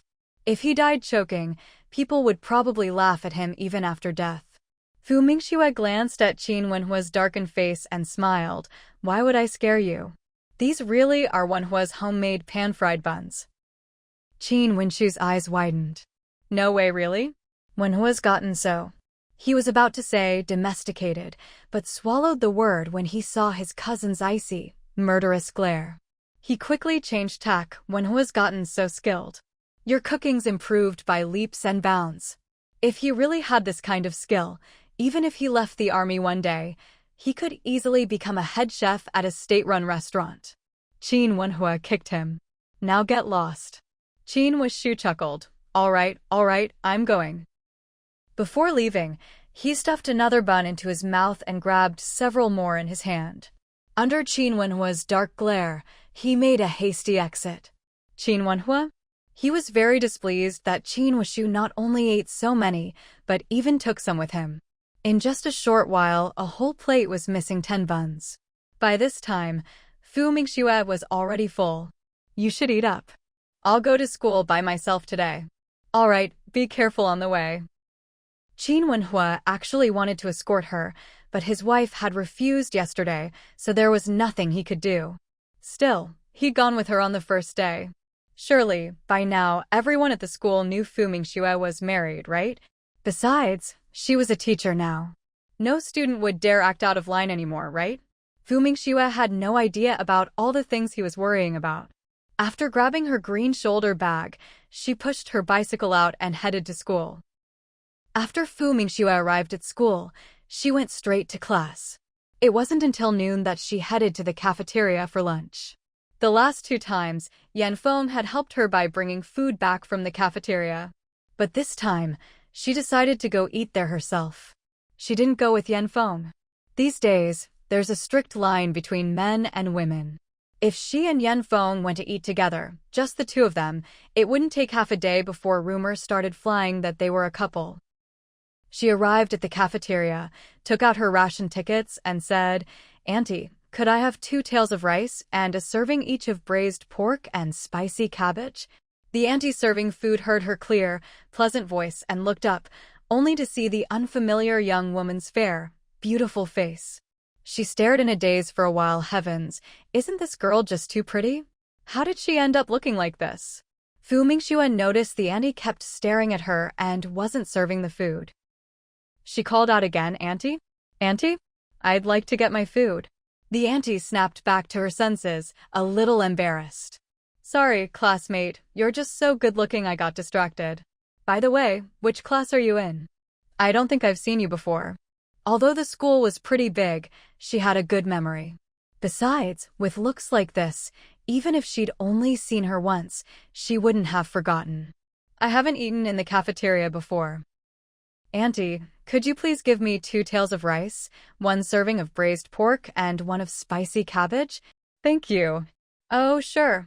The auntie was so moved by her polite thank you that her hands stopped shaking. She even picked out extra fatty meat for her. Here, I'll give you a few more pieces of fatty pork. By the way, my surname's Lee. Just call me Auntie Lee. Next time, come to my window and I'll give you extra. Auntie Lee just loved pretty girls. After all, her own son was chubby and dull. Just look at how good-looking other people's kids are.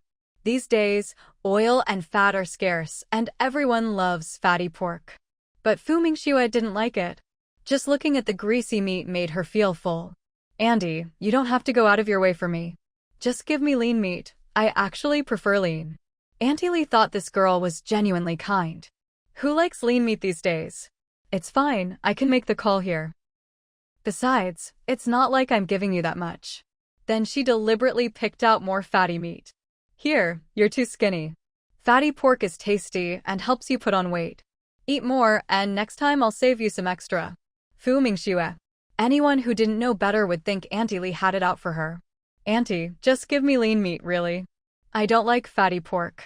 A whole plate of fatty meat, she really couldn't eat it. She didn't want to waste food, but she also didn't want to upset her stomach. Auntie Lee. Seeing the genuine expression on the girl's face, Auntie Lee was completely baffled. There really are people these days who don't like fatty pork and actually prefer lean? Well, alright then. She dumped the meat back and scooped up another portion. But she still left 2 pieces of fatty pork, just in case the girl was only being polite. Mingxue didn't say anything more this time. Thank you, Auntie Lee. No need to thank me. By the way, dear, what's your name? Auntie Lee, don't ask so many questions, this is our teacher Fu. The person behind Mingxue in line couldn't help but chime in. Huh, she's a teacher? Auntie Lee was stunned. A teacher this young? Impossible. But by then, Mingxue was already carrying her 2 lunchboxes away. Mingxue glanced around at the crowd of students and spotted an empty seat in the corner where it was quieter. She needed a peaceful place to eat. But as she walked over, she realized there was already someone she knew sitting there. Song Jiaodi was quietly eating her meal. Normally, she would find a corner to eat alone. She never took any dishes, either. She'd just get a small portion of rice, then ladle a bit of the free soup from the school cafeteria. That would be enough for her meal. In the evenings, she usually didn't eat at all. Anyway, she could get by on just 1 meal a day. Just then, she felt someone sit down across from her. Instinctively, she looked up. When she saw that it was Teacher Fu, she was stunned. Fu Laosher. Sorry, I took a bit too much food just now. Also, I'm not a big fan of fatty meat. Song, would you mind helping me finish some of it? After all, if I leave food on my plate, people will say I'm wasting it. Song Jiaodi was at a loss for words, not knowing what to say. No need for that, just eat. I have something to discuss with you in a bit. Mingxue picked up some food and meat and placed it in Song Jiaodi's bowl. She didn't give her much meat, just the 2 pieces of fatty pork and a piece of lean meat. She didn't give her any more. After all, for someone who hasn't eaten meat in a long time, eating too much at once might actually upset her stomach. Song Jiaodi hadn't expected Teacher Fu to put the meat and vegetables in her lunchbox already. It would be awkward to put them back. She could only whisper a thank you, Teacher Fu. Mingxue didn't say, you're welcome. She just said, hurry up and eat. Afterward, come with me to the office. Hearing this, Song Jiaodi felt a bit anxious, not knowing what Teacher Fu wanted with her. Because she was so worried, she absent-mindedly finished all the meat and vegetables. By the time she realized, there wasn't a single grain of rice left in her lunchbox. Her face flushed with embarrassment.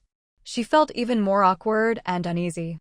She snuck a glance at the person across from her, only to see that Teacher Fu wasn't looking her way, just quietly eating her own meal. But even watching Teacher Fu eat looked so elegant. Fu Mingxue's senses were actually quite sharp.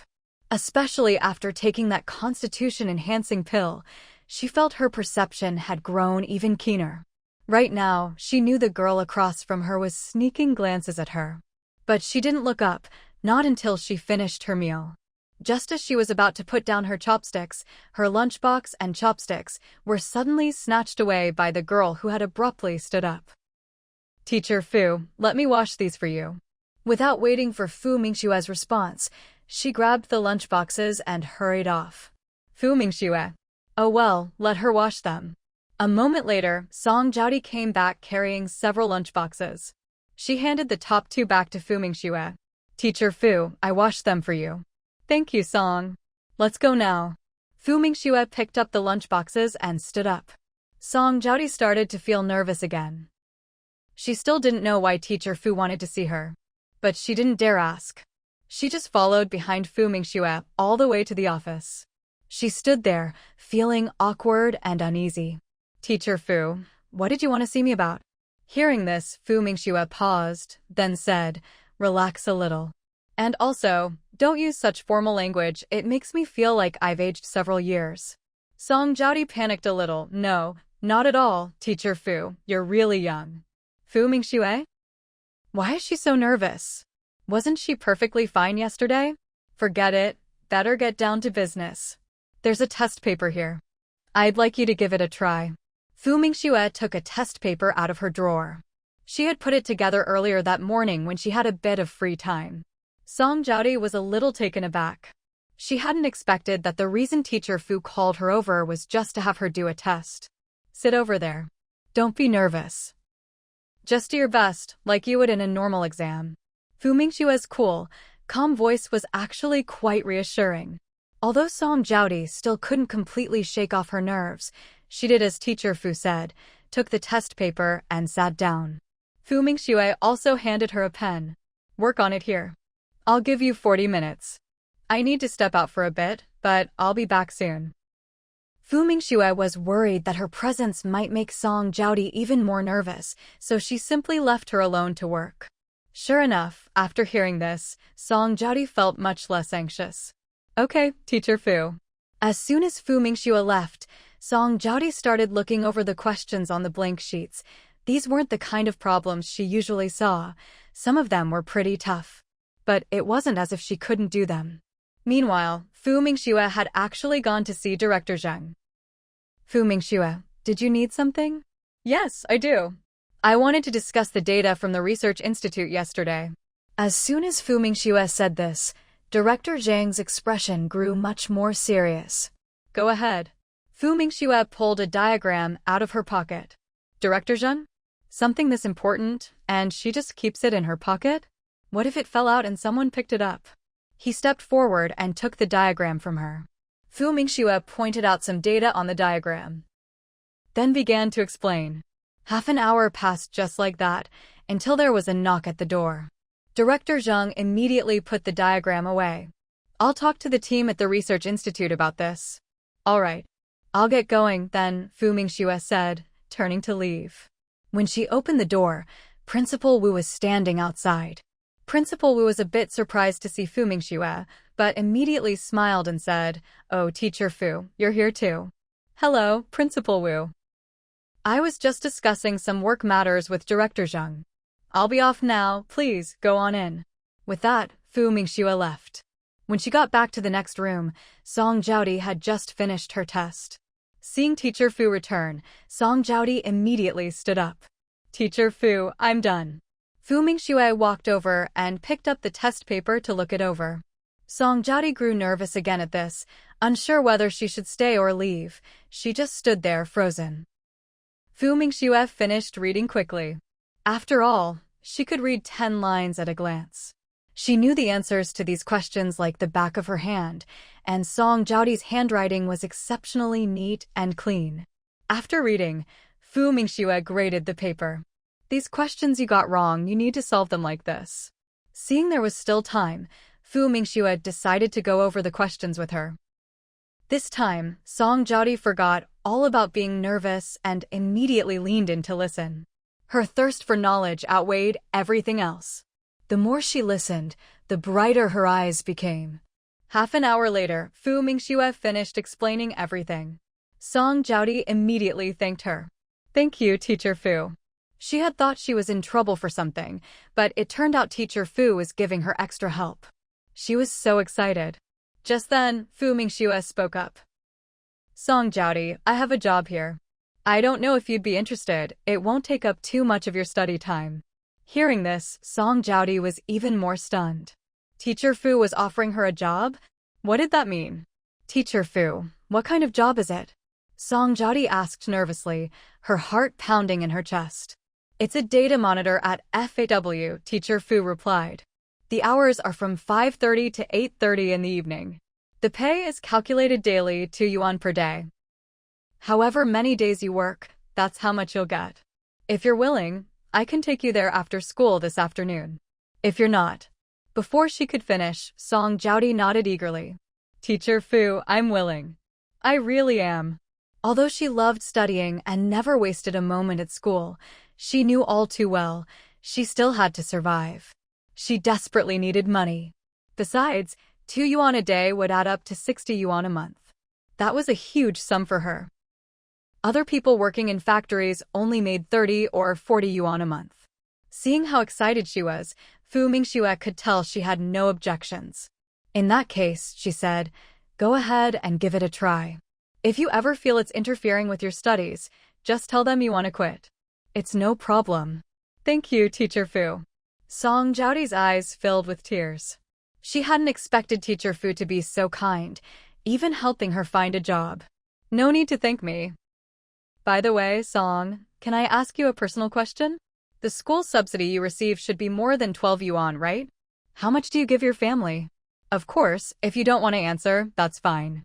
Actually, the school's first-class scholarship was 19 yuan 50. Fu Mingxue couldn't understand why Song Jiaodi's grades weren't enough to qualify. Even if she didn't get the first class, she should at least get the third class, right? She really didn't get it. Plus, the school had a hardship grant. Wasn't Song Jiaodi on that list?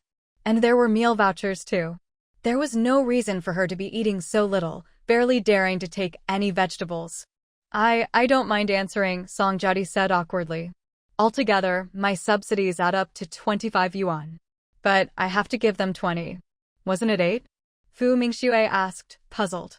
She remembered Senior Yen had said 8. Song Jiaodi shook her head, her eyes red, her voice bitter. "It used to be 8. But then they raised their demands to 20. They said as long as I give them 20 a month for 10 years, or a lump sum of 2,000, they'll officially cut ties with me and never bother me again." Fu Mingxue was stunned. "So you agreed?" Song Jiaodi nodded. "Yes. I even signed a paper." Fu Mingxue. This honest girl, wasn't she afraid they'd go back on their word? And besides, she's giving them money now, but in a few years, 20 yuan won't be worth as much. Would those leeches really let go of such a cash cow so easily? "Teacher Fu, I know it's not right, but they're so difficult to deal with." I didn't have a choice. Fu Mingxue didn't know what to say. "Let me ask you another question. If you get this 60 yuan salary, will you give it to your parents? If you start working, your family might find out pretty quickly. I imagine they'll come asking for more money. What will you do then? Will you give it to them?" she asked calmly. Song Jiaodi shook her head at once. "No, I won't. I'll only give them the 20 each month as written on that paper. Not a cent more. Even if I start earning a real salary in the future, I won't give them anything extra." Fu Mingxue was quite surprised by her answer. She had thought the girl would naively ask for more money, hoping to pay off that 2,000 as soon as possible. "Can I ask why? 2,000 yuan seems like a lot. There's no way I could pay that all at once. But if it's just 20 yuan a month, I can grit my teeth and manage it. It'll just mean a few tough years while I'm still in school. But I believe that once I start working, these hard days will be over. In the future, our country won't be so poor, and everyone's salaries will go up. By then, 20 yuan won't be a big deal for me, but for them, accepting it will be much harder. As she said this, she looked at Fu Mingxue nervously. Teacher Fu, do you think I'm a bad person? Fu Mingxue couldn't help but laugh. How could I? You're still in college, yet you'd rather make things hard for yourself than shirk your responsibility to pay that 2,000 yuan in support. That's already very admirable. Since you've thought it through, I won't say more. Focus on your studies for now. Your future is in your own hands. Remember, never stop learning, no matter what. You can go now. When Song Jiaodi heard this, she gave Fu Mingxue a deep bow. Thank you, Teacher Fu. Without waiting for Fu Mingxue to respond, she turned and dashed out. Fu Mingxue, she sighed. This era really is so hard for girls. Luckily, she has a mother who loves her very much. Thinking of her own mother, Fu Mingxue suddenly felt a little guilty. It seemed that since coming to the capital, she hadn't called home even once. Even though Qin Wenhua had called, she, the actual daughter, hadn't phoned at all. At 4:30 in the afternoon, Song Jiaodi was waiting anxiously. Once Fu Mingxue finished her work, she asked Senior Yen to go call her over. Yan Feng immediately ran to the classroom. Song, could you come out for a moment? He didn't mention that Teacher Fu was looking for her. After all, there were still a lot of classmates in the room. If he said Teacher Fu wanted to see Song, who knows what rumors might start. Song Jiaodi had been waiting for this, so when she heard Senior Yen call her, she knew it was at Teacher Fu's request. She quickly got up and walked out. Yan Feng lowered his voice and said, Teacher Fu wants to see you. Okay, thank you, Senior Yen. Song Jiaodi thanked him, then hurried off at a jog. Yan Feng. No need to be in such a rush. Fu Mingxue had already packed up her things. When she saw Song Jiaodi arrive at the office door, panting, she stepped out. Let's go. Song Jiaodi quickly followed. When they reached the bicycle parking area, Song Jiaodi immediately said, Teacher Fu, let me ride. How could she let Teacher Fu give her a ride? Even though she looked thin, her frame was big and she weighed a fair bit. Fu Mingxue looked at her. You don't even know the way. It'll be easier if I ride. That shut Song Jiaodi up. True, she didn't know the way at all, and would need Teacher Fu to give directions, which would be even more trouble. Fu Mingxue wheeled out the bike, got on first, and planted one foot on the ground. Get on and sit tight. I'll take you over. Don't worry, I'm a very steady cyclist. She was already stronger than most girls her age. And ever since she'd taken that constitution pill, she was even stronger. Song Jiaodi felt quite embarrassed. She really hadn't wanted to trouble Teacher Fu to go out of her way for her. But unfortunately, she didn't have a bicycle. Everyone else in her class lived on campus, so they didn't have bicycles either. Besides, she was too shy to ask anyone to borrow one. Most importantly, she'd only learned to ride a bike a few times, and that was in secret. Her family did have a bicycle, but it was bought for her older brother. She only dared to ride a few laps around the yard when no one was home. Still, it wasn't too hard, she picked it up in one go. Fu Mingxue brought her to FW, First Automobile Works. After identifying themselves at the security office and waiting for the security staff to contact the factory to confirm, they were finally allowed in. But a security guard still had to escort them inside. Song Jiaodi had heard before that FW was huge, but she hadn't expected it to be this big. She was very nervous. Fu Mingxue noticed her anxiety and immediately said, Don't be nervous once we're inside. Even though it's data monitoring, it won't be difficult for you. Okay. Song Jiaodi hadn't seen it before, so she could only nod.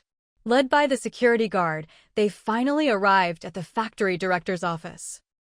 The guard knocked on the door. Director Liu, someone's here to see you. Come in, Director Liu's voice called out. The guard gestured for the two of them to go in. Fu Mingxue entered first, with Song Jiaodi following behind. Director Liu, Fu Mingxue greeted the person working at the desk as she entered. Director Liu immediately looked up when he heard her cool, clear voice. He saw a very young and beautiful woman. Your team leader, Fu? Fu Mingxue nodded. Yes, that's me. Director Liu was quite shocked. Old Luo had always said this team leader Fu was young, but he hadn't expected her to be this young, and so good-looking too. It seemed the heavens really did play favorites sometimes. Hadn't they given all the good things to this young woman in front of him? As if it wasn't enough to give her good looks, they'd given her brains too. He quickly got up and came over to Fu Mingxue. Team leader Fu, welcome, welcome. Please have a seat. No need to sit, thank you.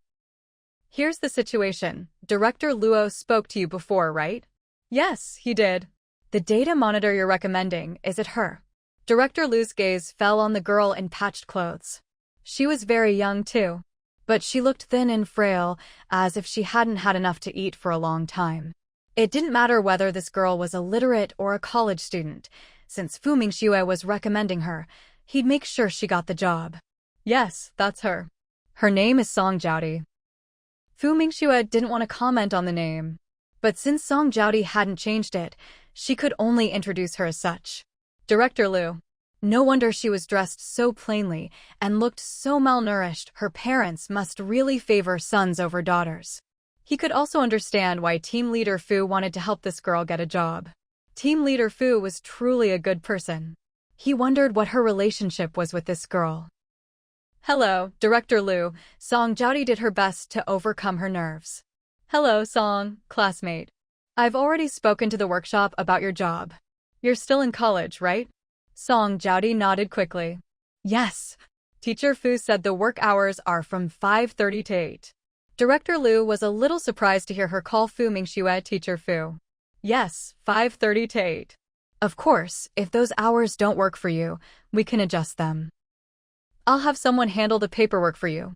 Factory Director Lu walked to the door and called out, Shaoli, come here for a moment.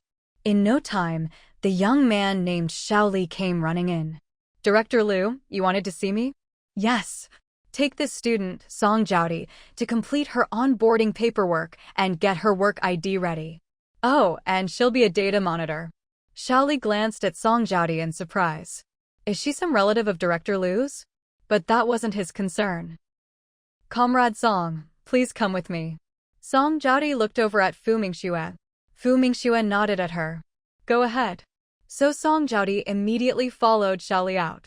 As soon as they left, Director Lu turned to Fu Mingxue with a big smile. Team Leader Fu, since you're already here, why not take a look around our workshop? After all, she was an expert in engines, someone they'd tried and failed to invite before. Now that she was here, of course he wanted to show her around the workshop. Besides, he'd heard that Team Leader Fu wasn't just skilled with engines, she was talented in other areas too. She'd brought several small inventions to other factories before. Actually, their factory could really use some new products, or even just some advice on materials, that would be even better. Fu Mingxue nodded. All right, then I'll trouble you to show me the way, Director Lu. Director Lu was delighted that she agreed. He made a welcoming gesture. The two of them walked out together. When they arrived at the workshop, the workers were all shocked to see Director Lu treating a young woman with such respect. Who is this young lady? Why was Director Lu being so deferential to her? And how could she be so beautiful? Team Leader Fu, this is our engine. Please, take a look and let us know if you spot any issues. Director Lu naturally led her first to the engine assembly workshop. After all, she was a real expert in this area. Their engine team. If only she could suggest some improvements. If possible, maybe she could even help them develop a new model. It didn't have to be on par with the aviation ones.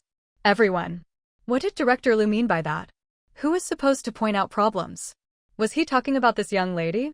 It wasn't even dinner time yet, but was Director Lu already drunk? Is it alright if I try this one? Fu Mingxue pointed to an uninstalled engine. Director Lu couldn't have agreed faster. He was eager for her to try. He nodded quickly. Of course. Feel free to try anything. Then he turned to an older worker. Master Liang, please make some space for Team Leader Fu. The named Master Liang immediately frowned. This engine was the pride of the factory. How could they just let some young girl mess with it? Wasn't that treating the factory's assets like a joke? His face darkened. Director Lu, this won't do. If you want to find a toy for the young lady, go somewhere else. Don't mess around here. Have you lost your mind? Do you even know where you are? Director Lu was furious at Master Liang's words. He didn't scold Master Liang right away, but instead looked apologetically at Fu Mingxue. I'm sorry, Team Leader Fu. Master Liang is just a bit eccentric. He treats these machines like treasures. Please don't take it personally. Then he glared at Master Liang. Old Liang, this is the expert I invited, Comrade Fu Mingxue. Hurry up and apologize to her. At these words, everyone was stunned. An expert? Someone this young? Apparently, even Master Liang, after his initial shock, didn't quite believe it. Master Liang was about to say something, but Factory Director Lu motioned for him to stop. He had no choice but to swallow his words and keep quiet. Director Lu knew very well that Fu Mingxue's time was precious, so he didn't waste time explaining too much to old Liang. He turned to Fu Mingxue and said, Team Leader Fu, please take a look. Fu Mingxue nodded and stepped forward to inspect. The engine's power is actually quite good. At least for the current standards, it's excellent, she commented. Master Liang snorted inwardly. Did she really need to say that? This was the latest car engine their factory had helped develop. It was the best engine so far, intended for FW's new model of compact car. After Fu Mingxue started the engine, she carefully listened and then pointed out several shortcomings. At first, Master Liang didn't care at all. He was even a bit disdainful. She only knew a few technical terms, probably picked them up somewhere just to show off here. But the more he listened, the more his disdain faded, replaced by shock. As the saying goes, laymen watch the excitement, experts see the details. The issues she pointed out were exactly the ones he himself had considered before. Meanwhile, Song Jiaodi had finished her paperwork and received her factory entry pass. When she returned to the director's office, she didn't see Teacher Fu. This made her a bit anxious. Had Teacher Fu already left? Thinking about it, it made sense. Teacher Fu had just brought her over. She couldn't be expected to wait around forever. Besides, she already knew the way back, having walked it once. She didn't dare ask Xiaoli directly. Comrade Li, thank you for helping me with the paperwork. I'll be heading off now. Xiaoli was surprised. Aren't you going to wait for the comrade you came with? Song Jiaodi's eyes widened instantly. Comrade Li, Teacher Fu hasn't left? Xiaoli replied immediately, no, she went to the workshop with Director Lu. He'd seen the two of them head toward the workshop together earlier. He just couldn't quite figure it out. Director Lu seemed very polite to that pretty young lady. Song Jiaodi's face lit up with delight. She'd thought Teacher Fu had already left. Comrade Li, is it okay if I wait here for Teacher Fu? Xiaoli nodded. Of course. Then he noticed her form of address. You call her Teacher Fu? She looks even younger than you. She's our teacher, of course I call her Teacher Fu. She's amazing, a real genius, Song Jiaodi replied, her eyes sparkling with admiration. Xiaoli. He didn't get it and was quite shocked. He knew Song was a university student from Beijing, but that young lady was actually a teacher in Beijing? She didn't even look 20. Goodness gracious, such a young university teacher? She must be a real prodigy. Suddenly, Xiaoli thought of Director Lu's attitude toward the young woman. Could it be she really was that impressive? Song Jiaodi ended up waiting for a whole hour. Luckily, Fu Mingxue came back first. Otherwise, if she'd left directly, Song Jiaodi would have waited for nothing. Team Leader Fu, since we've taken up so much of your time, why don't you stay for a meal? Director Lu invited. Fu Mingxue thought of her husband, who was probably waiting at home for dinner, and politely declined. No, thank you. My husband is waiting for me at home. I need to get back. Director Lu was stunned, so young and already married, and so accomplished too. But he didn't dare ask further. When Fu Mingxue saw the person sitting on the stone bench in the hallway outside her office, she wasn't surprised at all. Song, let's go. Song Jiaodi had almost dozed off, but as soon as she heard Teacher Fu's voice, she quickly stood up. Okay. After bidding farewell to Director Lu, Fu Mingxue walked with Song Jiaodi toward her bicycle. Once the two of them had left, Xiaoli couldn't help but ask, Director Lu, is that Teacher Fu really a university lecturer? Director Lu turned to look at him when he heard this. A teacher? That's what that girl told you. Xiaoli nodded. Yes, that student song said she's their teacher Fu, and that she's a really good lecturer. Director Liu was taken aback for a moment, then smiled. She's much more than just a teacher, she's also a top-notch researcher. Alright, don't go poking your nose where it doesn't belong. By the way, have you arranged work for that student song? Xiaoli nodded immediately. It's all arranged. She'll come in tomorrow afternoon. Good. Tomorrow, give that girl a few meal tickets for our cafeteria. Also, pay her 10 days' wages in advance, and then pay her monthly after that. She looks like she's having a tough time. But this student song must have something special about her, otherwise why would team leader Fu bring her here personally? Xiaoli was a little stunned, this had never happened before. But since the director had given the order, he could only comply. Yes, sir. Meanwhile, Fu Mingxue was thinking that there probably wouldn't be much food left in the school cafeteria by now. If she brought Song Jiaodi home, the girl might feel uncomfortable. Thinking it over, she remembered there was a noodle stall up ahead. So she rode her bike over and stopped in front of the stall. Song, I'm hungry. Let's have a bowl of noodles here first. I'm in a good mood today, so I'll treat you. Next month, when you get your wages, you can treat me to dumplings. How about that? Song Jiaodi was taken aback, then her eyes turned red. She understood. Teacher Fu was being considerate because she knew she didn't have any money. That's why she said it like this. Teacher Fu is just so kind. Okay, Teacher Fu. Next time I get paid, I'll definitely treat you to dumplings. It's a deal then. Fu Mingxue sat down at the noodle stall. Comrade, 2 bowls of noodles, please. And add an egg to each bowl. All right. The stall owner responded quickly and went to cook the noodles. Song Jiaodi wanted to say she didn't need the egg, but when she saw the owner already preparing it, the words stuck in her throat. At that moment, Fu Mingxue asked, all your paperwork is done, right? Song Jiaodi stopped worrying about the egg. Teacher Fu, it's all done. I've been over there to check too. I think I can handle it. Even if she couldn't, she'd have to. She wouldn't let down Teacher Fu's kindness. Of course you can. This is simple. You have to believe in yourself and work hard. It's summer break now, right? If you need to, you can adjust your work hours with the factory. This job is a job, but don't neglect your studies. These years at university are very important. Work is just temporary. Studying is your real duty. The road ahead is long. She was just helping Song Jiaodi get through a rough patch, not encouraging her to lose sight of her priorities. Song Jiaodi immediately said, don't worry, Teacher Fu. I won't slack off on my studies. Her eyes were full of determination and a thirst for knowledge. Fu Mingxue nodded. Good. I believe in you. At that moment, the 2 bowls of noodles were ready and brought over. Eat up. Fu Mingxue started eating. She hadn't expected the noodles from this little stall to taste so good. As for Song Jiaodi, she had never eaten an egg in her entire life. When she bit into that egg, tears welled up in her eyes. Not wanting Teacher Fu, who was sitting across from her, to notice anything unusual, she kept her head lowered. She thought this egg was truly delicious, the best she'd ever had.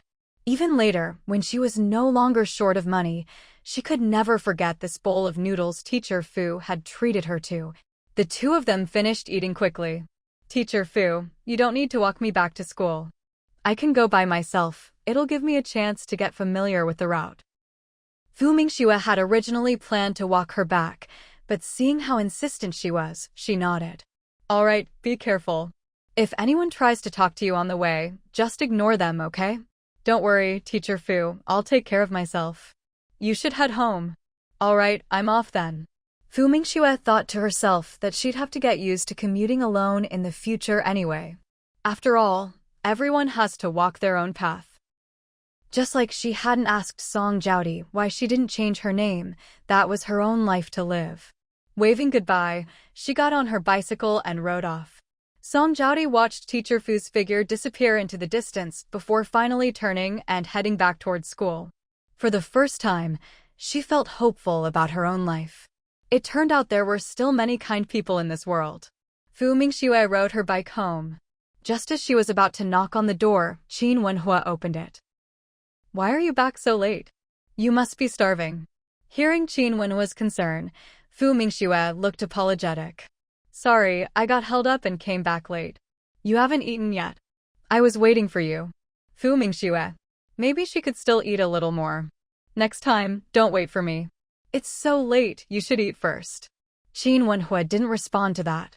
It didn't really matter to him whether he ate earlier or later. He stepped forward and wheeled her bicycle into the yard. Go wash your hands, let's eat. Okay. Fu Mingxue washed her hands and sat down at the table in the main room. Seeing Qin Wenhua about to serve her rice, she quickly said, I just had a bowl of noodles outside, so just give me a little bit. I'll just have some of the dishes. Qin Wenhua paused for a moment. All right. Sorry, I was planning to come home for dinner, but there's a girl in my class, and since it was so late, I figured the cafeteria would be closed, so I ate with her outside. Fu Mingxue briefly explained Song Jiaoti's situation and mentioned that she'd helped her find a job. Qin Wenhua hadn't expected his wife to be so compassionate. He didn't comment much on it. If you've already eaten, then just have a little. And also, honey, you don't have to keep apologizing. We're husband and wife. If you eat outside, you eat outside. There's no need to feel sorry about it. Fu Mingxue. She could only admit that sorry just slipped out of her mouth by habit. Dinner was quite plentiful that night. Fu Mingxue only had a few bites before she was full. Of course, Qin Wenhua couldn't finish enough for 2 people by himself, but luckily they had a fridge at home. After washing the dishes, he went into the room. Honey, do you want to go for a walk outside? When Fu Mingxue heard this, she looked at him in surprise. Go? For a walk? He actually had such refined tastes? I have to draw, and I still need to prepare my lessons. I don't have time. Why don't you go by yourself? Qin Wenhua looked at how busy she was and sighed inwardly. It wasn't that he wanted to disturb her. It was just seeing how hard she worked. He wanted her to have some time to rest and relax. But now that his wife had said so, of course he couldn't force her to go out for a walk with him. All right, then you get back to work. I'll be outside. If you need anything, just call me. Fu Mingxue sincerely suggested, you're just at home with nothing to do anyway. If you want, you can go hang out with your friends. Don't worry about me. Wouldn't he get bored being home alone? Qin Wenhua shook his head. Just then, there was a knock at the door outside. He went out to open it. The 2 people who appeared surprised Qin Wenhua a little. Before he could say anything, one of them spoke up first. Qin Wenhua, you brat, you came to the capital and didn't even look us up. Good thing we found out where you live, so we came ourselves. Is your wife home? We came to see her. Exactly. Don't treat us like we're not brothers. You've been here for days and didn't even come find us. Why are you blocking the door? Let us in. Qin Wenhua didn't move aside. My wife is working, she's busy. Don't disturb her. Wait here, I'll go tell her. He didn't even give them a chance to respond. He just slammed the door shut with a bang. The 2 at the door nearly got their noses hit by the door. Heavens, if you're going to tell her, just go, why slam the door? Inside, Qin Wenhua went to the room. Honey, 2 of my friends are here to see me. I'm going out for a bit. If you're home alone, don't open the door for anyone, okay? Fu Mingxue. Was she a child? She waved her hand speechlessly. I know, just go. No need to hurry back. Then remember to close the door after I leave. He couldn't lock the main door from outside. What if his wife needed to go out? She'd have to lock it from inside. Fu Mingxue nodded at his words. All right. Qin Wenhua went out. He opened the door and said directly to the 2 guys, let's go. The 3 of them left together. Fu Mingxue soon forgot about locking the door. She was busy working on her design drawing. Earlier, when she was at FW, she'd promised factory director Liu that she would help them develop a new, more powerful engine. She had agreed to this. Because Director Liu said they wanted to participate in the Canton Fair in the second half of the year, and promised that as long as the engine was developed, she'd get an extra bonus. Anyway, every bit she could earn counted. That night, Qin Wenhua didn't come home until 10. When he came in, he saw his wife still working late into the night on her drawings. He walked over. Honey. Fu Mingxue was so startled by his voice that she almost jumped. She turned around. Why didn't you make any sound when you came in? Qin Wenhua. It wasn't that he made no sound, it was that she was too focused. My fault. Next time I'll call out first. It's really late, and you have class tomorrow. Aren't you going to bed? They hadn't been together for several nights already, so tonight, he was a little eager. No, very eager. Fu Mingxue caught a strong smell of alcohol on him. She raised her eyebrows and looked at him. You've been drinking? Qin Wenhua nodded. Had a few drinks with friends. Honey, why don't you go to bed early? His eyes were a little dark and intense. Fu Mingxue happened to meet his gaze. Her heart skipped a beat. So, this guy was thinking about that? The next morning, Fu Mingxue woke up. The first thing she saw when she opened her eyes was Qin Wenhua's face. You're still in bed? She quickly added, don't tell me you're tired out from last night? As soon as she said it, she wanted to slap herself, since when did she start blurting things out like this? Qin Wenhua's face, which had been bright and cheerful, immediately darkened at her words. He gritted his teeth and said, Wife, if you want, you can test me again tonight and see if I ever get tired. Fu Mingxue. No need to test. She gave an awkward smile. I just meant, it's rare to see you not up early. By the way, what time is it? It's still early, just 6 o'clock. Qin Wenhua got out of bed and started getting dressed. Seeing his strong, muscular back, Fu Mingxue couldn't help but think of last night. She really had quite a good time, hadn't she? Her cheeks flushed red. Ugh, what nonsense was she thinking about? She quickly chanted to herself, lust is emptiness, emptiness is lust. Then she hurriedly looked away. Luckily, Qin Wenhua didn't notice her expression. After he finished getting dressed, he said to Fu Mingxue, it's still early, why don't you sleep a bit longer? I'll go make you some wontons. With that, he headed out. Fu Mingxue sighed. As for her current life, she was honestly very satisfied. After all, her husband wouldn't even let her do any housework. The next few days were spent between home and school, and sometimes she'd go to the research institute in the evenings. All in all, Fu Mingxue was genuinely busy. In the blink of an eye, it was Friday. That day, Qin Wenhua came to pick her up after school. Fu Mingxue remembered they were supposed to have dinner at Qin Wenxue's house that evening, so she left school early. Once she got on the back of Qin Wenhua's bicycle, she asked, shouldn't we buy something to bring with us? I already bought some things. We'll just swing by home to pick them up.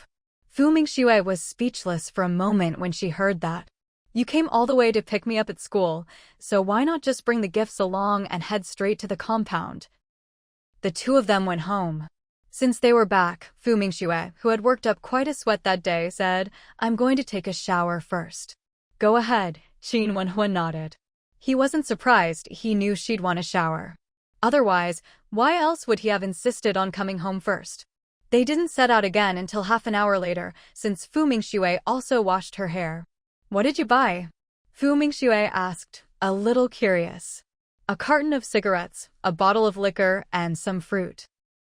Everything was packed in a cloth bag, which Qin Wenhua had already placed in the basket on the front of his bicycle. Fu Mingxue thought that sounded about right. The two of them set out.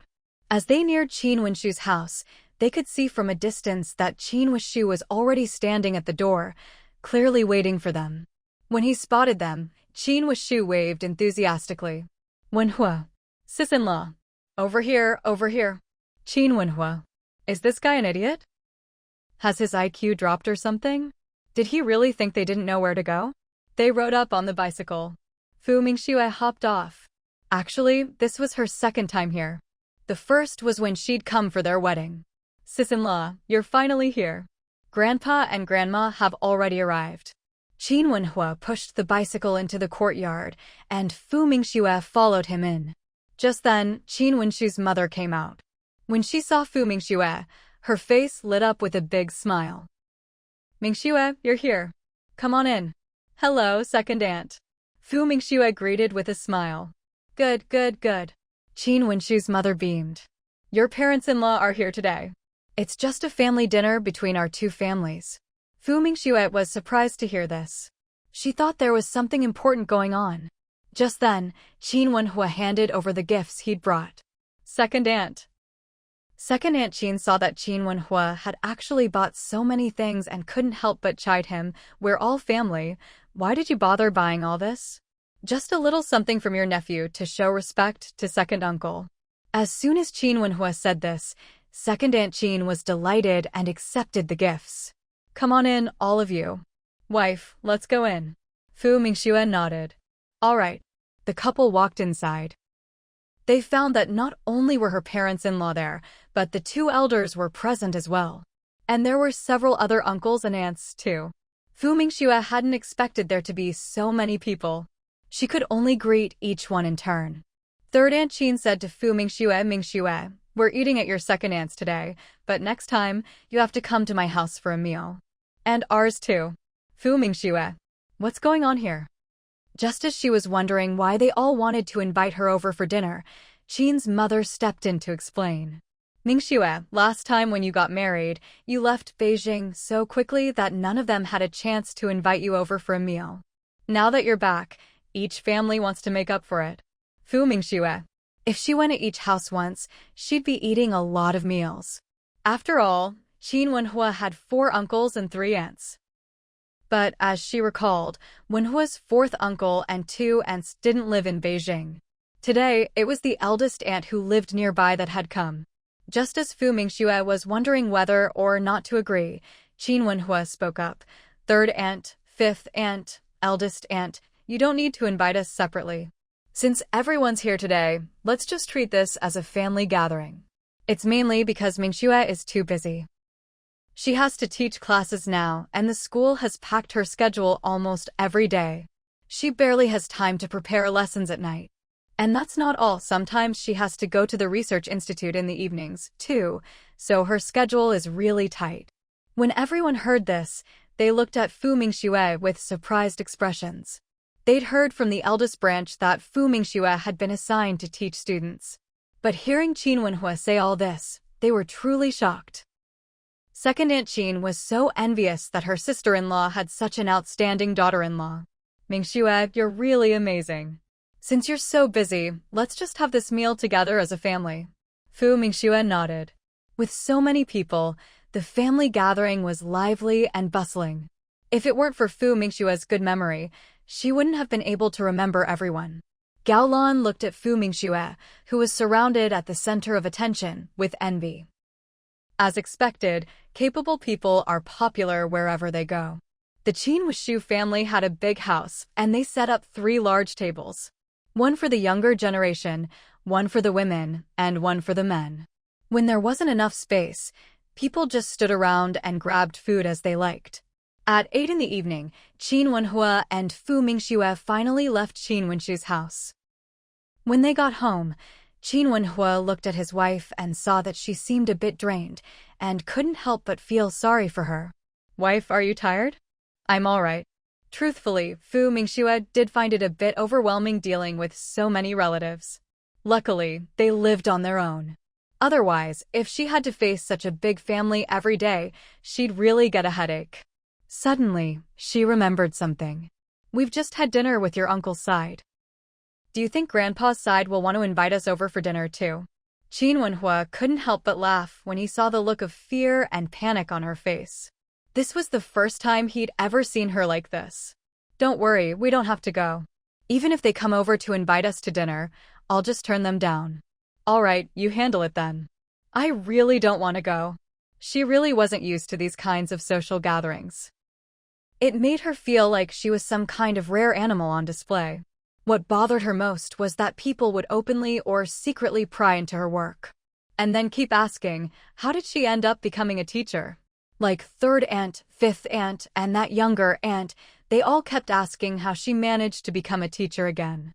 Did she really have to break it down and explain it to each of them one by one? If she'd known there would be so many people in the evening, she would have just said she was busy with work and skipped it altogether. Qin Wenhua understood his wife's personality well. Don't worry, I won't make you do anything you don't want to. Today will be the last time.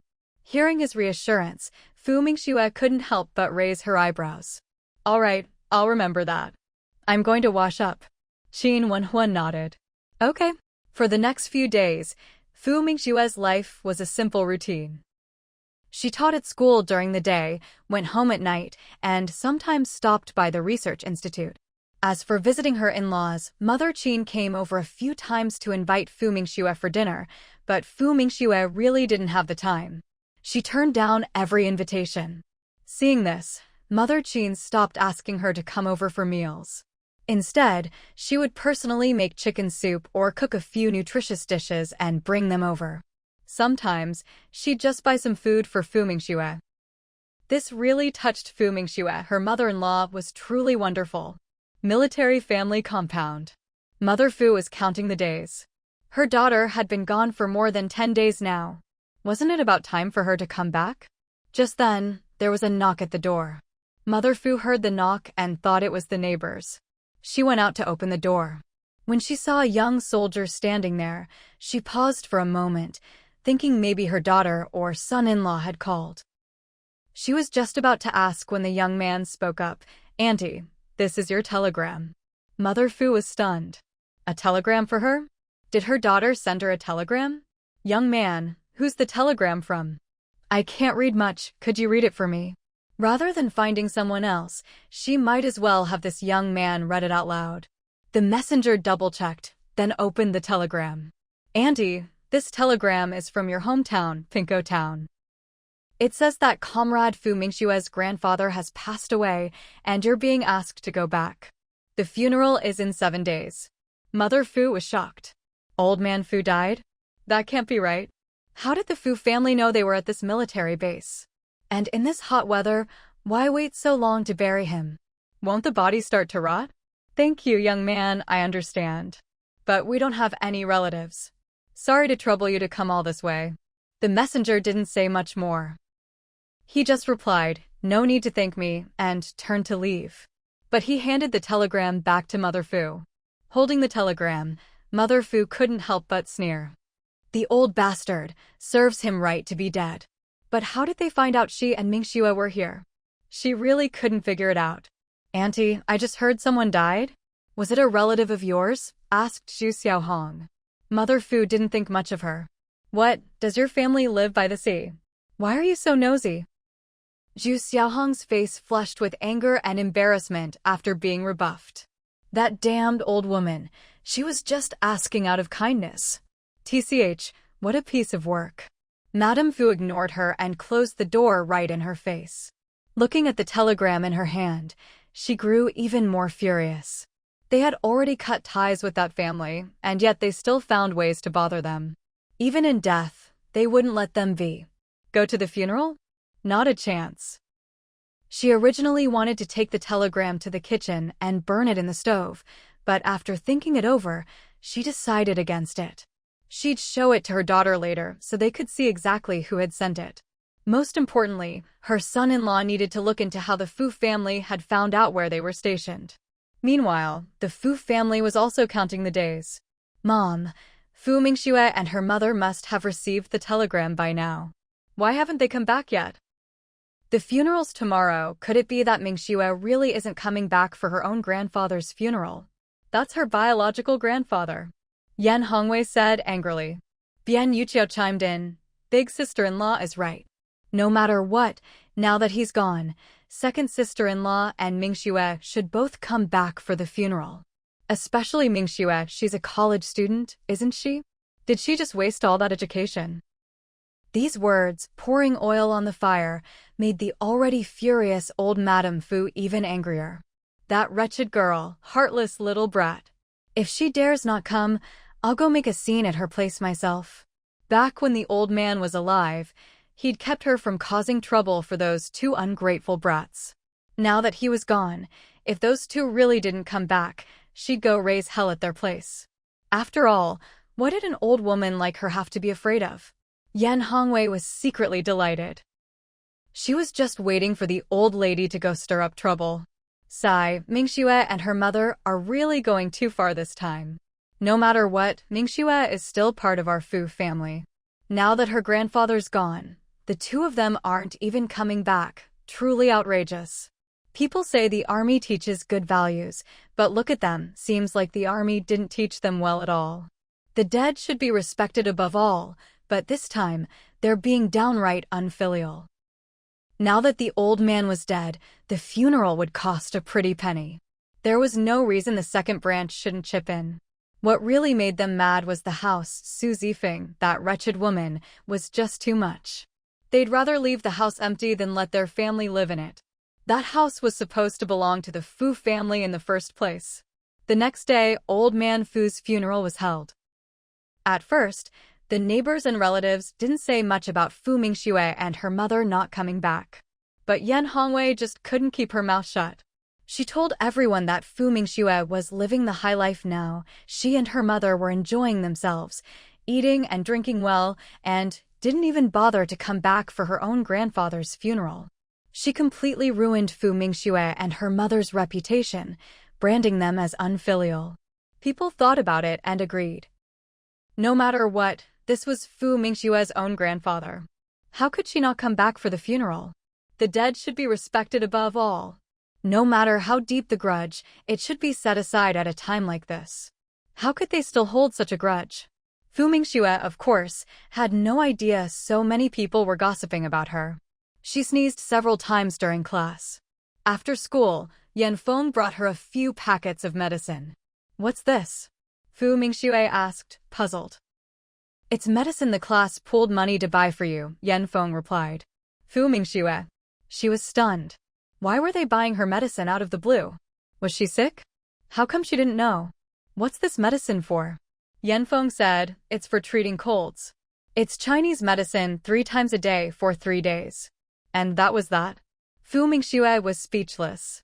"Is medicine something you can just take randomly? Why are you giving me medicine when I'm perfectly fine? Whose idea was this? Are you trying to get rid of me, or what?" Yan Feng was surprised. "Ms. Fu, they said you caught a cold, so you should treat it early." Apparently, one of the students' grandfathers is a traditional Chinese medicine doctor, and he even took time out to go back and get this medicine for you.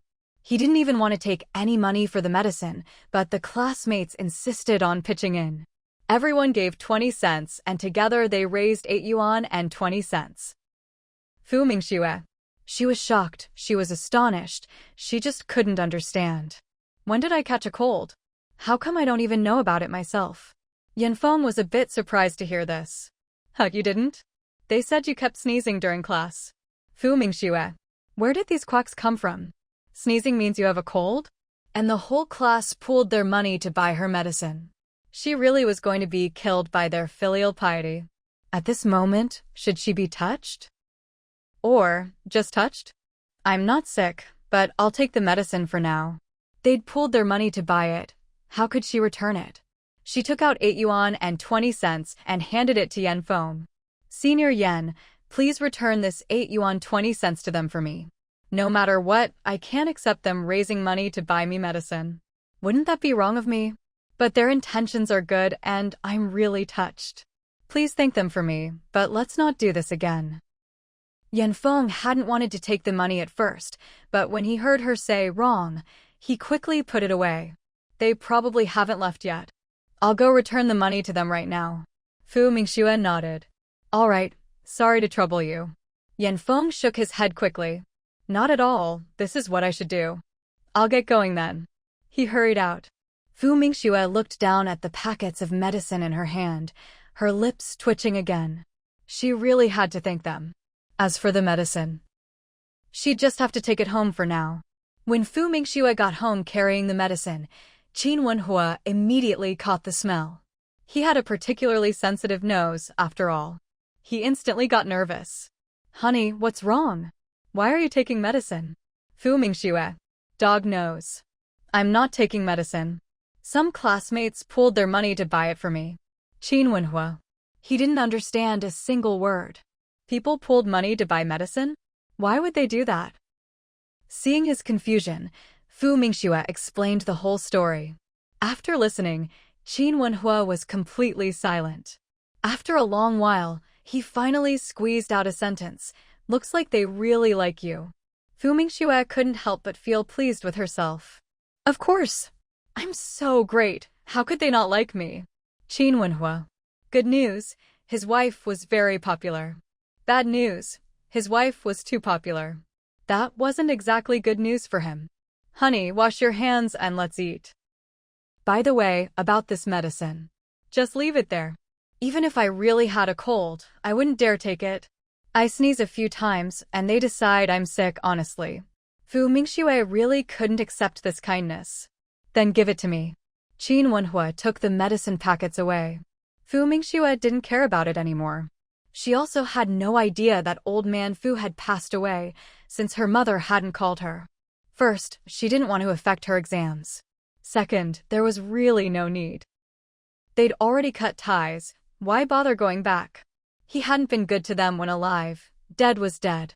So, neither mother nor daughter knew that because they weren't going back, old lady Fu, accompanied by Fu Mingjie, was planning to go to the army base to look for them. The originally planned 15-day vacation was cut short because something came up at the research institute in Beijing, so she was temporarily transferred for another half-month. Qin Wenhua couldn't possibly take such a long leave. So he had no choice but to return first. But he was really worried. Wife, if you go back alone, you must book a sleeper ticket, understand? If there aren't any available that day, then wait a day or book in advance. If you don't have time to book it yourself, let Qin Wuxu do it for you. Fu Mingxue, is there really any difference between going a day earlier or later? I got it. This is important, don't brush me off. You must take a sleeper. Also, once you're on the train, don't talk to strangers, no matter if they're young or old. If anyone asks you for help, just ignore them. Even if it's a pregnant woman, you don't need to get involved. There are police officers on the train, you don't need to play the Good Samaritan. Lately, human traffickers have been rampant on trains. They're experts at using the elderly, sick, and disabled as decoys. Qin Wenhua was truly uneasy. With how his wife looked, the moment she got on the train, she'd definitely be a target for those traffickers. How could he not worry? At this moment, he wished he could just pack her up and take her with him. Fu Mingxue could definitely feel his anxiety and concern. She immediately said, "Don't worry. I'll be careful. Besides," she flexed her biceps. "Look at this, I'm strong. I can take on 3 people at once." That finally made Qin Wenhua laugh. All right, you're strong. You're the strongest. Okay, hurry up and go. If you don't leave now, you'll miss your train. And don't just worry about me, you need to be careful too. Don't get hurt when you're on duty. Hearing his wife's concerned reminders, Qin Wenhua felt a warm glow in his heart. Sure enough, his wife really cared about him. He really didn't want to leave. But no matter how reluctant he was, he still had to go. He took a deep breath, then pulled her into his arms for a tight hug. Wife, I'm leaving. With that, he let go, grabbed his luggage, and strode away. He was afraid that if he delayed any longer, he really wouldn't want to leave. As for saying goodbye, he didn't want to say it. Fu Mingxue went to close the door, just in time to see Qin Wenhua's car drive away. She didn't feel too sentimental about the parting. With the man gone, she could actually focus more on her work. But there was one downside: no one to cook for her. Luckily, that wasn't a big deal. If she had time, she'd cook for herself. If not, she'd eat out or just go to the cafeteria. Besides, school was already over and the students were officially on break. They should have been on break anyway. There were no classes after finals. But because of her, those extra classes were added. The next day, Fu Mingxue headed to the research institute. This is the place. Fu Mingjie finally breathed a sigh of relief when she saw the military base. Then excitement welled up in her heart. She had to stay here no matter what. Otherwise, her mother really would marry her off to some old man for a bride price. At this moment, old lady Fu was exhausted and thirsty. After these past few days on the train, she never wanted to leave home again in her life. It was just too cramped. Not only was it crowded, but the smell made her want to throw up every day. Finally, they'd managed to get a ride from the train station to the base. Now, her only thought was to make trouble for that wretched pair. We're here, so what are you standing around for? Hurry up and get inside. Stop. Who are you? The military guard blocked the 2 people trying to enter the base. Both of them were startled. Fu Mingjie shrank back behind old Madame Fu, a little frightened. Old Madame Fu patted her chest, glaring at the guard with displeasure. What's wrong with you soldiers? Why are you shouting so loudly and scaring an old woman like me? If you frighten me into falling ill, are you going to take responsibility? The guard remained stern and unmoved. This is a military base. Outsiders are not allowed to enter without permission. Who are you? Who are you here to see? I'm here to see Su Zifeng, that wretch.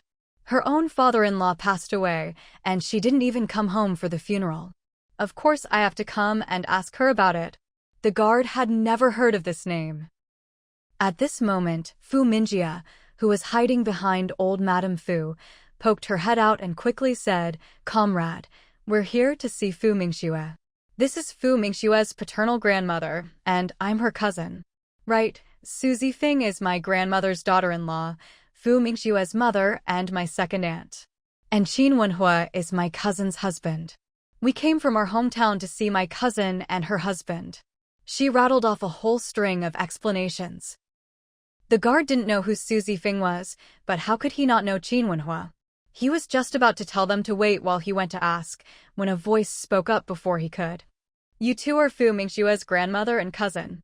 "Yes, I'm that little." Before old Madame Fu could finish saying wretch, Fu Mingjie tugged hard at her sleeve. Fu Mingjie quickly interrupted her grandmother. "This is my cousin Fu Mingxue's paternal grandmother. My grandfather passed away, but neither my second aunt nor my cousin went back. My grandmother was worried something might have happened to them, so she came to check on them." Old Madame Fu still looked angry. But hearing her granddaughter's words, she understood the hint and could only nod stiffly. "That's right, I'm worried about them. Otherwise, why wouldn't they come home for my old man's funeral?" Instructor Xie looked at the two of them and could tell they were here to cause trouble.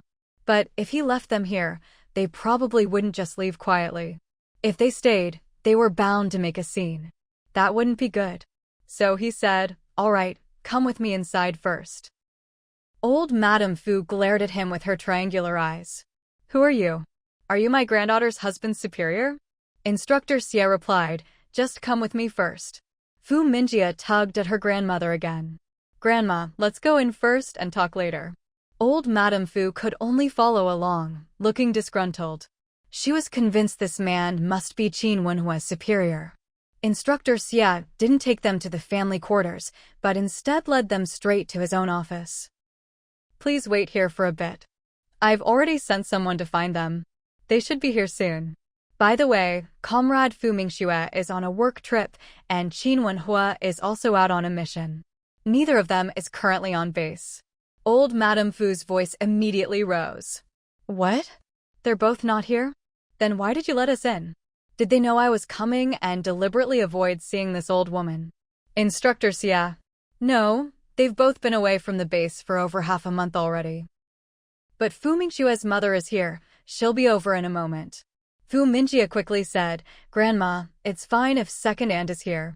She had come here to stay, not to fall out with her second aunt." "What? You're saying Grandma Mingxue and my cousin have both come? They're with Instructor Xie right now." Mrs. Fu stared in shock at the comrade who had come to deliver the news. "That's right, they're with Instructor Xie right now." After receiving confirmation, Mrs. Fu's face instantly darkened, her expression turning icy. A murderous glint flashed in her eyes. That damned old woman, how dare she have the nerve to show up here? Suppressing her anger, she nodded at the young comrade. "All right, I understand. I'll head over right away." Then she went next door. "Sister Wang, I need to step out for a bit. Could you help me watch the two kids?" Wang Xiang immediately agreed. "Auntie, just bring the kids over to me." "All right." Mrs. Fu went to pick up the children. Wang Xiang simply followed along. Each of them carried one child. Once Mrs. Fu had settled the children, she strode off toward Instructor Xie's office, her face full of anger. Sure enough, when she arrived, she saw that slovenly old woman. Old Lady Fu saw her too. The moment she caught sight of her well-dressed second daughter-in-law, she was so furious she forgot where she was. She immediately started cursing, "Su Zifeng, you heartless wretch. Your father-in-law died, and you didn't even come for the funeral. You shameless thing, aren't you afraid of being struck by lightning? Mrs. Fu wasn't about to put up with the old hag anymore. She shot right back. You're the vicious old woman who hasn't been struck by lightning, so why would lightning strike me? What do I have to do with your Fu family anymore? My husband's been dead for nearly 20 years. You want me to go mourn that old bastard? Keep dreaming. And if I remember correctly, my daughter and I cut all ties with your Fu family ages ago. I still have the severance letter right here. What, you're out of money again and trying to squeeze some out of me? Instructor Xia. He was stunned. Qin Wenhua's mother-in-law sure is a force to be reckoned with. Just a moment ago, he'd been worried she might suffer a loss, that she wouldn't be able to handle these two. Now he realized his worries were completely unnecessary. You. Old Lady Fu was shaking with rage, her finger trembling as she pointed at Mrs. Fu. Mrs. Fu slapped her hand away without hesitation. The loud smack echoed through the room. Even Old Lady Fu shriveled, orange peel hand turned red from the slap. I hate it when people point their fingers at me. And another thing, stop with the you this, you that. Get out. Don't think you can come to the army and throw a tantrum and I'll be scared of you, you old hag. If you don't leave right now, I'll call the police and have you arrested. Fu Mingxue's face went pale when she heard this. This wasn't how she'd imagined things would go. Could it be that second aunt really wasn't afraid of Grandma making a scene on the base and ruining Fu Mingxue and Qin Wenhua's reputation? Second aunt, we're not here to cause trouble. It's just that Grandpa passed away and Grandma is overwhelmed with grief. She just wanted to ask why Mingxue didn't come home for the funeral. Grandpa was still thinking of Mingxue before he died.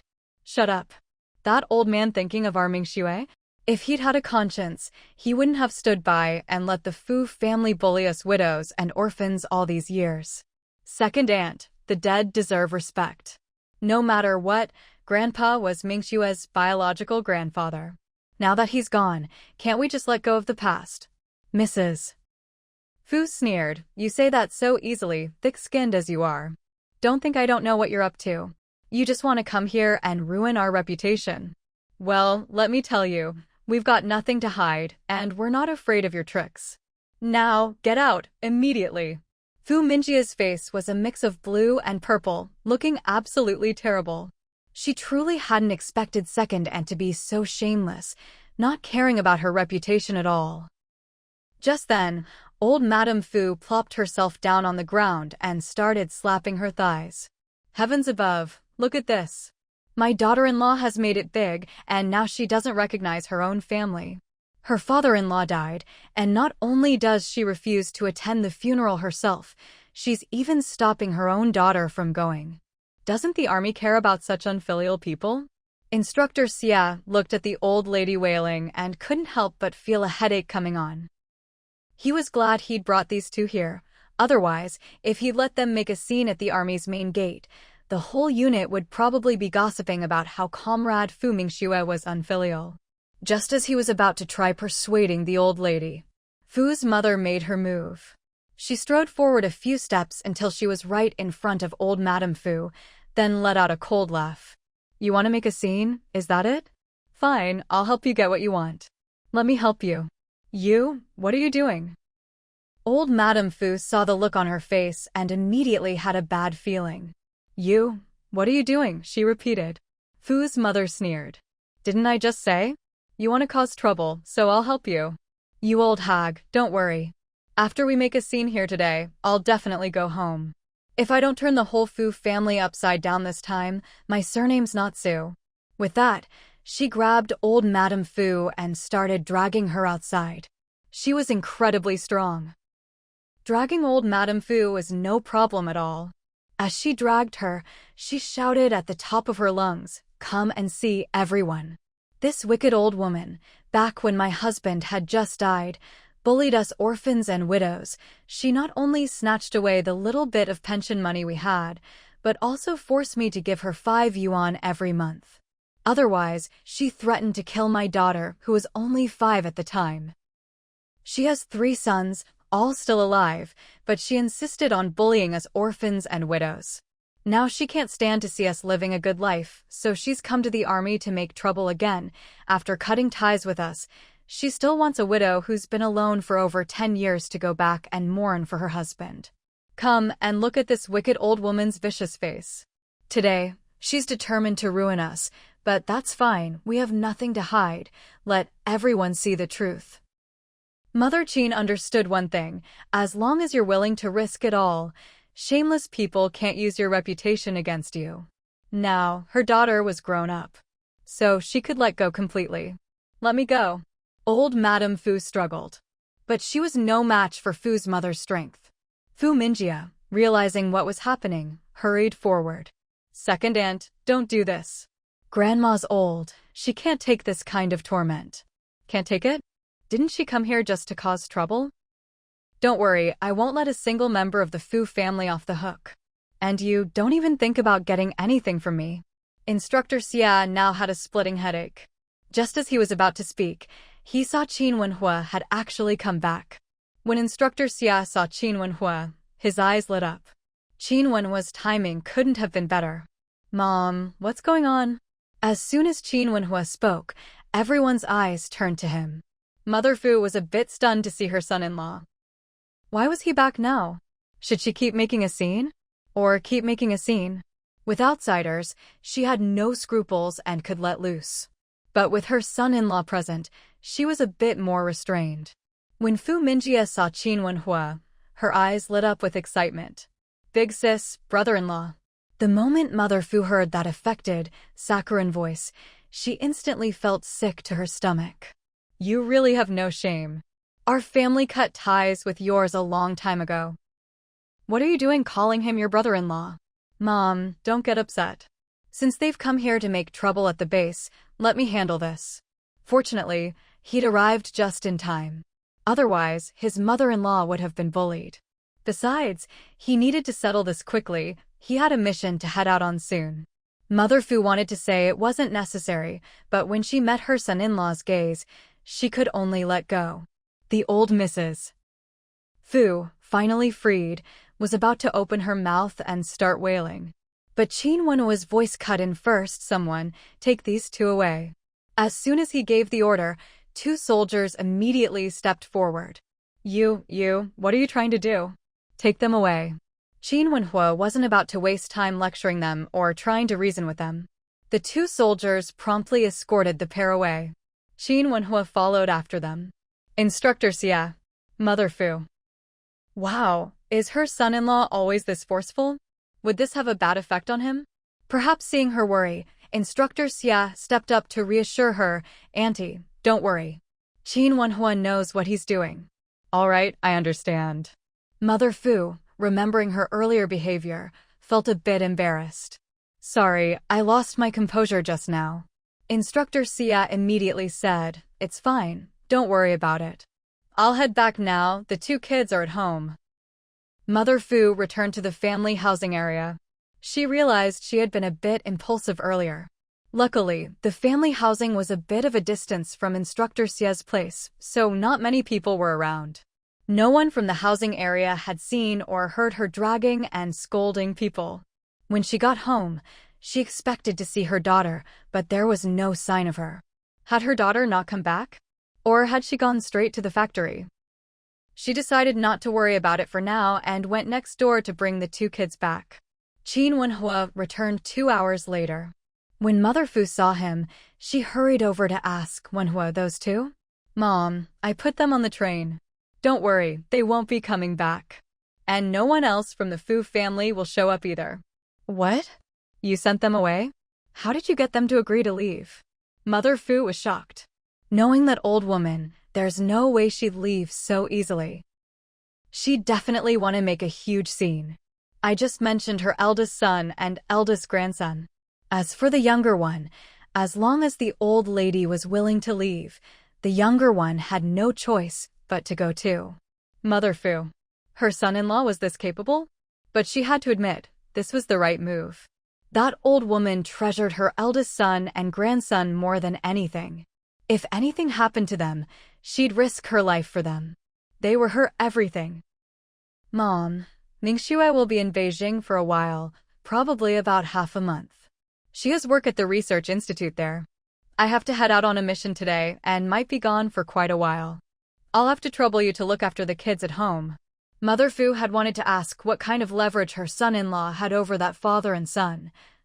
But hearing he was about to leave on a mission, she put her questions aside. You're heading out today? Please be careful. Don't worry about things at home. I'm here, and I promise I'll take good care of the kids. Thank you, Mom. I'll be off then. Be careful and come back safe. Mother Fu urged anxiously. She was still a little shaken from the last time he'd been injured. Naturally, Fu Mingxue had no idea about this matter. She barely even had time to call home these days. Originally, she used to go back and forth between her home and the research institute, but lately, she'd been working overtime quite a bit. She felt bad about always making Xiao Zhao stay late to drive her home. As it happened, there was a vacant dorm room at the institute, so she simply moved in and started living there. Just like that, another half a month passed. The issues at the institute were finally resolved. Old Ji was very pleased. Xiao Fu, are you leaving tomorrow? Fu Mingxue nodded. Yes, I should be heading out tomorrow. But I'll have to check if there are any train tickets available. Old Ji immediately said, you don't need to worry about buying the ticket yourself. I'll have Xiao Zhao get it for you and deliver it to your house. By the way, your husband already left this time, right? It's not safe for you to travel back alone. I'll have Xiao Zhao escort you. Fu Mingxue was a bit surprised to hear this. Did she really look that frail and delicate? Professor Ji, that's really not necessary. I can manage on my own. Having Xiao Zhao take me there and then come all the way back is just too much trouble. There's really no need. How about this? Just have Xiao Zhao book me a sleeper ticket. The sleeper cars are quite safe, and besides, I've been strong since I was a kid. Taking down 2 or 3 men wouldn't be a problem for me. Her words made old Ji burst out laughing. Seeing that she truly didn't want Xiao Zhao to accompany her, he finally relented. All right, but you must be careful. I will. And when you get back, start working on your project as soon as possible. It's very important. If you run into any design issues, you can call me anytime. Fu Mingxue nodded. I understand. That's settled then. I'll have Xiao Zhao take you home early tomorrow. After saying her goodbyes, Fu Mingxue left the institute. When Xiao Zhao was driving her home and they were almost at her door, he said, Team Leader Fu, I think there's someone outside your house. Fu Mingxue looked over when she heard this. That person wasn't that Song Jiaodi? What was she doing here? A classmate from school, she explained. Hearing this, Xiao Zhao relaxed a bit. After all, he was responsible for making sure Team Leader Fu got home safely. The car soon pulled up and stopped. You can head back now. Oh, and just bring the train ticket over tomorrow. All right, Team Leader Fu. Song Jiaodi was startled when a car suddenly pulled up and stopped in front of her. Then she saw Teacher Fu get out of the car. Teacher Fu. Fu Mingxue looked at Song Jiaodi. She didn't ask why she was here. Instead, she simply said, Have you been waiting long? Song Jiaodi quickly shook her head. No, I just got here. Fu Mingxue didn't press further. She took out her keys and opened the door. Come on, let's go inside. Song Jiaodi followed her in a little awkwardly. As for Xiao Zhao outside, once he saw Team Leader Fu and the young woman enter the courtyard, he drove off. Inside the courtyard, Song Jiaodi didn't dare look around too much. She spoke nervously, Teacher Fu, may I treat you to a meal? Fu Mingxue wasn't surprised by this. She'd already guessed as much when she saw her waiting outside. She had to admit. This girl was impressively sincere to still remember this after all this time. Sure. How about noodles? Song Jiaodi had been worried that Teacher Fu might refuse, but she agreed so readily that Song Jiaodi was overjoyed. Teacher Fu, let's go now then.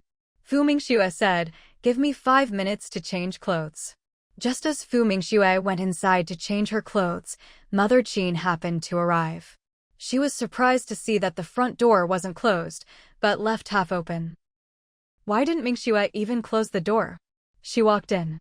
There, she saw a strange young woman standing in the courtyard and immediately became alert. Who are you? Song Jiaodi was startled by the sudden voice and jumped in fright. She turned around and saw a well-dressed Andy. I'm Song Jiaodi. I'm Teacher Fu's student. I came to see Teacher Fu. Mother Qin saw how nervous the girl looked and realized she'd scared her. Her expression immediately softened. So, you're one of Mingxue's students. Don't be nervous, I'm Mingxue's mother-in-law. Song Jiaodi had thought she was Teacher Fu's mother. She hadn't expected her to be the mother-in-law. She quickly greeted her, "Hello, Auntie. Teacher Fu is inside changing her clothes." "That's fine. No need to just stand here, come inside and have a seat." Mother Qin had originally thought her younger daughter-in-law might finish up her work at the Research Institute today. So she'd come by to invite her home for dinner. She hadn't expected to find a guest here. But Song Jiaodi didn't dare go inside and sit. She said, "Auntie, I'm fine just standing here." Just then, Fu Mingxue came out. She'd already heard her mother-in-law's voice from inside. "Mom, what brings you here?" "I'm going out to eat with a classmate in a bit. After we finish, I'll come home." Song Jiaodi felt a little uneasy. Had she come at a bad time? Mother Qin waved her hand. "You two go eat." "Don't mind me, I just came to tidy up a bit." "All right, we'll head out then." Fu Mingxue wheeled out her bicycle. Then she said to Song Jiaodi, "Let's go." Song Jiaodi quickly replied, "Okay." She then turned to Mother Qin and said, "Goodbye, Auntie." Mother Qin replied, "Goodbye." She didn't say anything more, just watched the two of them leave. Still, she felt quite happy inside. After all, her younger daughter-in-law finally had a friend her own age. And they could even go out to eat together, which meant their relationship was good. This time, Song Jiaodi had also come by bike. Fu Mingxue wasn't surprised to see her get on the bicycle parked at the gate. After all, how could she not notice a bike parked right outside her door? Maybe noticing her look, Song Jiaodi quickly explained, "Teacher Fu, I bought this bicycle. It's secondhand, but it rides well. Comrade Shaoli helped me find it. 60 yuan, and he said he'll deduct it from my salary bit by bit." Song Jiaodi felt very grateful. Ever since she'd met Teacher Fu, she'd only met good people. It was as if her luck had changed for the better. "That's great. With this bike, you'll save a lot of time commuting, which means you'll have more time to read and study." Getting her teacher's approval made Song Jiaodi very happy. "That's what I thought too."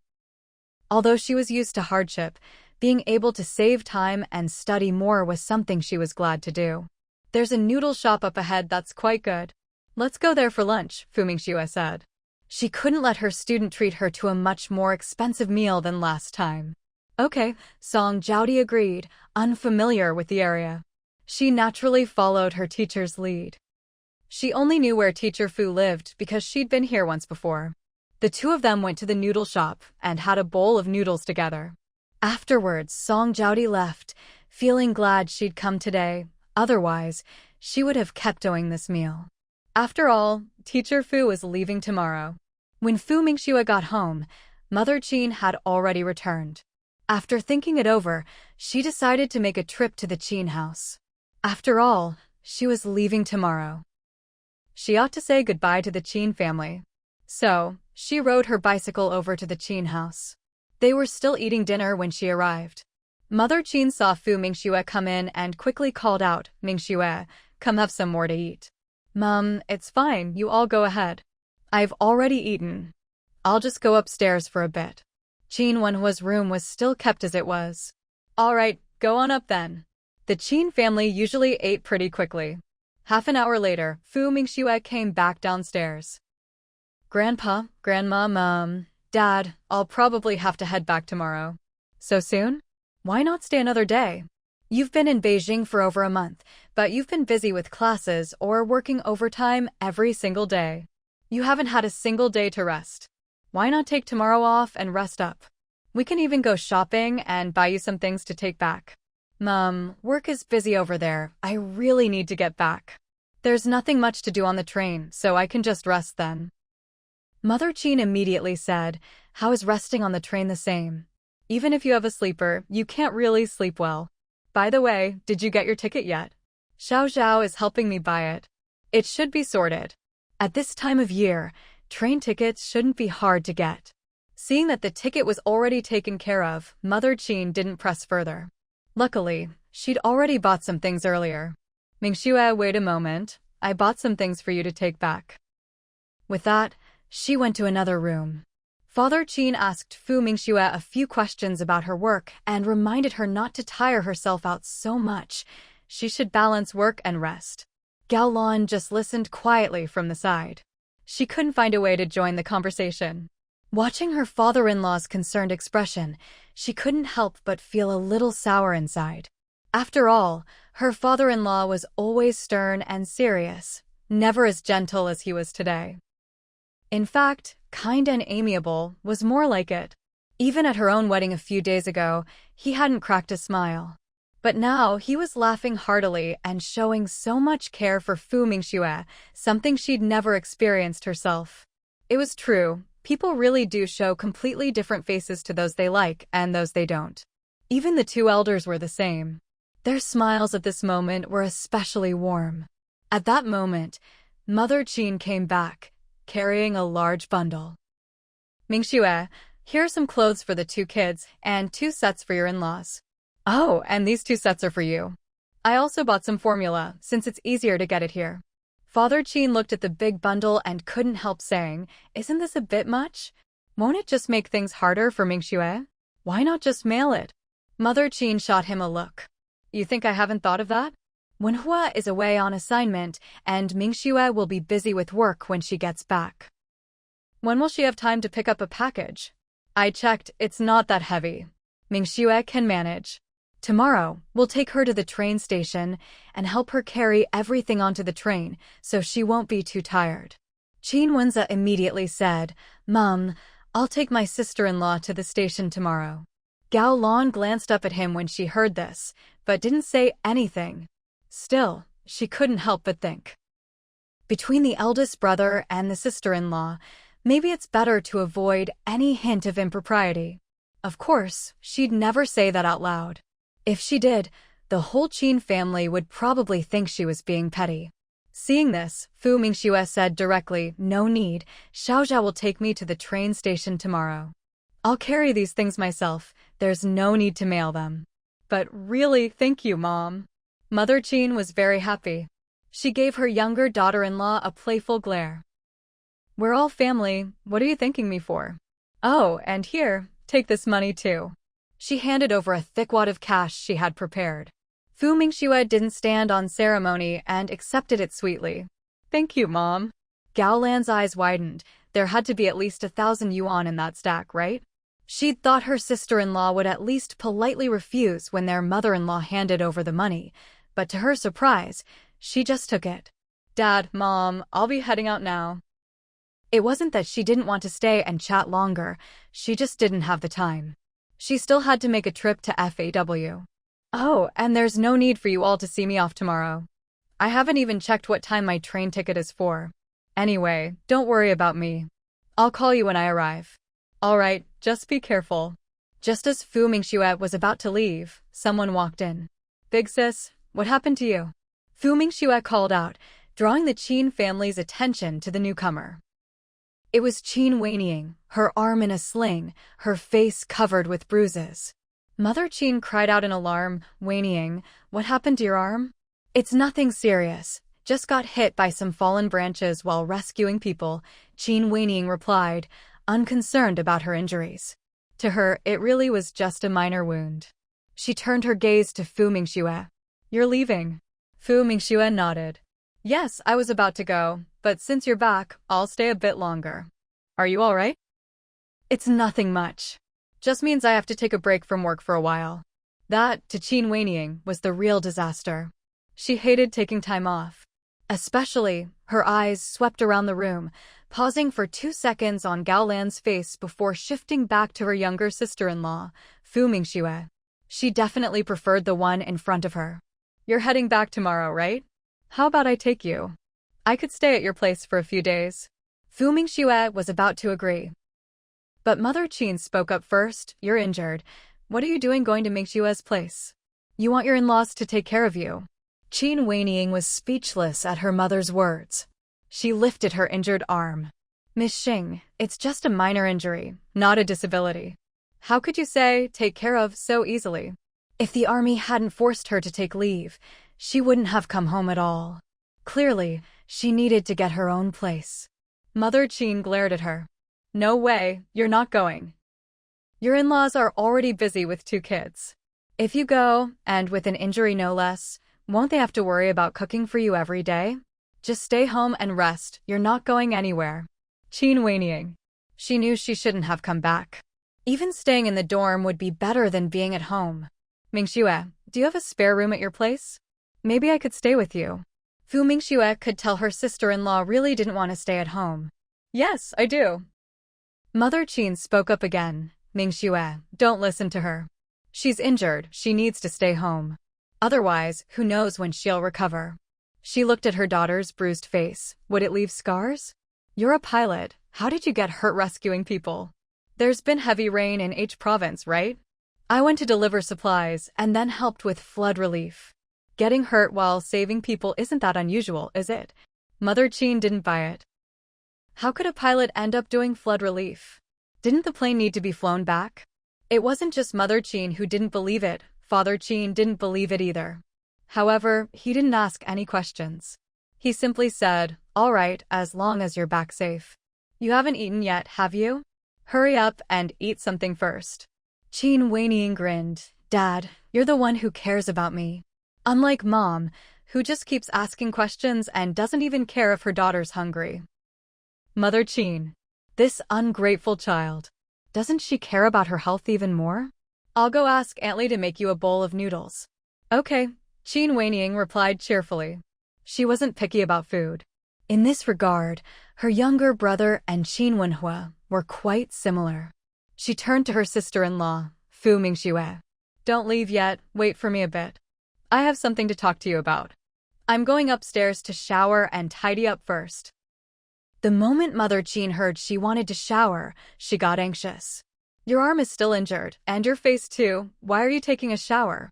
Don't you know you shouldn't get wounds wet? Miss Xing, don't make a fuss. These are just minor injuries. Anyway, go to the kitchen and tell Aunt Lee to cook me some noodles. Before Mother Qin could stop her, she'd already gone inside and headed upstairs. Mother Qin was fuming. But honestly, there was nothing she could do about this daughter. If she could, she wouldn't have let her daughter stay unmarried at this age. At this point, Old Lady Qin spoke up, turning to Mother Qin. All right, go tell Aunt Lee and have her add 2 more eggs to the noodles. Mother Qin had no choice but to head to the kitchen. Meanwhile, Fu Mingxue wasn't in a hurry to leave anymore. She returned to the living room. Dad, I'm going to make a phone call. Father Qin immediately said, this is your home too. Make as many calls as you want, no need to ask. You can use my study if you'd like. Fu Mingxue shook her head. No need, here is fine. She first called the First Automobile Works. Director Liu picked up quickly. Who is this? Director Liu, it's me, Fu Mingxue. I'll probably come over around 8 tonight. Will you still be at the factory then? As soon as Director Liu heard it was Fu Mingxue, he replied, I'm at the factory every night. It's fine if you come late, I usually get off at 11. All right, see you then. Fu Mingxue didn't say much more and hung up. Then she dialed the number for the military unit. This time, it was the communications officer who answered. Fu Mingxue identified herself and asked the officer to fetch her mother, saying she'd call back in 5 minutes. After hanging up, the communications officer ran to the family housing area to find Mother Fu. At that moment, Mother Fu had already finished dinner and was about to bathe the 2 kids when she heard a knock at the door. Who is it? She walked over and opened the door. Seeing it was the young communications officer, she guessed her daughter must be calling. Auntie, Comrade Fu Mingxue called. She wants you to come answer the phone. Mother Fu was delighted to hear it really was her daughter. All right, I'll be there in a moment. Thinking it wasn't good to keep leaving the kids with the neighbors, she simply carried one on her back and the other in her arms and went to take the call. Just as she arrived, Fu Mingxue's call came through again. After confirming, the communications officer handed the receiver to Mother Fu. Mom, it's me, Mingxue. Mother Fu is speechless. Did she really not know it was her? What is it? Mom, I'll be home tomorrow. All right, got it. By the way, what time is your train? I'll come pick you up. There was no way Fu Mingxue would let her own mother come pick her up. I don't even know what time the train will arrive yet. You don't need to come get me. I can make my own way back. All right then. Oh, by the way, your brother-in-law has gone out on a mission. He really came back at just the right time today. Your grandma and Fu Mingxue actually showed up at the base and started causing trouble. Who would have thought your brother-in-law would get back just then and take them away? Qin's mother hadn't meant to say that, but the words just slipped out. Fu Mingxue was shocked when she heard this. What? They went to the base? Wait, how did they even know which base we're at? I actually forgot to ask about that. Anyway, they were about to make a scene, but your brother-in-law had just come back and took them away. Fu Mingxue, what did Qin Wenhua do to make that old woman leave so easily? That old hag was bold enough to go to the military base. There's no way she'd just leave quietly. Mom, why did they come looking for us out of nowhere? That was what Fu Mingxue couldn't figure out. Hadn't the two families been separated for over half a year now? And when they left, they'd already cut all ties, so that old woman had no reason to come looking for them. And she'd even brought Fu Mingxue along. Could it be that Fu Mingxue was still dreaming of stealing her man? If that was really the case, then Fu Mingxue was truly hopelessly stupid. Qin's mother hesitated for a second. Fu Mingxue's grandfather passed away. A few days ago, we got a telegram asking the two of us to go back for the funeral. I guess since we didn't go, they came looking for us. Honestly, Qin's mother hadn't expected the old woman to actually track them down. Fu Mingxue was stunned to hear the old man had died. She was about to ask for more details when her mother said, "All right, it's hard to explain everything over the phone. We'll talk more when you get home. That's it for now, I'm hanging up. Oh, and be careful on the train." With that, she hung up. Fu Mingxue was still a bit dazed. If she remembered correctly, in her previous life, old man Fu hadn't died at this time. So in this life, without her and her mother around, the old man died this quickly? Mingxue, who passed away? Qin's mother had overheard a bit and asked casually. Fu Mingxue didn't bother hiding anything. It was my estranged grandfather. He died a while ago. Then my grandmother brought her other granddaughter to the base and made a scene. The Qin family was shocked to hear this. Qin's mother looked especially worried. Is your mom all right? She'd chatted with her in-laws before. She knew about the things that had happened between her daughter-in-law and the Fu family, and that they'd cut ties with them. In her opinion, that was for the best. The people at the Fu family's old house were really something else. How could they treat a mother and daughter so harshly? Fu Mingxue shook her head. She's fine. Wenhua happened to be back at the base and sent the two of them away. Qin's mother let out a sigh of relief.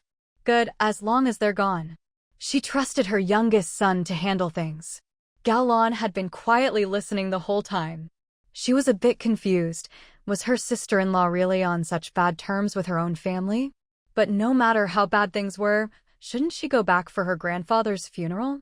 Qin Weining came downstairs. She went straight to eat her noodles. She finished incredibly fast. In just a few minutes, she'd polished off the whole bowl. Fu Mingxue was surprised her eldest sister-in-law ate even faster than Qin Wenhua. Do all soldiers eat this quickly? Just then, Qin Weining put a hand on her shoulder. Come on, let's go upstairs to talk. Or we can go to your place if you prefer. Gaolan had wanted to greet Qin Weining when she came over. She'd even put on a smile. But this sister-in-law didn't even spare her a glance. Her smile froze awkwardly on her face. The two people over there didn't notice her at all. Anything's fine. Then let's talk upstairs. Qin Weining hooked her arm around her and helped her up. Fu Mingxue was also worried about accidentally touching her sister-in-law's injured arm, so she didn't dare move recklessly and just stood up with her. The two of them went upstairs.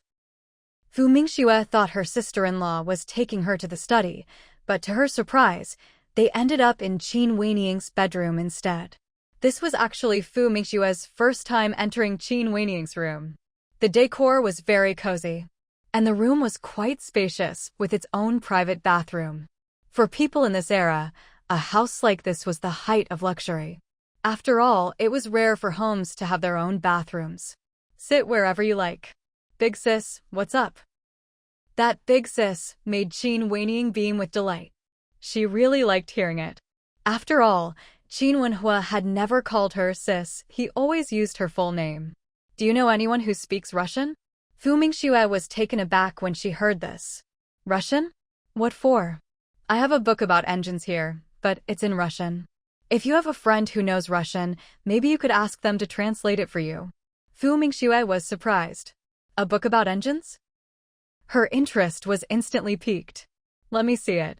Qin Wenying turned around and took a rather thick book out of the bag she'd brought. This is it. I saw it at a friend's place and thought you'd definitely be interested, so I brought it for you. She handed the book to Fu Mingxue. Fu Mingxue took it and saw that the cover had been altered. She couldn't tell what it originally looked like. But when she opened it, it was all in Russian. Although this book wasn't as advanced as the ones in her space system, it was still good to have a look, since it was a foreign original. Seeing how Fu Mingxue couldn't put the book down, Qin Wenying knew she'd brought the right thing. Can you read it? I mean Russian. There are lots of diagrams in here. It's pretty easy to understand. And actually, I do know a little Russian. Qin Wenying. Easy to understand? Why did it look like a book of heavenly script to her? Then she realized something and looked at Fu Mingxue in disbelief. How do you know Russian? It wasn't that she looked down on Fu Mingxue. It was just that, coming from that small town, Fu Mingxue wouldn't have had any chance to learn Russian, right? I taught myself this year, Fu Mingxue replied vaguely. Actually, she didn't just know Russian, she spoke several languages. She'd learned them all in her previous life. Her daughter, one of the 3 white wolves from her past life, had studied Russian. In order to have something in common with her daughter and be able to understand her, she'd secretly started learning it too. She'd even bought a Walkman so she could listen while working. Her photographic memory made learning effortless. Even though she was older at the time, she picked it up quickly. Qin Wenying. Taught yourself this year? Is it really possible to learn that fast? Could this be the difference between a genius and an ordinary person? Just casually self-study and you can do anything? TSK, that lucky little brother of hers must have accumulated a lot of good karma in his past life. Big sis, thank you. I'll take this book then. Take it, it was meant for you anyway. It was like a book of heavenly script to her, keeping it would just gather dust. I'll head back now. Next time, come visit the military family compound. I definitely will. Come on, I'll walk you downstairs. The two of them went downstairs together. Fu Mingxue didn't linger. After saying goodbye to the Qin family, she took the bag of things from Mother Qin and rode off on her bicycle. After Fu Mingxue left, Qin Wenying was about to head out herself. Mother Qin quickly stopped her. Where are you going with that useless arm? Qin Wenying couldn't help but twitch at her words. Her arm was just injured. How did it end up being called useless? MS. Xing, if you don't know what to say, then don't say anything at all. Your mouth can be really scary sometimes, Qin's mother said, giving her a pat on the back. So rude. Anyway, let me introduce you. This is your sister-in-law, Gaolan. You two should get to know each other. From the moment she walked in, she hadn't even looked at the woman properly. What kind of attitude is that? Anyone who didn't know better would think she didn't like her. Gaolan hadn't expected her mother-in-law to suddenly introduce her to her sister-in-law. When the sister-in-law finally glanced at her lazily, Gaolan quickly forced a smile. Hello. Qin Wenying. Does she eat people or something? She reflected on her own behavior. Was she being inappropriate? Not really. But she did realize one thing. Marriage isn't just about one person. It's her big brother who's being unreasonable. How long has it even been since the divorce? Her little niece hasn't even recovered from the trauma, and he's already remarried this quickly. TSK, what a mess. She nodded at her new sister-in-law as a greeting, then looked away and said to her mother, Ms. Xing, I need to go find someone about something. I'll come back later. Without waiting for her mother to reply, she turned and left. Gao Lan's smile froze on her face, a flash of embarrassment in her eyes. Qin's mother silently cursed her unruly daughter. Don't mind her, she's been like this since she was a kid. Gao Lan. If she hadn't seen how close her sister-in-law was with Fu Mingxue earlier, she might have believed her mother-in-law's words. Taking a deep breath, she forced down her emotions and put on a smile again. Mom, I'm fine. Wenza always says whinnying is really impressive. I really admire her. Jean's mother couldn't help but smile at that. She's just got a strong personality. She can fly a plane, but honestly, she's not good at much else. Still, she couldn't hide the pride in her voice. After all, there aren't many daughters who can fly planes these days. Fu Mingxue first went home to drop off her things, then hopped on her bicycle and hurried over to FEW, First Automobile Works. When she arrived at Director Lu's office, it wasn't even 8 o'clock yet. Director Lu, here are the blueprints. Please take a look. Fu Mingxue handed over the designs she'd finished. Director Lu quickly took them and spread them out. All the materials used here are upgraded versions. I've made notes on everything. I also made changes to the piston and connecting rod sections. Plus, this cooling system is better than the previous one. Fu Mingxue explained everything in detail. The more Director Lu listened, the happier he became. Team Leader Fu, you really are an expert in this field. You're amazing. To be so capable at such a young age, truly impressive. Fu Mingxue smiled. That's all for now. If there are any issues, just give me a call. All right, I will. By the way, are you heading back soon? Director Lu asked. Fu Mingxue nodded. Yes, my work here is done. I need to head back. She didn't specify when she'd leave, and Director Lu was smart enough not to press. He just said, safe travels then. Goodbye. Fu Mingxue didn't linger any longer. After saying goodbye to Director Lu, she rode her bike home. The next morning, Fu Mingxue had just gotten up when she heard someone knocking at the door. She went over and opened it. Xiao Zhao, what brings you here so early? Team Leader Fu, I'm here to deliver your train ticket. The train leaves at 10 this morning. I wanted to bring it over first. I'll come back at 8:30 to take you to the station. Actually, he'd come by last night, but saw the door was locked and left. 9 o'clock is fine. That way we won't have to wait too long at the station. Xiao Zhao nodded immediately. All right. When Xiao Zhao arrived right on time, Fu Mingxue had already finished packing her things. Originally, she had planned to put everything into her space. But after thinking it over, she decided against it. After all, the things her mother-in-law gave her couldn't be put in there. So, she just carried a wicker suitcase herself, with only a few pieces of clothing inside. Everything else went into her space. After loading her luggage into the car and just as she was about to tell Xiao Zhao to drive, she saw her eldest sister-in-law approaching. Xiao Zhao, wait a moment. Right at that moment, Qin Weining arrived as well. Just in time. Fu Mingxue poked her head out. Sis, what are you doing here? Didn't I say you didn't need to see me off? She still had one arm in a sling, yet she dared to ride her bicycle so fast with just one hand. Truly worthy of being a pilot. I'm not here to see you off, I came to give you something. This left Fu Mingxue a bit confused. What is it? Here, this is for you. Qin Weining pulled something out of her pocket. It was wrapped in red cloth. Fu Mingxue was completely baffled. She reached out and took the red-wrapped item. Just as she was about to open it, Qin Weining stopped her. Don't look at it yet. Wait until you get back to the family compound. Fu Mingxue. What could possibly be so secret that she had to wait until she was back at the compound to see it? But she was the type to listen to advice. All right, I'll look at it when I get back. Sis, goodbye. Qin Weining waved her hand. Goodbye. Safe travels, and be careful not to get snatched by human traffickers. Hearing this, Fu Mingxue couldn't help but twitch the corner of her mouth. Did she really look that much like a naive little bunny? Xiao Zhao, let's go. Xiao Zhao immediately stepped on the gas and drove off. After watching the car leave, Qin Weining got back on her bike and rode away. Fu Mingxue arrived at the train station. There were still about 10 minutes before her train arrived, so she told Xiao Yao he could leave first. But Xiao Zhao refused. Team Leader Fu, Old Ji told me I have to see you onto the train before I can go. Since the boss had given orders, he had to follow them. Fu Mingxue. No matter how she tried to get him to leave, he insisted on staying. She really stood out here. After all, she was too beautiful.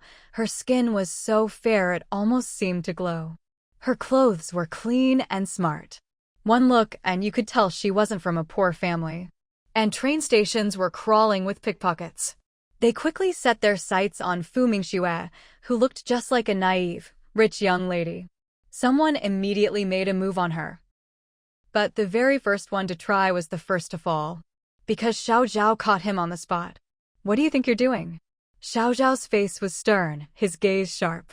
At this moment, he was every inch the perfect bodyguard. The pickpocket he caught looked thin and weak, maybe 16 or 17 years old. He hadn't expected such a tough man to be by the young lady's side. He immediately started struggling hard. But unfortunately for him, he was up against a professionally trained guard. "Let me go, I didn't do anything, I was just passing by." Xiao Zhao directly pried open the hand he'd caught and pulled out a razor blade pinched between the boy's fingers. "Just passing by with this?" Pickpocket. Now he was truly panicking. Who is this man? Was he undercover police? He turned his head to look at Mingxue. This woman looked so clean and delicate, she must be soft-hearted. So he squeezed out some tears. "Big sister, I had no choice. My parents are dead. I have an 80-year-old bedridden grandma at home, and 5 little brothers and sisters to feed. Please, big sister, let me go. I know I was wrong." Mingxue looked at him, her face full of pity. How pitiful. The thief immediately felt hopeful when he heard this. As expected, such a beautiful girl must have a soft heart. It was just a shame that some random man had shown up and ruined his plans. He looked at her gratefully. "Big sister, thank you for letting me go. My whole family will be grateful to you for a lifetime." Mingxue smiled. "No need to thank me. Once you get inside, behave yourself and try to reform so you can get out early." Xiao Zhao, hand him over to the police station at the train station. The thief's smile froze on his face. What did she mean by that just now? Didn't she say he was pitiful? Wasn't she going to let him go? Why was she having someone take him to the police station? While he was still dumbfounded, unable to believe he'd been tricked by this woman who looked so naive and simple, Xiao Zhao was already dragging him toward the station police office. He only started struggling again when he finally realized what was happening. "Let me go." But it was no use. Still, because of this little scene, the other would-be thieves lurking nearby didn't dare make a move anymore. Of course, some of those people were his accomplices. A few of them went off to report what had happened. Mingxue didn't pay any attention to the commotion. She stayed where she was. Xiao Zhao soon returned. Seeing that nothing else had happened on Mingxue's end, he let out a sigh of relief. Just then, the train arrived. Xiao Zhao helped her carry her luggage and boarded the train with her. When he saw that the sleeper compartment was full of men, he frowned. Mingxue knew what Xiao Zhao was worried about. "You should head back now." But Xiao Zhao was still uneasy. He wanted to find a train attendant to switch her to another compartment, but there just wasn't enough time. The stop was very brief. "Be careful." After setting down her luggage, he had no choice but to get off the train. Mingxue's berth was a lower bunk. The upper bunk above her and the bunks opposite were all occupied by men. Staying here was definitely a bit annoying. Maybe she could find a train attendant later and see if she could switch compartments. But she really didn't want to go to the hard seat section. Just then, the train started moving. "Hey, little lady, where are you headed all by yourself?" The man in the upper bunk above her poked his head out and asked. Mingxue ignored him. But she really didn't want to stay here. If she had the upper bunk, it wouldn't be so bad, but sleeping on the lower bunk, just thinking about a man sleeping right above her made her very uncomfortable. At that moment, the man in the upper bunk opposite spoke up. "What business is it of yours where she's going?" This man was young and quite good-looking. Mingxue glanced at him in surprise. When she first came into the sleeper compartment, the man had been lying down, so she hadn't seen his face and assumed the 3 men were all together. But now it seemed that wasn't the case. And it looked like the man above her was a bit afraid of the man opposite. As she looked over, that man met her gaze. "Want to switch bunks with me?" he asked. Mingxue immediately agreed. Thank you. Seeing her accept, the man jumped down. But instead of coming over himself, he had the man on his lower bunk take Fu Mingxue's spot, while he took the lower bunk himself. Since the two seemed to know each other, Fu Mingxue didn't say anything else. She climbed up to the upper bunk. Maybe because the man had just been lying there, the bunk was still warm. Fu Mingxue took a sheet out of her bag from her space and spread it out on the bed. That made her feel a bit more comfortable. Thank goodness she'd had the foresight to pack a sheet in her storage space. The three men. So picky. Maybe it was because of the man in the lower bunk, but the guy in the upper bunk across from them finally stopped causing trouble. Though, that was only true when it came to words. His eyes, however, kept darting over to Fu Mingxue in a lecherous, disgusting way. Damn it, an uncle might put up with this, an aunt might put up with this, but this big sister sure as hell won't. When the guy across from her gave her that sleazy look for the 20th time, Fu Mingxue jumped straight down from her bunk. Her sudden movement startled the other three men in the compartment. Fu Mingxue strode over to the opposite bunk and, without hesitation, yanked the man right off his bed. She did it with such force that he hit the ground with a loud thud, making the other two men jump in fright. They sat up quickly, staring wide-eyed at Fu Mingxue. Ow, my back! You crazy bitch, are you looking for trouble? The man howled, scrambling up from the floor and glaring at Fu Mingxue with murderous eyes, like he wanted to eat her alive. In fact, he swung his fist at Fu Mingxue's face. But in the next second, Fu Mingxue twisted his wrist. Ow, my hand! The man screamed again in pain. Fu Mingxue wasn't about to let him off that easily. She balled her fist and punched him straight in both eyes. Instantly, two black eyes blossomed on his face. The other two men were stunned. They hadn't expected this delicate-looking girl to be so fierce. They just stared, dumbfounded. Fu Mingxue let go of him and then kicked him twice in the knees, forcing the man to drop to his knees in front of her. Looking down at him, Fu Mingxue sneered, "Remember this. Don't use your filthy dog eyes to stare at me. This was just a little lesson. Next time you try it, I'll gouge those dog eyes out." What a piece of trash. No, actually, that's an insult to dogs. He's not even worthy of being compared to one. You're looking for death, the man sputtered, furious, trying to get up and hit her. But Fu Mingxue kicked him again and planted her foot on his chest, grinding her toe in with a cold voice. Who's looking for death? The man couldn't even struggle. If before he thought he'd only been caught off guard by this crazy woman, now he could feel just how strong she really was. Let me go, he whimpered, his voice much weaker now. Fu Mingxue finally moved her foot away and climbed back up to her bunk. The man got up, wanting to curse her out, but he knew he wasn't strong enough. All he could do was slink over to climb back into his bunk. But the man in the lower bunk blocked his way. Your spot is down here. The sleazy man's eyes widened. What the hell, why? The other man seemed to read his mind and casually showed off his fist. Sleazy man. Forget it, he couldn't even beat a woman, let alone two men. He knew these two men were together, and he'd already suffered at the other guy's hands before. So now, all he could do was curse under his breath and, feeling utterly humiliated, move his things down. Fu Mingxue ignored all of this. As long as they didn't bother her, she didn't care what the three of them got up to. She took out a book from her space and started reading. Thanks to the scene she'd caused, the next 3 days passed in total peace. What she didn't expect was that the two young men actually got off the train at the same stop as her. But that had nothing to do with her.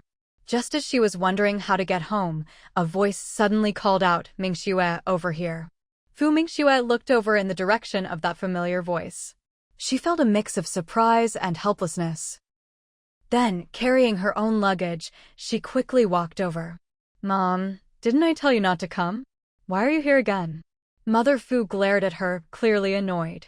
"If I didn't come, how would you get home? Walk? Look, I even brought your bicycle for you." Fu Mingxue. "Thank you," she had eyes, she could see that. "What are you standing there for? Let's go." Mother Fu took all the luggage from her hands. But as she picked up the rattan suitcase, she looked puzzled. "Did you not pack anything in here? Why is it so light?" Hearing this, Fu Mingxue felt a little guilty. She'd just forgotten. There were only a few pieces of clothing in the suitcase. How could it not be light? Mom, you're just strong, that's all. By the way, where are the kids? A quick change of subject. Sure enough, Mother Fu's attention shifted immediately. The kids are next door, being looked after by Wang Xiang. She only really got along well with the neighbor next door. Whenever she had urgent matters to attend to, she'd ask Wang Xiang to watch the kids for a bit.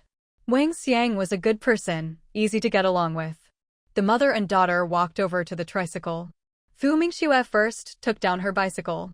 Mother Fu put all the luggage onto the tricycle. All right, let's get going. Your bike is fast, so you can ride ahead. I'll go slower on this. Mom, it's fine, I'm not in a hurry. By the way, you said that old man Fu died. How did he die? Fu Mingxue was still curious. In her previous life, old man Fu lived for several more years. Who knows, Mother Fu didn't want to talk about it. Anyway, he was dead, and the past was gone with him. Of course, that was as long as the Fu family didn't come looking for trouble with her and her daughter anymore. Fu Mingxue. She sensibly didn't ask about old man Fu anymore. Instead, she asked about the old lady and Fu Mingxue coming to the army base to cause trouble. At the mention of this, Mother Fu was clearly angry. I don't know which bastard gave them our address. Mother Fu had been trying to figure out who it was all this time, but there hadn't been a single clue. She really couldn't think of anyone. Maybe, when her son-in-law came back from his mission, she could ask him. Fu Mingxue had thought about it too. She did have a suspect, Wan Hongfei. After all, Wan Hongfei was the only one who'd held a grudge against her and hated her that much. But Wan Hongfei was already in jail now. There was no point in asking her anymore. There was another possibility. Maybe someone from their town was in the army. But they hadn't heard of anyone from their town serving. Back then, there was that guy surnamed Song, but he'd already been convicted. Forget it. It didn't matter who it was. Now that the old lady had been sent back, the Fu family probably wouldn't bother them again. Mother and daughter chatted about other things on the way.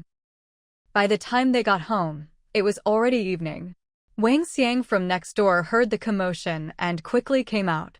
When she saw Fu Mingxue, she was stunned by her beauty. Mingxue, you've only been gone a month and you're even prettier now. How could someone look as beautiful as a fairy? And she was so fair-skinned, whiter than fine flour.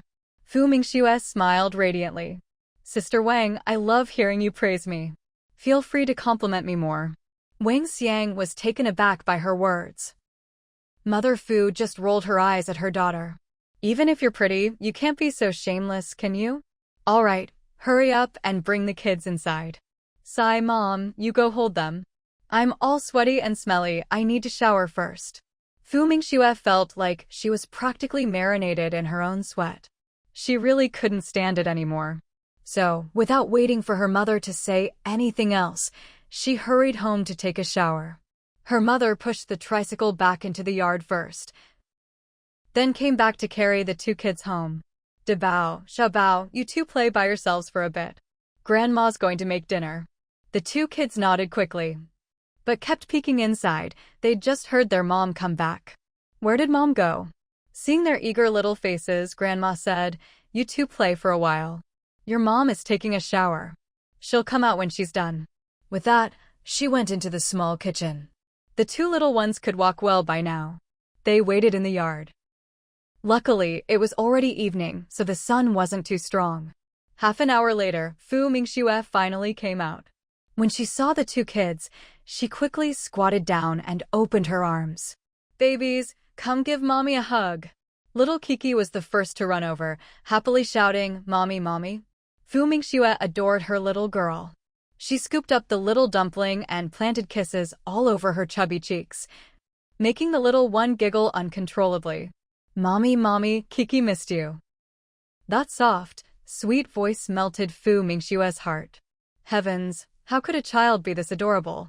Mommy missed Kiki too. And of course, Mommy missed Hao Hao. Come here, my big baby, let Mommy give you a hug. Qin Hao had been standing off to the side, a little shy. But he couldn't hide the envy in his eyes as he watched his sister in their mother's arms.